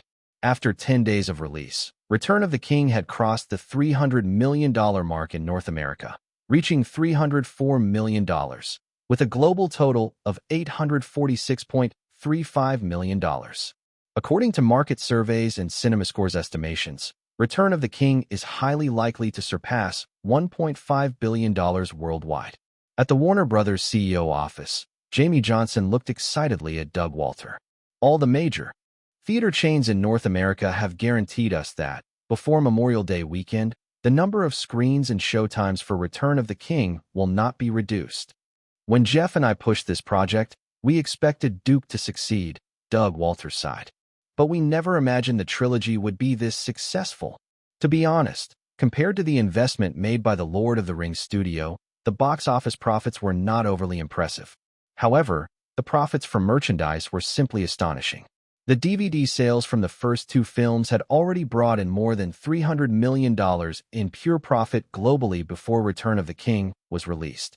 If you add in other merchandise, Doug Walter naturally thought about the merchandise released worldwide alongside Return of the King. The sales in the first 10 days were roughly estimated to be around $400 million. For Warner Brothers and the Lord of the Rings studio, this trilogy was essentially a money-making machine. Thinking of this, Doug Walter's gaze lowered to the 4 scripts in front of him. One was a small production with low investment, while the other 3 were related to the fate of the DC movie universe, the Dark Knight trilogy. The scripts for the trilogy had already been discussed within Warner Brothers, and there was a lot of internal disagreement. The biggest criticism was how dark they were. Doug Walter himself agreed with this view. The storyline seemed unfriendly to the audience. If these weren't Duke's scripts, he and Warner Brothers would have definitely rejected them. But thinking about the immense success of the Lord of the Rings trilogy, Doug Walter suppressed these thoughts. Before the trilogy was made, how many people in Hollywood dared to tackle Tolkien's epic? The work, considered the hardest literary adaptation, was turned into a commercial success by Duke. Jamie. Doug Walter made up his mind. Send these 4 scripts to the review committee. I don't care what it takes. We have to push them through. Perhaps only Duke could save DC's superheroes now. Doug Walter decided to take the risk. While North American screenings and promotions were continuing, Duke, upon arriving in New Zealand, attended an event the next day at Wellington City Hall. The morning sunlight was particularly bright, with over 100 reporters from both North America and New Zealand gathered outside the City Hall. They held long and short lenses, aiming at Duke and the mayor, who stood at the top of the steps. We are very pleased that Director Rosenberg has returned to New Zealand once again. He has left a deep mark on this country. Wellington's mayor, Clement, stood at the microphone and said in a rhythmic tone, "Wherever there are people, there is great film art spreading. Wherever there is a screen, there are films by Director Rosenberg being shown." Today, Wellington welcomes a citizen who has made a significant contribution to the art of film. At this point, Clement gestured to Duke beside him. The New Zealand government and the Wellington City Council have jointly decided to award director Duke Rosenberg the title of Honorary Citizen of Wellington. Applause echoed in front of the City Hall. Amid the applause, Duke took the certificate and golden key from Clement and then stepped up to the microphone. He said at the right moment, "Thank you. Thank you to New Zealand for this recognition. I am very happy to become an honorary citizen of Wellington. I love this beautiful country." This was not simply about being granted honorary citizenship. Both Duke and New Zealand had promotional intentions in mind. Through good communication, they had already prepared a press conference for this event. As the newly minted honorary citizen of Wellington, Duke naturally became the star of the press conference. The event moved to the press hall beside the City Hall, where Duke took interviews from both Warner Brothers and New Zealand media. The New Zealand media focused, of course, on tourism. Director Rosenberg, if Lord of the Rings fans come to New Zealand, what filming locations do you think they shouldn't miss? The actual filming locations used by the crew were mostly made from expanded polystyrene, which wasn't suitable for tourism and couldn't stay in the natural environment for long. After filming, the crew had quickly dismantled everything. However, with the success of the Fellowship of the Ring, the New Zealand government quickly recognized the potential, and the New Zealand Tourism Bureau reached an agreement with the Lord of the Rings studio, acquiring most of the design blueprints. Under the guidance of the crew, many of the filming locations were restored as quickly as possible. These locations had become popular tourist spots in New Zealand. New Zealand has many beautiful scenic spots, but for Lord of the Rings fans, walking around Hobbiton is certainly a must. It was originally a filming set and construction area for the movie, but now it's become a true Hobbiton. This was a win-win promotional event, and Duke surely would sell it well. I specifically visited Hobbiton yesterday. What makes me happy is that it has returned to nature. The grasslands and shrubs have grown back. I remember when we first came here to film, it looked just like this. After all these years, it's no longer a fictional set, but a real hobbit farm with herds of cattle and sheep. For the Warner Brothers reporters, their focus was more on the film and Duke himself, with questions mostly unrelated to New Zealand. Duke, now that the Lord of the Rings trilogy is complete, how do you feel? Are there any memorable moments? Ending the production of a movie comes with a lot of pressure. That's true for any film. I've been working on post-production for the past few months, always looking forward to the completion and release. He paused for a moment before continuing. I'm still working over 10 hours a day, so I haven't had time to reflect. I just hope to see the light at the end of the tunnel and get out as soon as possible. But I'm sure that in 6 months, when I look back on these past years, I will have all kinds of emotions. According to the agreement, the next question was from New Zealand media. Why did you choose New Zealand as the filming location for such a massive project as The Lord of the Rings? Why? Of course, it was for simplicity and cost saving. However, Duke wouldn't say that. He thought for a few seconds before answering seriously. Tolkien created a European landscape in the original work, a time period about 6,000 to 7,000 years ago, which is a fictional era predating ancient Greece and ancient Egypt, a time when everything has been forgotten. I wanted to find a place that had a European look, yet was remote and full of primal energy. So, New Zealand was my only choice. It has a distinct primal charm, and you can clearly feel the desolation of the filming locations. This description isn't an exaggeration. New Zealand has a population of 4 million, while the UK has 60 million, but the two countries are nearly the same size. Therefore, in New Zealand, you can go to many places and not encounter a single person. Without a doubt, when you're filming, you don't want television antennas, roads, or buildings in your shots. You want endless natural scenery, and this place is the best location. It's sparsely populated but scenic, the perfect filming spot. Hollywood, from Razzie to Legend, 30 chapters. Chapter 480. Chapter 480 Global 1 billion. The Lord of the Rings trilogy, if we start counting from the official communication with Charles Rowan in Los Angeles, took Duke 7 years to complete. This massive project, with an unbelievably complicated preparation process, unprecedented investment, and overwhelming pressure, was far from an easy task. Only those close to him knew how many restless nights he had spent, how often nightmares woke him up, as he feared the consequences of the project's failure. In this world, success is never easily or naturally obtained. Duke knew that the special experiences that led him to this point were important, but just as crucial were his careful and relentless efforts over the decades. Without effort, persistence, learning, and improvement, he would never have been able to turn the fragmented images in his mind into one film after another. Forget about being an ordinary person without an eidetic memory. Even if someone could remember every detail of a film from start to finish, it would mean nothing. Anyone who isn't deluded understands that watching a movie and making one are two completely different things. Every time he made a film, especially with investments reaching tens of millions or even over $100 million, he was carrying tremendous pressure. He was tenacious. Although the overwhelming stress could make one anxious and sleepless, it had never broken him. He worked hard. The world might not always reward effort with success, but without effort, success was impossible. His goal was clear. Over a decade ago, he realized his greatest strength and had been working toward it ever since. Neither women nor other temptations could make him slow down. After 12 years in Hollywood, after striving for so long, Duke finally reached the most glorious moment of his directorial career. The Return of the King had shown unparalleled momentum in both the North American and global markets. Entering the third weekend of May, The Return of the King faced competition from 20th Century Fox's new film. On Friday, May 16th, Phone Booth was officially released in over 2,400 theaters. The fate of this film had been full of misfortune.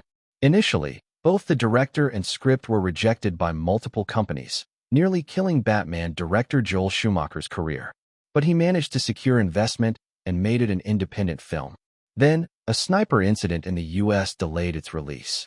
Finally, after the film's release date was postponed several times, it clashed with The Return of the King, which Warner Brothers had already set.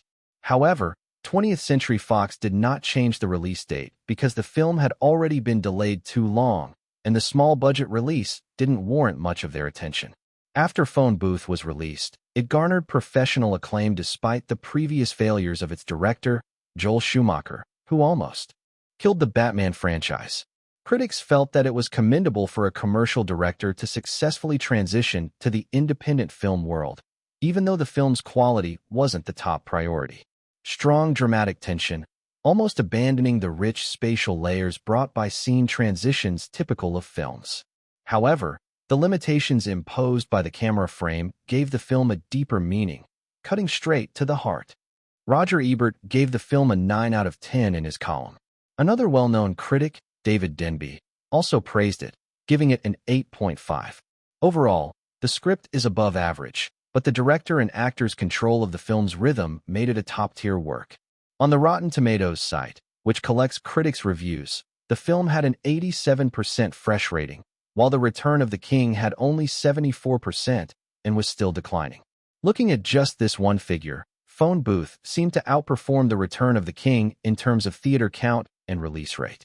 However, Phone Booth was released in 2,400 theaters, but the North American chains kept its screen share under 10%, refusing to increase the number of screens, as they needed to guarantee almost 80% screen share for The Return of the King.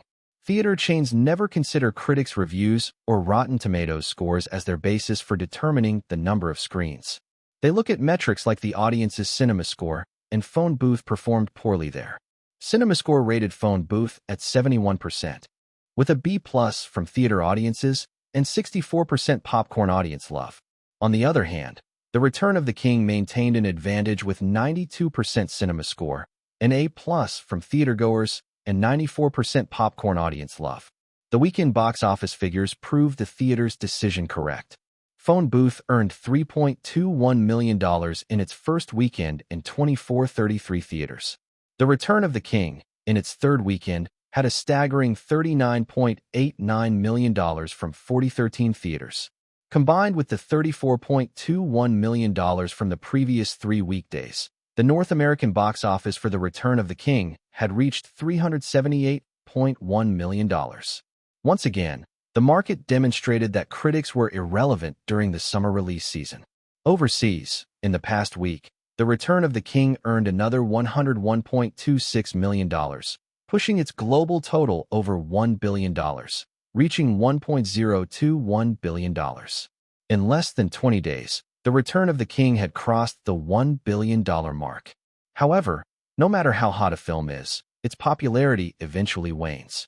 After the start of the new week, its weekday earnings fell to $6.5 million, showing a slight decline. But neither Duke nor Warner Brothers were surprised or dissatisfied. This was just a normal market cycle. Of course, continued promotion was necessary, and after a video conference with Warner Brothers, the promotional budget for The Return of the King was increased from $50 million to $80 million, with the possibility of further investment if needed. Without enough promotion, there would be no further returns. Forget big productions like The Lord of the Rings. In Hollywood, even successful small-budget films had astronomical marketing costs. While Duke was in Australia and preparing to fly to Europe with the crew, he received some news from Warner Brothers UK. Because of the massive success of the Lord of the Rings trilogy and your contributions to promoting British culture.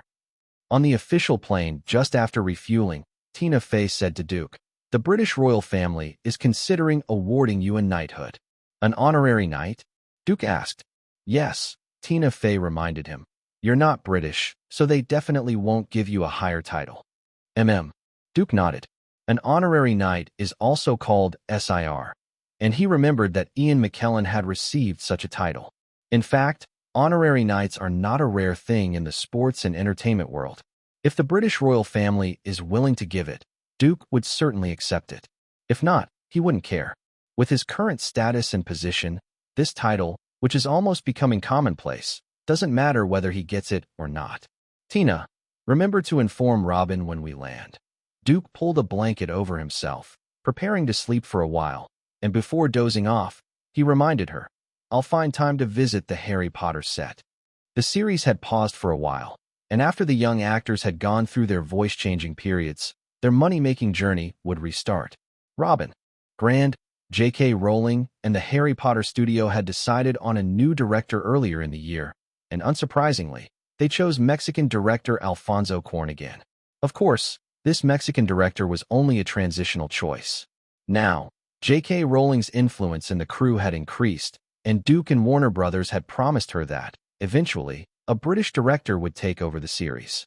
As for who exactly, like Alfonso Cuarón, Duke didn't plan to interfere directly. After the series' success, as long as the later films didn't turn into disasters, the chances of failure were very low. J.K. Rowling had also tested the waters about having him take over, but Duke had refused without hesitation. Now, This series was similar to the James Bond films for directors. Few famous directors were willing to take it on. Moreover, Duke's next plans had already been set, and they would be executed in a few years. The Batman trilogy would definitely not be made using the same approach as the Lord of the Rings trilogy. Duke planned to shoot it in 3 parts, and Warner Brothers, in order to minimize risk, would never agree to invest such a large amount of money in production all at once. They would film one movie, first observing the market's reaction, and then decide whether to continue. This was the wisest choice for a film company. After arriving in London, Duke met up with the crew that had arrived earlier, and they resumed their busy schedule of publicity tours. He, as a director, had no qualms about using himself as a promotional hook, striving for media headlines from the very start of the film's promotional period. In London, he attended 2 events, gave an interview to the BBC, and also received invitations from some of London's elites, attending a celebrity party. At this party, Duke met a Russian who inspired him with an idea for further promotion, something related to football. Chapter 481, Leveraging the Premier League. Chapter 481. Chapter 481, Leveraging the Premier League. Duke, are you interested in football? In the large banquet hall, Duke sat in a corner lounge with a Russian Jew, who seemed to be a passionate football fan. I mean English football. With your status, acquiring a Premier League team shouldn't be hard. That way, we could meet every year in the stadium. Is that so, Roman? Duke placed his glass on the table and curiously asked, so, the rumors are true? Since Duke arrived in London, he had continuously seen reports in the newspapers about Roman Abramovich trying to acquire a Premier League team. Actually, the deal has already been completed. Abramovich seemed eager to befriend Duke, speaking in an open and sincere manner. This isn't a secret in the football world. We're just waiting for the season to end to make the official announcement. He smiled at Duke. English football is the world's #1 sport. It has countless enthusiastic fans around the world. Football is a great opportunity to expand influence. Expand influence? Duke crossed his arms and pinched his chin. Without exaggeration, he knew that his fan base was global, but compared to football, or rather, the fans of certain top clubs, his influence was still lacking. Seeing that Duke was intrigued, Abramovich continued discussing English football, clearly eager for Duke to join this circle. Although Duke preferred American football and had once played quarterback in school, he also understood English football. He had heard of Abramovich, who was undeniably a fan of English football. Perhaps his initial purpose in acquiring a team had been different, but he had shown sufficient passion over time. The Premier League was undoubtedly going to become the richest football league in the world in the future. At least commercially speaking, sports clubs weren't just about investment. Many commercial families in North America had profited from the sports industry. Duke was very interested in Abramovich's proposal. Imagine if he got involved with a football club that had significant influence worldwide, and then the media kept reporting on it. What kind of boost would it give to The Return of the King, which was currently in theaters? Indeed, he had never considered acquiring a Premier League club, but he was eager to use such an opportunity for publicity. After finishing his casual chat with Roman Abramovich, Duke left the banquet hall and called over Tina Fey. Notify David and Penny to come to London as quickly as possible. 18 hours later, Duke met his investment manager and PR manager at the hotel. Along with the head of Warner Brothers' UK branch, they discussed for 2 hours before parting ways. After the crew finished the European promotional tour in London, Duke withdrew from the schedule. In the following 2 days, The Times published an exciting piece of news, stating that someone had contacted Manchester United, intending to acquire the club in full. Fleet Street quickly reacted. Within 1 day, they dug up the so-called insider information. From the BBC to newspapers, from the internet to traditional media, the news reports were everywhere. Famous director Duke Rosenberg, who just completed the Lord of the Rings trilogy, has now approached the 3 biggest shareholders and management of Manchester United with an official offer of $300 million. Hollywood invades the English Premier League. Duke Rosenberg, tired of directing, wants to enter the football world, and the Lord of the Rings trilogy could very well be his last work. It's unacceptable for an American to acquire an English football club, even if he successfully adapted the British literary masterpiece The Lord of the Rings. That doesn't mean he understands the culture and traditions of this country. A reporter even interviewed Manchester United's management, and the club's CEO confirmed that they had received Duke's offer, but the club's shareholders currently had no plans to sell. At that time, Manchester United was in a position far beyond Chelsea's. Within just a few days, Duke had completely overshadowed Abramovich. Not only did he dominate the entertainment section's headlines, but he also easily took over the sports section. In fact, many large media outlets across Europe, both sports and non-sports, were covering the story. For example, Germany's Bild, Spain's AS, and Italy's Gazzetta dello Sport all placed the news on their front pages and introduced Duke's background in detail. Even many sports fans who didn't usually follow the film industry were becoming familiar with Duke Rosenberg and the Lord of the Rings trilogy. The hotel where Duke was staying in London was surrounded by a pack of reporters and paparazzi. Since he had thrown out such explosive news, Duke didn't mind stepping forward to make a few statements. On one of his outings back to the hotel, he specially accepted an interview with a reporter. "I'm a Manchester United fan. I really admire Ryan Giggs, David Beckham, and Paul Scholes. Manchester United is one of the greatest football clubs in the world, and I believe I have the ability to make it even better." A reporter stood up and asked, "But some Manchester United fans are worried that you might borrow money from the bank to finance this acquisition, thereby saddling the club with heavy debt." "I will not borrow money from anyone," Duke said very seriously.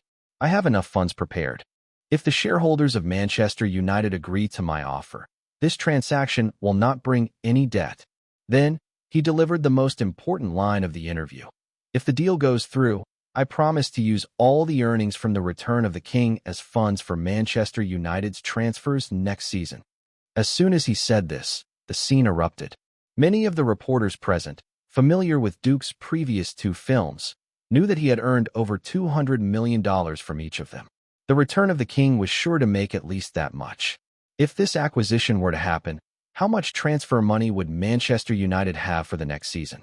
Having achieved his goal, Duke, with the protection of two bodyguards, directly entered the hotel.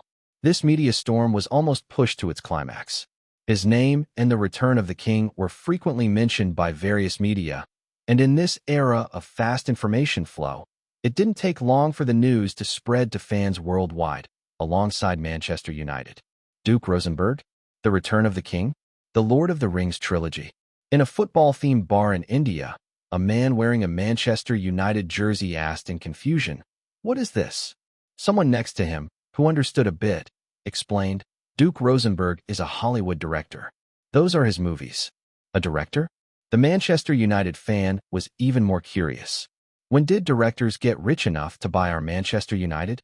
"He's a very wealthy director." Another person chimed in. "It's written in the papers that his net worth is estimated to be over $3 billion. Any of the Lord of the Rings films alone could bring him over $200 million. What? The man was incredulous. What kind of movie earns that much? Apparently, the final film in the trilogy, The Return of the King, made over $1 billion worldwide in less than 20 days. There's such a crazy movie? How come I didn't know about it? Is it showing here in India? It is showing. Nothing going on today, why don't we go watch it? I'll go too. I want to see what kind of film the director who can buy Manchester United makes." A large group of people left the bar and headed for the nearest theater. Perhaps this sudden publicity stunt worked, or maybe the new screening areas had enough passionate fans. By the fourth weekend overseas, The Return of the King had not only stopped declining in box office, but had even slightly rebounded. In just 7 days, it earned $110.25 million from 95 countries and regions. However, English football's response in North America was more lukewarm. The Return of the King continued to decline in North America at a healthy rate, and this week, the film finally had its first true competitor, Universal's sequel, Too Fast, Too Furious. However, due to the limited number of theaters and the change in the lead actor, Vin Diesel left the franchise. Too Fast, Too Furious had a disappointing opening, grossing just $18.98 million in its first weekend across 2,480 theaters. It still couldn't challenge The Return of the King's dominance. The Return of the King continued its strong performance across 4,013 theaters in North America, earning $24.86 million in its fourth weekend. Even though it no longer had the top per theater average, theaters were still happy to keep it running on a large scale, as it brought in substantial revenue from not just box office sales, but also sold-out theater merchandise. The sales of the Lord of the Rings trilogy's merchandise had reached new heights, surpassing even the peak times of Star Wars, and the final chapter, The Return of the King, had sold over $400 million worth of merchandise in North America in just under 4 weeks. Compared to the film's box office, the profit from merchandise for the producers, distributors, and sellers was even higher. Like all commercial companies, North American theater chains made decisions based on commercial benefits. However, The Return of the King's 4,013 theaters and high screen counts would soon be over.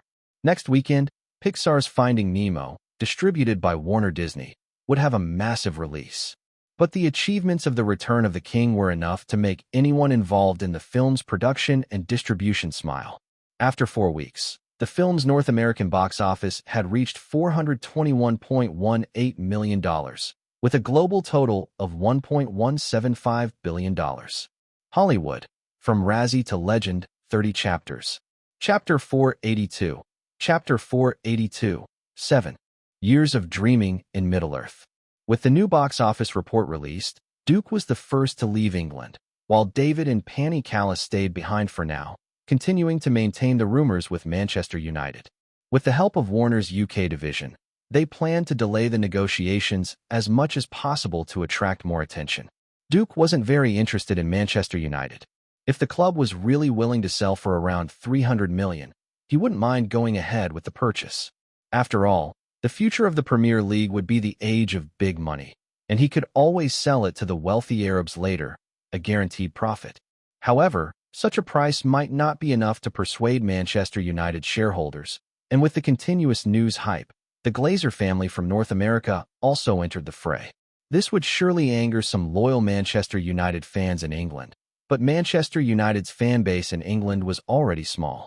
Who outside England would care where the new owner came from? Compared to the worldwide reactions the purchase could generate, the dissatisfaction from the diehard fans in England was negligible. Meanwhile, with Pixar's big release Finding Nemo set for the upcoming weekend, even though the target audiences of the two films were vastly different, the Lord of the Rings studio still increased its promotional efforts in North America, hoping to push the film's box office to surpass $500 million. The Return of the King again graced the cover of Premiere. With the trilogy nearing its end, the press focused entirely on nostalgia, hoping to inspire audiences to return to theaters.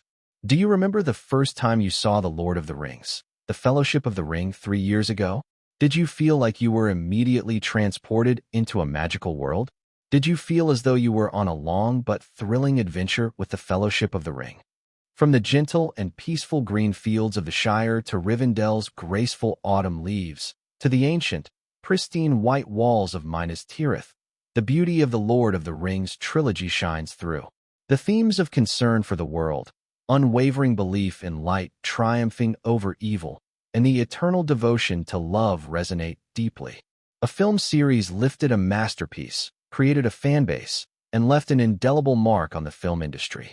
The filming of the Lord of the Rings trilogy, its intricate details, breathtaking scenes, and imagery, all invite film enthusiasts to revisit the films again and again, eagerly awaiting new content.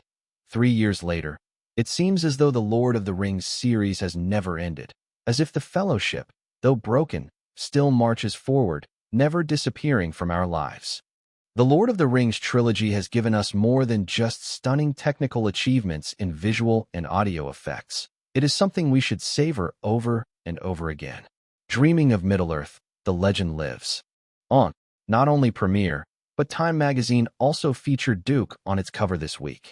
The cover shows a photo of Duke sitting at the bottom of the hill with a striking headline, 7 Years of Dreaming in Middle-earth. Duke Rosenberg shares with audiences his 7-year journey of creating Middle-earth.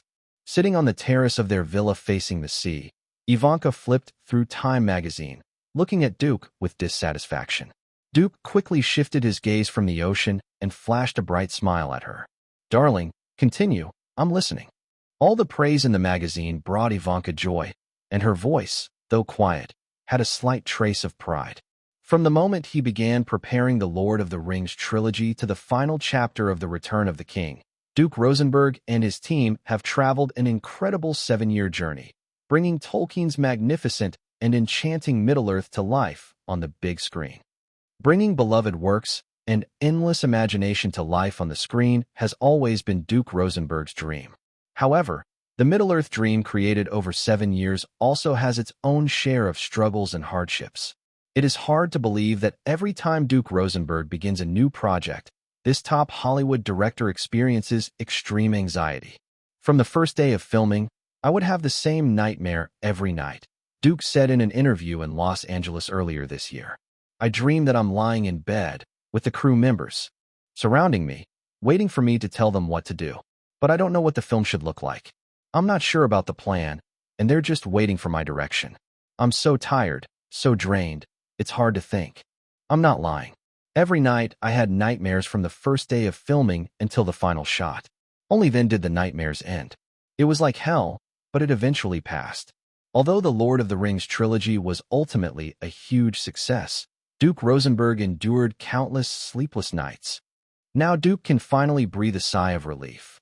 Every film shoot comes with immense responsibility because you're spending vast amounts of money, and that creates a lot of pressure. You have to carry that weight and be accountable for it. Reading this, Ivanka put down the magazine, leaned in, and gently kissed Duke on the cheek. With a tender voice, she said, "Darling, it's all behind us now, Ivy." Duke kissed her hand and said, "There was some pressure, but not as exaggerated as the magazines make it seem. It was just part of the promotion." But Ivanka, who had once been Duke's assistant, knew that the pressure he faced was much greater than what the magazines described. However, Duke clearly didn't want to discuss it further, so she didn't press him, instead following his lead and asking, "For the promotion? The box office won't be much of a problem." Duke stood up, walked to the edge of the terrace, and rested his hands on the railing, gazing out at the vast Pacific Ocean. This is all to prepare for next year. Ivanka understood what Duke meant and walked over to join him. "Starting this early? We're already late." Duke turned and looked at Ivanka. "Do you know about Sophia's new movie? The one with Scarlett?" Hearing the name, Ivanka slightly furrowed her brows before relaxing. "I think it's called Lost in Translation."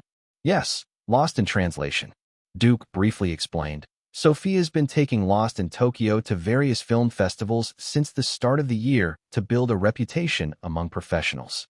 She's aiming for next year's Oscars." Strictly speaking, the plan for the Return of the King's Oscar campaign was already falling behind. Looking at the recent Oscar-winning films, most of them take about a year of preparation to campaign for awards, attending major film festivals across North America and Europe, gathering professional reviews, and spending huge sums on publicity and promotions. By the time the North American awards season arrives, many films already have spent millions of dollars on their campaigns. Of course, with the Weinstein brothers involved in the race, spending millions is just the starting point for the Oscars. The Oscars, like the film industry, require significant investment to yield satisfying returns. The footsteps at the terrace door interrupted their conversation, and Duke turned to see their housekeeper, Emma, entering with Nancy Josephson. "Sit down, Nancy." Ivanka warmly invited her to sit, while Emma served coffee. "How's everything going?" Nancy asked, as she added sugar to her coffee. "Last week, I met Frank Pearson at an event," Nancy continued. Although he didn't give a clear answer, the implication was clear. Duke nodded slightly. Even the old-timers in the academic circles wouldn't easily make their stance known. "The Royal Albert Company in the UK has completed our order," Nancy continued. "By November, the Middle-earth-themed porcelain will be shipped to Los Angeles. Apple has also accepted the order and will make a batch of players for us. The announced cost is under $100. Sony's latest DVD players are ready, and they should arrive next week." "What about the deluxe DVD sets?" Duke asked. Nancy thought for a moment before replying, "The latest batch will be ready by the end of July, with 100,000 deluxe DVD sets." "Well done, Nancy." Duke praised her work. "It's part of my job." Nancy laughed. "I'm just happy to have a client who might win an Oscar for Best Director." "And Warner?" Duke asked. "Warner is fully supporting you." Nancy gestured as if to make a phone call. "Doug Walter said Warner's resources will be at your disposal. If you need anything, just give him a call." The Weinstein brothers are good at Oscar campaigns, but other companies are no slouches either. However, the way different companies operate determines their approach to award season. While the Big Six may not have the Oscars, they still thrive. The Weinstein brothers, on the other hand, make it their business to win Oscars, making them one of the biggest winners in recent years. Hollywood, from Razzie to Legend, 30 chapters. Chapter 483. Chapter 483, Casting Director. Compared to the seemingly smokeless awards season, the competition in theaters was far more direct and intense. After the release of Pixar Studios' blockbuster Finding Nemo, it predictably broke the monopoly of The Lord of the Rings, The Return of the King, and ended its 4-week summer box office dominance. This animated feature centered on the ocean once again showcased Pixar's strength to all of Hollywood. Opening in 3,374 theaters in North America, it grossed $70.25 million, with a per-theater average exceeding $20,000, marking the best opening weekend for both Pixar and animated films to date. Unsurprisingly, Finding Nemo became the second box office champion of the 2003 summer season. The Return of the King, which had previously achieved 4 consecutive victories, also concluded its hottest screening phase. Both its theater count and showtime allocation began to decline, but it still secured second place on the box office chart this week, earning $14.22 million across 3,458 theaters in North America. No movie can remain red-hot forever, especially during the summer blockbuster season. To avoid clashing with The Return of the King, many big productions opted for June release dates. With Memorial Day arriving, May drew to a close. From June onward, a series of blockbusters were released successively, including X-Men 2, Terminator 3, and Bruce Almighty, all of which achieved impressive opening figures. By the end of June, The Return of the King had disappeared from the top 5 of North America's weekly box office rankings. Even after nearly 2 months of screening, the film remained in the top 10. By July 1st, its North American box office had finally surpassed the $500 million milestone, reaching $515.87 million. Globally, The Return of the King also broke the $1.3 billion mark, with total earnings of $1.35277 billion. As the movie's popularity waned and other major productions were released in both North America and overseas, its global daily box office slipped below $4 million, entering a stage where long-term screenings were necessary to accumulate further revenue. By the 3rd month of its release, the global Lord of the Rings craze had largely subsided, but the Matrix fever returned. Last year's Matrix Reloaded grossed $795.5 million worldwide. While its audience reception dipped slightly compared to the first film, it remained within the acceptable range for sequels. The simplification of the story and removal of philosophical elements worked in its favor. The new installment, The Matrix Revolutions, also performed well overall, earning $92.12 million in its opening weekend, enough to ensure strong commercial results. With 2 successful sequels, Duke's former assistant Zack Snyder quickly became one of the most sought-after directors in Hollywood. Several studios even offered him 1+2 contracts, inviting him to direct films. This is Hollywood. When you're struggling for success, you're often overlooked, even if you're overflowing with talent. The industry's giants won't notice you, and even if they do, they won't easily loosen their purse strings. Once you succeed, however, invitations come flooding in, even if you just stand still. Any new plans? Inside Duke's studio, Duke looked at Zack Snyder. For the future or your next movie? I desperately need a vacation. Zack Snyder's face, framed by a scruffy beard, was gaunt to the point of looking skeletal. Back then, I could see how much pressure you were under while independently managing a project. But stepping into it myself, I realized just how overwhelming that constant pressure truly is. He let out a long sigh. Since taking over, I haven't had a good night's sleep. You'll get used to it eventually, Duke said, opening a drawer and handing Zack a graphic novel by Frank Miller. Take a vacation and check out this book while you're at it. 300. Zack Snyder glanced at it briefly. I read it years ago. Interested in adapting it into a film? Such matters cannot be forced, so Duke added. If you're not interested, I'll have to find someone else. Having been friends and collaborators for over a decade, Zack Snyder didn't hold back. Leave it with me for now. I'll study it. Duke didn't plan to interfere much, so he nodded. DC Comics has only given me a 5-year adaptation license. Don't take longer than that to decide. Zack Snyder chuckled. I'll give you a definite answer after my vacation. There was a light knock at the door.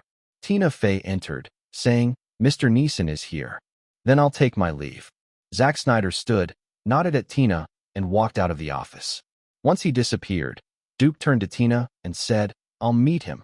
Leaving his office, Duke stepped into the conference room on the same floor and saw his guest. Hi, Duke. The tall actor approached to greet him. Long time no see. Indeed, Liam. Duke invited him to sit and ordered fresh coffee to be brought in. Without any preamble, he asked, Are you free later this year?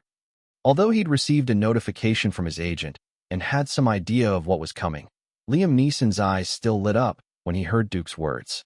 He answered without hesitation. Yes. Tina. Duke called out, and Tina Fey handed a folder to Liam Neeson. What's this? Liam looked at Duke. Duke gestured for him to open it while saying, This is my next project, set to begin filming later this year. It's an action film about a retired agent and his daughter. Liam Neeson nodded, opened the script, and started reading. Duke continued, I think you're perfect for the lead role. Although he couldn't make a final decision without his agent present, Liam Neeson browsed the script briefly and said, Duke, no one could refuse your invitation. In his view, the script was fairly average. If it had come from another director, he wouldn't have considered it. But the man sitting across from him was one of Hollywood's top directors, and only a fool would think he'd produce a mediocre film. Even though formal negotiations were still to come, Liam Neeson didn't want to miss this opportunity. Your role will be that of a skilled but retired agent, Duke explained briefly. If we collaborate, you'll need to undergo specialized training. No problem, Liam Neeson agreed. Duke only established an initial agreement with him. Subsequent negotiations would be handled by Charles Roven and Liam Neeson's agent. After a short chat, Liam Neeson left Duke's studio. Since the Independence Day holiday, Duke had officially put Taken into production. The project passed Warner Brothers' approval process at record speed, with a production budget of $40 million, modest by current standards.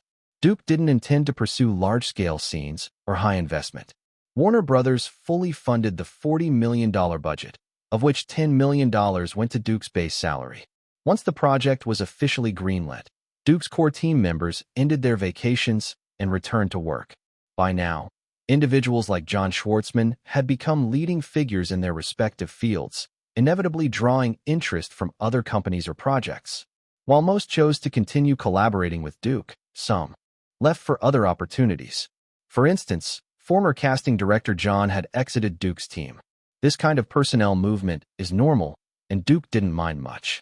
Finding suitable replacements wasn't particularly difficult, but he wasn't quick to trust newcomers, so he temporarily assigned casting duties to Wallace Lee. Hollywood casting, despite oversight from actors' guilds and other systems, cannot entirely avoid behind-the-scenes dealings. Consensual transactions often go unnoticed. Anyone who thinks Hollywood is free of such unwritten rules or believes casting is purely merit-based must be utterly naive. Duke never held his team to such idealistic standards. It's impossible in Hollywood. As long as they met his requirements, he didn't care who filled minor roles. Major roles like the father, daughter, and mother in Taken, however, were outside the influence of casting directors and assistants. Lee, I need a lot of Eastern European actresses. During a preparation meeting, Duke instructed new casting director Wallace Lee and Eastern European men with distinctive appearances for the gangster roles. As for the prostitutes, they need to be beautiful. No problem, Duke. I promise. Wallace Lee was eager to take on this role. On the one hand, it was an opportunity to prove himself to Duke. On the other, it was a coveted position in Hollywood. He knew that for the Eastern European actresses and prostitute roles, he'd have full authority over the selection. As long as the candidates met Duke's basic requirements, the final choices were entirely up to him. Such a position made him highly sought after by aspiring actors and their agents. Anna. Duke turned to Anna Prince. Take over Zack's previous responsibilities. Hollywood. From Razzie to Legend, 30 chapters. Chapter 484. Chapter 484. Money is not a problem. The crew was mostly composed of old members. Compared to the just-concluded The Lord of the Rings trilogy, Taken could only be considered a small project. According to the plan, the crew would shoot on location in Paris. However, all indoor scenes would not be filmed in Paris. France offered no tax incentives, and labor costs in Paris were even higher than in Los Angeles. All indoor scenes would be shot at Warner Brothers Studios in Burbank. It took less than a week for Charles Roven to finalize negotiations with Liam Neeson, making him the first officially confirmed cast member of the production. As always, Duke would be fully involved in the preparation process, maintaining control over the project's progress. The specific work, however, would be handled by Charles Roven, Anna Prince, and Wallace Lee, respectively. The film did not require many main actors, and Duke's focus was naturally on the two most important roles, the agent father and his daughter. The former had been confirmed as Liam Neeson, but Duke had no intention of using the actress from his memory for the latter. First, he couldn't remember her name. Second, as a key decorative character, the daughter needed to be exceptionally beautiful. Duke never minded having decorative actors in his films, but he held high standards for such roles. A decorative actor must fit the film's style, otherwise, their presence would be pointless. For example, for the daughter role, Duke instructed the crew to issue a casting notice. Although not explicitly stated, no Latino, African American, or Asian actresses would be considered. Liam Neeson's identity as the father dictated that his daughter could not be portrayed by just any decorative actress. Given the characteristics of Caucasians, Duke limited the age range of potential actresses to between 16 and 21. The daughter's role wasn't particularly brilliant, nor was it likely to attract the most outstanding young actresses of this age group. Duke left the initial auditions entirely to Anna Prince and Wallace Lee, stepping in only for the final selection. The preparation period for the project spanned 4 months, so there was no rush. Moreover, with Duke's standing and influence in Hollywood, there was no concern about finding suitable actors. Between mid-July and the end of the month, Wallace Lee auditioned nearly 60 young actresses and shortlisted some for a second round of auditions. Beyond reviewing the work of each department, Duke was more focused on the film's commercial development. This was a modern action film, featuring frequent and extensive appearances of items, such as mobile phones, media players, and cars. Selecting the right brand sponsors posed no moral dilemma for Duke. With the reputation of being a director whose last 3 films each grossed over $1 billion worldwide, even with a production budget of only $40 million, product placement fees for this film started at $3 million. The mobile phone sponsorship, in particular, was of utmost importance. Although camera phones were not yet as popular as they would be in the future, they were already a standard feature for many high-end phones. Manufacturers including Nokia, Philips, Siemens, Motorola, and Sony Ericsson were vying for the film's mobile phone sponsorship. Since The Matrix, Duke had consistently worked with Nokia, and this time was no exception.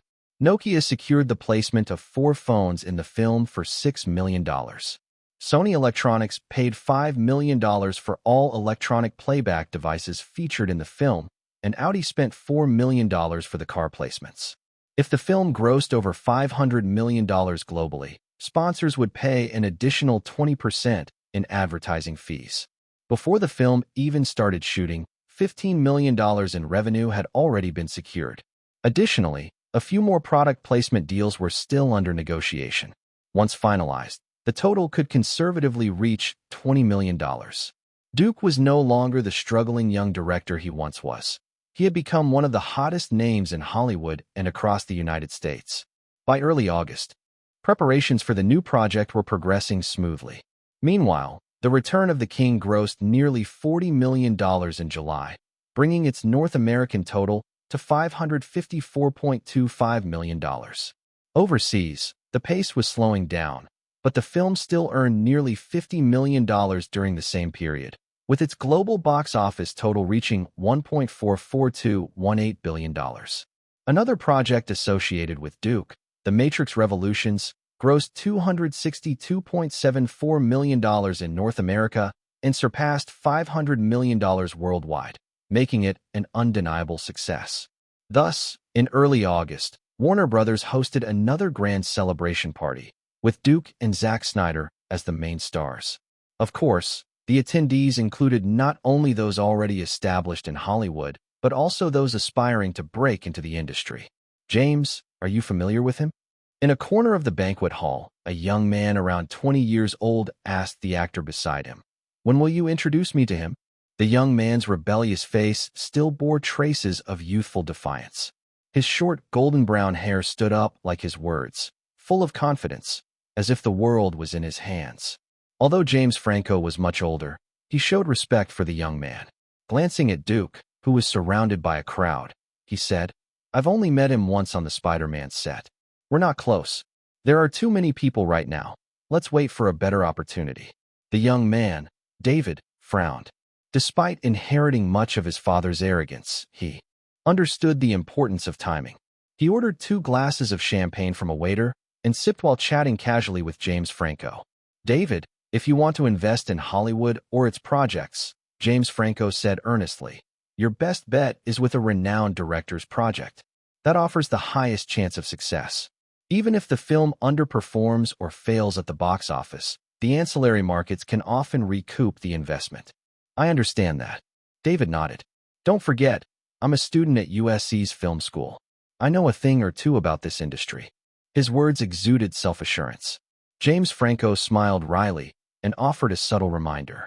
Hollywood investors classify directors into different tiers based on their track records over the past few years. Duke Rosenberg is undoubtedly at the top. Indeed. David nodded in agreement. What you need to figure out now, David, James Franco clinked glasses with him, is how to persuade Duke Rosenberg to let you invest. Isn't his new film's budget only $40 million? David said matter-of-factly. If he accepts my investment, I can easily double the production budget to $80 million and even double his directing and producing fees. Hearing this, James Franco discreetly rolled his eyes, but said, investing in films isn't just about money. Neither Duke Rosenberg nor Warner Brothers is short on funds. So it's a personal matter? David smirked. Limited edition sports cars, luxury yachts, beachfront villas, supermodels, even private jets. Whatever he likes, it's not a problem. He tilted his chin slightly. Most importantly, by working with me, he'll gain the friendship of David Ellison. James Franco fell silent, unsure of what to say. The other man had a super-rich father who ranked among the world's top 5 billionaires. Growing up in a life of smooth sailing, David exuded confidence and competitiveness.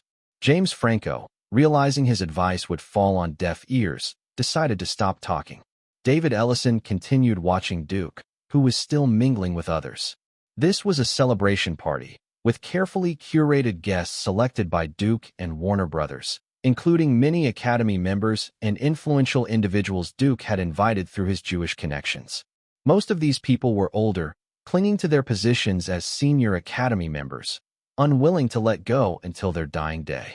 As they aged, their thinking grew more conservative. Although the Academy had made moves to appear more progressive in recent years by admitting younger members, its average age was still rising, nearing 55. In this respect, the Academy's reforms had been largely ineffective. Those holding real power had no intention of making them successful. The reason was simple. Compared to Hollywood's dynamic younger generation, these aging members found their influence waning. Many of them had once basked in fame and fortune. Why would they easily relinquish their remaining glory and profit? This core group of 60 and 70-year-olds, who held the reins of the Academy, had no interest in developing careers as directors, producers, or performers. The idea of gracefully retiring was, in most cases, an idealistic fantasy. Hi, Duke. As the crowd around him thinned, George Lucas approached. Well done. Thank you. Duke raised his glass to clink with Lucas's and said bluntly, I need your help, George. I know what to do. George Lucas drank with Duke, then added before leaving, they might not like me either, but I can still sway some of them. As George Lucas walked away, Ivanka informed Duke of something. He turned to see the young man from Spider-Man and another young man approaching him. Chapter 485. Selling lamb heads while selling human flesh. Chapter 485. Chapter 485.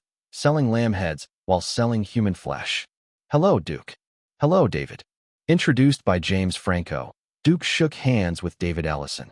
Although his memory of the latter was vague, Duke still recalled that this man would become one of Hollywood's key investors in the future. In his increasingly blurry memory, David Ellison officially stepped into Hollywood about 2 years later. Rumor had it that his super-rich father, Larry Ellison, gave him $200 million to invest in films. This young, inexperienced yet incredibly wealthy man inevitably encountered numerous troubles when dealing with Hollywood's vampires. He was even privately referred to as Hollywood's most famous fool.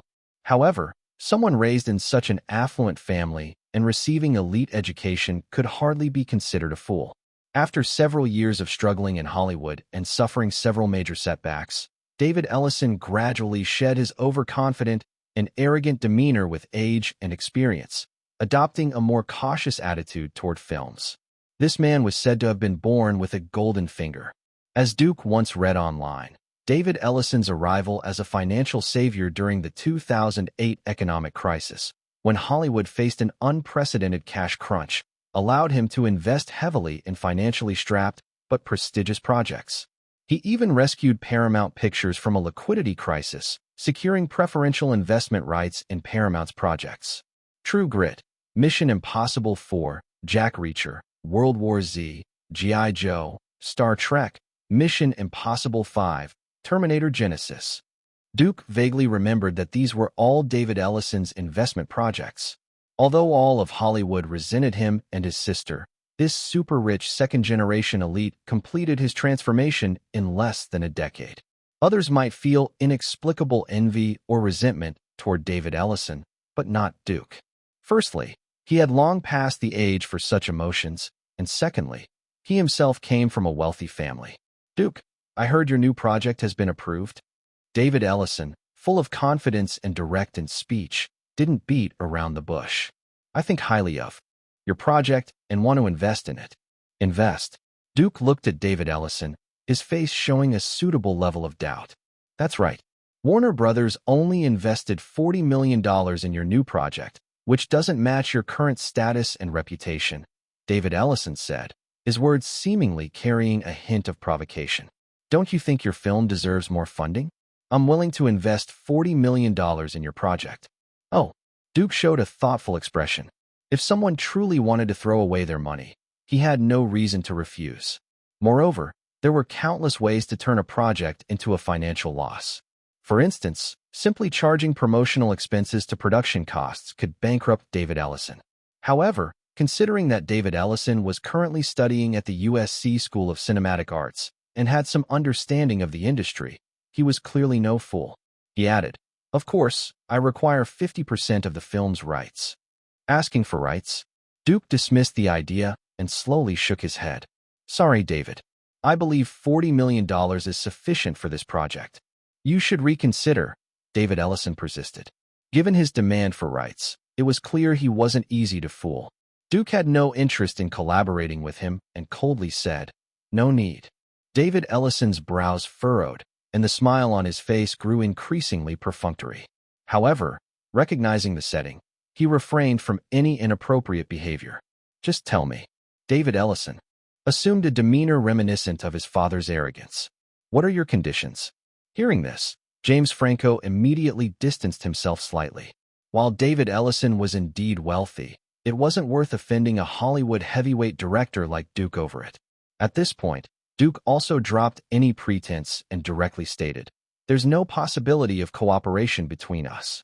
David Ellison stared intently, but Duke shook his head lightly, disinterested in further engagement. At the right moment, Ivanka stepped in and said, I see Sophia over there. Let's go say hello. Since this was a public event and Duke was one of the hosts of the party, he couldn't openly act against David Ellison, even if the latter's attitude was distasteful. Excuse us. Leaving behind these words, Duke, escorting Ivanka, walked towards Sofia Coppola. Watching Duke's departing figure, David Ellison's expression stiffened. In his 20 years of life, money had always been a universal solution for him. All obstacles and difficulties dissolved in the face of wealth. Before coming here, he had even been prepared to write a sky-high check. He understood that the first step was crucial to breaking into this circle and achieving success. Hence, he specifically targeted Duke, a director who was outwardly known as entirely commercial and profit-driven. Yet, the situation seemed different from what he had imagined. "Who is that?" Sofia Coppola asked, looking in Duke's direction. "He seems unfamiliar." "Larry Ellison's son," Duke explained briefly. "He wants to break into Hollywood. I suppose he has a large sum of money and intends to knock me out with it." Duke made no effort to conceal his attitude in front of a close friend like Sofia. "Doesn't he know you don't need money?" Sofia sneered disdainfully. Ivanka sighed and said, "From his tone, it seems he doesn't. He just sees Duke as a simple director." "I'm curious," Sofia jokingly said. "What kind of check would someone need to knock out Director Rosenberg?" She gave Ivanka a playful wink. "Ivanka, you should be careful. He might cater to Duke's tastes and bring in a dozen blonde supermodels with long legs." Duke raised an eyebrow. Sofia Coppola chuckled and said, "All right, I'll stop joking." With that, she took Ivanka's arm and said, "Let me introduce you to some friends." "Sure." Ivanka nodded at Duke before following Sofia Coppola to another social circle. David Ellison, still observing Duke from a distance, couldn't have anticipated such firm rejection. But he wasn't one to focus on a single opportunity. Hollywood was vast. If not Duke, there were others to collaborate with. "James, I've heard that some Hollywood agencies specialize in package deals." David Ellison asked Franco beside him. "Is that true?" "Yes, many companies offer that service now," James Franco replied, spotting a blonde middle-aged woman approaching. He quickly added, "If the packages didn't generate profits, they wouldn't be so prevalent in Hollywood." "Understood." As David Ellison nodded, the blonde woman reached them, taking the initiative to greet him. "Hello, Mr. Ellison." "Hello," David Ellison replied, unsure of who she was. "I'm Michelle Braun, head of an international travel company." The blonde woman introduced herself with impeccable charm. "Our company specializes in serving esteemed clients like you." She glanced at James Franco. "And Mr. Franco." After saying this, Michelle Braun handed over her business card with both hands. "Our company is hosting a costume party for Halloween. If you're interested, you're welcome to join." David Ellison glanced at the card and said, "I'll call you if needed." Michelle Braun, sensing the moment, left promptly. "Who was she?" David Ellison asked, watching her leave. "I haven't heard of her." "I don't know either," James Franco shrugged. "But if she's at this party, her status or wealth must be significant." Though this was a celebration, there was an implicit threshold for attendance. Not just in North America, Hollywood also had distinct social stratification. One's status determined their treatment. This was entirely normal. Michelle Braun eventually reached Duke and greeted him. Duke confirmed he had neither met nor heard of her before. "Director Rosenberg, here's my card," Michelle Braun said. "You're welcome to attend our Halloween costume party." "Thank you," Duke responded with a nod. Lowering her voice, Michelle Braun added, "If you have special needs, feel free to call me anytime." Hearing this, Duke glanced at her. Michelle Braun continued, "I have premium resources, BBC hosts, supermodels, well-known actresses, all blonde and long-legged." Noticing Duke frown, she listed a few notable names, smiled, and walked away. Looking at the card in his hand, Duke shook his head with a smile. He already understood her line of work. Many such companies in Hollywood disguise themselves as modeling agencies while actually selling services. However, the names she mentioned were not just newcomers, but established figures with decent fame. "What's that?"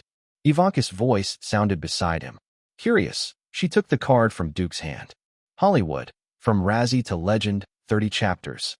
Chapter 486. Chapter 486, a headache-inducing matter. An international travel company?" Taking the business card and glancing at it, Ivanka looked up at Duke and asked, "Does it also offer escort services?"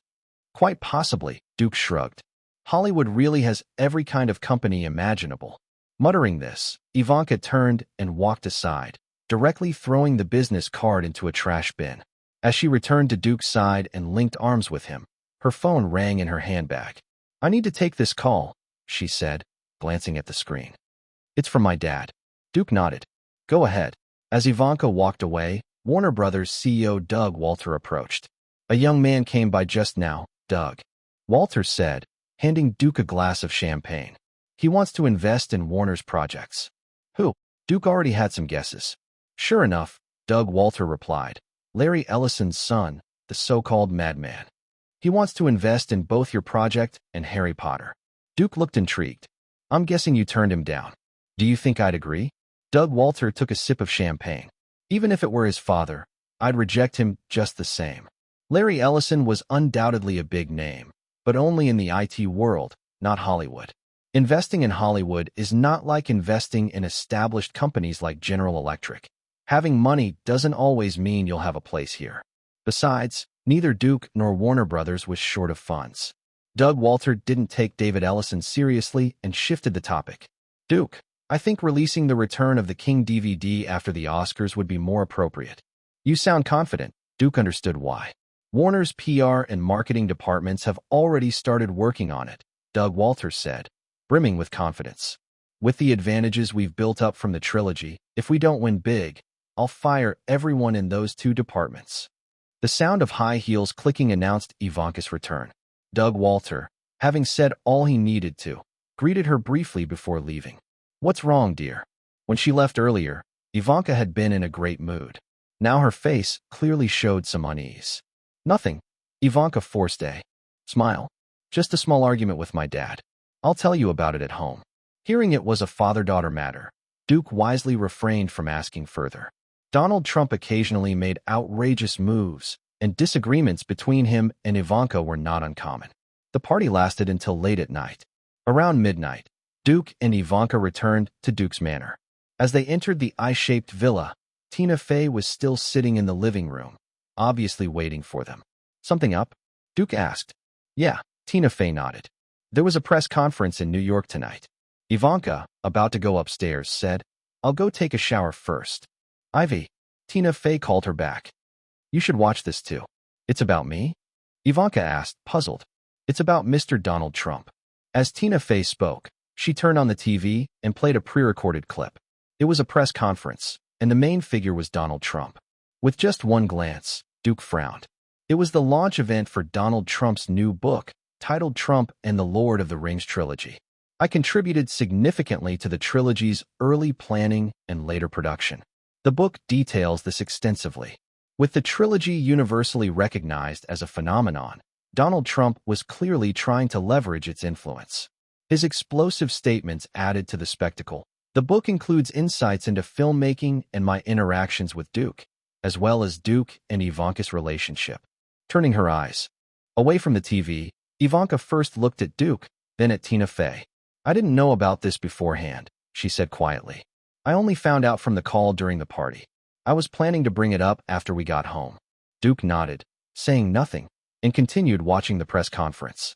Donald Trump, a master of self-promotion, focused his interview answers primarily on himself and Ivanka. No one likes being used as a tool for someone else's publicity, and Duke was no exception. While his expression remained calm, he was clearly unhappy. Ivanka tried to explain for her father. Duke, my dad. Dear. Duke rarely interrupted her. This has nothing to do with you. He recalled that Donald Trump had once mentioned writing a book. At the time, the two had almost quarreled, but Ivanka had skillfully diffused the tension, and the idea seemed to have been shelved.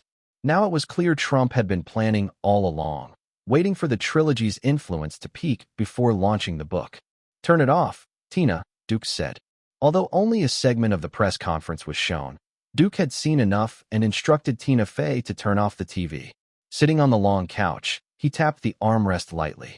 Ivanka, sitting beside him, rubbed her temples gently, evidently unsure of what to do. Although Duke had said this had nothing to do with her, resolving the matter would inevitably involve her. I'm very sorry, Duke, Ivanka said, troubled.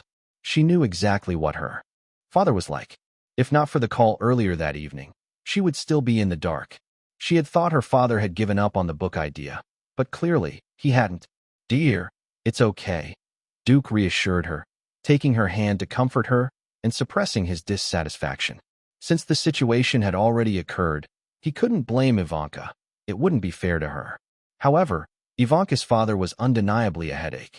Tina, notify lawyer Richard tomorrow, Duke said openly, not hiding anything from Ivanka. Send Donald a legal notice. Ivanka clung to Duke's arm and could only respond with a helpless smile. Duke understood this was merely a way to show his stance. Donald Trump enjoyed publicity and wasn't reckless. The book was unlikely to contain outright fabrications. Given North American copyright laws, even if the book touched on him and Ivanka, there wasn't much he could do. Was he really going to take Donald Trump to court? Even if he did, the lawsuit would drag on indefinitely. Although North America valued freedom and independence, Duke was certain that if he and Trump had a falling out, it would inevitably hurt Ivanka. Despite being far from a saint, Duke had no intention of jeopardizing a relationship he had worked hard to cultivate. When they returned to their room, Ivanka closed the door and hugged Duke from behind, pressing her face against his sturdy back and listening to his strong, steady heartbeat. "Thank you. There's no need to be so formal between us," Duke said, turning around to embrace Ivanka. He kissed her forehead gently. "Don't overthink it. Let's get some rest." Ivanka nodded, kicking off her high heels and heading to the bathroom. "I'll take a shower." As she walked, she glanced back at him. "Join me." "Of course," Duke replied without hesitation. Ivanka waited for Duke to catch up, then linked arms with him as they headed to the bathroom. During the short walk, her eyes sparkled several times. Just as they entered, she said, "I plan to go back to New York tomorrow and have a good talk with my dad." Duke paused briefly before saying, "That's probably for the best." It was indeed a good idea for Ivanka to talk to Donald Trump. Duke didn't expect Trump, who thrived on publicity, to entirely stop using him and Ivanka as media fodder. But if Trump could tone it down, that would suffice. The next morning, Duke went for a run in the garden while Ivanka stayed behind, heading to the gym where she found Tina Fey on a treadmill. "Hi, Tina." "Hi, Ivy." The two greeted each other warmly as usual. Ivanka stood in front of Tina's treadmill. Tina Fey glanced at her and pressed the stop button. "Something on your mind?" "Not really. I just wanted to ask you something," Ivanka said after some thought. "Tina, what would you do in my situation?" "Me?" Tina Fey pointed to herself and then shook her head with a smile. "I'm Duke's assistant. My job is simple. Anyone who harms Duke's interests is my enemy." Ivanka rolled her eyes at her and sighed, realizing she had asked the wrong person. As Duke's deputy and the real manager of Duke's studio, Tina would never side with anyone else.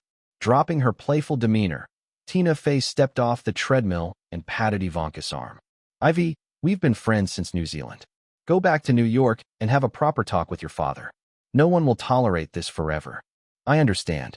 Despite saying so, Ivanka still felt a headache coming on when she thought about her father. After breakfast, Duke arranged for the driver to take Ivanka to the airport while he and Tina Fey headed to Duke's studios in Burbank. Work on Taken was ongoing, and there was no time to pause. As for Donald Trump, Duke had already instructed lawyer Richard to send a routine legal notice. Ivanka would handle the rest. As for the newly released book, Duke decided to simply ignore its existence for now. Upon arriving at the studio, Duke found that David Ellison had officially sent an investment proposal covering multiple projects in which Duke's studio was involved. Duke merely glanced at it and instructed Tina Fey to send a reply directly rejecting the offer. Although rejected by Duke, David Ellison didn't abandon his Hollywood ambitions. Through intermediaries, he arranged to meet another Hollywood heavyweight. Chapter 487. The Patrons' Collaboration. Chapter 487. Chapter 487. The Patrons' Collaboration. "David, since you're studying at the USC School of Cinematic Arts." In an office building on Wilshire Boulevard in Beverly Hills, Michael Ovitz looked at the young man sitting across from him and said, "Then you must understand that making movies has never been a simple task. It requires more than just funding, scripts, and directors. It also demands a cohesive team. Only a successful team can produce a successful film." At this point, Michael Ovitz emphasized his tone. "What I'm best at is assembling a production team made up of successful people. Artist Management Group provides any investor with all the services related to filmmaking." Martin Bob picked up the conversation, saying, "Our package productions like Godzilla, Pearl Harbor, and The Fast and the Furious have all brought returns to investors." David Ellison had done enough research on Artist Management Group before coming. "Gentlemen, if you didn't have so many successful examples, I wouldn't be sitting here discussing cooperation with you. I have money." He slightly straightened his back. "But I don't have suitable investment projects." Hearing this, Michael Ovitz's eyes suddenly lit up. David, have you ever considered starting your own film company and then collaborating with Artists Management Group on film projects? We'll provide you with integrated services from development and production to distribution. I've already had this idea. David Ellison propped his chin with one hand. I just haven't found the right project. As long as the project is suitable, my agent will handle the registration in Delaware at the fastest speed. Projects. Michael Ovitz tapped lightly on the table. With the complete end of the Hollywood studio era, major companies had become part of media conglomerates. Talent agencies could no longer maintain the unconventional dominance they had in the 80s and 90s. Not even his Artists Management Group. Even Hollywood's largest talent agency, CAA, was expanding its market share but continuously losing bargaining power when facing film companies. Agents didn't like this situation, especially people like Michael Ovitz. The 6 major film studios being overly dominant meant that the benefits talent agencies could reap from collaborations were decreasing. Collaborating with second- and third-tier companies allowed agencies to maintain more control, but the most prominent second-tier studios had already been acquired by large groups, while the rest lacked the ability to produce highly profitable commercial blockbusters. To put it bluntly, talent agencies were still commercial entities, and profit was their ultimate pursuit. Michael Ovitz understood clearly that developing Artists Management Group into the top-tier talent agency required substantial profits. For profits, projects were needed. For projects to succeed, adequate production funding was essential. Hollywood has never lacked projects and scripts. What it often lacks are people or companies willing to invest. The young man sitting opposite, David Ellison, looked every bit the person who wouldn't hesitate to spend money. Thinking of this, Michael Ovitz became more focused, adopting the same attitude that once convinced Spielberg to join CAA to handle this young patron. The two sides talked all morning. After having lunch together, they continued discussions in the afternoon. By evening, they had reached some preliminary verbal agreements. Then, Michael Ovitz selected several projects he highly valued and presented them to David Ellison. These projects, submitted by well-known producers or screenwriters in the industry to Artists Management Group, had all been reviewed by the company's editorial department and himself. Every one of them was first-tier quality. David Ellison skimmed through them but wasn't interested in any of them. Are there any others? Hearing his question, Michael Ovitz frowned slightly. What kind of project are you looking for? Preferably one involving airplanes, David Ellison said. The more airplanes, the better. For every airplane in the project, I'll invest a little more. Something about airplanes. Michael Ovitz considered it for less than half a minute before saying, "How about this, David? As long as we finalize our cooperation agreement, I'll take responsibility for finding an excellent project about airplanes for you. If a suitable one isn't available, we can always hire a few top screenwriters to create such a script." I like your proposal. David Ellison stood up, shook hands with Michael Ovitz, and said, "I hope we can successfully collaborate." I hope so too. Even someone as arrogant as David Ellison wouldn't make decisions on a whim. For future collaborations involving tens of millions of dollars or more, meticulous negotiations and discussions were inevitable. This young super-rich heir had just taken his first step into Hollywood. Duke had heard about the potential collaboration between David Ellison and Michael Ovitz, but didn't pay it much attention. While he might not influence the world much, some people and events in Hollywood had already changed. For instance, David Ellison's most successful investment was undoubtedly in the Mission Impossible series. But now, the largest copyright holders of this series were Duke and Tom Cruise. Without his consent, David Ellison couldn't get involved in it. However, with Michael Ovitz as his guide, David Ellison would undoubtedly avoid some detours. After briefly following the matter between David Ellison and Michael Ovitz, Duke left Los Angeles and flew to Paris. As the film's director and producer, on-site scouting of locations was an essential part of the job. This time, he brought along art director Hannah Selina and cinematographer John Schwartzman. During the following week, Duke's team scouted potential locations at Charles de Gaulle Airport, the banks of the Seine, and minority neighborhoods in Paris. Both Hannah Selina and John Schwartzman fully agreed with Duke's view that aside from a few essential exterior shots in Paris, most of the scenes would be filmed at Warner Brothers Studios in Burbank. Paris's crowded city center and high labor costs were practical issues the crew had to consider. After finishing the Paris scouting, Hannah Selina and John Schwartzman returned to Los Angeles first, while Duke flew to the UK to check on the progress of the Harry Potter series filming. Alfonso Cuarón, after directing only Harry Potter and the Prisoner of Azkaban, had been dropped by Robin Grant and the Harry Potter studio. In consultation with J.K. Rowling, the team ultimately chose British director David Yates to helm the subsequent films. Although Harry Potter and the Prisoner of Azkaban wouldn't be released until the Christmas season, filming for the next installment had already begun. For the next several years, the series would be in a continuous cycle of filming and release. Duke and Warner Brothers planned to extract every drop of profit from the Harry Potter franchise. As for the young actors' growth and education, the crew strictly adhered to legal requirements, hiring dedicated tutors and allotting sufficient study time. Whether Emma Watson and the others ended up as top students or not was of no concern to Duke or the other investors. After the series concluded, these actors' value would approach zero, their chances of successfully transitioning much harder than Disney child stars. Of course, none of this concerned Duke or Warner Brothers. The Harry Potter series made these young actors, but it also limited them. On the whole, they were fortunate. Without Hermione Granger, Emma Watson might have still achieved fame, but with her lackluster acting skills, reaching the level that Hermione Granger brought her would have been nearly impossible. The young actors' agents are preparing to negotiate with us again. In an office at the studio, Robin Grant seemed annoyed as she discussed the matter.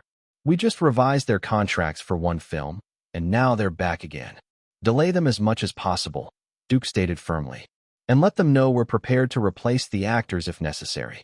Negotiations always involved haggling and compromise. Showing a strong stance was the only way to secure favorable terms. These young actors were not J.K. Rowling. Robin, you can appropriately increase their pay, Duke added before leaving. But profit sharing is the ultimate bottom line. Try to keep it within box office revenue sharing limits. The main revenue from this series came from merchandise, while box office profits were relatively modest. Moreover, there were plenty of ways to manipulate box office figures. After staying at the Southampton studio for 3 days and meeting with David Yates and J.K. Rowling, Duke left the Harry Potter set and met Emma Thompson in London. ICM had recommended her as a candidate for the role of the mother. Duke discussed the role with her, but ultimately decided against it. This Oscar-winning actress was a highly artistic performer whose pay hadn't dropped to the levels it would in a few years. Duke wasn't willing to spend millions of dollars on a small supporting role. More importantly, this multi-million-dollar pay wouldn't bring the corresponding box office appeal. Duke couldn't rely on an actress like Emma Thompson to generate significant market value. Since the pay and type weren't suitable, Duke naturally opted to pass. Moreover, meeting this British actress was largely out of courtesy to Nancy Josephson. This summer, ICM also underwent changes in its management. As one of the largest partners, Nancy officially became the CEO of ICM. Upon Duke's return to Los Angeles, Nancy quickly recommended another actress. This actress had quite the background. In the early 90s, she was as famous as Julia Roberts. But afterward, their careers diverged. Big Mouth Julia had become one of the most iconic actresses in Hollywood and could even be called its leading lady. Meanwhile, the other actress saw her films repeatedly fail at the box office. In recent years, her status had significantly declined.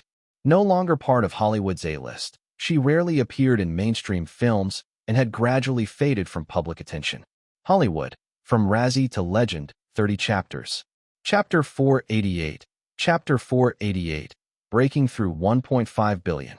In this industry, many actresses have skyrocketed to fame because of a single film, stepping into the ranks of A-list stars. However, their subsequent works tend to decline in quality, and their careers experience a sharp downturn. By the turn of the century, apart from their former fame, when people mention their names, they still only remember that one film from years ago. For example, Demi Moore and Meg Ryan.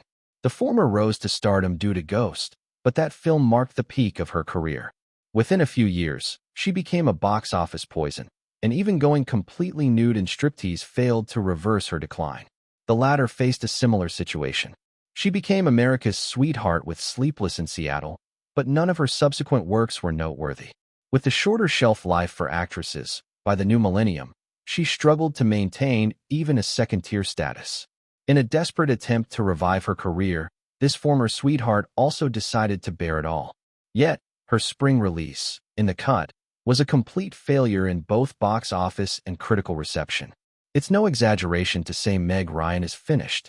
Over 40 years old, with a negative box office return rate, she has been abandoned by mainstream Hollywood. Without any surprises, this once-beloved sweetheart can only appear in small productions, taking minor supporting roles to maintain her presence. Nancy Josephson recently signed Meg Ryan and recommended her to Duke. After watching her audition, Duke decided to cast her as the mother in his film. Top-tier and even second-tier actresses, unless absolutely necessary, are unwilling to play aging mother roles. Accepting such roles signifies being typecast, cutting off future opportunities for romantic or leading lady roles, a heavy price to pay. But Meg Ryan had no other choice. Her pay for the role was only $2 million. Her audition was decent, and the pay was reasonable. Under similar circumstances, as always, Duke prioritized actors recommended by his team. By mid-August, apart from a few roles, such as the daughter of the agent Brian, most of the cast was finalized. Liam Neeson formally joined the crew and began training with action director Jimmy Carter and a firearms expert. Liam, many of the action scenes can be done using a stunt double, Duke said to the veteran actor, who had just finished his training in the studio gym. But there are some scenes that I'd prefer you to do yourself. I don't think my weight is an issue, as I've always been mindful of staying in shape, Liam Neeson said, throwing his towel to his assistant. I'll increase my workouts and take intense combat training. I've always wanted to be a combat expert. Are you interested in playing a villain? Duke suddenly asked. A villain? Liam Neeson considered for a moment and then replied, If you need me, Duke. Liam, I admire certain qualities you possess, Duke said sincerely. This veteran actor might not have exceptional acting skills, but whether portraying a gentleman or a thug, he did so with remarkable authenticity. After Taken, I'll have a new project featuring a villain who seeks to destroy the world to save it. Can you tell me what movie it is? Liam Neeson asked with interest. The project is confidential for now, so please don't tell anyone, Duke reminded him before saying, I'm planning to reboot Batman. Batman? Liam Neeson hesitated slightly. Being well-connected, he was aware that Batman and Robin had nearly killed the franchise, forcing Warner Brothers to halt it temporarily. Rebooting Batman seemed like a monumental challenge. However, he quickly realized that Duke wasn't an ordinary director. If the Lord of the Rings trilogy could become legendary, then rebooting Batman was certainly within reach. No problem, Liam Neeson agreed. Let my agent know when the project is ready. As Liam Neeson headed to the locker room to change, Duke added, If you're free tonight, join the party. Sure, Liam Neeson replied without hesitation. The party was hosted by Middle-earth Studios to entertain merchants dealing in merchandise related to the Lord of the Rings. Anyone with business experience understands the importance of distribution channels. In an era where e-commerce was just emerging and far from dominant, traditional merchants remained key to ensuring the success of film merchandise. Merchandise sales from the Lord of the Rings trilogy had already exceeded $2 billion globally, with Middle-earth Studios being the biggest beneficiary. Though merchants also reaped significant profits, Duke mingled with the attendees in the banquet hall, and two men soon approached him. Director Rosenberg. Just call me Duke. Duke was always polite to those who contributed to his earnings, especially these two, who were the largest Lord of the Rings merchandise distributors on the West Coast. Hello, Peter. Hello, Edward. Duke shook hands with the two Chinese-American businessmen before turning to the women beside them. As in every part of the world, wealthy and influential men in North America, regardless of ethnicity, were always surrounded by beautiful women. However, the woman beside Edward Yang seemed particularly familiar to Duke.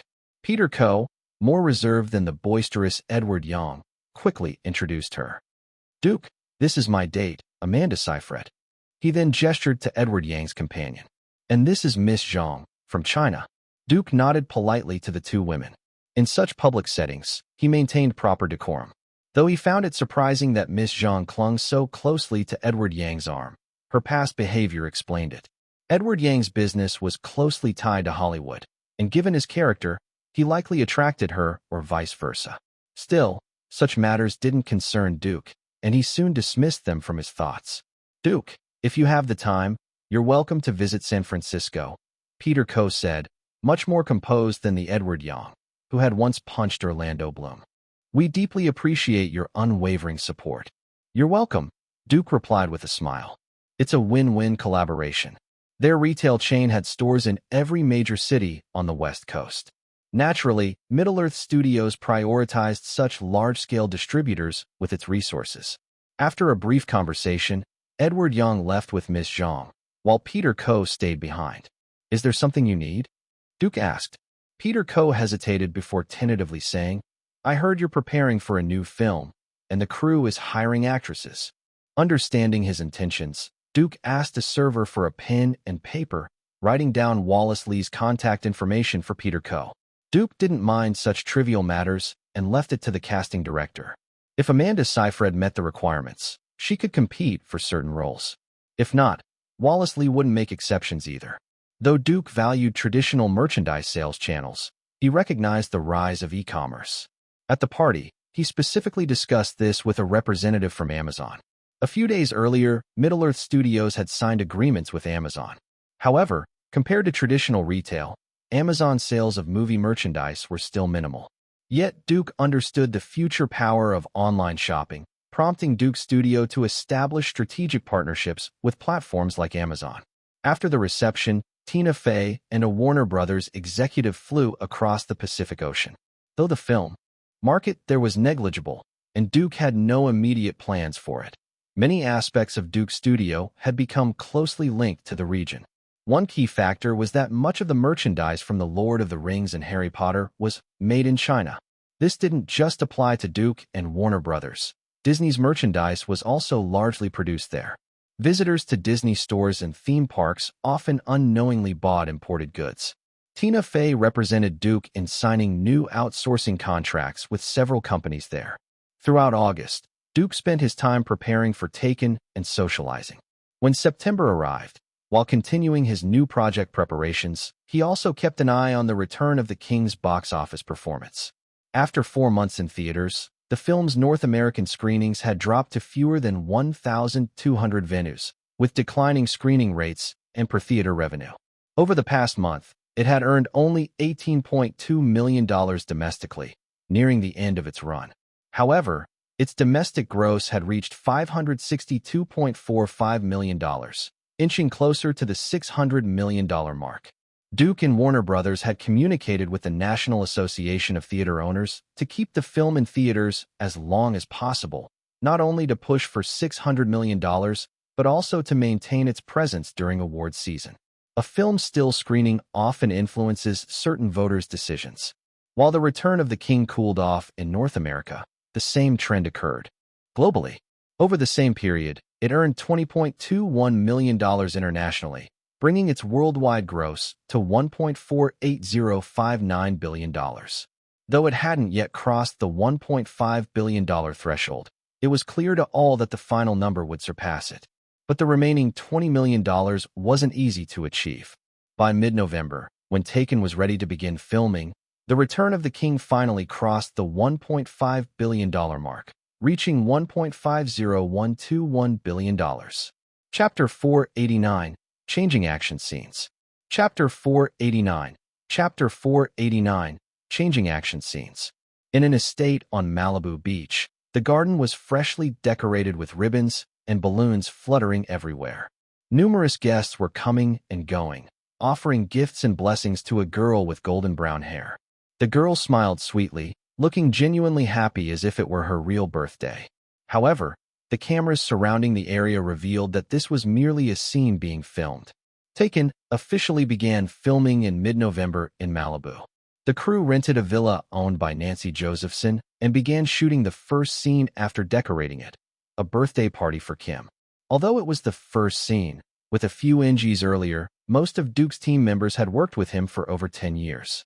They were well acquainted with his style, and any issues were quickly resolved with a few instructions. Duke sat in the director's chair under a palm tree, watching the girl on the monitor. He nodded lightly and called out, "Cut." Then, he gave a thumbs up to the actress playing Kim, saying, "Amanda, that was excellent. Keep it up." When praise was due, Duke never hesitated to offer kind words. For young actors, encouragement was sometimes more effective than criticism. "Thank you, director." Amanda Seyfried, with her golden brown hair, walked over specifically to thank him before going to touch up her makeup. She had been handpicked by Duke as the film's female lead. Initially, Duke paid little attention when a collaborator recommended her, but during the second round of auditions for several roles, he noticed Amanda Seyfried's performance and how well she looked on camera. Though her acting skills weren't exceptional, her appearance was very appealing. As a result, this 18-year-old actress became the lucky one. Her performance did not disappoint. In the 2 shots taken during the start of filming, she performed relatively well. The issues that led to the NGs earlier were not primarily her fault. "John, move camera 1 to the garden entrance." Duke stood up and called toward the crew. "David, use camera 2 for tracking shots and focus on capturing Ms. Ryan's facial expressions." The crew quickly adjusted their positions, preparing for the next scene. Duke went over to the makeup team, checking the makeup effects on Meg Ryan and Liam Neeson. The makeup artists, who had worked with him for years, were familiar with the scene's requirements. Satisfied, Duke returned to his director's seat. After receiving confirmation from various departments that they were ready, he announced the start of filming. Taken, Scene 1, Take 3. The clapperboard was held in front of the main camera. Action. The scene wasn't particularly challenging. Retired Agent Brian attends his daughter's birthday party and has an argument with his resentful ex-wife. In fact, the entire film follows typical Hollywood tropes. For instance, behind every Hollywood hero, there's usually a troubled or broken family. Such themes might be clicked, but are perpetually popular, as they resonate with mainstream audiences.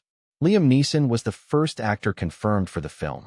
Over the past few months, he frequently discussed his role with Duke and grasped it with ease. However, Meg Ryan, who was accustomed to playing sweethearts, was slightly less convincing. Cut. When the camera focused on Meg Ryan's close-up, Duke immediately called for a halt. "Meg, your role is a resentful ex-wife. Drop the smile. This character is not a sweetheart." "Apologies, Duke." Meg Ryan softly rubbed her cheeks. "I'll adjust quickly." The role wasn't too demanding. After the makeup artist did some touch-ups, filming resumed. Due to positioning issues, Duke called another halt, and the crew made minor adjustments.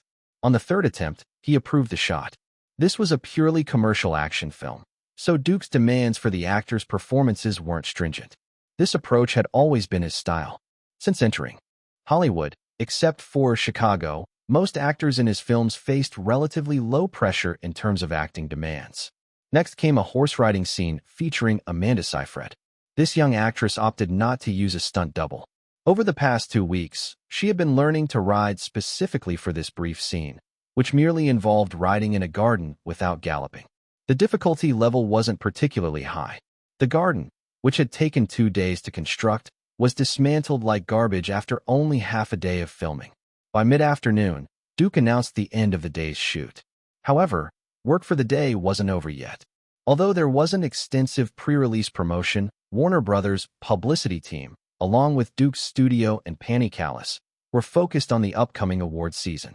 Nevertheless, given this was a new Duke project, media attention was inevitable. Warner Brothers had prepared a press conference. Though it was intended to be a small event, over 100 journalists turned up, underscoring Duke's media draw. After more than a decade in the industry, Duke had reached the pinnacle of Hollywood and global directing with the success of the Lord of the Rings trilogy. The number of directors at this level in Hollywood could be counted on one hand. The rise of the internet as a medium also meant directors could no longer stay behind the scenes as they once did. The press conference took place in the small plaza outside the villa. Everything was kept simple, and Duke answered the journalists' questions as succinctly as possible. "Duke, is it true your new film is about a father-daughter story, and of the crime genre?" "That's correct," Duke thought briefly and replied. "Last year, I went on a world tour. In Paris, I heard about a group of criminals who kept their true identities hidden and kidnapped young women. These women would then be taken to a luxurious villa on the outskirts of Paris, where they were auctioned off." "Is the movie based on these events?" another journalist asked. Not directly, Duke kept it brief. "The story I heard served as inspiration. After hearing the details, I realized it could be adapted into an engaging crime story, incorporating the conventions of action films, with explosive scenes and close combat fights. The action scenes were undoubtedly a major highlight of the film. The day after the press conference, Duke began filming an action sequence. The action scenes in Taken were choreographed by Duke's action director, Jimmy Carter. Starting with The Matrix, Carter had been studying Yuen Wu-Ping's style, blending Hong Kong kung fu cinema techniques with Hollywood's advanced technologies. He created a hybrid style combining brutal elements of Muay Thai and MMA, delivering sharp, efficient, and straightforward action sequences.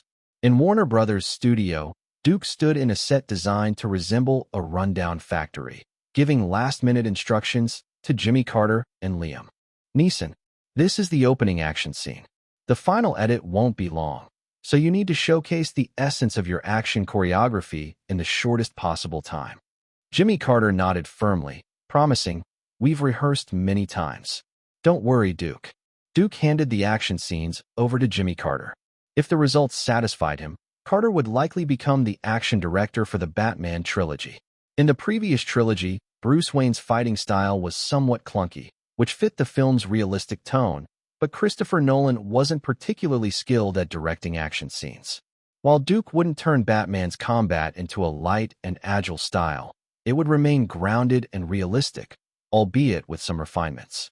Hollywood-style action sequences are always highly fragmented. Scenes are broken into countless pieces.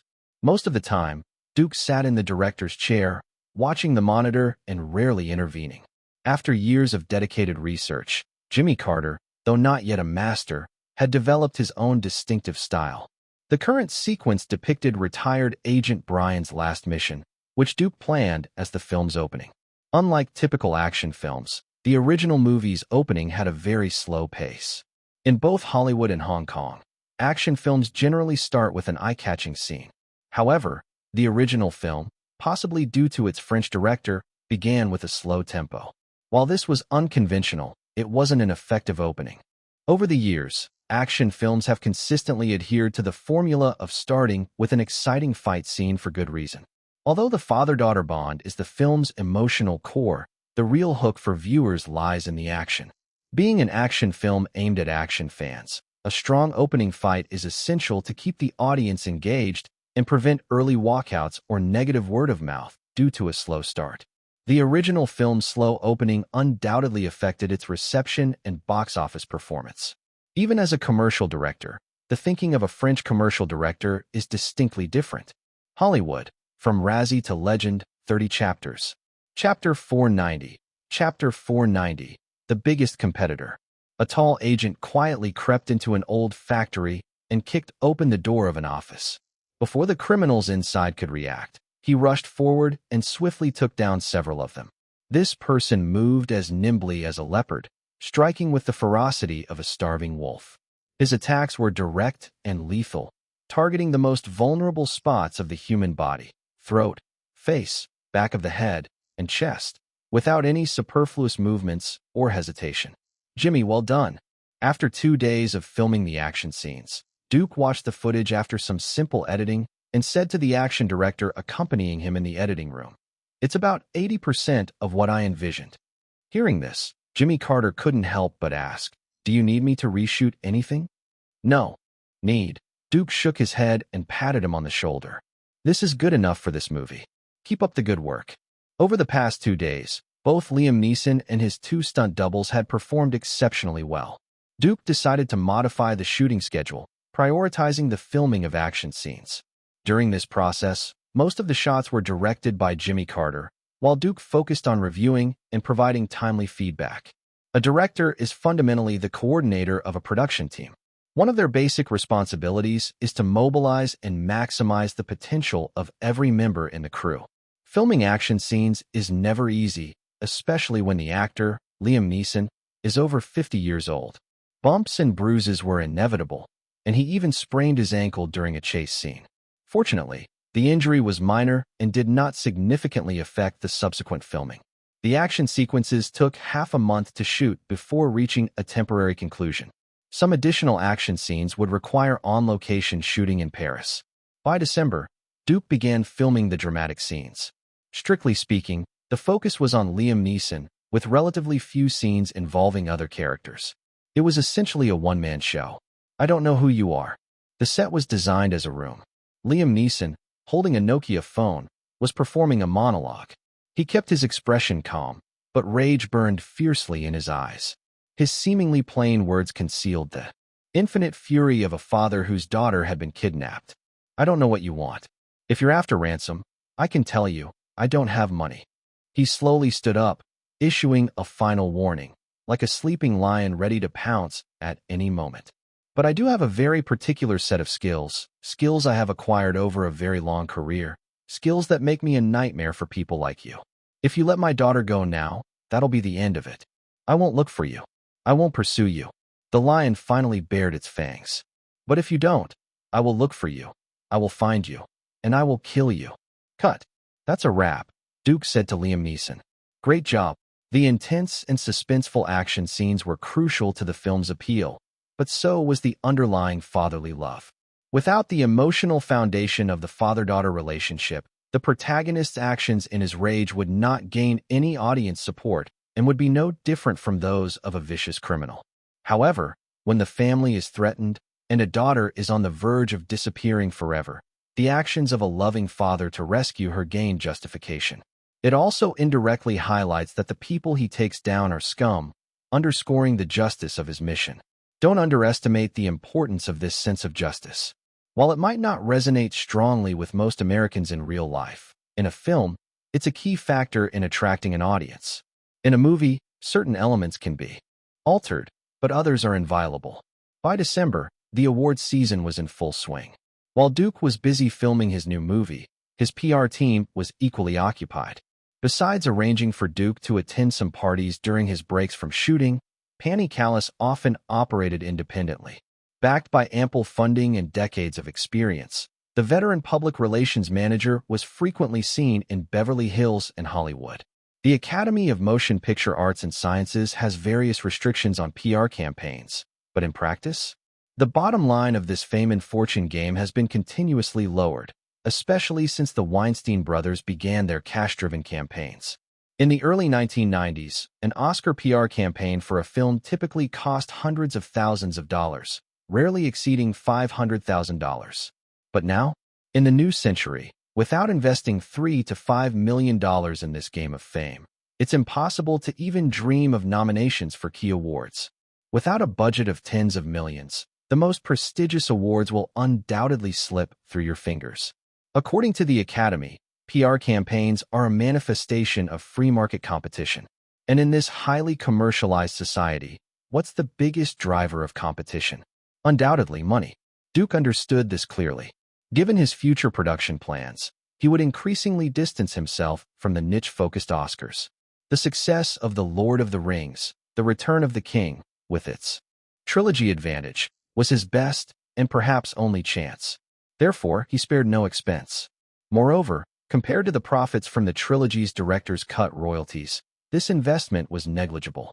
Panny Callis and Warner Brothers' publicity department were primarily tasked with securing nominations, an essential ticket to the game. Based on the reception of films already released and the PR efforts of various distribution companies, we've identified a few major competitors. In the living room of a villa, Panny Callis provided an update on the PR and awards campaign developments. Sofia Coppola's main goal is a nomination. Hollywood has never had a female winner for Best Director, and it's unlikely this time either. Sofia can be set aside, Duke said. He maintained close ties with Sofia Coppola and understood her situation.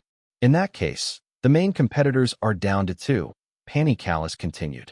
One is Clint Eastwood. His Mystic River aligns well with the Academy's preferences, but the film was produced and distributed by Warner Brothers.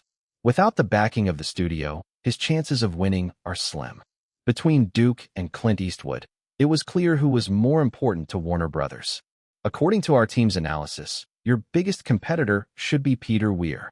Hearing Panny Callis's words, Duke asked, "Is it Master and Commander?" "Yes, The Master and Commander released in November." Ivanka, who had been sitting quietly beside Duke, asked. Curiously, "I remember that film didn't perform well at the box office or with critics. How can it be a competitor?" "Ivanka, you missed one thing," Penny Callis explained. Master and Commander was distributed by Miramax, and Harvey Weinstein is going all out to push it for the Oscars. The film's production cost exceeded $110 million, but its domestic box office is only $60 million. Without Oscar recognition, it's destined to lose money. Miramax, Harvey Weinstein. Duke murmured and then smiled. Even Weinstein doesn't always succeed. Miramax has had its share of failures in recent years. Indeed, Penny Callis agreed. Miramax's dominance at the Oscars has been overshadowed by DreamWorks in recent years. As Duke often said, no one could guarantee the outcome of the most prestigious Oscars, not even the Weinstein brothers. When other major studios, like DreamWorks, ramped up their investments in the Oscars with films like American Beauty and Gladiator, the Weinsteins also faced defeats. The Weinsteins were strong in the Oscar race, but not invincible. After years in Hollywood, Duke clearly understood this. Their success wasn't solely due to their Jewish background or certain connections. Most importantly, they were willing to invest heavily in the Oscars and awards season operations. Sometimes, there is fairness in society. For instance, without investing corresponding resources, most of the time, you can't expect sufficient returns. We have an advantage over Master and Commander, but we should still keep an eye on them.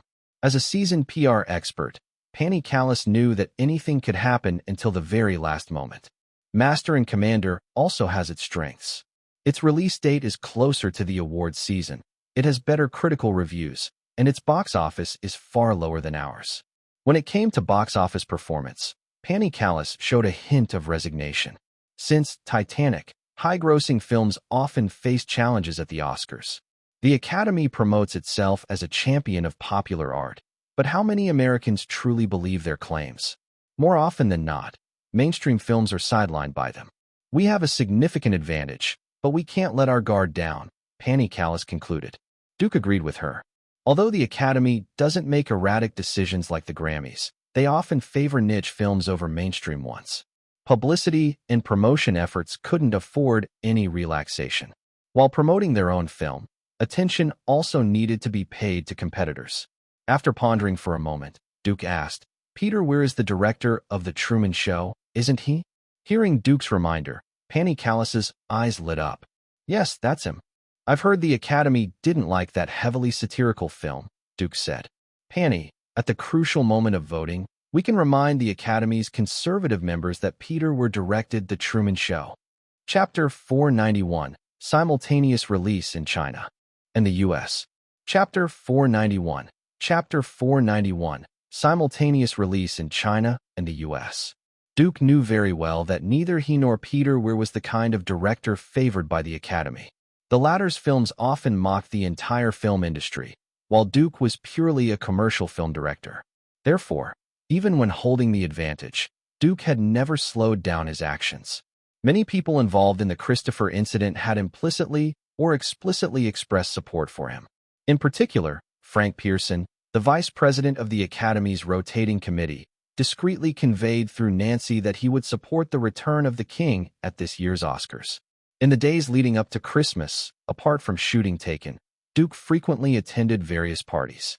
Even if he didn't personally lobby for votes, he needed to show an active attitude. The Duke studio hosted large-scale parties under various pretexts every week, ensuring that no attendee left empty-handed.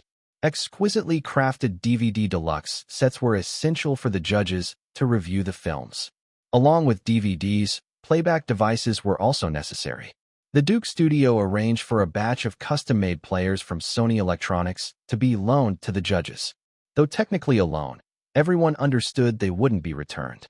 The Lord of the Rings series porcelain sets custom-made by Royal Albert of Britain were merely small commemorative gifts.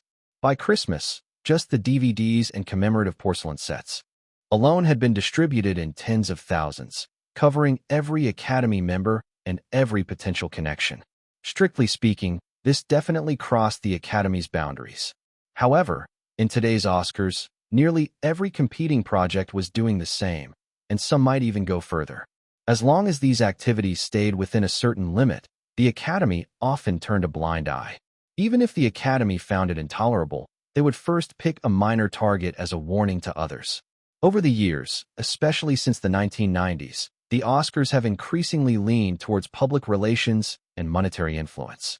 Has the Academy ever dealt with well-known figures? The Weinstein brothers, with their endless PR tactics, did the Academy ever directly warn them? After spending Christmas in New York with his mother, Duke returned to Los Angeles. He temporarily handed over PR matters to Penny Callis and Nancy Josephson, and then led the crew to Paris via chartered flight to complete the final location shooting of Taken. Although France is famous for its art films, a closer look at its annual box office rankings reveals that the top positions are always occupied by commercial films, often Hollywood productions.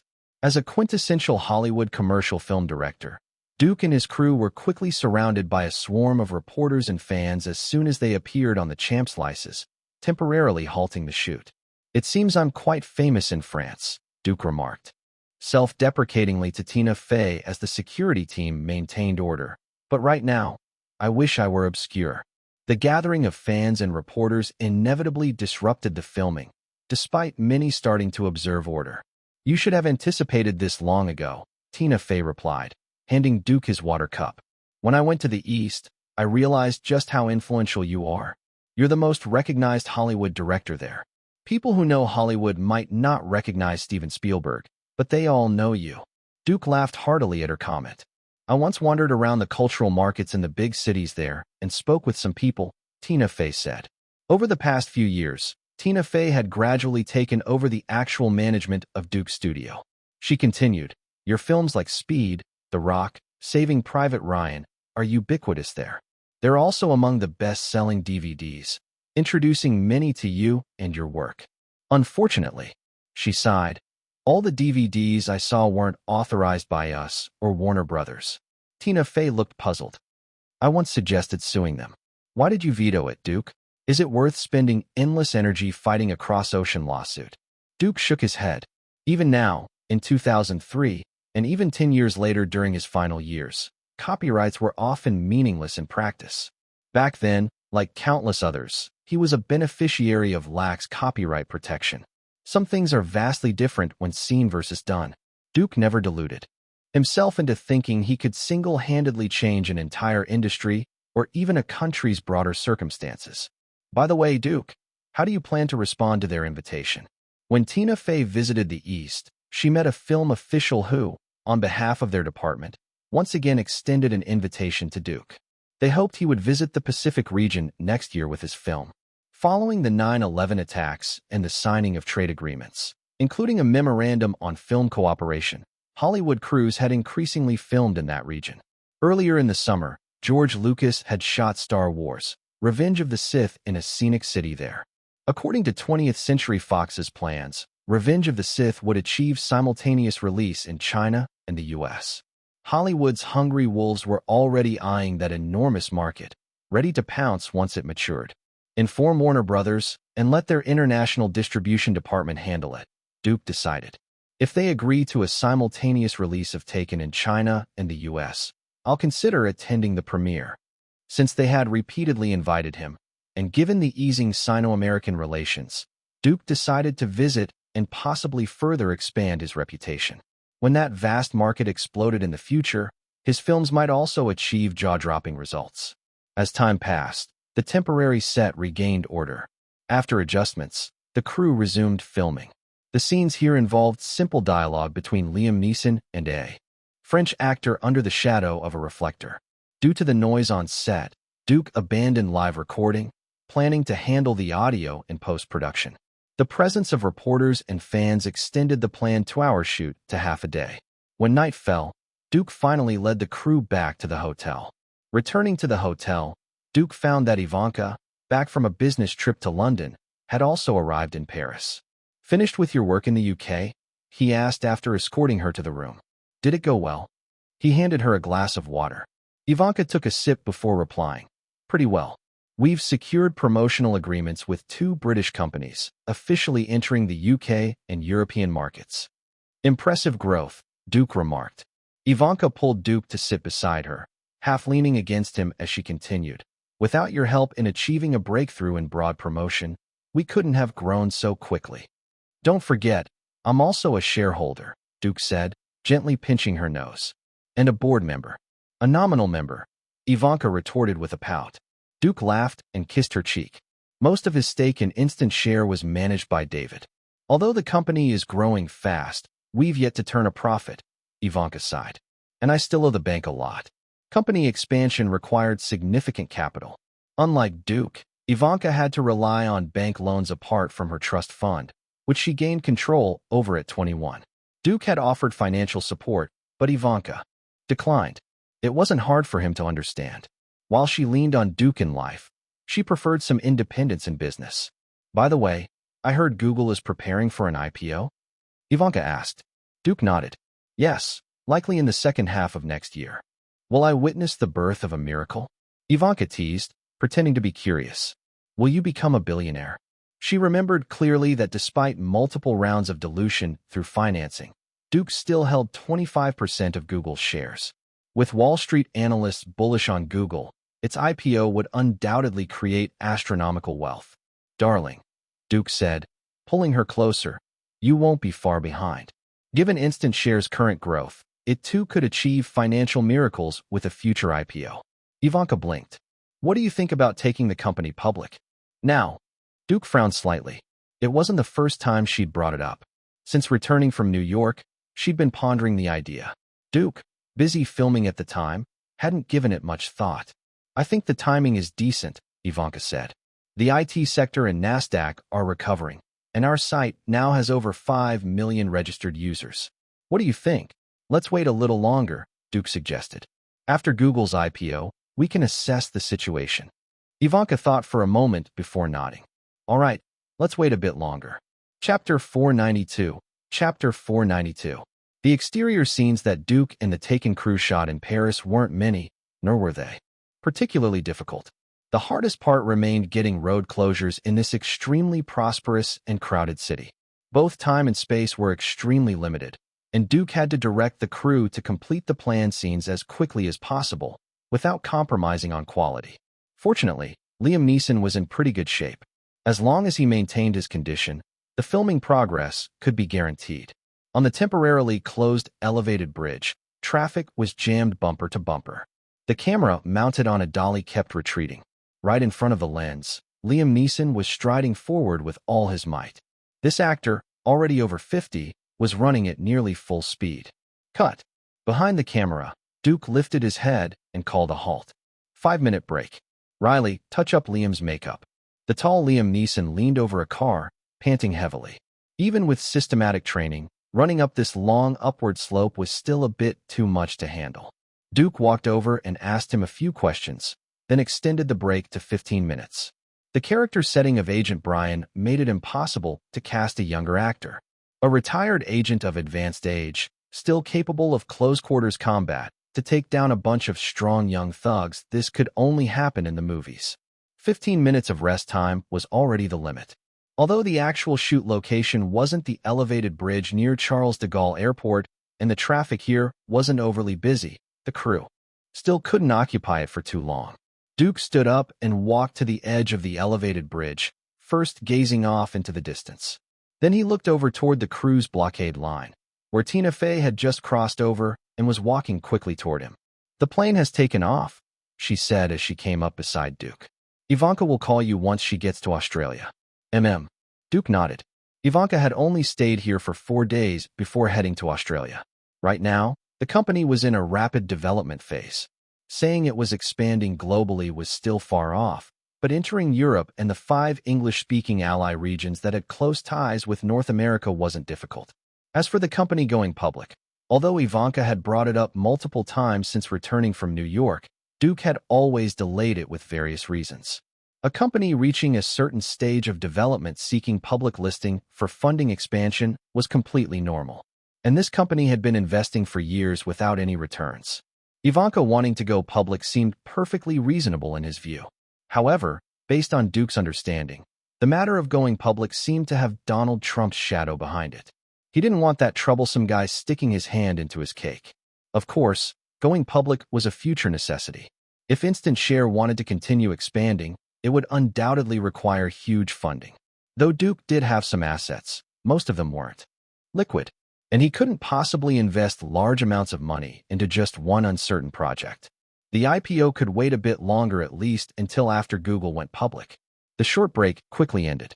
Tina Fey seemed to have more to say, but Duke told her to wait, as the next shot wouldn't take too long. Liam Neeson, who had been breathing heavily, had mostly recovered.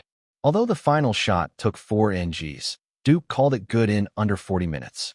The scenes on the elevated bridge were completely done. A portion of the crew stayed behind to wrap up, while Duke took the members involved in the shoot and headed by car to a minority community within the city. In the moving car, Tina Fey brought up the matter she hadn't had time to mention earlier. Warner's distribution department sent word. Their international distribution team has basically reached an agreement with the people across the strait. Hearing this, Duke immediately showed interest. They've agreed in principle to your terms. Taken can be released simultaneously, and they've suggested you take the film to next June's Shanghai Film Festival. Tina Fey opened her work log, glanced at it, and continued. They also have one condition. They want you to deliver a final screening version of the film by mid-April at the latest. They need to review it? Duke asked. Yes, Tina Fey nodded. They need to review it before it can be released there. This was entirely normal. Not just now, even over the past decade, any movie shown in theaters across the strait had to pass a review. In fact, this situation existed worldwide. Before a film could be released, it almost always faced some form of scrutiny. Take North America, for example. Though the MPAA rating system isn't mandatory, what distribution company wouldn't submit their film for a rating? Without it, theaters almost always refuse to screen the movie. After thinking for a few minutes, Duke said to Tina Fey, agree to their terms. As for the issue of a certain big pair of scissors, Duke wasn't worried. Though his films after entering Hollywood were highly Americanized, they had never touched on topics sensitive to the other side. For example, in The Rock, the South China Sea content was changed under his direction to involve Iran and the Persian Gulf. Moreover, regardless of who's directing, any film that wants to be shown in theaters across the strait must pass through this process. Although the review standards over there were notoriously inconsistent, what could pass today might not pass tomorrow. That mostly applied to their domestic films. For foreign films, the quantitative standards were relatively clear. Mentioning the big scissors, Duke had once felt helpless too. But after spending time in Hollywood, he completely understood that no country or region would allow audiovisual products with actual propaganda or incitement potential to circulate freely. Political correctness was the mandatory choice for any nation's mainstream audiovisual products. While the big scissors did suffer from inconsistent standards and too much subjectivity, it wasn't fair to lay all the blame solely on them. Take, for example, certain divine drama projects he had worked on in his previous life. Back then, he had spent time on the sets of several divine dramas and knew very well that their popularity wasn't just due to the presence of the big scissors. The market also played an inseparable role. Apart from the mandatory requirements of the great scissors, a little analysis would reveal that among the many types of television dramas, God dramas are perhaps the most clearly defined genre. They follow a globally recognized model, clearly defined conflicts between good and evil, endings where justice triumphs, and life or death plotlines. Moreover, with the rapid development of the internet, no one can deny that the age of television viewers has shown a trend of aging, gradually shifting toward people born in the 50s and 60s. These individuals, who grew up in a special era, often have a strong passion for God dramas, which creates a rigid demand in the market. Where there is demand, there will be a market for survival. Especially for TV stations and production companies, God dramas come with low risk and high return. Latest novel first released at 69 book bar. First, God dramas are politically absolutely correct and have a large amount of rigid demand. They must be aired during various commemorative days. Second, God dramas have clearly defined genres and a loyal target audience like elderly viewers. Compared to other shows, God dramas don't require celebrities. The investment is relatively small, the rerun rate is high, and the returns are substantial. At the same time, God dramas that are read, professional, and locally flavored often receive government support and generous financial subsidies. Although he never truly made a name for himself in his previous life, Duke's turning point came from working on a God drama crew. Pyrotechnicians are essential personnel in God dramas, and the abundance of such crews provides newcomers with opportunities to stand out. Perhaps the behind-the-scenes roles are not eye-catching, but judging from the actors in these dramas, it's not hard to understand the opportunities this genre creates for cast and crew alike.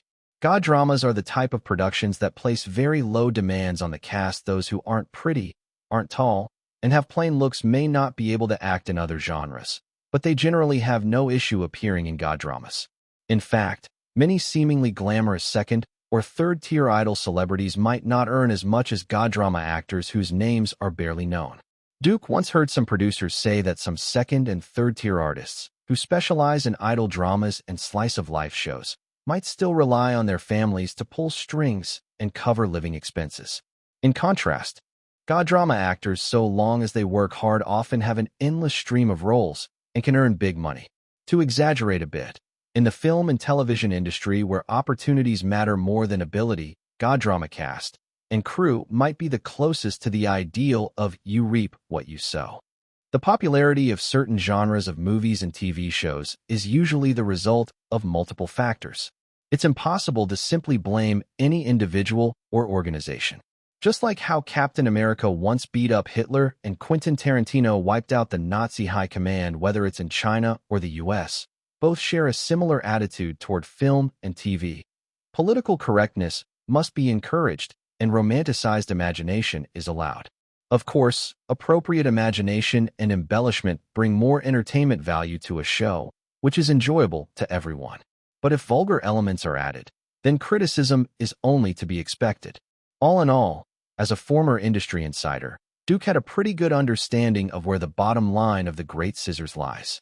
Moreover, he was a director who knew how to make timely adjustments, not a stubborn type like Christopher Nolan. Upon arriving at the minority community, Duke filmed only a few shots before wrapping up the day's work. There weren't many exterior scenes to shoot in Paris, but they were quite fragmented, and the schedule often had to be adjusted according to the situation in the city. As the production entered mid-January 2004, the crew finally reached the final scene. All the high-difficulty shots were filmed at the studio in Burbank. For Liam Neeson, the hardest part was undoubtedly the running scenes. When he finished his last sprint across a bridge on the Seine River, Duke announced that filming was officially complete. This film took just 2 months to complete all the scenes. Duke did not remain in Paris. He needed to return to Los Angeles to continue post-production and also had to work the awards season circuit to maintain visibility. Rubbing shoulders with the judges is sometimes very important, and the first stop was the upcoming Golden Globe Awards. Chapter 493. The Best Drama Film Winner is. Chapter 493. Chapter 493. The Best Drama Film Winner is. On stage, Keanu Reeves opened the envelope, then glanced at it with an incredulous expression, seemingly unable to believe the result. After adjusting for a full 2 seconds, he slowly read the result. The winner of the Best Drama Film at the 61st Golden Globe Awards is Cold Mountain. In the banquet hall of the Hilton Hotel, the atmosphere instantly became tense. A monotonous round of applause started in one corner, where a few film critics were seated. No matter what, applause was bound to follow. The situation in the hall was being broadcast live across America. Even if the result was unexpected, with prepared stooges by the organizers, the applause could not be sparse. One by one, people clapped. The surprise lasted only a brief moment. After all, the Golden Globe's dark side was well known not only among industry insiders, but even the public. If it didn't cause a stir or create controversy, could the Golden Globe still be the Golden Globe? Sitting at the banquet table, Duke also lightly clapped. In front of him was a Golden Globe trophy, the Best Director award he had just received. The Golden Globe was even more transparent than the Oscars when it came to dividing the spoils. With fewer than 100 judges, the awards always needed to cater to various interests. I didn't expect it to be Cold Mountain. To Duke's left, Nancy Josephson looked towards another table, where Harvey Weinstein from Miramax Films was sitting. Duke, we focused all our attention on Master and Commander, and somewhat neglected the double insurance strategy from the other side. It's fine. Duke shook his head nonchalantly. Nancy, it's just the Golden Globe. Since when did the Golden Globe become considered the best indicator of the Oscars? Duke had been in Hollywood for over 10 years and knew very well that this idea was far from reliable. The judges for the Golden Globe and the Academy voters, the members of the Academy, had no overlap. To borrow words from a certain comedian, the Academy members wouldn't deign to be judges for the Golden Globe because of the poor reputation of its judges. Compared to the Golden Globe, which had almost no connection to the Oscars, the Producers Guild Award, Directors Guild Award, and Screen Actors Guild Award were the real indicators for the Oscars. The reason was simple. The judges for these industry guild awards were mostly members of the Academy. Forget about these guild awards. A quick look at the history of the Oscars would show that even the three major film critic associations had more influence on the Oscars than the Golden Globe. Duke didn't spend much energy on the Golden Globe. Winning the Best Director award was a bit of a surprise to him. As he had predicted earlier, the competition for awards this season would come from Miramax. The Weinstein brothers had ensured that Cold Mountain and Master and Commander acted as their double insurance strategy for securing heavyweight Oscar nominations. After the awards ceremony ended, Duke didn't attend the subsequent celebration party and directly left the Hilton Hotel. As February drew closer, the announcement of the Oscar nominations loomed. The global box office for The Return of the King had gradually surpassed $1.55 billion. This was both an advantage and a disadvantage for the upcoming Oscars. When a commercial film's earnings exploded to a certain level, many judges could no longer ignore it. But The Return of the King wasn't a commercial film like Titanic, which was based on a real-life event. It inherently had some shortcomings. Especially the film critics, who had been writing articles in their columns, constantly reminding Oscar voters. Veteran critics like Roger Ebert frequently used his long-established network of contacts to meet with senior members of the Academy, aiming to influence more votes. The Return of the King being nominated for the Oscar is already the highest recognition.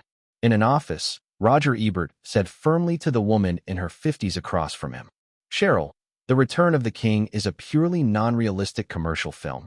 Shouldn't the Academy maintain the rigor of art? The Oscars have always been the last bastion of Hollywood art films. Do you want to see the final stronghold also be overtaken by commercialism? No one wants to see a commercial film win the Oscar." Cheryl Isaacs slowly replied, "Roger, I understand what you mean." Roger Ebert looked at her. She wasn't well known across America, but she was a household name in Hollywood, especially with the Academy. As a member of the executive committee, she could easily influence many people's choices. However, it wasn't easy for actors or directors to get her to act. Her most famous trait was her celebrity collection hobby. Every time before the Oscars, there would be men who tried to get her to help them make an impact at the Oscars. In Roger Ebert's eyes, Cheryl Isaacs had likely been involved with more Hollywood male stars than anyone else, ranking among the top in the entire industry. Cheryl Isaacs wasn't easily swayed. Roger Ebert knew he had no such charm, but the two had decades of friendship. Back in 1995, she had sent certain signals through channels to Duke Rosenberg, only to be firmly rejected by the young director. Cheryl Isaacs didn't want to see Duke Rosenberg become the Oscar winner. Not just Roger Ebert, but many famous film critics like David Denby and Todd McCarthy were running around Los Angeles, meeting with Academy members, trying to prevent the one person they disliked from winning the Oscar. Externally, professional critics were attacking. Internally, there was competition from Miramax Films. Duke was very clear that the situation he faced was far more difficult than what Peter Jackson had faced. The possibility of The Return of the King losing at the Oscars was not out of the question. Since Independence Day, his long-standing conflicts with film critics had reached a boiling point. But Duke never regretted it. If he had the chance to go back in time, he would still stand up to create media frenzy in defense of a film's profits that he would never abandon. Of course, Duke's enemies were not limited to just professional critics. However, another group had more pressing projects and couldn't focus on Duke in the Oscars for now. A critic created by the media really thinks he's the god of the film industry. In a spacious office, Michael Ovitz had a look of deep disdain on his face. Roger Ebert is too arrogant. Does he really think this is still the 80s or 90s? Does that mean? Martin Bob said, somewhat unwillingly, we just watch him become the best director at the Oscars. He then turned to the young man in the room. David, do you want to see Duke Rosenberg win the Oscar? David Ellison replied without hesitation. Of course not. If someone rejects your offers of friendship and cooperation multiple times, would you like them? Though the initial proposal was rejected, he still held some hope. While negotiating with artist management for cooperation, he didn't abandon contact with Duke's studio, but the results were far from ideal. No matter what kind of cooperation he proposed, the reply was always a refusal. For someone who had always gotten whatever he wanted since childhood, this hurt his face and pride. Perhaps Hollywood's old foxes wouldn't care, but a young man in his 20s with wealth and power couldn't swallow this insult. David Ellison wasn't thinking of letting it slide. "Michael, are we really doing nothing?" He looked at Ovitz, his demeanor full of arrogance and pride, just like his father. "Are we really just watching Duke Rosenberg get the little golden man?" "You don't understand the actual situation, David." Michael Ovitz remained calm. "Even if we make a move, it will be hard to stop Duke Rosenberg. The Academy is not anyone's to control. It doesn't belong to Harvey Weinstein, nor is it a puppet of the professional critics." At this point, he paused for a moment, sighed, and continued, "Duke Rosenberg may not be the type of director the Academy likes, but his trilogy has accumulated too many advantages. Even if the Academy is high and mighty or engages in underhanded tactics, it still has to maintain the most basic fairness. Though this fairness is extremely limited, it's enough." He shrugged, not continuing, and changed the subject. "Even if we make Duke Rosenberg lose the Oscar, would it really have a substantial impact on him?" Martin Bob and David Ellison sat there, deep in thought. Michael Ovitz didn't make them wait and directly gave his answer. "Even if he loses the Oscar, the impact on Duke Rosenberg will be negligible. He stands on commercial films, and commercial films are his foundation. As long as his movies continue to generate high returns, his position in Hollywood will continue to rise, so high that everyone will have to look up to him. So we target his commercial films and destroy his foundation in Hollywood." David Ellison said confidently, "I've got some news." Michael Ovitz suddenly smiled. "Duke is planning to reboot the Batman series with Warner Brothers. How hard will it be to resurrect this series? I'm sure you all know." "You mean?" David Ellison immediately understood. "Our project targets the new Batman." "Exactly." Michael Ovitz's eyes gleamed with light. "The Batman series is our best chance. Its reputation has already been ruined. For Duke Rosenberg to turn it around by himself is not so simple. And our aerial combat project."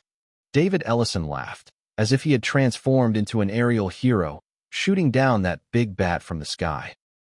Chapter 494, 12 Nominations. Chapter 494, 12 Nominations. "Hello, Mr. Reed. This is Nancy." Sitting in her office, Nancy Josephson had already lost count of how many calls she had made today. Despite her voice being a bit hoarse, her smile remained radiant, and her tone exuded a natural warmth. "Did you get a chance to watch the disc I sent over recently? How do you feel about the new disc player?" Hearing a satisfied response from the other side, Nancy's smile brightened even more. "What do you think of Duke's films?"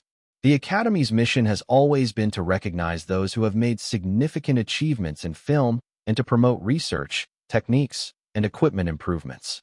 Duke has made great contributions in these areas. Finally, Nancy Josephson added a reminder. The Academy is working hard to promote the sustainable development of the public and the film industry. Have you been keeping up with the news lately? Duke just recently invested a large sum of money to establish the Duke Film Fund, dedicated to helping talented new filmmakers. After hanging up the phone with satisfaction, Nancy glanced at the phone book and dialed another number. The term public relations sounds simple, but in practice, it is quite complicated, and one must strike a balance, or the effect might backfire. To be blunt, Oscar public relations is a systematic project. At a key stage of Oscar public relations, Duke listened to Penny Callis' suggestion and established a film foundation. Officially, it was to help new directors, but after the Oscars, there was no way he would fund projects that didn't bring in any returns. Duke was also well aware that he wasn't the kind of director the Academy favored, and that his future with the Oscars would only grow more distant. In fact, most people knew that the Oscars were indeed the most authoritative awards in America, but that didn't necessarily represent the direction of mainstream cinema. In addition to private lobbying, media promotion was equally important. For example, Vanity Fair and The Hollywood Reporter published similar commentaries. Duke has made a huge and irreplaceable contribution to the development of the entire Hollywood film industry. Looking at the global film market, Hollywood is dominant, and this situation started with Duke's Independence Day, was magnified by Titanic, and reached its peak with the Lord of the Rings trilogy. Perhaps it's an exaggeration to say that there would be no Hollywood dominance without Duke, but Hollywood films would certainly not have become as globally dominant as they are now. Considering his career, Duke has been in Hollywood for 12 years, with a total box office of over $5 billion from the films he directed. In terms of film techniques, he pioneered new ground in action and explosion films, becoming the model for global filmmakers. As for the number of nominations, he has already received 4 Best Director nominations. If he wins the Best Director Oscar, it would undoubtedly be well-deserved. Every year during awards season, the entire Los Angeles area becomes a flurry of activity. After attending several events, Duke temporarily retreated to Warner Studios in Burbank, where he and Mike Dawson were busy with post-production on Taken. The film's first trailer was edited by Duke and would be aired during the Super Bowl halftime in early February. However, due to his attendance at the Oscar nominees luncheon, Duke could not attend the Super Bowl in person. Compared to the massive Lord of the Rings trilogy, the post-production of Taken was much simpler. Duke only planned for 3 months of post-production, and the film would be completed by mid-April. The editing techniques used in this film were very similar to those in his earlier films Speed and The Rock, with intense editing now commonplace in Hollywood. Whether for Duke or his dedicated editor Mike Dawson, the editing was not challenging. Even so, both were more focused on supervising and overseeing the basic editing work, leaving most of it to Mike Dawson's assistants. Once work was completed, Duke and Mike Dawson left the editing room and entered the adjoining break room, where Tina Fey was sitting, reviewing data. She quickly finished the last email as they entered. "How's it going?" Duke poured coffee for each of them, and Mike Dawson, curious as always, asked. Though he was one of the few in Duke's team to have won an Oscar, who wouldn't want more gold statuettes? Feedback just came in from Nancy and Panny. Tina Fey looked at her laptop screen and said, "They've secured around a quarter of the votes from both the Producers Guild and Directors Guild, which means they'll likely prioritize voting for you for Best Director." George and Frank also made calls. She thought for a moment and continued, "Their people will also prioritize our votes." Having worked with Duke for many years, Tina Fey was now fully capable of handling things on her own. She then shared her analysis. "I believe there's more than a 70% chance that we'll win big." Tina Fey clicked her mouse a few times and turned the laptop screen toward Duke, pointing to a picture of a crowd of people on the screen, saying, "Since 3 days ago, your supporters have been gathering in Hollywood and along Wilshire Boulevard, protesting the Academy's unfair treatment of you. Now, the internet is full of voices supporting your win. If the Academy sticks to its guns, it will surely lead to a massive protest afterward. Based on the current public opinion, it could even affect the fairness and justice of the Oscars." Although it wasn't unheard of for the Academy to go against public opinion, the power of the Lord of the Rings trilogy was immense. Especially with Duke, who was indeed a commercial director and relatively young, his credentials no longer posed a problem, since he had already earned 4 nominations for Best Director with films like Saving Private Ryan, Chicago, The Lord of the Rings, The Fellowship of the Ring, and The Lord of the Rings, The Two Towers. If such a director still had issues with qualifications, the Academy would only be slapping itself in the face. As for the Academy's final choice, it would be revealed at the Oscars ceremony, but the nominations list provided some clues. On February 14, 2004, Valentine's Day, Duke and Ivanka didn't spend the day alone, but went to the Ritz-Carlton Huntington Hotel in Pasadena, California, where the 76th Academy Awards nominees luncheon was held. The luncheon was hosted by Jennifer Garner. Nominees for Best Original Score include this actress, who had just begun making a name for herself, announced the nominees one by one. Big Fish, Cold Mountain, Finding Nemo, The House of Sand and Fog, and The Lord of the Rings, The Return of the King. Duke sat quietly at an oak round table, occasionally sipping from his coffee cup, looking very relaxed. To his right, Ivanka sat, her face tense, looking even more nervous than him. Only when The Lord of the Rings, The Return of the King was announced did she smile. "Relax, dear. Duke gently squeezed her hand under the table. You're making me nervous now. How could I not be nervous?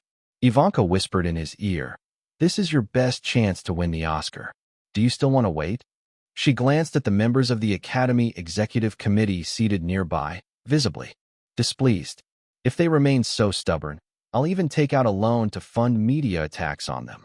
Duke smiled, saying nothing more, and tightened his grip on Ivanka's hand.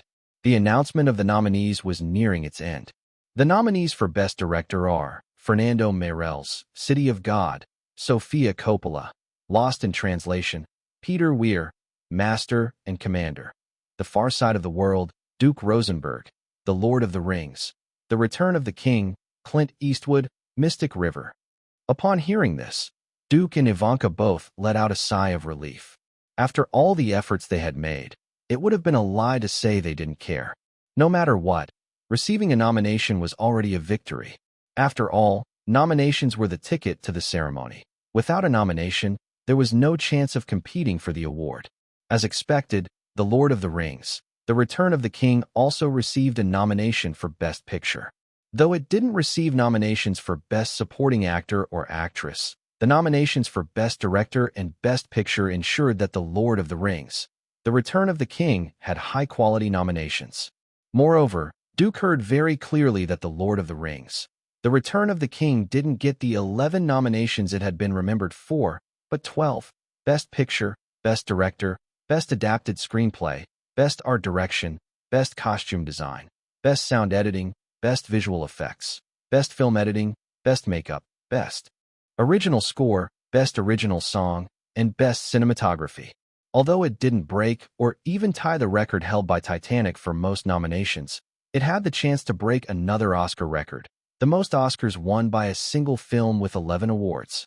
Winning all 12 nominations would be an incredibly difficult feat, but success had never come easily.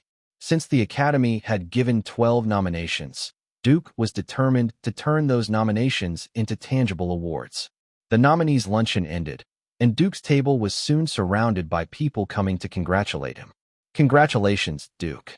Harvey Weinstein specifically walked over to shake his hand.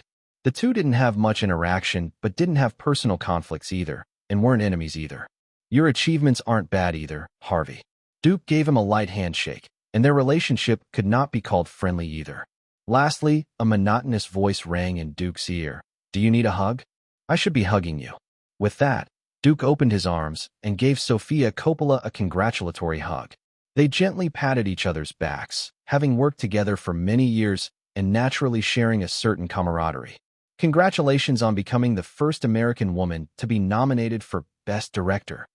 Upon hearing Duke's words, Sofia reminded him, I have the lowest chance of winning. You have the highest. But Duke, don't be complacent. Chapter 495. Chapter 495. Chapter 495. It is not uncommon in Hollywood history for a film to have an absolute advantage in the early stages, but be reversed in the end. Saving Private Ryan and Shakespeare in Love are undoubtedly the best examples. Before the voting ends, anything can happen. According to Academy regulations, once the Oscar nominations are announced, all public activities of production and distribution companies must cease. They are strictly prohibited from lobbying the voters. However, as has happened in past years, while public relations and lobbying will stop on the surface, behind the scenes, and in media, promotion and publicity will not stop for a moment. Oscar publicity is a massive project, and it naturally requires huge financial support, especially in terms of media promotion. Publications such as Vanity Fair, The Hollywood Reporter, and Premiere, which have a significant impact on Hollywood, will not offer advertising or promotional services for free. What may appear as relatively impartial coverage often hides transactions, with a single page often costing over 6 figures. Even though Nancy Josephson and Penny Callis are conducting a carpet-style telephone campaign and doing everything they can to meet face-to-face, many members of the Oscar voting committee still won't watch the nominated films. Their voting method is often quite simple. Choose familiar names. Where do these familiar names come from? This is where the role of media promotion becomes apparent. It is undeniable that many, even members of the Academy, are influenced by media opinions.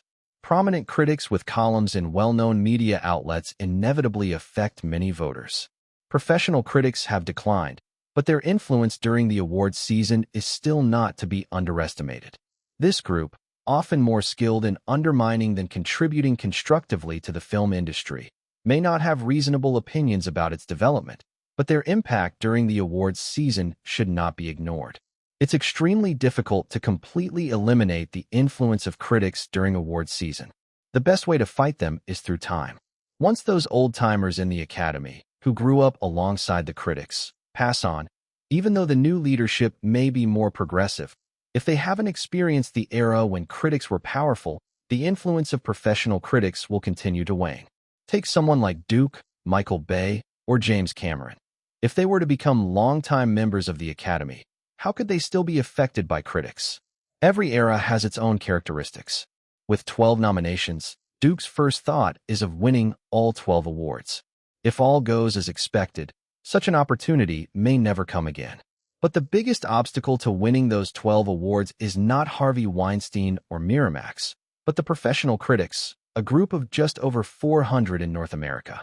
To counteract the negative reviews from professional critics, Duke's team is continually releasing messages and reports to the media, attempting to separate the critics from the audience and the film industry. The Lord of the Rings trilogy is about to cross the $4 billion mark globally, making it the most successful film series in history. Yet, it has sparked debates and controversies outside the film world. On one side, there's praise from audiences in Hollywood, while on the other, critics have unleashed a torrent of negative reviews. Why has The Lord of the Rings caused such a split among North American audiences? In the latest edition of Vanity Fair, an article aimed directly at critics was published. Since the Fellowship of the Ring sparked a fantasy film craze, audiences in Hollywood have found themselves at odds with professional critics. The vast majority of critics consider The Lord of the Rings to be a complete failure, while the vast majority of audiences hail it as a masterpiece in the history of cinema. From the perspective of professional critics, the trilogy is another money-grabbing blockbuster from Duke Rosenberg, following Independence Day, The Matrix, and Critical Emergency. Its critical rating is so low it could be compared to the infamous Batman and Robin. On Rotten Tomatoes, The Return of the King barely scraped past 60% fresh. However, the views of general audiences and Hollywood insiders are completely opposite. It is rare for the audience, usually divided, to unify on anything. Yet, in this case, they are all celebrating The Lord of the Rings. Many fans have gone to see the movie once, 3 times, or even 7 times. The bold epic crafted by Duke Rosenberg was a carnival for audiences, and some even expressed anger at the critics' widespread negative reviews, calling them petty and devoid of taste. Duke Rosenberg and The Return of the King might just be the first film to completely split public opinion and Hollywood from professional critics in the age of mass internet access. But how did this divide happen, and where should we stand? Perhaps the best way to gauge the situation is through a few numbers. Over 130 million viewers in North America watched The Return of the King. On IMDb, 387,562 users have given it an average score of 9.2, making it the highest-rated film on the site. Many Hollywood stars have also expressed opinions, with over 90% praising the trilogy, while 1,056 media outlets in the U.S. have averaged a score of 88. Compared to the millions of viewers, the thousands of media outlets, and the hundreds of industry insiders, the professional critics, a group of only about 400 people, are incredibly small. Can their voices be trusted? Even if they consider themselves a lead, are millions of viewers really fools? In fact, if you examine the reviews from professional critics, including some well-known names, very few are genuinely insightful. Professional critics have long transformed into attention-seeking provocateurs, relying on harsh attacks and insults to draw attention. Putting down the newspaper, Arthur Miller took off his glasses but did not speak. This former Jewish husband of Marilyn Monroe, though retired from the position of Academy President, still holds membership, influencing many choices. "Old buddy, haven't you made up your mind yet?" A voice called from the lounge chair, and Frank Pearson, the Academy's vice president, looked at him and said, "If we let go of our prejudice against Duke Rosenberg, His Lord of the Rings trilogy truly deserves to be called great. Arthur Miller raised his hand to interrupt him. He's too obsessed with commercial success. The critical reception of the film. He stopped mid-sentence and shook his head. Duke Rosenberg is not a traditional Hollywood director. Indeed, he isn't. What does a traditional director look like? Frank Pearson knew very well. Spielberg is the best example. After achieving commercial success, he desperately tries to squeeze into the Oscar race, attempting to win over the old-timers like us by changing his style and approach to art. However, among Hollywood's famous directors, two men refuse to follow this path. Duke Rosenberg is one of them, and he has been increasingly successful in the commercial realm. Frank Pearson knew that, without the success of the Lord of the Rings trilogy, even if he helped, Duke Rosenberg would not be successful at the Oscars. This is not just a matter of film style, it's about their approach to filmmaking. However, the success of the trilogy is evident. If the Academy fails to treat such influential works and directors fairly, where will its authority stand in the future? Additionally, there are rumors in the industry that if Duke Rosenberg does not receive fair treatment, he might announce a permanent withdrawal from the Oscars. It may not matter if he declines, but what if he continues to succeed? From the current situation, it's clear he will be even more successful in the future. He is destined to be remembered in history. If even someone like him rejects the Oscars, what will that do to the Academy's reputation? Many questions had been running through Frank Pearson's mind since The Return of the King was released. The trilogy had been released 3 years in a row and was a huge success every time, putting the Academy in an increasingly passive position. Arthur Miller handed the ballot envelope sent by the Academy to Frank Pearson. I made my choice a few days ago. Please send it for me. Frank, times have changed. Do it your way. I will. Taking the envelope, Frank Pearson saw Arthur Miller close his eyes and stood up to leave. As he got in the car, he couldn't stop thinking about this year's Oscars. Perhaps the Academy could use this year's Oscars to show its determination to reform, thus calming the media and public that had been constantly criticizing the Academy for the past few years. As for true rejuvenation, Frank Pearson never considered that. If the Academy became younger, where would their authority go? Young people can continue to make films, but what can they, the old-timers, do to prove their relevance and importance, apart from holding on to the Academy's core? The 76th Academy Awards ceremony was approaching, and the time for the Academy to collect ballots was drawing near. Oscar voters were voting in their own ways. Chapter 496, ready. Chapter 496. Chapter 496, ready. Darling, for the categories that our movie didn't get nominated for, whom should we vote for? In the living room of the villa, Ivanka looked up at this side. Duke put down the newspaper in his hand and said irresponsibly, "You make the decision." But I haven't seen the nominated movies.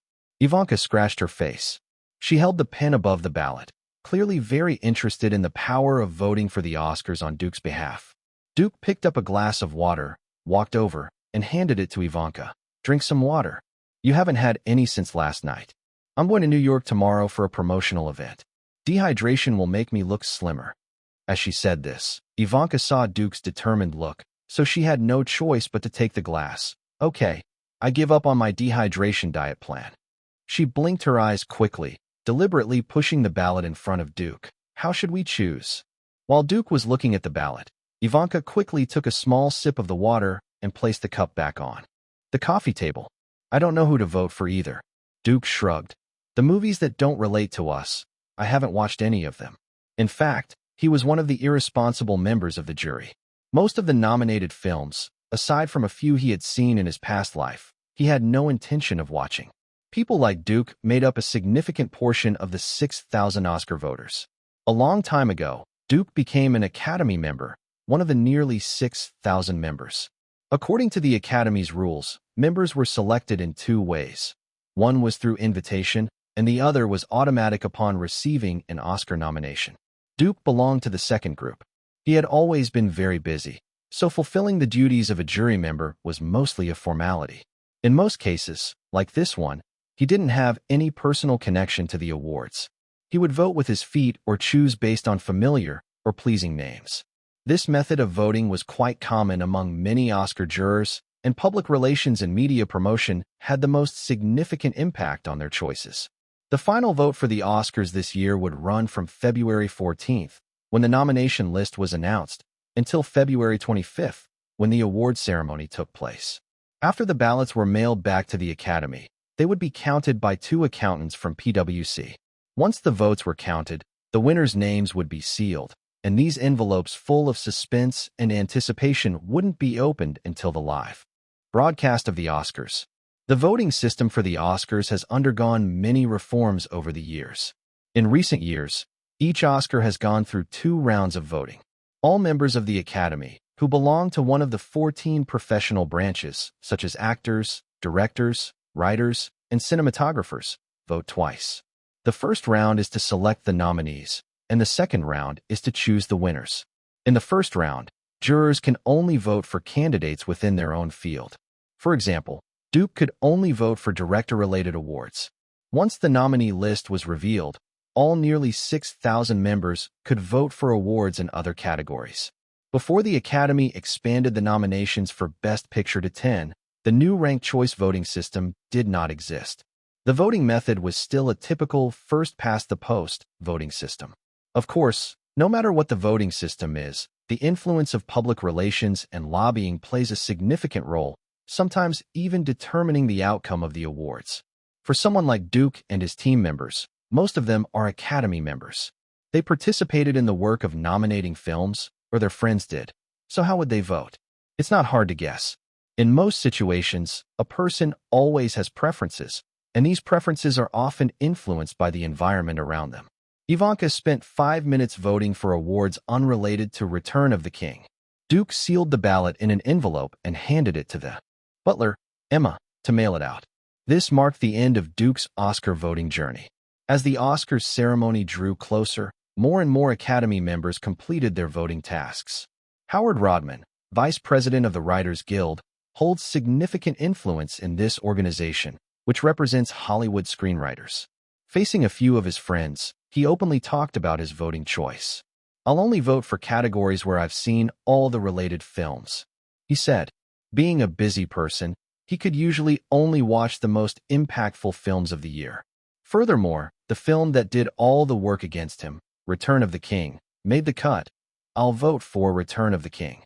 His vote had already been mailed, but after work that evening, many of Howard Rodman's friends and subordinates also cast their votes for Return of the King. Tony Angelo, a public relations expert who has supervised and guided promotional activities for over 250 films, had been an Academy member since 1975. "Dad, how did you choose to vote?" his son, little Tony, asked curiously. Hearing his son's question, Tony Angelo smiled. "Dear, watching all the nominated films is a very time-consuming task. Some categories, like visual effects, used to have only 3 nominees, but now there are 5, making it even harder to watch everything." So, he raised his left hand, covering his eyes, with his right hand holding a pen a foot above the ballot. "I choose this way."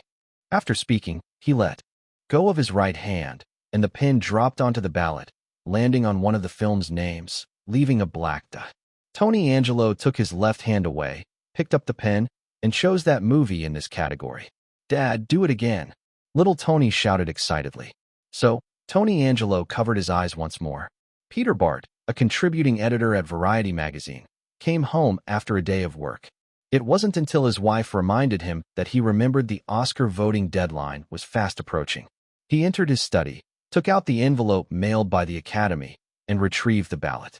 His wife followed him in and looked at the list of nominated films and individuals. "Darling, you haven't seen these movies." Hearing his wife's words, Peter Bart casually shook his head. "I've read the reviews and talked to others. So, even though I haven't seen everything, I know what choice to make." Regarding the scale and influence of the reviews, no film compared to Return of the King, and everyone around Peter Bart was talking about it. So he didn't hesitate to choose Return of the King. On February 25th, the Academy voting deadline, though the results wouldn't be known until the Oscars ceremony on the 29th, Penny Callis, who handled Duke's public relations, was quite confident. "Based on the feedback I've received," she remained calm, "Duke, your chances of winning are close to 80%, and Return of the King can secure 7 to 9 awards." Standing by the floor-to-ceiling window, Duke shifted his gaze from the sea. That's pretty good. No one can guarantee a 100% win. For Return of the King to achieve what it wanted, it required not only a lot of work, but also a bit of luck.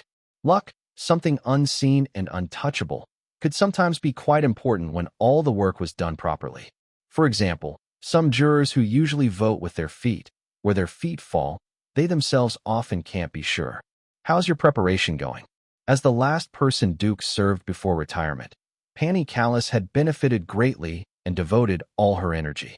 Now, she was working solely for Duke. Ivanka took over. The dress is ready. We're just waiting for the awards ceremony to start. Pani Callis nodded and asked Duke, "What about the acceptance speech I prepared for you?" "Don't worry, Pani." Duke raised his hand to point at his forehead. "It's firmly in here." Although he wasn't an actor with great performance skills, according to the public relations plan, performing a dramatic acceptance speech after winning wasn't difficult. At the Oscars stage, you can always see winners giving emotional or touching speeches, but over 80% of these are performances. Especially for the most significant awards, the winners will be emotional, but those exaggerated facial expressions, actions, and words may only be known by them. How much time they spent practicing in private. On the highly anticipated Oscar stage, what you say and do cannot be taken lightly. Acceptance speeches are never written by the winners themselves. A seemingly ordinary speech is always drafted and reviewed by the public relations and agents beforehand. Many celebrities are impulsive and speak without thinking. If they say the wrong thing at the Oscars, it could even affect their future. For example, views on issues like war and homosexuality. Duke's acceptance speech was prepared by him, Pani Callis, and Nancy Josephson. It covered everything from personal awards to group awards, even specifying what to say at each time slot. Public relations have always been an intricate discipline, and an acceptance speech, in some ways, is also a form of public relations. In short, Duke was ready, waiting for the 76th Academy Awards ceremony to begin. Chapter 497, The War Begins. Chapter 497. Chapter 497. The War Begins. After the Oscar nominations are announced each year, the most fascinating topic is who will be the final winner. The media, prediction agencies, and numerous movie fans all have their favorites and eagerly await the moment when the envelope is opened. If the audience is interested enough, they can even participate in online predictions and lotteries on the official Oscar website. If luck and the winner of the Oscar match up, the grand prize for them will be a 37-inch plasma wall-mounted TV provided by Sony. So how can one predict accurately? Of course, it's essential to listen to the experts. On the day of the Oscars, various media outlets are filled with predictions, but the predictions for the main awards are strikingly similar. Best Picture and Best Director are expected to go to The Lord of the Rings, The Return of the King, and its director Duke Rosenberg. Best Actor and Best Actress will likely go to Sean Penn and Charlize Theron, both of whom have already won numerous awards during the season. And the Best Supporting Actor and Actress awards are predicted to go to Tim Robbins and Renee Zellweger. Some media outlets even claim this will be the most predictable Oscar ceremony ever, with the lack of suspense making the competition somewhat boring. But not everyone agrees, such as Roger Ebert. As per ABC TV's live broadcast tradition, Roger Ebert always appears on the pre-Oscar live show Oscar Night. Guests arrive. This is ABC TV, and the highly anticipated 76th Academy Awards ceremony is about to begin. In the studio of ABC TV in Burbank, hosts Loop and Roger Ebert are sitting in front of the live camera, commenting on the upcoming awards ceremony. I'm Loop, and it's my great honor to accompany you through another unforgettable night, as always. We've invited the famous film critic Roger Ebert to join us today. After chatting casually for a bit, the topic shifts to the most anticipated part of the show, predictions. Roger, in the past few days, all the major media outlets have given their predictions, and the results are mostly the same. The media generally believe that this will be an Oscar ceremony without suspense. What's your opinion? I agree with the media on the acting awards, Roger Ebert replied in his usual elegant manner. But Best Picture and Best Director, I don't think will go to The Return of the King and Duke Rosenberg. Why is that? Loop asked. It's simple. Purely commercial films winning the major Oscar awards hasn't happened in nearly 10 years. Roger Ebert spoke in an authoritative tone. And Titanic was based on a true event, which is why no film with a non-realistic premise has ever won Best Director or Best Picture in Oscar history. At this point, his teeth seemed to clench as he tried his best to maintain composure. It hasn't happened in the past, it's not happening now, and it won't happen for a long time.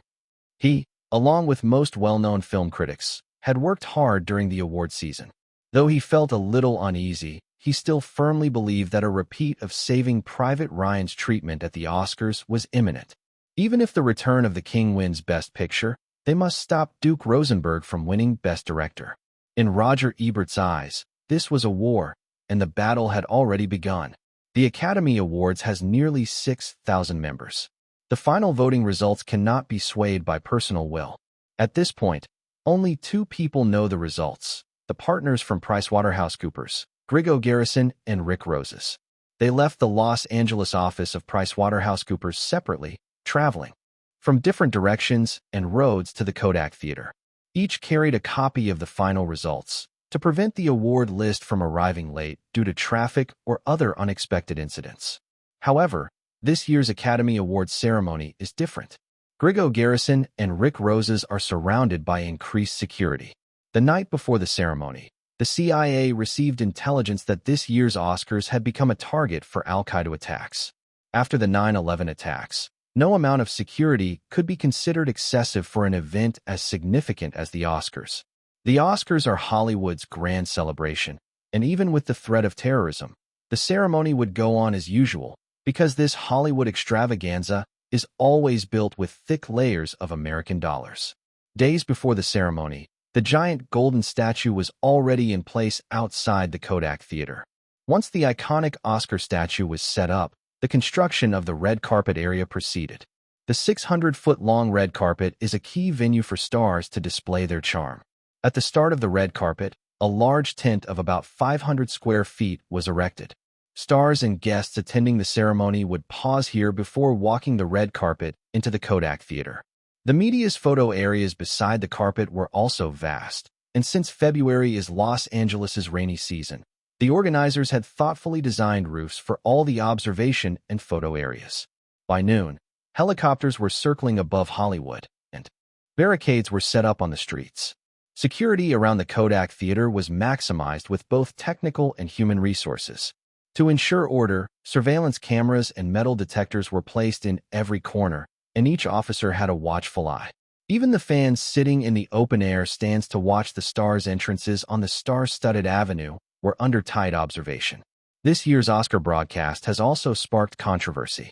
Due to the incident at the 38th Super Bowl halftime show, where Justin Timberlake and Janet Jackson caused a scandal, ABC TV had to implement a 5-second delay on the live broadcast to ensure no inappropriate content went live. After 3 p.m., Duke and Ivanka arrived at the intersection of Hollywood Boulevard and Highland Avenue. They entered the large tent under the guidance of a staff member, where over 100 stars and socialites were already waiting for the red carpet ceremony to begin. "Hi, Duke." "Hi, Ivy." Duke had just picked a quiet spot when someone walked over to greet them.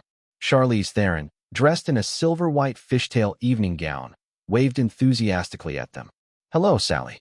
Duke nodded at her. Ivanka extended her hand for a brief handshake with a polite smile, saying, "Congratulations, Sally. Results aren't out yet."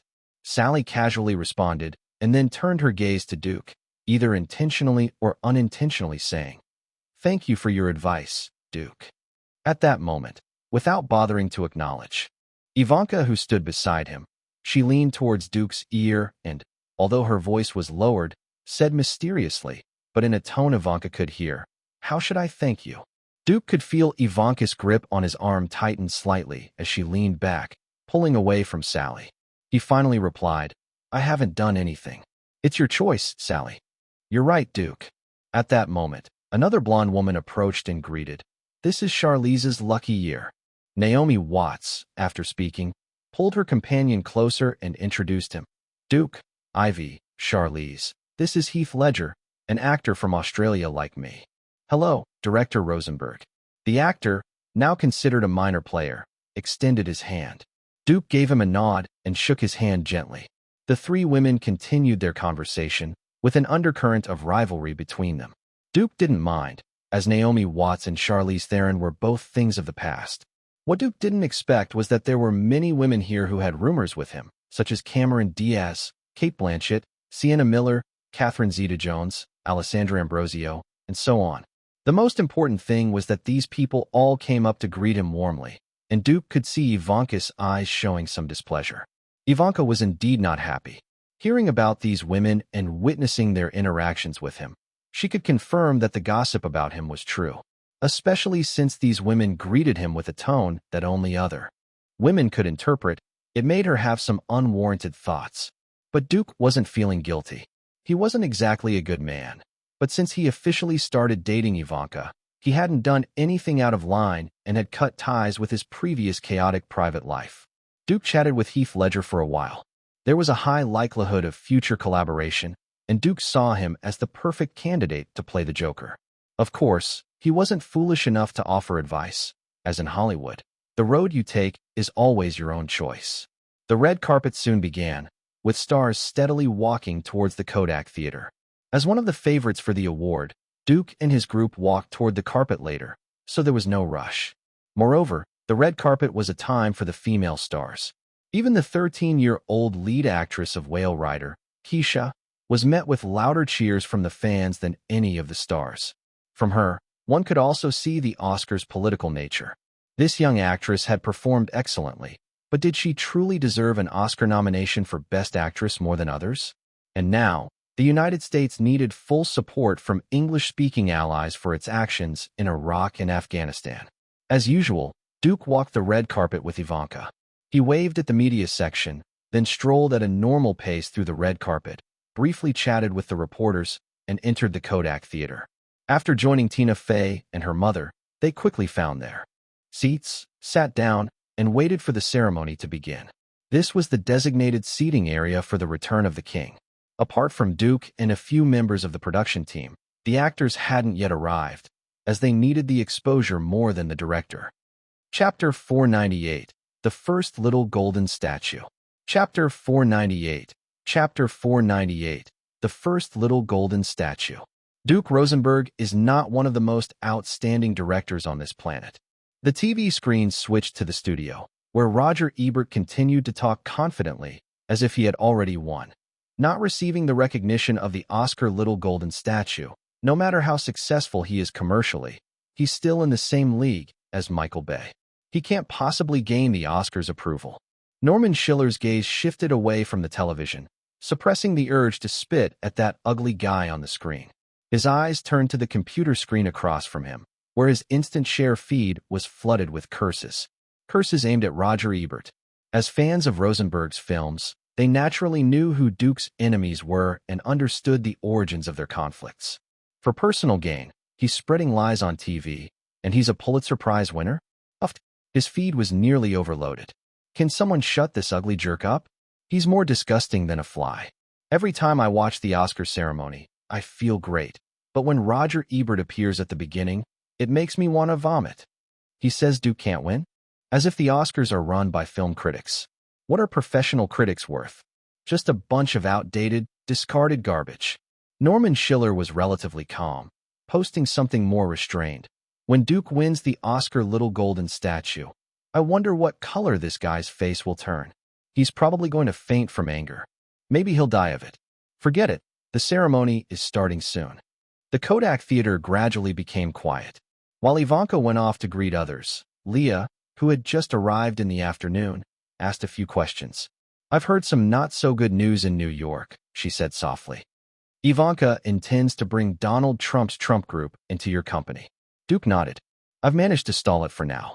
Ivanka wanted to take the company public, and before the IPO, she planned to conduct a share offering, the most important part of which was introducing Trump Group's funding. Though Ivanka hadn't said it directly, Duke had heard about it while in Paris.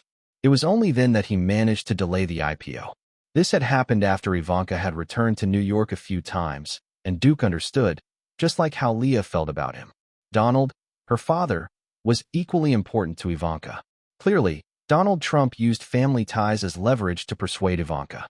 However, Duke wasn't planning to give in to Donald Trump again. Human greed is limitless. Excessive concessions would only invite more greed. I'll handle it, Duke said softly. Leah gently patted his hand. She had been a bit worried before, concerned that Duke might be blinded. Ivanka soon came over, and unlike before, Leah only gave her a slight nod. Music suddenly played on stage, and everyone turned their attention forward. With applause from the crowd, the 76th Academy Awards ceremony officially began. Perhaps because of the poor ratings in previous years, this year's ceremony not only had a more glamorous stage setup, but also carried a nostalgic 90s vibe. Billy Crystal, after a 3-year hiatus, returned to host the Oscars. He was edited into the nominated films, Sailing with Russell Crowe in Master and Commander, Dueling Swords, and Strutting with Johnny Depp, Raising Andúril the Sword of Aragorn, and even appeared fully naked on screen. For the sake of viewership, this comedian really went all out. It's time, Arwen encouraged him. The Oscars need you. Bring out all your honor and return to the Oscar stage. Aragorn, mounted on a horse, shouted loudly. You better keep this job, Lord Crystal. Captain Barbassa, transformed into a skeleton, solemnly warned. Finally, under the protection of Jack Nicholson in his white attire, Billy Crystal walked through the White City to the Kodak Theater. It's your turn. Jack Nicholson, holding a cane, handed him his iconic glasses. Go win them over, Billy. Let me show them what I've got. Billy Crystal put on the glasses and entered the Kodak Theater. A bright light illuminated the stage as Billy Crystal entered, earning a standing ovation. This host, the best Oscar host of the turn of the century, didn't even need to say a word to elicit laughter from the crowd. After teasing Charlize Theron and Johnny Depp, this famous comedian took out his signature Oscars segment, the medley of nominated film songs. Over there is Sofia Coppola, the first American woman ever nominated for Best Director. She finished filming this movie in just 47 days, while her friend used that time to just wake Elijah Wood up from his sleep. Frodo and Sam walked on mysterious lands, and Gollum suddenly jumped out, just like the right breast of Janet Jackson. Brittany and Jennifer Lopez watched the film and dumped their husbands because they thought the movie was called Engagement Ring.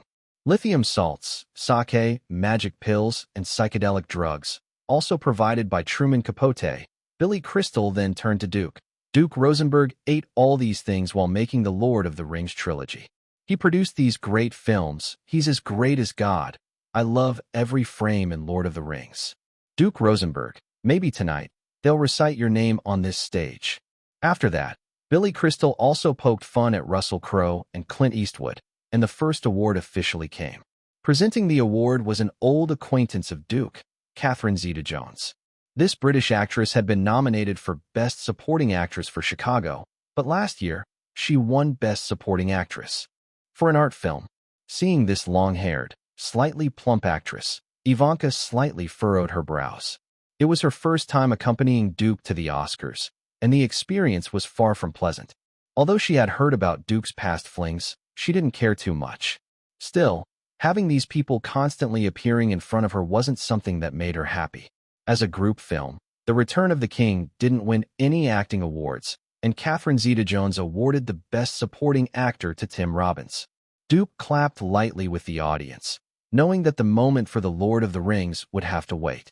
He was very clear that, just like Titanic in its day, even with nominations, The Return of the King would not make an impact in the acting categories. It was too hard for a commercial film and a group film to win an acting award. As a diehard fan of The Lord of the Rings, Brad Miller had been following the Oscars. He worked in IT, just like many young people, keeping his computer and TV running simultaneously, watching the live broadcast while keeping an eye on the latest trends online. This website is pretty good.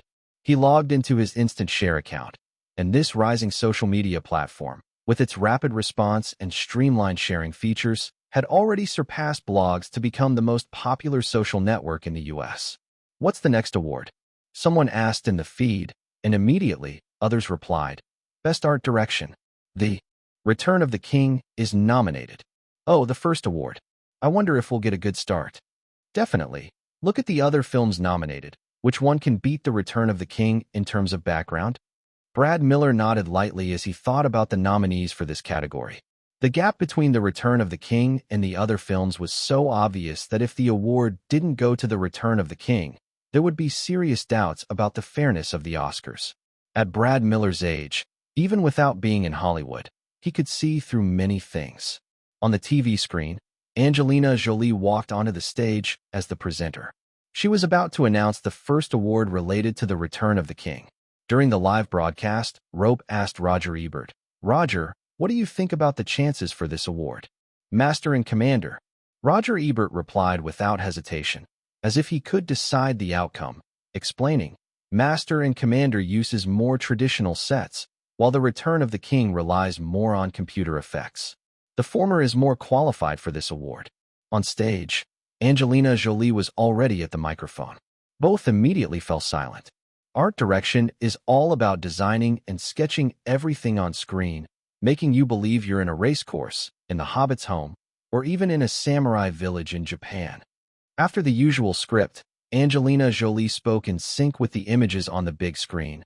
The nominees for Best Art Direction are The Return of the King's Hannah Surina, Girl with a Pearl Earrings Ben Van Oosterom and Cecil Heidemann, The Last Samurai's Lily Crevent, Seabiscuit's Jenny Claudina, and Master and Commander's William Heidel. When the list of nominees was read out, those sitting in the Lord of the Rings team seemed to freeze in place. Not only Hannah Surina, but even Elijah Wood, Billy Boyd, and Viggo Mortensen were nervous. After all, if the film swept the awards, the glory would be theirs as well. Moreover, a strong start often meant a great finish. Chapter 499, Unwritten Rules. Chapter 499, Chapter 499, Unwritten Rules. It won't win. It won't win. As the live broadcast momentarily switched to the Kodak Theater, a makeup artist came to retouch Roger Ebert's makeup.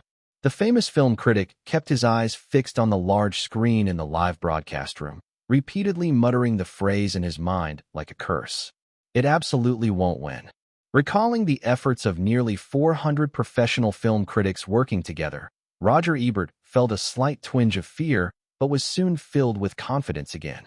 He firmly believed that professional critics wielded immense influence and even dominance during award season. They could easily sway the outcome of awards. Just under 5 miles east of the live broadcast room, young David Ellison and his sister Megan Ellison sat in front of their television, also watching the Oscars. "So this is the director who refused your offer."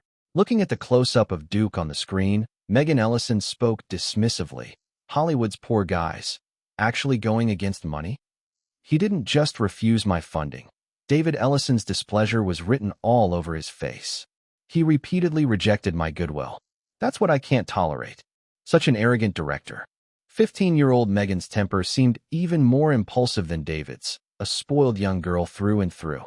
"David, you have the money. You could just take his projects, his theaters, his release schedules, and bring him down from his high horse." David Ellison laughed heartily. "Darling, that's exactly what I'm doing." On the Kodak Theater stage, Angelina Jolie opened the envelope, looked at it briefly, and immediately announced, "The winner of the Oscar is The Lord of the Rings, Return of the King, Hannah Surina." Wow! Billy Boyd was the first to clap, standing up, and Duke also stood, applauding. He turned to his art director, and it wasn't the first time Hannah Surina had won an Oscar. She appeared calm, hugging the crew members one by one before walking to Duke's side. Duke opened his arms and embraced Hannah Surina deeply. "Thank you, Duke," she whispered. "It has been my greatest fortune to work with you." After speaking, she turned and walked onto the stage, and the background music, Minas Tirith, played for the first time in the Kodak Theater. Hannah Surina took the golden statue from Angelina Jolie and stood in front of the microphone. Thank you to everyone. I love this job. I love working in such a great team. I have so many people to thank. My parents, my boyfriend, all my colleagues. I especially want to thank Duke. I still remember when I first went to his set for an audition, he said to me, "Hannah, we are about to embark on a magical journey." Yes, his words came true.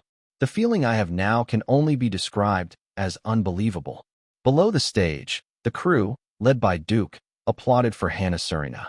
In the live broadcast room of ABC TV, even though thick foundation covered his face, Roger Ebert's expression was still a bit pale. He had just sworn that Return of the King wouldn't win the golden statue, but the actual result had slapped him in the face. How was he supposed to explain this now? However, as a professional film critic known for his scathing and venomous attacks, he quickly adjusted his mindset. This was just a technical award. The Academy had likely, just like the previous 2 years, thrown Duke Rosenberg some consolation prizes. As long as he didn't win Best Picture or Best Director, he would still be the loser, and Ebert would still emerge victorious. He was looking forward to attending the Oscar ceremony to see Duke's face then. We won. The Instant Share website exploded in excitement. A few circles, centered around Duke's diehard fans, were as happy as if they had won the lottery. Great start. We will keep winning more awards. Return of the King will sweep this year's Oscars.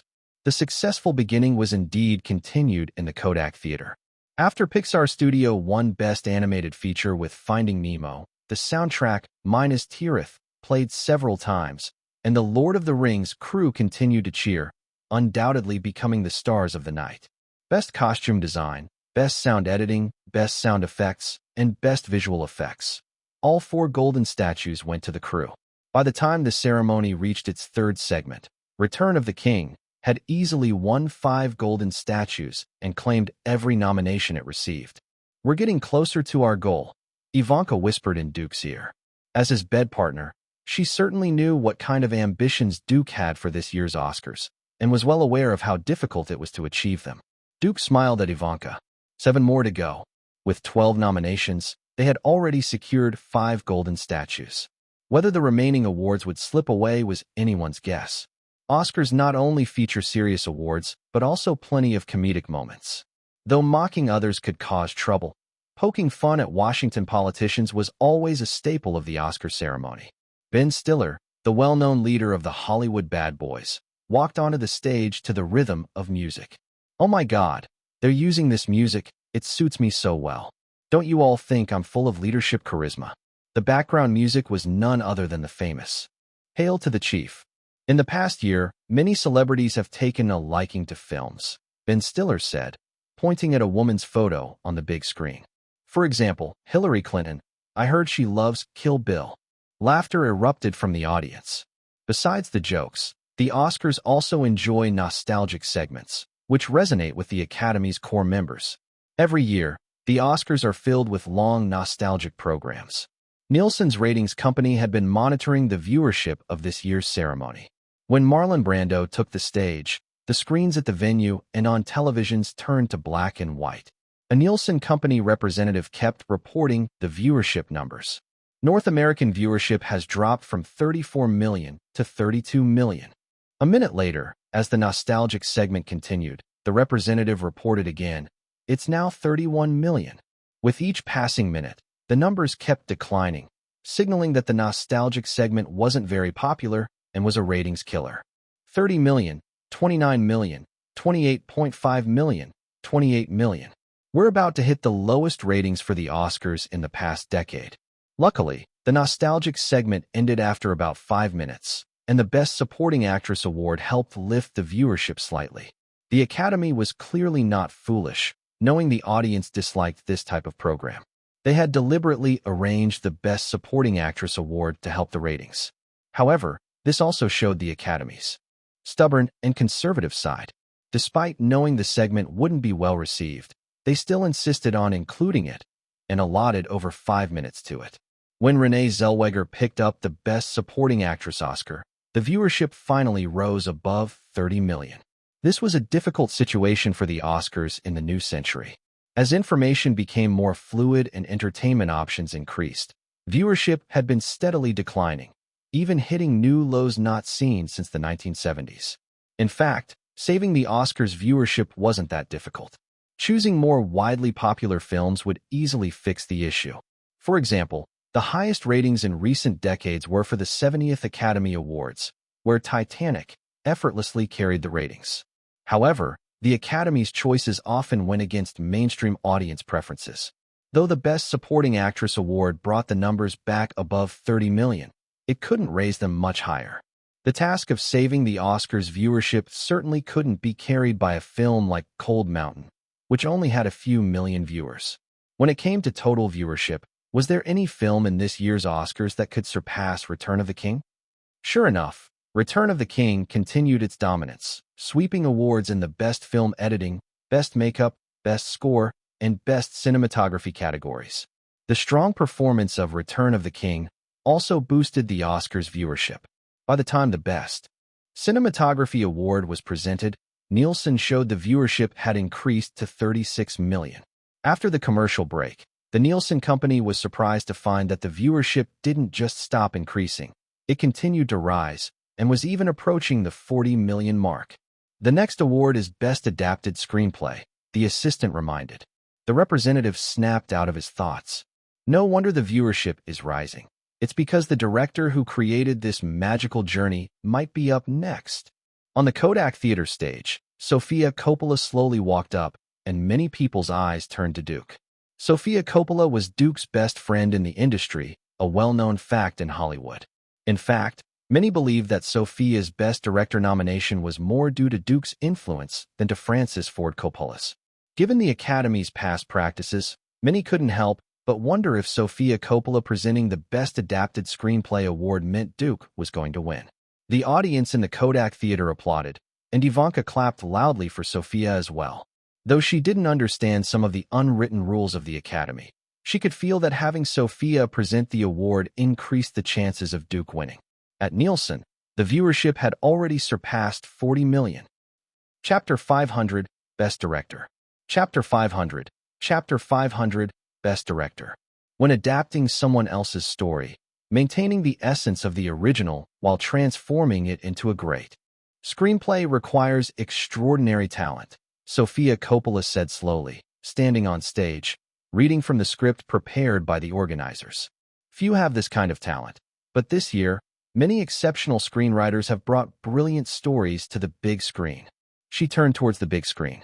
The nominees for Best Adapted Screenplay are Braulio Mantovani for City of God, Gary Ross for Seabiscuit, Sally Berman and Robert Persini for American Glory, Duke Rosenberg for The Lord of the Rings, The Return of the King, and Brian Helgeland for Mystic River.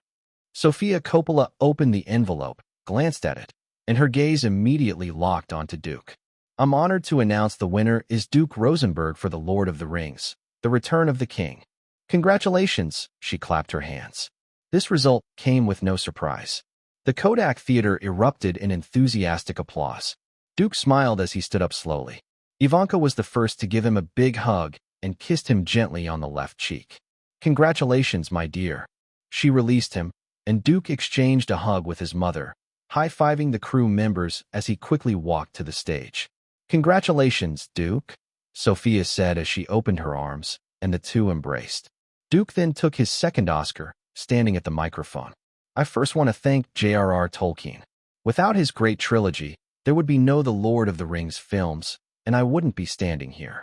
I also want to thank the writing team at Duke Studios. They were key to the success of this screenplay. Finally, thank you to my family and friends. They always encourage me to keep moving forward. Duke kept his speech short. Afterward, he followed Sofia Coppola to the backstage area. That was a brief speech, Sofia commented as they walked. Duke chuckled. This way, we have more time to chat. Sofia rolled her eyes. I think you saved your words for Best Director. As they reached the interview area, Sofia waved Duke off and walked toward the lobby. Duke stayed behind to answer the routine questions from reporters, who seemed to think there would be better opportunities later and asked mostly standard questions. Backstage, Norman Schiller quickly turned to his computer, refreshed the page after a brief pause, and saw his social media flooded with updates. That's his 9th Oscar. 9 in a row. 100% win rate. This is terrifying. I think Duke might break the record if he wins the next 3 awards. Best Original Song is practically guaranteed. The Last Goodbye has a huge advantage. The real question is Best Director and Best Picture. If those two slip through his fingers, even with 9 Oscars, Return of the King would still be seen as a failure. The final remark came from Roger Ebert, who was trying to calm his nerves as he awaited the inevitable moment when Duke would collect his awards. He focused on the last 2 categories as a form of consolation. 9 Oscars now. Megan Ellison frowned, speaking to her brother. David, do you think he'll be tonight's big winner? Based on Michael Ovitz's analysis, yes, it looks like it. David Ellison sighed. Though I don't want to admit it, Duke Rosenberg is someone the critics can't stop, and those professional critics are a joke compared to us. David shared his disdain for the critics, akin to how some experts would predict the downfall of a tech company with no real foundation. In the end, those companies thrived while the so-called experts were forgotten.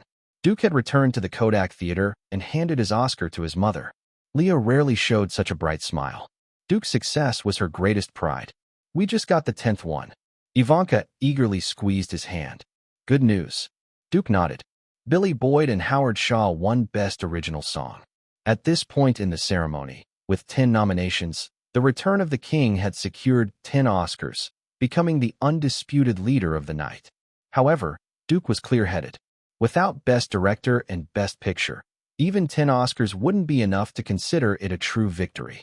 Fortunately, the 3 awards closely tied to Best Picture, Best Cinematography, Best Editing, and Best Adapted Screenplay had already been won. Best Picture now seemed all but certain. The real question now was whether he would win Best Director. His biggest rival was the long-standing trend that no director had ever won Best Director for a non-realistic film. Next up were the Best Actor and Actress categories. The Best Actress is Charlize Theron for Monster. The Best Actor is Sean Penn for Mystic River.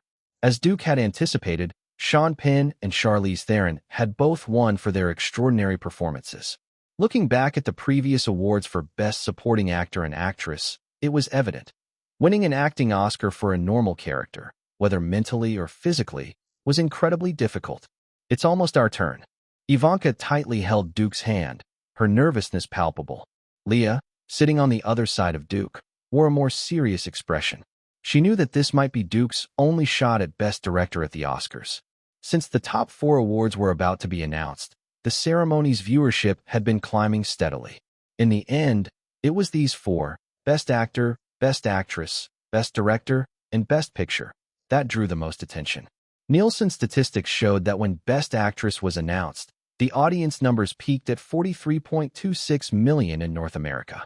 Charlize Theron's star power played a large part in this, as she had gained significant popularity after the Matrix trilogy.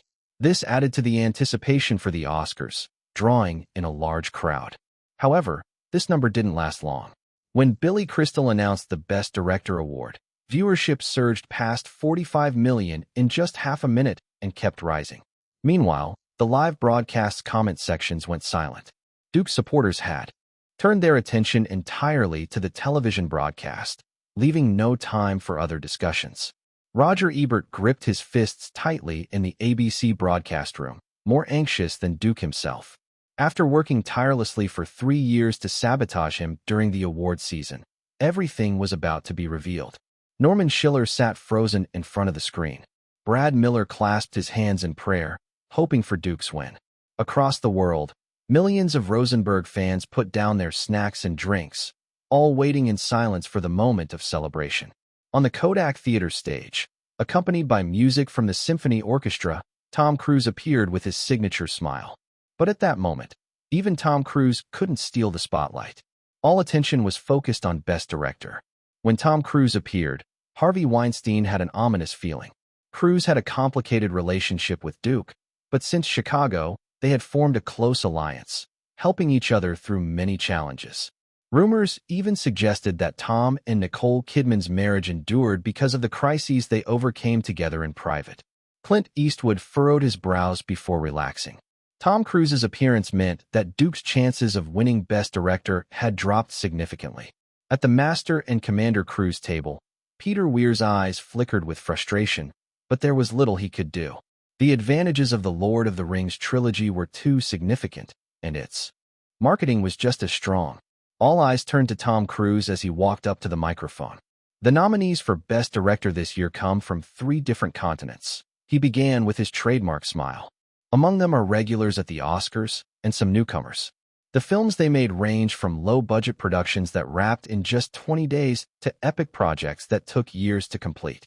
Despite their differences, they share one thing in common: an extraordinary talent for filmmaking. The screen displayed the nominees as Tom announced: Fernando Meirelles for City of God, Sofia Coppola for Lost in Translation, Peter Weir for Master and Commander, Duke Rosenberg for The Lord of the Rings. The Return of the King, Clint Eastwood for Mystic River. He opened the envelope and didn't even look up. The best director is Duke Rosenberg for The Lord of the Rings. The Return of the King. Chapter 501. The Well-Deserved Praise. Chapter 501. Chapter 501. The Well-Deserved Praise. We won. We won. In a hotel in Paris, Irene Lauder stood up from the sofa and vigorously waved her arm. At that moment, she was as excited as when her cosmetics brand surpassed $1 billion in global sales. As someone who had been a fan of Duke's films since her university days, she knew very well the hardships, effort, and struggles her close friend had gone through to reach this point. "Come on, Duke," she said, watching the TV screen, unconsciously. "Just like you told me back then, we'll always stick together, always move forward." In an apartment in the outskirts of Los Angeles, Norman Schiller clenched his right fist and kept pounding the armrest of his computer chair in excitement, as though the award was for him. "We won." He quickly typed this message into his instant share feed. "Yes, we won." Brad Miller, also sitting in front of a computer, just lifted his hands from the keyboard. He felt a sense of fulfillment. Was there anything happier than seeing the work and director he loved being recognized? Wow, Duke is the best director. The moment Tom Cruise announced the award winner, a round of cheers erupted in countless bars across the U.S., with the clinking of glasses ringing out, followed by a brief silence as everyone awaited the director's walk to the stage. In the ABC TV studio, Roger Ebert stared at the screen, wishing he could fly to the Kodak Theater to shove the words Tom Cruise had just said back into his mouth. But it was all set in stone. The result that he and all the professional critics feared had arrived. All the years of effort since Saving Private Ryan seemed to have been reduced to a joke as the Best Director award was confirmed. Roger Ebert felt the veins on his forehead pulse as the accumulated anger over the years began to burn fiercely. The flames were so intense, they seeped into every corner of his body, even reddening his face, which was quickly turning as red as his anger, frustration, and jealousy. All the negative emotions of humanity seemed to flood his face in this moment. Though still sitting in front of the camera, Roger Ebert's hands trembled, but he forced himself to remain calm. No surprise, no hesitation, no waiting. The applause erupted as soon as Tom Cruise announced Duke's victory. It was as though everyone had been waiting for this moment, and as if everyone had anticipated it. There's no suspense at all. Clint Eastwood clapped his hands. If someone else had won, he would have felt bitter, but losing to Duke seemed entirely reasonable. How could it be any other way? There's no way around it. His advantage is just too great. Not far in the back, Harvey Weinstein clapped while speaking to Bob Weinstein. In business, only Spielberg and James Cameron can match him. He's also pushed Hollywood's international expansion. The Academy must acknowledge his achievements in these areas. Bob Weinstein nodded. He and Harvey were not surprised by this outcome. Duke Rosenberg's achievements over the past 12 years were so dazzling that only James Cameron could compare. If the Academy didn't recognize him in such a situation, the entire world would doubt the fairness and justice the Academy claimed to uphold. "It's okay," Harvey Weinstein said without bitterness. "Next year, we can come again." And with Duke Rosenberg's style, who knows how many years it will take before another Oscar comes around. At this moment, it would be impossible to say. Duke wasn't excited or thrilled. Though he was generally calm and determined, Duke let out a sigh, finally seizing what might be his only opportunity. Beside him, Leah was filled with pride. She was proud of Duke. Duke had always been her greatest pride. Tonight, even in front of the entire world, she could proudly declare that Duke Rosenberg was the most worthwhile thing in her life. Unlike everyone else, who only saw Duke's glorious side, only she, his mother, knew how much effort Duke had put in to achieve success. Since he was 10 years old, he had set his sights on a goal and had worked tirelessly toward it. Now, he was merely reaping the well-deserved praise. Thinking back to the disagreements with Duke in the past, Leah couldn't help but feel a sense of relief. If Duke had followed her wishes and gone into business, he would have been just another ordinary businessman. But as a film director, he had reached the pinnacle of success in his field. For those few seconds, all of America's eyes were fixed on the Kodak Theater, focused on Duke. After taking a deep breath, Duke didn't look at Ivanka Trump to his right. but turned left and embraced his mother deeply. He knew better than anyone that without his mother's support, guidance, and help, he wouldn't have made it this far. I'll always be proud of you.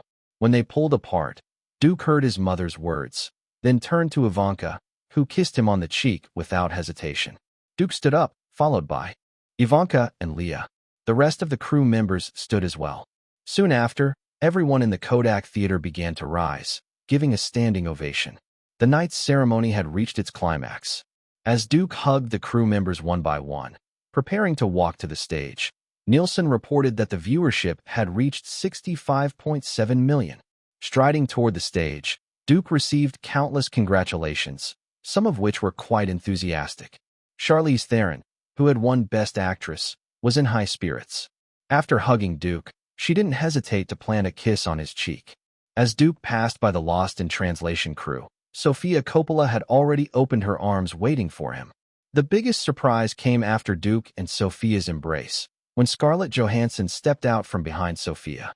Duke also hugged her briefly. "Congratulations, Duke." It was like a hunter who had waited long for its prey. Finally, Scarlett Johansson swiftly planted a kiss on Duke's lips. Duke was slightly stunned, but his reaction was quick. He stepped back from Scarlett and hurried toward the stage. From an angle where he couldn't see, the main camera suddenly switched direction, focusing on Ivanka, giving her a big close-up. Ivanka stood there, smiling and clapping, her expression unchanged. Strictly speaking, this kiss meant nothing. Last year, Adrien Brody had kissed Halle Berry after winning Best Actor, and just moments ago, Charlize Theron had kissed presenter Adrien Brody after receiving her Best Actress award. But behind Ivanka's smile, there was a deep sense of vigilance, and a hint of anger flashed in her eyes as she looked past Leah. The brief flicker of displeasure vanished instantly. She knew well that Duke's mother was very fond of that actress. Suppressing her thoughts, Ivanka focused all her attention on the stage, as Duke had now walked to Tom Cruise's side. The applause was already deafening, cascading like waves onto the stage as Duke took the Best Director Oscar from Tom Cruise's hands. They shared a brief hug. Once bitter rivals, they had gradually become close due to their collaboration, and now they were considered good friends by outsiders. Holding the Oscar, Duke approached the microphone, and the applause gradually subsided. "Wow.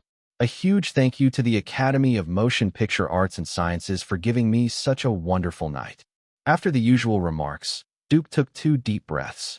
The excitement from winning the award gradually settled. "First, I'd like to thank all the members of my team. Without you, there wouldn't be the Lord of the Rings trilogy." Compared to his earlier formal speech, Duke's words here were heartfelt. Such a massive project like The Lord of the Rings couldn't have been completed successfully without a mature and harmonious team. Film had never been a product of individual heroism.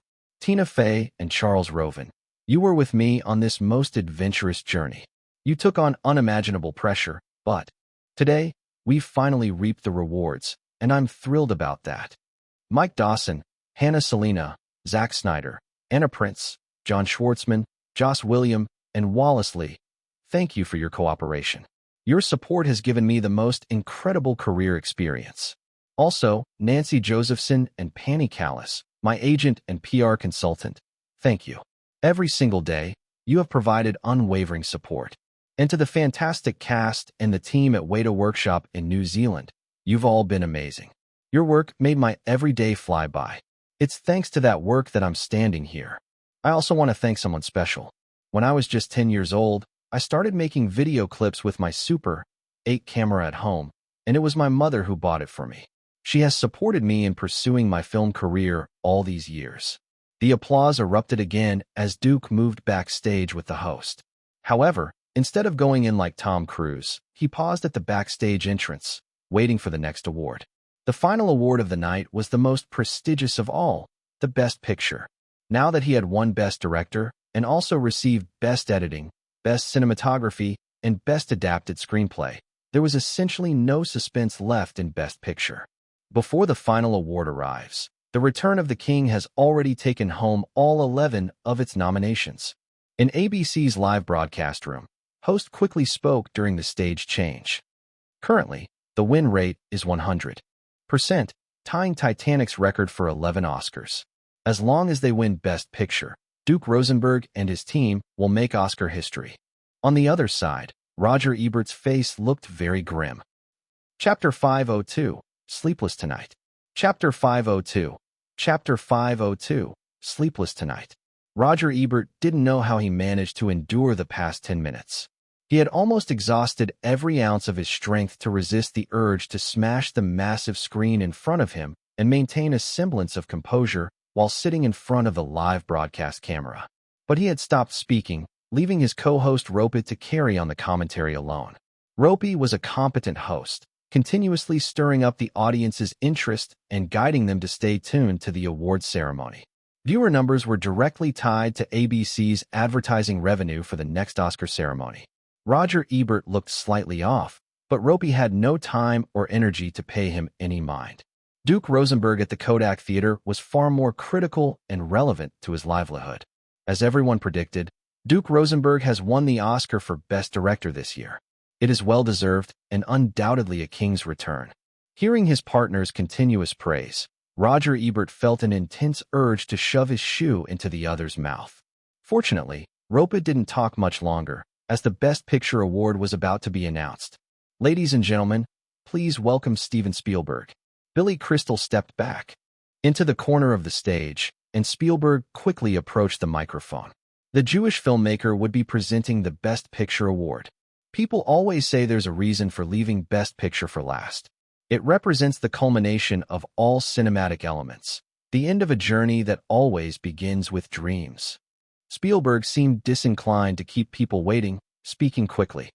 This year, these dreams were brought to life by The Lord of the Rings, The Return of the King, adapted from Tolkien's novels, as well as the grandeur of O'Brien and Maturin's adaptation. His words were brief, leading directly into the introductions. Here are the nominees for Best Picture: Lost in Translation, Ross Katz and Sofia Coppola; Seabiscuit, Kathleen Kennedy and Frank Marshall; The Lord of the Rings, The Return of the King, Charles Roven and Duke Rosenberg; Mystic River, Clint Eastwood and Robert Lorenz; and Master and Commander, Harvey Weinstein and Duncan Henderson. Spielberg tore open the envelope, revealing an unsurprising answer. The winner is The Lord of the Rings, The Return of the King, Charles Roven and Duke Rosenberg. With the TV broadcast cutting to the Kodak Theater, the atmosphere in ABC's studio relaxed slightly, though not for Roger Ebert. The renowned film critic stared unblinkingly at the massive screen in front of him, looking much like a mutated goldfish. In the studio, some were touching up their makeup, others checking the equipment, all preparing for the post-ceremony live commentary. Roger Ebert's face turned redder and redder, the veins at his temples pulsing rapidly. Faint whispers reached his ears. One Oscar ceremony, 12 statuettes. Duke Rosenberg has set a record. So many doubted him before. What can they say now? Beside him, Ropey was busy going over the next phase's script. ABC had a plan A for the live broadcast, meaning the network also believed Duke Rosenberg and The Return of the King would sweep the awards ceremony. The King ascends the Oscars. Duke Rosenberg's 12-year journey to godhood. Listening to Ropey's soft reading voice, Roger Ebert was struck by a sudden thought. They were all traitors. The whole world had betrayed him. ABC, the Academy of Motion Picture Arts and Sciences, the media, and the public, every single one of them was a disgraceful traitor. The fury Roger Ebert had been suppressing in his heart erupted at that moment. The veteran critic's face resembled that of a drunkard, red as if it might bleed. The next second, Roger Ebert felt a drunken dizziness. Someone across from him suddenly became two, their figures growing increasingly blurry. Despite being less than 4 feet apart, he couldn't make out their face. Simultaneously, a strange sound echoed in Roger Ebert's head as if something had snapped. His blurry vision turned abruptly dark, and his whole body tilted to one side. Mr. Ebert.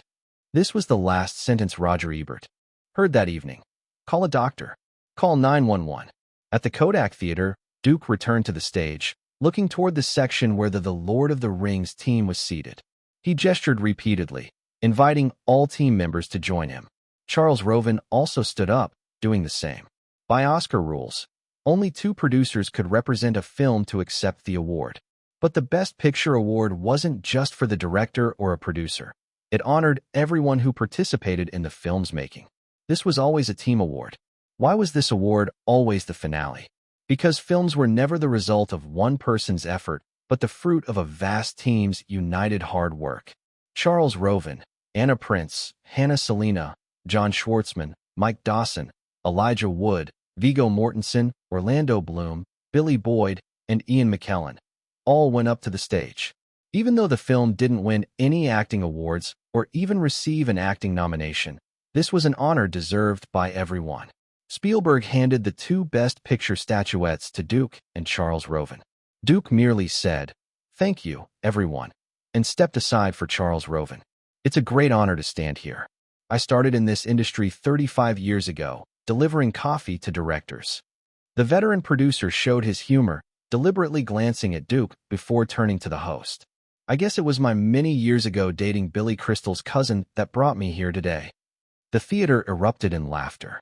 Charles Roven clearly had more humor than the largely humorless Duke. On the other side, Billy Crystal cooperatively shrugged, spreading his hands in a helpless gesture. The joke concluded. Charles Roven continued, "It's been wonderful to work in such an extraordinary team. I'm thrilled to have collaborated with a director as outstanding as Duke, and to have been nominated alongside 4 other incredible films. After all these years, finally winning is an amazing surprise for all of us. This film owes everything to the actors in front of the camera and the crew behind it. I'd like to especially thank my partners, Warner Brothers and Duke Studios. My beautiful daughter Danielle and my 87-year-old father are waiting backstage to celebrate with us. I want to thank Tolkien and all the fans who supported us, as well as Doug Walter and Jeff Robinoff, whose efforts allowed us to make this film." He turned toward Duke, and lastly, Duke Rosenberg, our director, who was never satisfied with 100%, always striving for 110%. He inspired us all and worked tirelessly to bring these films to the screen. The awards ceremony reached its conclusion. The backstage doors opened wide, and all the night's winners holding their golden statuettes stepped onto the stage together. The 76th Academy Awards came to a close. The ceremony was over, but for Duke and the other winners, the Oscars were far from concluded. From the moment they left backstage, Duke became the prime target of media and reporters, overshadowing even Sean Penn and Charlize Theron. Duke was well aware. It was no wonder reporters were so excited. Past Best Director and Best Picture winners often faced an awkward issue. While they might have won, their works lacked substantial influence. The Lord of the Rings trilogy was different. The Fellowship of the Ring, The Two Towers, and The Return of the King had collectively grossed over $4 billion worldwide. Not only had they swept the Oscars, but they also set a record with 12 statuettes. How could the man behind this miracle not be adored by the media? Even before the slower-paced traditional media could react, online discussions had already exploded when the awards ceremony ended. Norman Schiller turned off the television, focusing entirely on the internet. Using his instant share account, he quickly typed, "Great! A magnificent victory! Congratulations, Duke, and congratulations to the Lord of the Rings trilogy." He then entered the instant share homepage, where the Oscars-related comments were already dominating. 12 years of waiting. Duke has achieved his greatest victory. This is a feat comparable to Titanic and James Cameron. 12 nominations, 12 wins, a 100% success rate. Who else but Duke Rosenberg could accomplish this? Celebrate, everyone. Celebrate the Lord of the Rings, and raise a glass to Duke Rosenberg. No sleep tonight. No stopping until we drop. No rest tonight.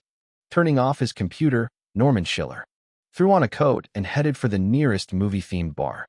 He wanted to join the celebrations until dawn. For many, this was indeed a sleepless night. At the University of California Medical Center, the ER doors swung open as a doctor strode out. Roger Ebert's agent quickly stepped forward. "Mr. Ebert is out of danger now."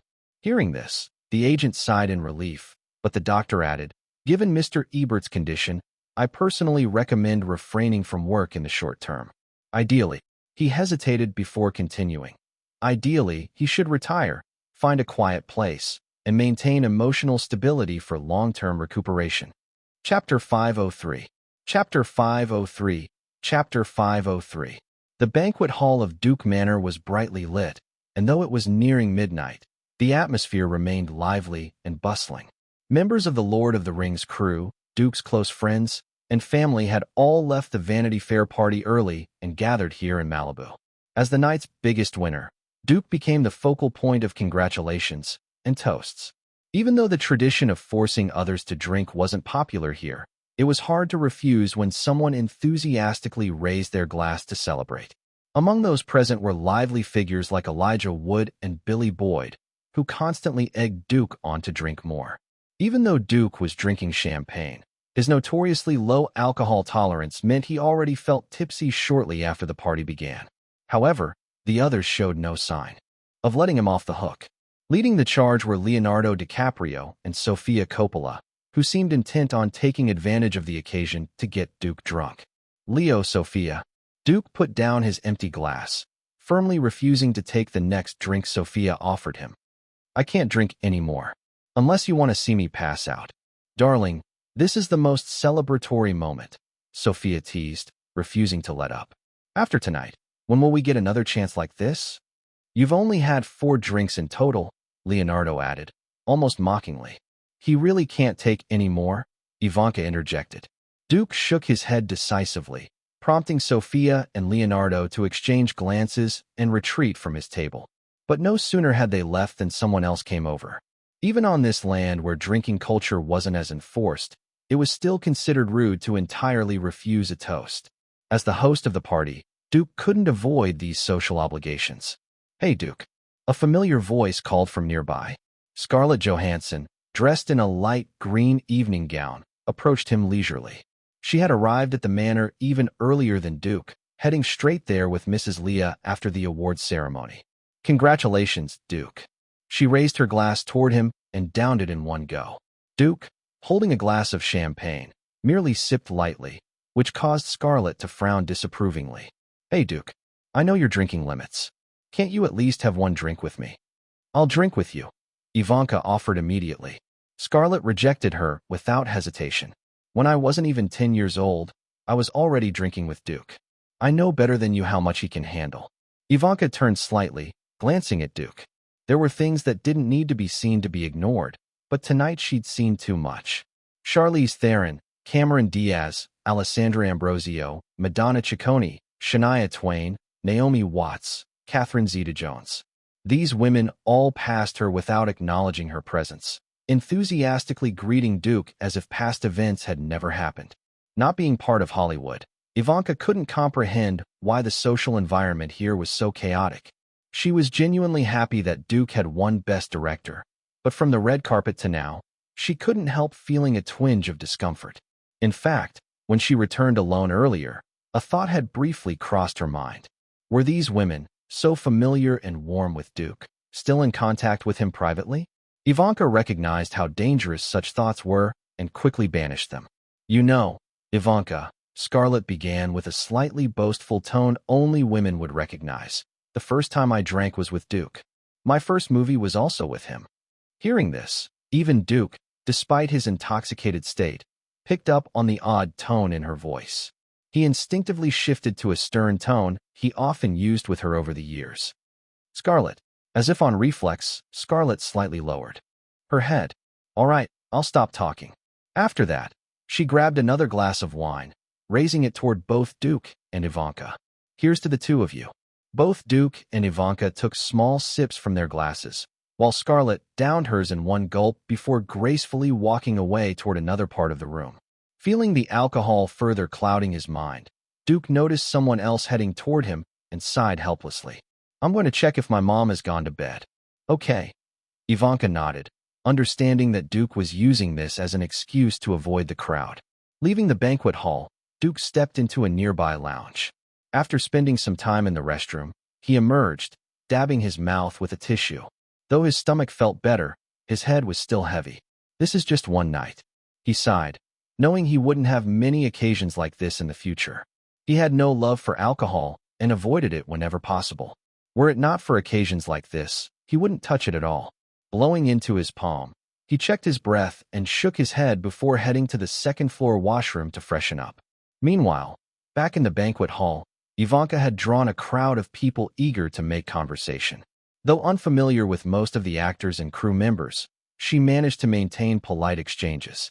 Not far away, Scarlett put down her glass and quietly slipped out of the banquet hall. Having known Duke since she was a child, she was well acquainted with his habits. She knew that after leaving the hall, Duke would likely find a place to relieve the effects of alcohol. Furthermore, he would never return immediately afterward, always taking time to clean up or change his clothes to avoid any public embarrassment. While others might check the lounge, Scarlett went straight to the second-floor washroom. Placing her ear against the door for a few seconds, she then leaned against the corridor wall, waiting. She was no longer the little girl she used to be. Some things wouldn't come to her unless she seized them herself. While many men, both inside and outside the industry, had pursued her, Scarlett had no interest in young, naive suitors. Growing up in the shadow of someone as towering as Duke had made other men seem dull in comparison. It wasn't the age of her admirers that mattered, but the sense of maturity and gravitas they carried. For example, the man currently inside the washroom. As these thoughts crossed her mind, Scarlett scratched her cheek nervously but pushed all responsibility onto the man inside. If not for him, how could she have turned out this way? Inside, Duke finished brushing his teeth. Inspecting his damp suit in the mirror, he decided to head back to his room to change before returning to the party. Downstairs, Ivanka finally found a break in the conversation. Once the crowd dispersed, she let out a soft sigh of relief. Luckily, none of the more awkward individuals, like Alessandra Ambrosio, had appeared. Ivanka suspected this wasn't by coincidence. Knowing Hollywood's dynamics, she figured Duke had arranged this intentionally. Recalling Duke's considerate behavior toward her, Ivanka felt reassured. Though work often kept them apart, Duke always showed her the utmost respect when they were together. Still not back yet. Checking her watch, Ivanka summoned the housekeeper, Emma, giving her brief instructions before leaving the banquet hall. She knew Duke's low alcohol tolerance and wanted to check on him. Entering the nearby lounge, she found it empty. Heading upstairs on the thick carpet, she moved toward the second floor. Still feeling a bit dizzy, Duke tried to clear his mind. Although champagne wasn't particularly strong, it was enough to make him drunk. Opening the washroom door, he stepped out, only to see a familiar figure leaning against the wall in the corridor. Scarlett Johansson stood there, watching him with a gaze that seemed both calm and fiery. "Scarlett, what are you doing up here? You drank too much, so I came to check on you." Scarlett quickly approached him. Moving with surprising speed, she reached him before he could utter another word. With deliberate motion, she grasped his arm with both hands. Standing on her high heels, she barely needed to stretch to press her lips against his. Perhaps due to the alcohol, Duke's reaction was sluggish. The warmth of her kiss and the soft pressure against his chest seemed to awaken primal instincts. Even when Scarlett pressed closer, he didn't resist. Closing her eyes, Scarlett used her slightly inexperienced technique to awaken the dormant beast she believed resided in Duke. The soft brush of her tongue against his lips introduced an unfamiliar sensation. In that moment, Duke's foggy mind regained a degree of clarity. Opening his eyes, he caught sight of Scarlett's golden curls. Leaning back slightly, he made an effort to distance himself from her. Scarlett, though the sensations were pleasant, Duke managed to push her away, maintaining a slight gap between them. Before he could say more, a figure appeared at the staircase. Chapter 504, Miss Trump. Chapter 504, Chapter 504, Miss Trump. This is your personal matter. In a villa's reception room, Mrs. Leah stood up from Duke's side, glanced at her goddaughter, and sighed softly. "Scarlett." "Godmother." Scarlett stood up. "Can I have half a minute?" Mrs. Leah said nothing, turned, and walked out. Duke took the cold towel handed to him by Tina Fey and placed it over his face. The chill from the towel, which had been soaked in ice water, somewhat sobered up his alcohol-dazed mind. Tina Fey said softly, "I told Charles and the others you drank too much and couldn't hold on, so you went to sleep. Emma has already sent the guests off." After being caught with Scarlett, Ivanka said nothing. Though Duke was certain Ivanka hadn't seen Scarlett kiss him, he wasn't naive enough to believe she'd think they were just chatting. Moreover, even though Ivanka didn't say anything, she directly entered this reception room, clearly intending to talk to him. Duke felt no guilt and didn't intend to avoid it. From the start of their relationship, he had done nothing inappropriate in terms of romantic boundaries. Scarlett. As for Scarlett, who shamelessly followed him in, Duke couldn't choose to ignore her like Ivanka did. He warned her, "You can leave now." Turning to Tina Fey, he added, "Contact the driver and hotel." Tina Fey understood Duke's intent and approached Scarlett, intending to pull her away. Scarlett, knowing Duke's temper and character, didn't insist on her so-called half a minute. She slowly walked toward the door, but when passing by where Ivanka was sitting, she paused briefly. Monogamy is against human nature. Following it is hard. Especially for men in Hollywood, it's even harder. Her speech was rapid, clearly not giving anyone the chance to interrupt. "I like Duke a lot.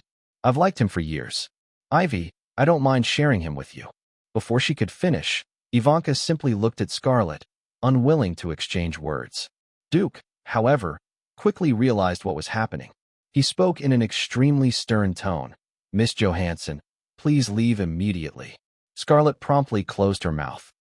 "Sorry, I'll leave now." With that, she and Tina Fey quickly left the reception room. The door opened and closed again from the outside. Ivanka remained silent, her eyes flickering constantly. She's always been like this since childhood. Duke placed the cold towel on the armrest of the single-seater sofa and spoke first. Ivanka turned to look at Duke. "When did it start between you two? When did what start?" Duke frowned. "Ivy, I admit Scarlett was overly close to me upstairs, but nothing inappropriate happened between us. Never. Close." Ivanka stared intently at Duke. Duke didn't conceal it. "She tried to do something to me, but I refused her." Ivanka looked at him without speaking, her flickering eyes making it clear she doubted his words. "Since the beginning of our relationship," Duke said slowly, "I haven't touched any other woman." Ivanka was serious about this relationship, and so was he. Otherwise, he wouldn't have chosen to suppress certain matters, pretending not to know, nor would he have tolerated Donald Trump's repeated provocations until Trump tried to interfere with Instant Share. Both of them appeared calm, at least outwardly. Duke used the simplest words to quickly explain everything, while Ivanka recalled many things, including events that occurred when she worked as Duke's assistant. Perhaps they had faded from memory before, but tonight they resurfaced.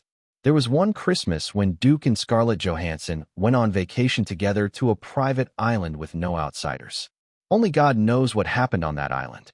Charlize Theron, Cameron Diaz, Alessandra Ambrosio, Madonna Ciccone, Shania Twain, Naomi Watts, Catherine Zeta-Jones. Figures she thought she could ignore now reappeared in her mind. Ivanka, after all, wasn't part of Hollywood and couldn't understand its complicated and chaotic relationships. "Ivy, there are some things I don't want to explain too much."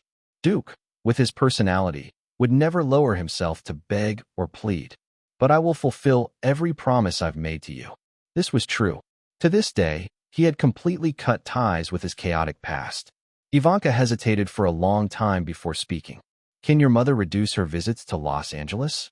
Hearing this, Duke, who had been looking toward the door, immediately turned to Ivanka.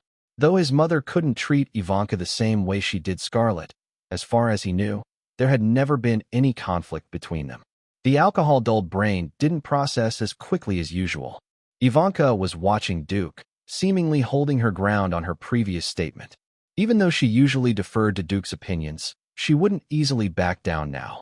She clearly remembered that every time Scarlett came to the Duke's estate, she was by Duke's mother's side, and Duke wouldn't stop her from seeing Scarlett. If it were another issue, Duke might relent, even agree. But this was a firm exception. That's not possible. Hearing the firm and uncompromising response, Ivanka's calm facade began to crack. The dissatisfaction she had been holding back since the hallway seemed to find an outlet. "Duke, don't you think your mother and her goddaughter have seriously affected our private life? I can try to prevent Scarlett from coming to the estate," Duke said, slowly figuring things out. But anger, once kindled, doesn't easily subside. Ivanka, still furious, pressed on. "What if your mother wants to see her?" "That's her freedom." Duke refused to back down. Ivanka's face tightened completely. "What if I disagree?" Duke's eyes narrowed into slits. Only people like Sofia Coppola and Tina Fey, who had been with him for years, knew this was a sign he was getting angry. "She doesn't have to come to Los Angeles." Ivanka didn't back down. Seeing Duke's silence, she became even more upset. "We can go to New York to see her for Christmas and Thanksgiving every year." Taking a deep breath, Duke stood up. Let's stop here for tonight, Ivy. We can talk tomorrow when we've both calmed down. Not only Duke, but Ivanka had also been drinking. She had been by his side socializing and entertaining guests just as much. Why wait until tomorrow? Ivanka stood up too, blocking Duke's path. She glanced at her watch. Your mother is probably still awake. I'll go talk to her right now. Miss Trump, even the most patient person has a limit, and Duke was not known for being patient. Do I need to remind you? This is Duke's estate. I know this estate belongs to the Rosenbergs. Ivanka retorted sharply. No need to remind me. I'm moving out right now. With that, she gave Duke no chance to respond. She turned and left, slamming the door loudly behind her. They had fought before. No couple doesn't. But sometimes Duke gave in, and sometimes Ivanka did. This time, neither wanted to. Standing by the reception room window, Duke watched as Ivanka carried a large suitcase to a Mercedes. Her driver hesitated, and Emma seemed to be trying to persuade her quietly. But in the end, she got into the car. The black Mercedes drove toward the estate's gate, eventually disappearing into the night. Duke watched all this without going downstairs to stop her or making a phone call. He could compromise on other matters, even pretend not to notice when Ivanka proposed going public with the company, which was essentially a way for Donald Trump's capital to enter. He could even tolerate Donald Trump exploiting their relationship for attention through talk shows and books. But when it came to his mother, he wouldn't budge. For someone like Duke, who had a unique upbringing, family always came before romantic relationships. His mother's position was not something a girlfriend could compare to. If forced to choose between the two, Duke wouldn't hesitate. The reception room door opened. Familiar footsteps sounded. At this time, only one person could come to him. I just made a call, Tina Fey said softly. Ivy has already reached the hotel. Duke nodded slightly. Tina Fey hesitated. Because of Scarlett? Call Scarlett. For me, Duke said, his anger rising again at the thought of Scarlett Johansson. Tell her to come here less often. If my mother doesn't invite her, she'd better not come. Tina Fey, unlike Sofia Coppola, didn't have such a close relationship with Scarlett and immediately agreed. I'll call her tomorrow. People inevitably show bias. It's unavoidable. After standing by the window for nearly half an hour, Duke gradually calmed down. Reaching out, he was about to speak when Tina Fey handed him the phone. Dialing Ivanka's number, Duke raised it to his ear, only to hear the call end abruptly. This happened twice in a row. Duke handed the phone back to Tina Fey. Get some rest. Suddenly, the phone buzzed. Tina Fey glanced at it. It's a message from Ivy. What does it say? Duke asked. She says. Though she had her bias, Tina Fey always prioritized Duke's stance. She says she needs some time to think. Tina Fey put away the phone and looked up. She wants to take a good amount of time to consider your relationship. Then let her think. Duke said nothing more to Tina Fey, leaving the room directly. Chapter 505, Legend. Chapter 505, Chapter 505, Legend. Although Duke and Ivanka had some conflicts, and Ivanka's late-night departure in a car was captured by paparazzi outside Duke's estate, the following day, the focus of media and public attention across the United States remained on the Oscars. As the biggest winner of this year's Academy Awards, Duke and the Return of the King were undoubtedly the main topics of interest. The biggest surprise of this year's Oscars is that there were no surprises. This was the headline of the entertainment section in the Washington Post. The 76th Academy Awards' biggest surprise is the lack of surprises. The Lord of the Rings, The Return of the King swept Sunday night's Oscar ceremony, winning 12 golden statuettes, including Best Director and Best Picture.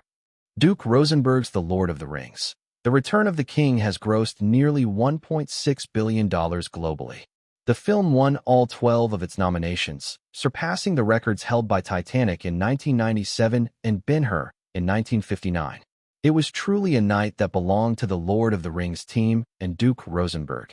Not just the Washington Post, but the entertainment sections of all three major American newspapers were entirely focused on the Oscars. On the evening of February 29th, the 76th Academy Awards were held at the Kodak Theater in Los Angeles. The results were unsurprising, as all major awards were won by the favorites predicted by the public. Most notably, The Lord of the Rings, The Return of the King won all 12 of its nominations, breaking the record of 11 Oscars held by Titanic and Ben-Hur, and creating a perfect sweep. When Tom Cruise handed the 11th Oscar statuette to Best Director winner, explosive madman Duke Rosenberg, the entire world held its breath. Although this young director narrowly missed becoming the youngest ever Best Director, no one could deny his greatness. Hollywood has now officially entered the era of Duke Rosenberg. The Los Angeles Times. The Lord of the Rings. The Return of the King swept the Oscars, which was expected. For director Duke Rosenberg, the evening was undoubtedly an unbelievable night of ecstasy. This was a great personal victory for Duke Rosenberg, as well as a triumph for commercial cinema. The New York Times. Almost all mainstream media described Duke and the Lord of the Rings, The Return of the King at the Oscars, as legendary and great. Not only North American and Western media, but even the movie channel of a certain television station across the Pacific also covered the awards ceremony, even broadcasting it on a delayed basis. At the climax of the awards ceremony, the program commented, Steven Spielberg announced the winner of Best Picture, The Lord of the Rings, The Return of the King. The Kodak Theater erupted in cheers. Beloved by our audiences, renowned director Duke Rosenberg achieved a monumental victory, solidifying his place among the world's greatest filmmakers. With this win, The Lord of the Rings, The Return of the King secured 12 Oscars, breaking the record of 11 held by Ben-Hur and Titanic. Its perfect 12-4-12 sweep set a new record for Oscar accuracy, including the 13 nominations and 3 wins for the Fellowship of the Ring and the 6 nominations and 2 wins for the Two Towers. The Lord of the Rings trilogy garnered a total of 31 nominations and 17 Oscars. This shattered the previous record held by the Godfather trilogy of 28 nominations and 9 Oscars. The well-known movie-watching magazine also published a feature on Duke and the Lord of the Rings trilogy. On the afternoon of February 29th, Pacific Time, this year's Oscars kicked off without suspense. As the director of the Lord of the Rings trilogy, Duke Rosenberg was undoubtedly the most celebrated individual on the planet that day. This director, the highest paid in the world, raised the Oscar statuette 3 times in one evening, for Best Director, Best Picture, and Best Adapted Screenplay, making him the undisputed winner. As the champion of this year's Oscars, The Return of the King embodies Duke Rosenberg's mastery of cinematic visual effects. Due to the collaborative nature of technical awards, The Return of the King brought home over 20 Oscars in one night. I can't fully grasp the economic implications of the trilogy's over $4 billion global box office, but I know that this great fantasy trilogy has grossed over 250 million renminbi in China's domestic box office during its releases. I still vividly remember the awe-inspiring experience of watching the Lord of the Rings trilogy in theaters. The breathtaking spectacle displayed on the big screen was unlike anything I had ever seen before. This is the charm of Hollywood, the allure of American blockbusters. Without a doubt, Duke Rosenberg is becoming a master of cinema, a true maestro. His cinematic language and techniques are consistently brilliant and groundbreaking. This director, known in Chinese as Duke Rosenberg, may be an American, but he is perhaps the American director we are most familiar with. Did you know that including the Lord of the Rings trilogy, his career box office total has surpassed $7.5 billion? He has overtaken James Cameron, George Lucas, and Steven Spielberg to become the highest-grossing filmmaker in history. What's even more astonishing is that he achieved this in just 12 years with 10 films. If Duke Rosenberg had any regret before this year, it was undoubtedly the lack of recognition from major awards. But at this year's Oscars, the King has finally returned, and Duke Rosenberg reigns supreme. Fortunately, in June of this year, this newly crowned Oscar-winning director will bring his latest work, Taken, to the Shanghai International Film Festival. This typical Duke Rosenberg action film will have a simultaneous US and Chinese release, with Chinese audiences getting to see it before its American debut due to the time difference. We eagerly await Duke Rosenberg and his new film. The Oscars' influence, both in North America and worldwide, is undeniable. Winning an unprecedented 12 Oscars not only brings immense honor, but also translates directly into financial gains. Talking about money in the context of the Oscars might seem vulgar, But consider the major Hollywood companies, especially Miramax and the Weinstein brothers. Why do they compete for Oscars? Is it just for art and glory? Any rational person can easily deduce the answer. The Oscar effect on The Return of the King is most evident in its numbers. Even though the film hadn't fully left North American theaters, Warner Brothers made significant efforts to keep it alive. The number of theaters showing the film had dwindled to less than 300, but the day after the Oscars, The Return of the King expanded to 1,500 theaters. More importantly, numerous moviegoers, influenced by the 12 Oscars, returned to theaters to re-watch the film. This boosted its daily gross from under $10,000 to over $500,000. After 12 days, its long stagnant North American box office of $590 million finally crossed the $600 million mark.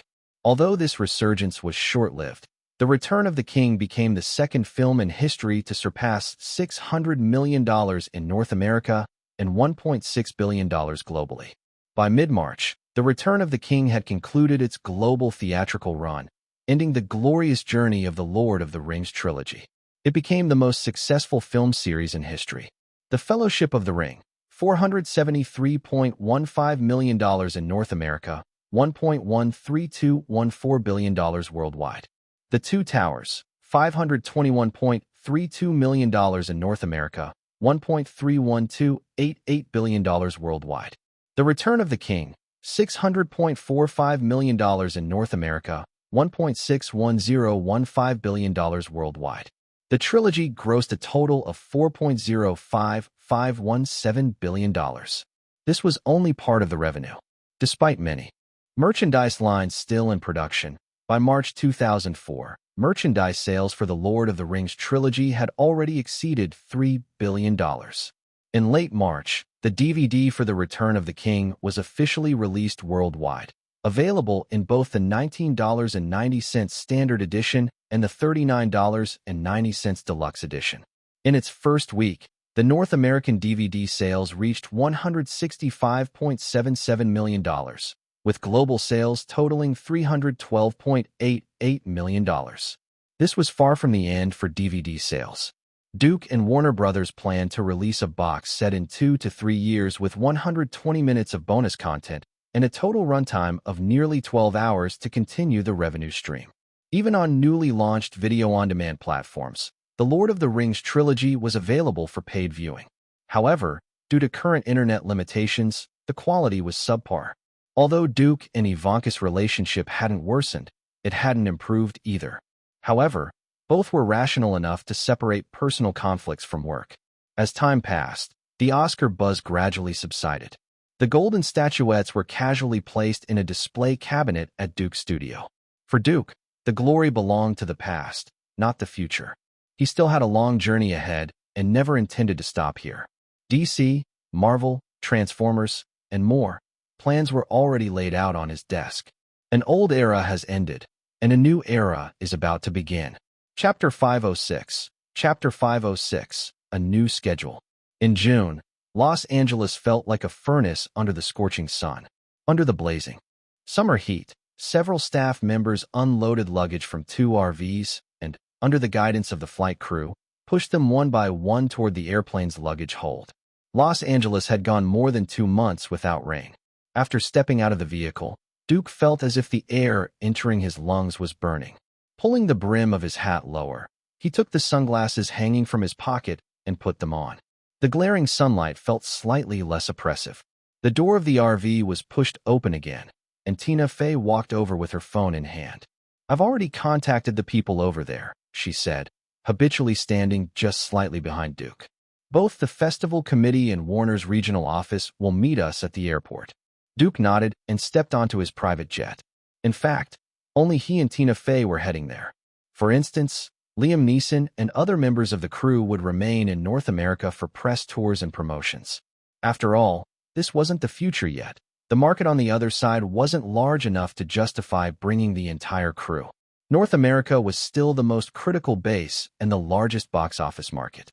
To be honest, Duke didn't care whether anyone came to greet him or not. However, the destination was a country known for its hospitality and formalities, where welcoming and sending off guests was taken very seriously. The plane soon ascended into the sky. Once it stabilized at cruising altitude, flight attendants served cold beverages to Duke and Tina Fey. Tina Fey sipped her juice and said to Duke, who was seated opposite her, "I think we should bring an interpreter. I can speak a little Japanese, but not Chinese." "They'll provide interpreters for formal occasions," Duke replied, unconcerned. "Privately, I'm the best interpreter." "You speak Chinese?" Tina Fey asked, intrigued. She had never seen Duke speak Chinese or even study it. "I learned it for a while in school." This wasn't a lie. Duke had taken a Chinese elective back in college. Graduation wasn't easy. Students needed enough credits to pass.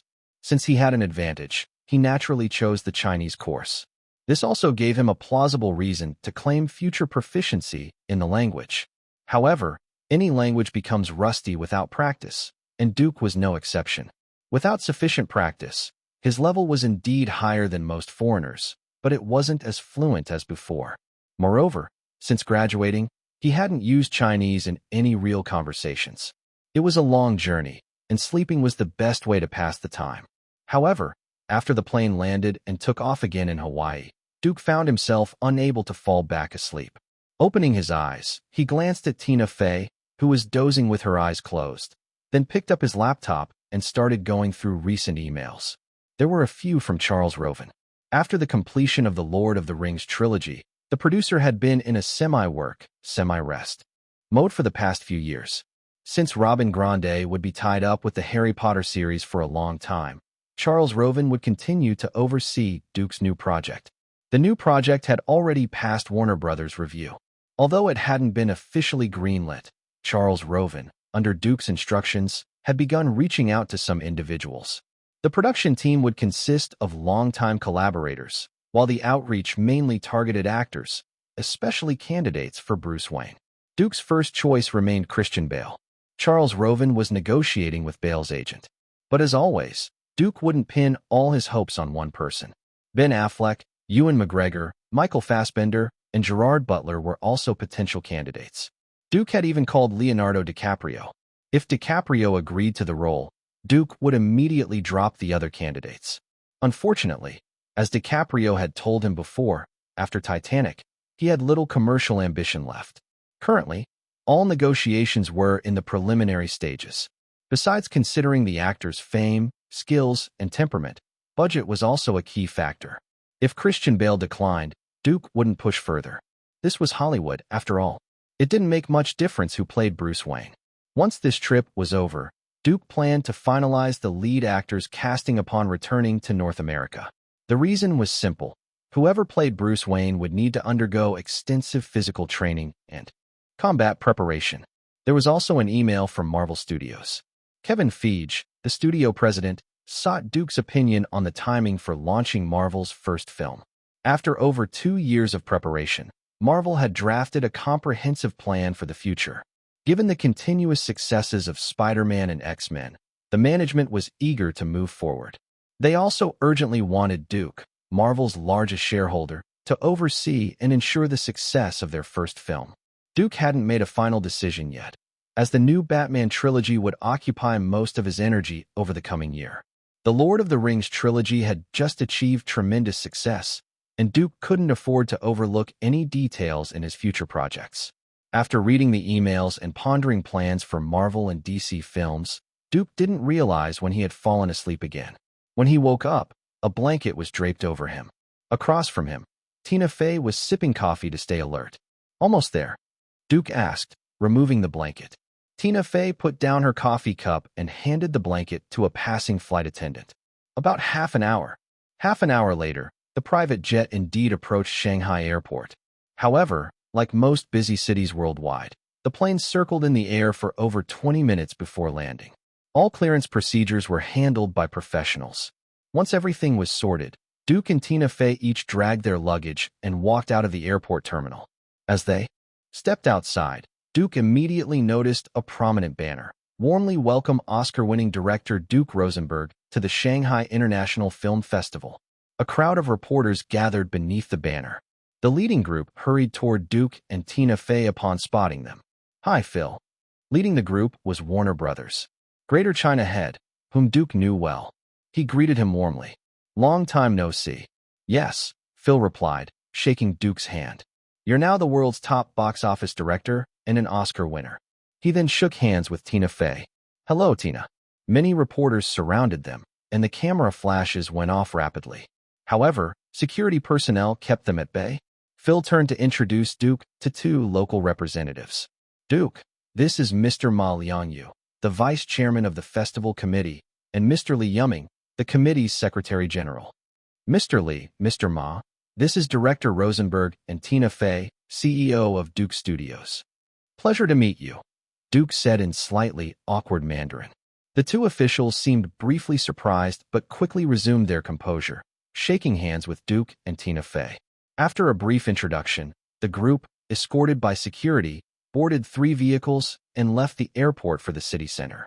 Duke was staying at the Peace Hotel on the Bund. Upon arrival, he exchanged a few polite words with the officials but declined their dinner invitation, opting to rest and adjust to the time difference. Though his energy and stamina showed no signs of decline, Duke was increasingly mindful of maintaining his health as he aged. This sleep, intermittent as it was, lasted until the next morning. With several days left before the film festival's opening, Duke wasn't in a hurry to venture out. Instead, he had Tina Fey coordinate with the organizers, the China Film Group, and Warner Brothers' regional office to finalize the schedule for the coming days. Since he was here, Duke didn't intend to simply make a brief appearance and leave. Although the market wasn't yet booming, he aimed to make an impression on local film enthusiasts and those interested in cinema. Directors were playing an increasingly prominent role in film marketing, and some even amassed large fan bases. In a country with such a large population, even a fraction of die-hard fans could significantly boost a film's box office performance. This trip wasn't about the present. Duke's focus was on the future. "The schedule is confirmed," Tina Fey said, holding a plan as Duke finished freshening up. "You'll first attend the festival's opening ceremony." That wasn't surprising. Amid the intense global anti-terrorism efforts, Sino-American relations were in a relatively amicable phase. If not for his film being screened as part of the festival, Duke believed the organizers would have invited him to join the jury. Next, there's a U.S.-China Film Forum and an official banquet jointly hosted by the Shanghai municipality and the China Film Group. Tina Fey noticed Duke showed no objections and continued. Finally, there's a TV interview and a university lecture. The two parties had previously communicated. Tina Fey was making the final confirmation. For TV appearances, you can choose between a national talk show and one hosted by a former U.S. exchange student. As for universities, 3 have sent formal invitations. Without hesitation, Duke said, "Decline the national TV program." This wasn't out of bias, but rather political correctness. As a mainstream Hollywood director, it would be unwise to accept such an interview. What about the universities? Tina Fey mentioned the 3 names. "We're not going to Beijing," Duke decided after a moment. "Let's stick with Fudan." Almost all the activities were concentrated in Shanghai, and Duke had no intention of flying north. Chapter 507, Self-Amusement. Chapter 507. Chapter 507, Self-Amusement. "Hello, Director Rosenberg." "Hello, Mr. Han." Just after passing the red carpet and entering the VIP waiting area, someone approached. The two had formally met yesterday. Duke lightly shook hands with the man nicknamed Zuashandio, a gesture neither overly casual nor excessively enthusiastic. Duke valued etiquette and knew how to balance formality. After shaking hands, Zuashandio took the initiative to introduce the other guests present. Many of these were individuals Duke once admired from afar. Seeing them now greeting him courteously evoked mixed feelings. However, the past felt distant. With Duke's personality, there was no chance of excessive sentimentality. He approached this event, like Hollywood premieres or red carpet appearances, with his usual demeanor. Compared to the directors and producers, the actors who approached later were much warmer. These actors were far from naive. They understood that truly breaking into Hollywood was unlikely.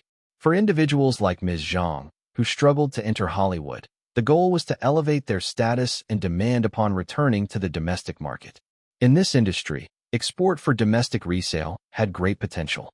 Unfortunately, until the local theater chains developed further, Duke had no intention of casting Asian actors in significant roles. Even certain villain roles would face challenges due to approval processes. Casting someone local in something like The Dark Knight would have risked censorship issues. As for pushing local actors and filmmakers into Hollywood or the global market, Duke wasn't foolish enough to forget his current role. Moreover, a country's cinematic dominance on the global stage was never determined solely by the films themselves. Over the next 20 or so minutes, Duke couldn't remember how many people he greeted. Unlike on the red carpet, where he spoke Mandarin with fans, in this formal setting, he conversed exclusively in polite and fluent English, maintaining necessary boundaries. Showcasing Mandarin required the right context. Displaying linguistic skill to these experienced individuals wouldn't win their favor. No matter how fluent his Mandarin might be, to people like Zuashandio, Duke would always remain an outsider. Identity and position often dictate behavior, words, and attitudes in different situations. If Zuashandio could raise Duke's box office revenue share by 50%, Duke wouldn't hesitate to speak Mandarin for several days straight. However, such a notion was absurd. Not only did Zuashandio lack such authority, but Duke wasn't naive enough to entertain the possibility. Hollywood's box office split was part of the US-China WTO agreement. Not even 10 Zuashandios combined could alter this. Thinking Zuashandio or the China Film Group could decide such matters would require extraordinary ignorance. After greeting members of the festival's jury, Duke moved to the interview area as prearranged to speak with the festival's media partners. Director Rosenberg, the female reporter across from him, seemed genuinely excited, not faking it. "I'm thrilled to meet you." Like most professionals in his industry, Duke adopted a different persona for the media. Smiling, he replied, "I'm pleased to meet you too." The reporter beamed with delight. You understand Mandarin?" "I have no problem listening to or speaking it," Duke said, his peripheral vision catching the surprised expressions of nearby journalists. However, he paid no mind. The world has no shortage of linguistic talents, including many foreigners fluent in Mandarin. The journalist's surprise stemmed more from Duke's fame and stature than his language skills. The experienced reporters quickly recovered their composure, their astonishment fleeting. But the female reporter pressed on. "When did you learn Mandarin?" "A long time ago, over 10 years, Duke replied. "I took Mandarin as an elective in school. I have some talent for languages." Duke knew what to say to present himself favorably. "I'm very fond of Eastern culture and history. I've studied it and read some classic works." "Could you share which ones?" the reporter asked eagerly. Smiling, Duke answered, "For example, The Art of War by Sun Tzu. Have you seen The Rock?" "I've watched all your movies," she admitted with an embarrassed smile. Some of his films hadn't been officially released, and she had watched pirated versions. "Do you recall the scene where Mason walks out of prison?"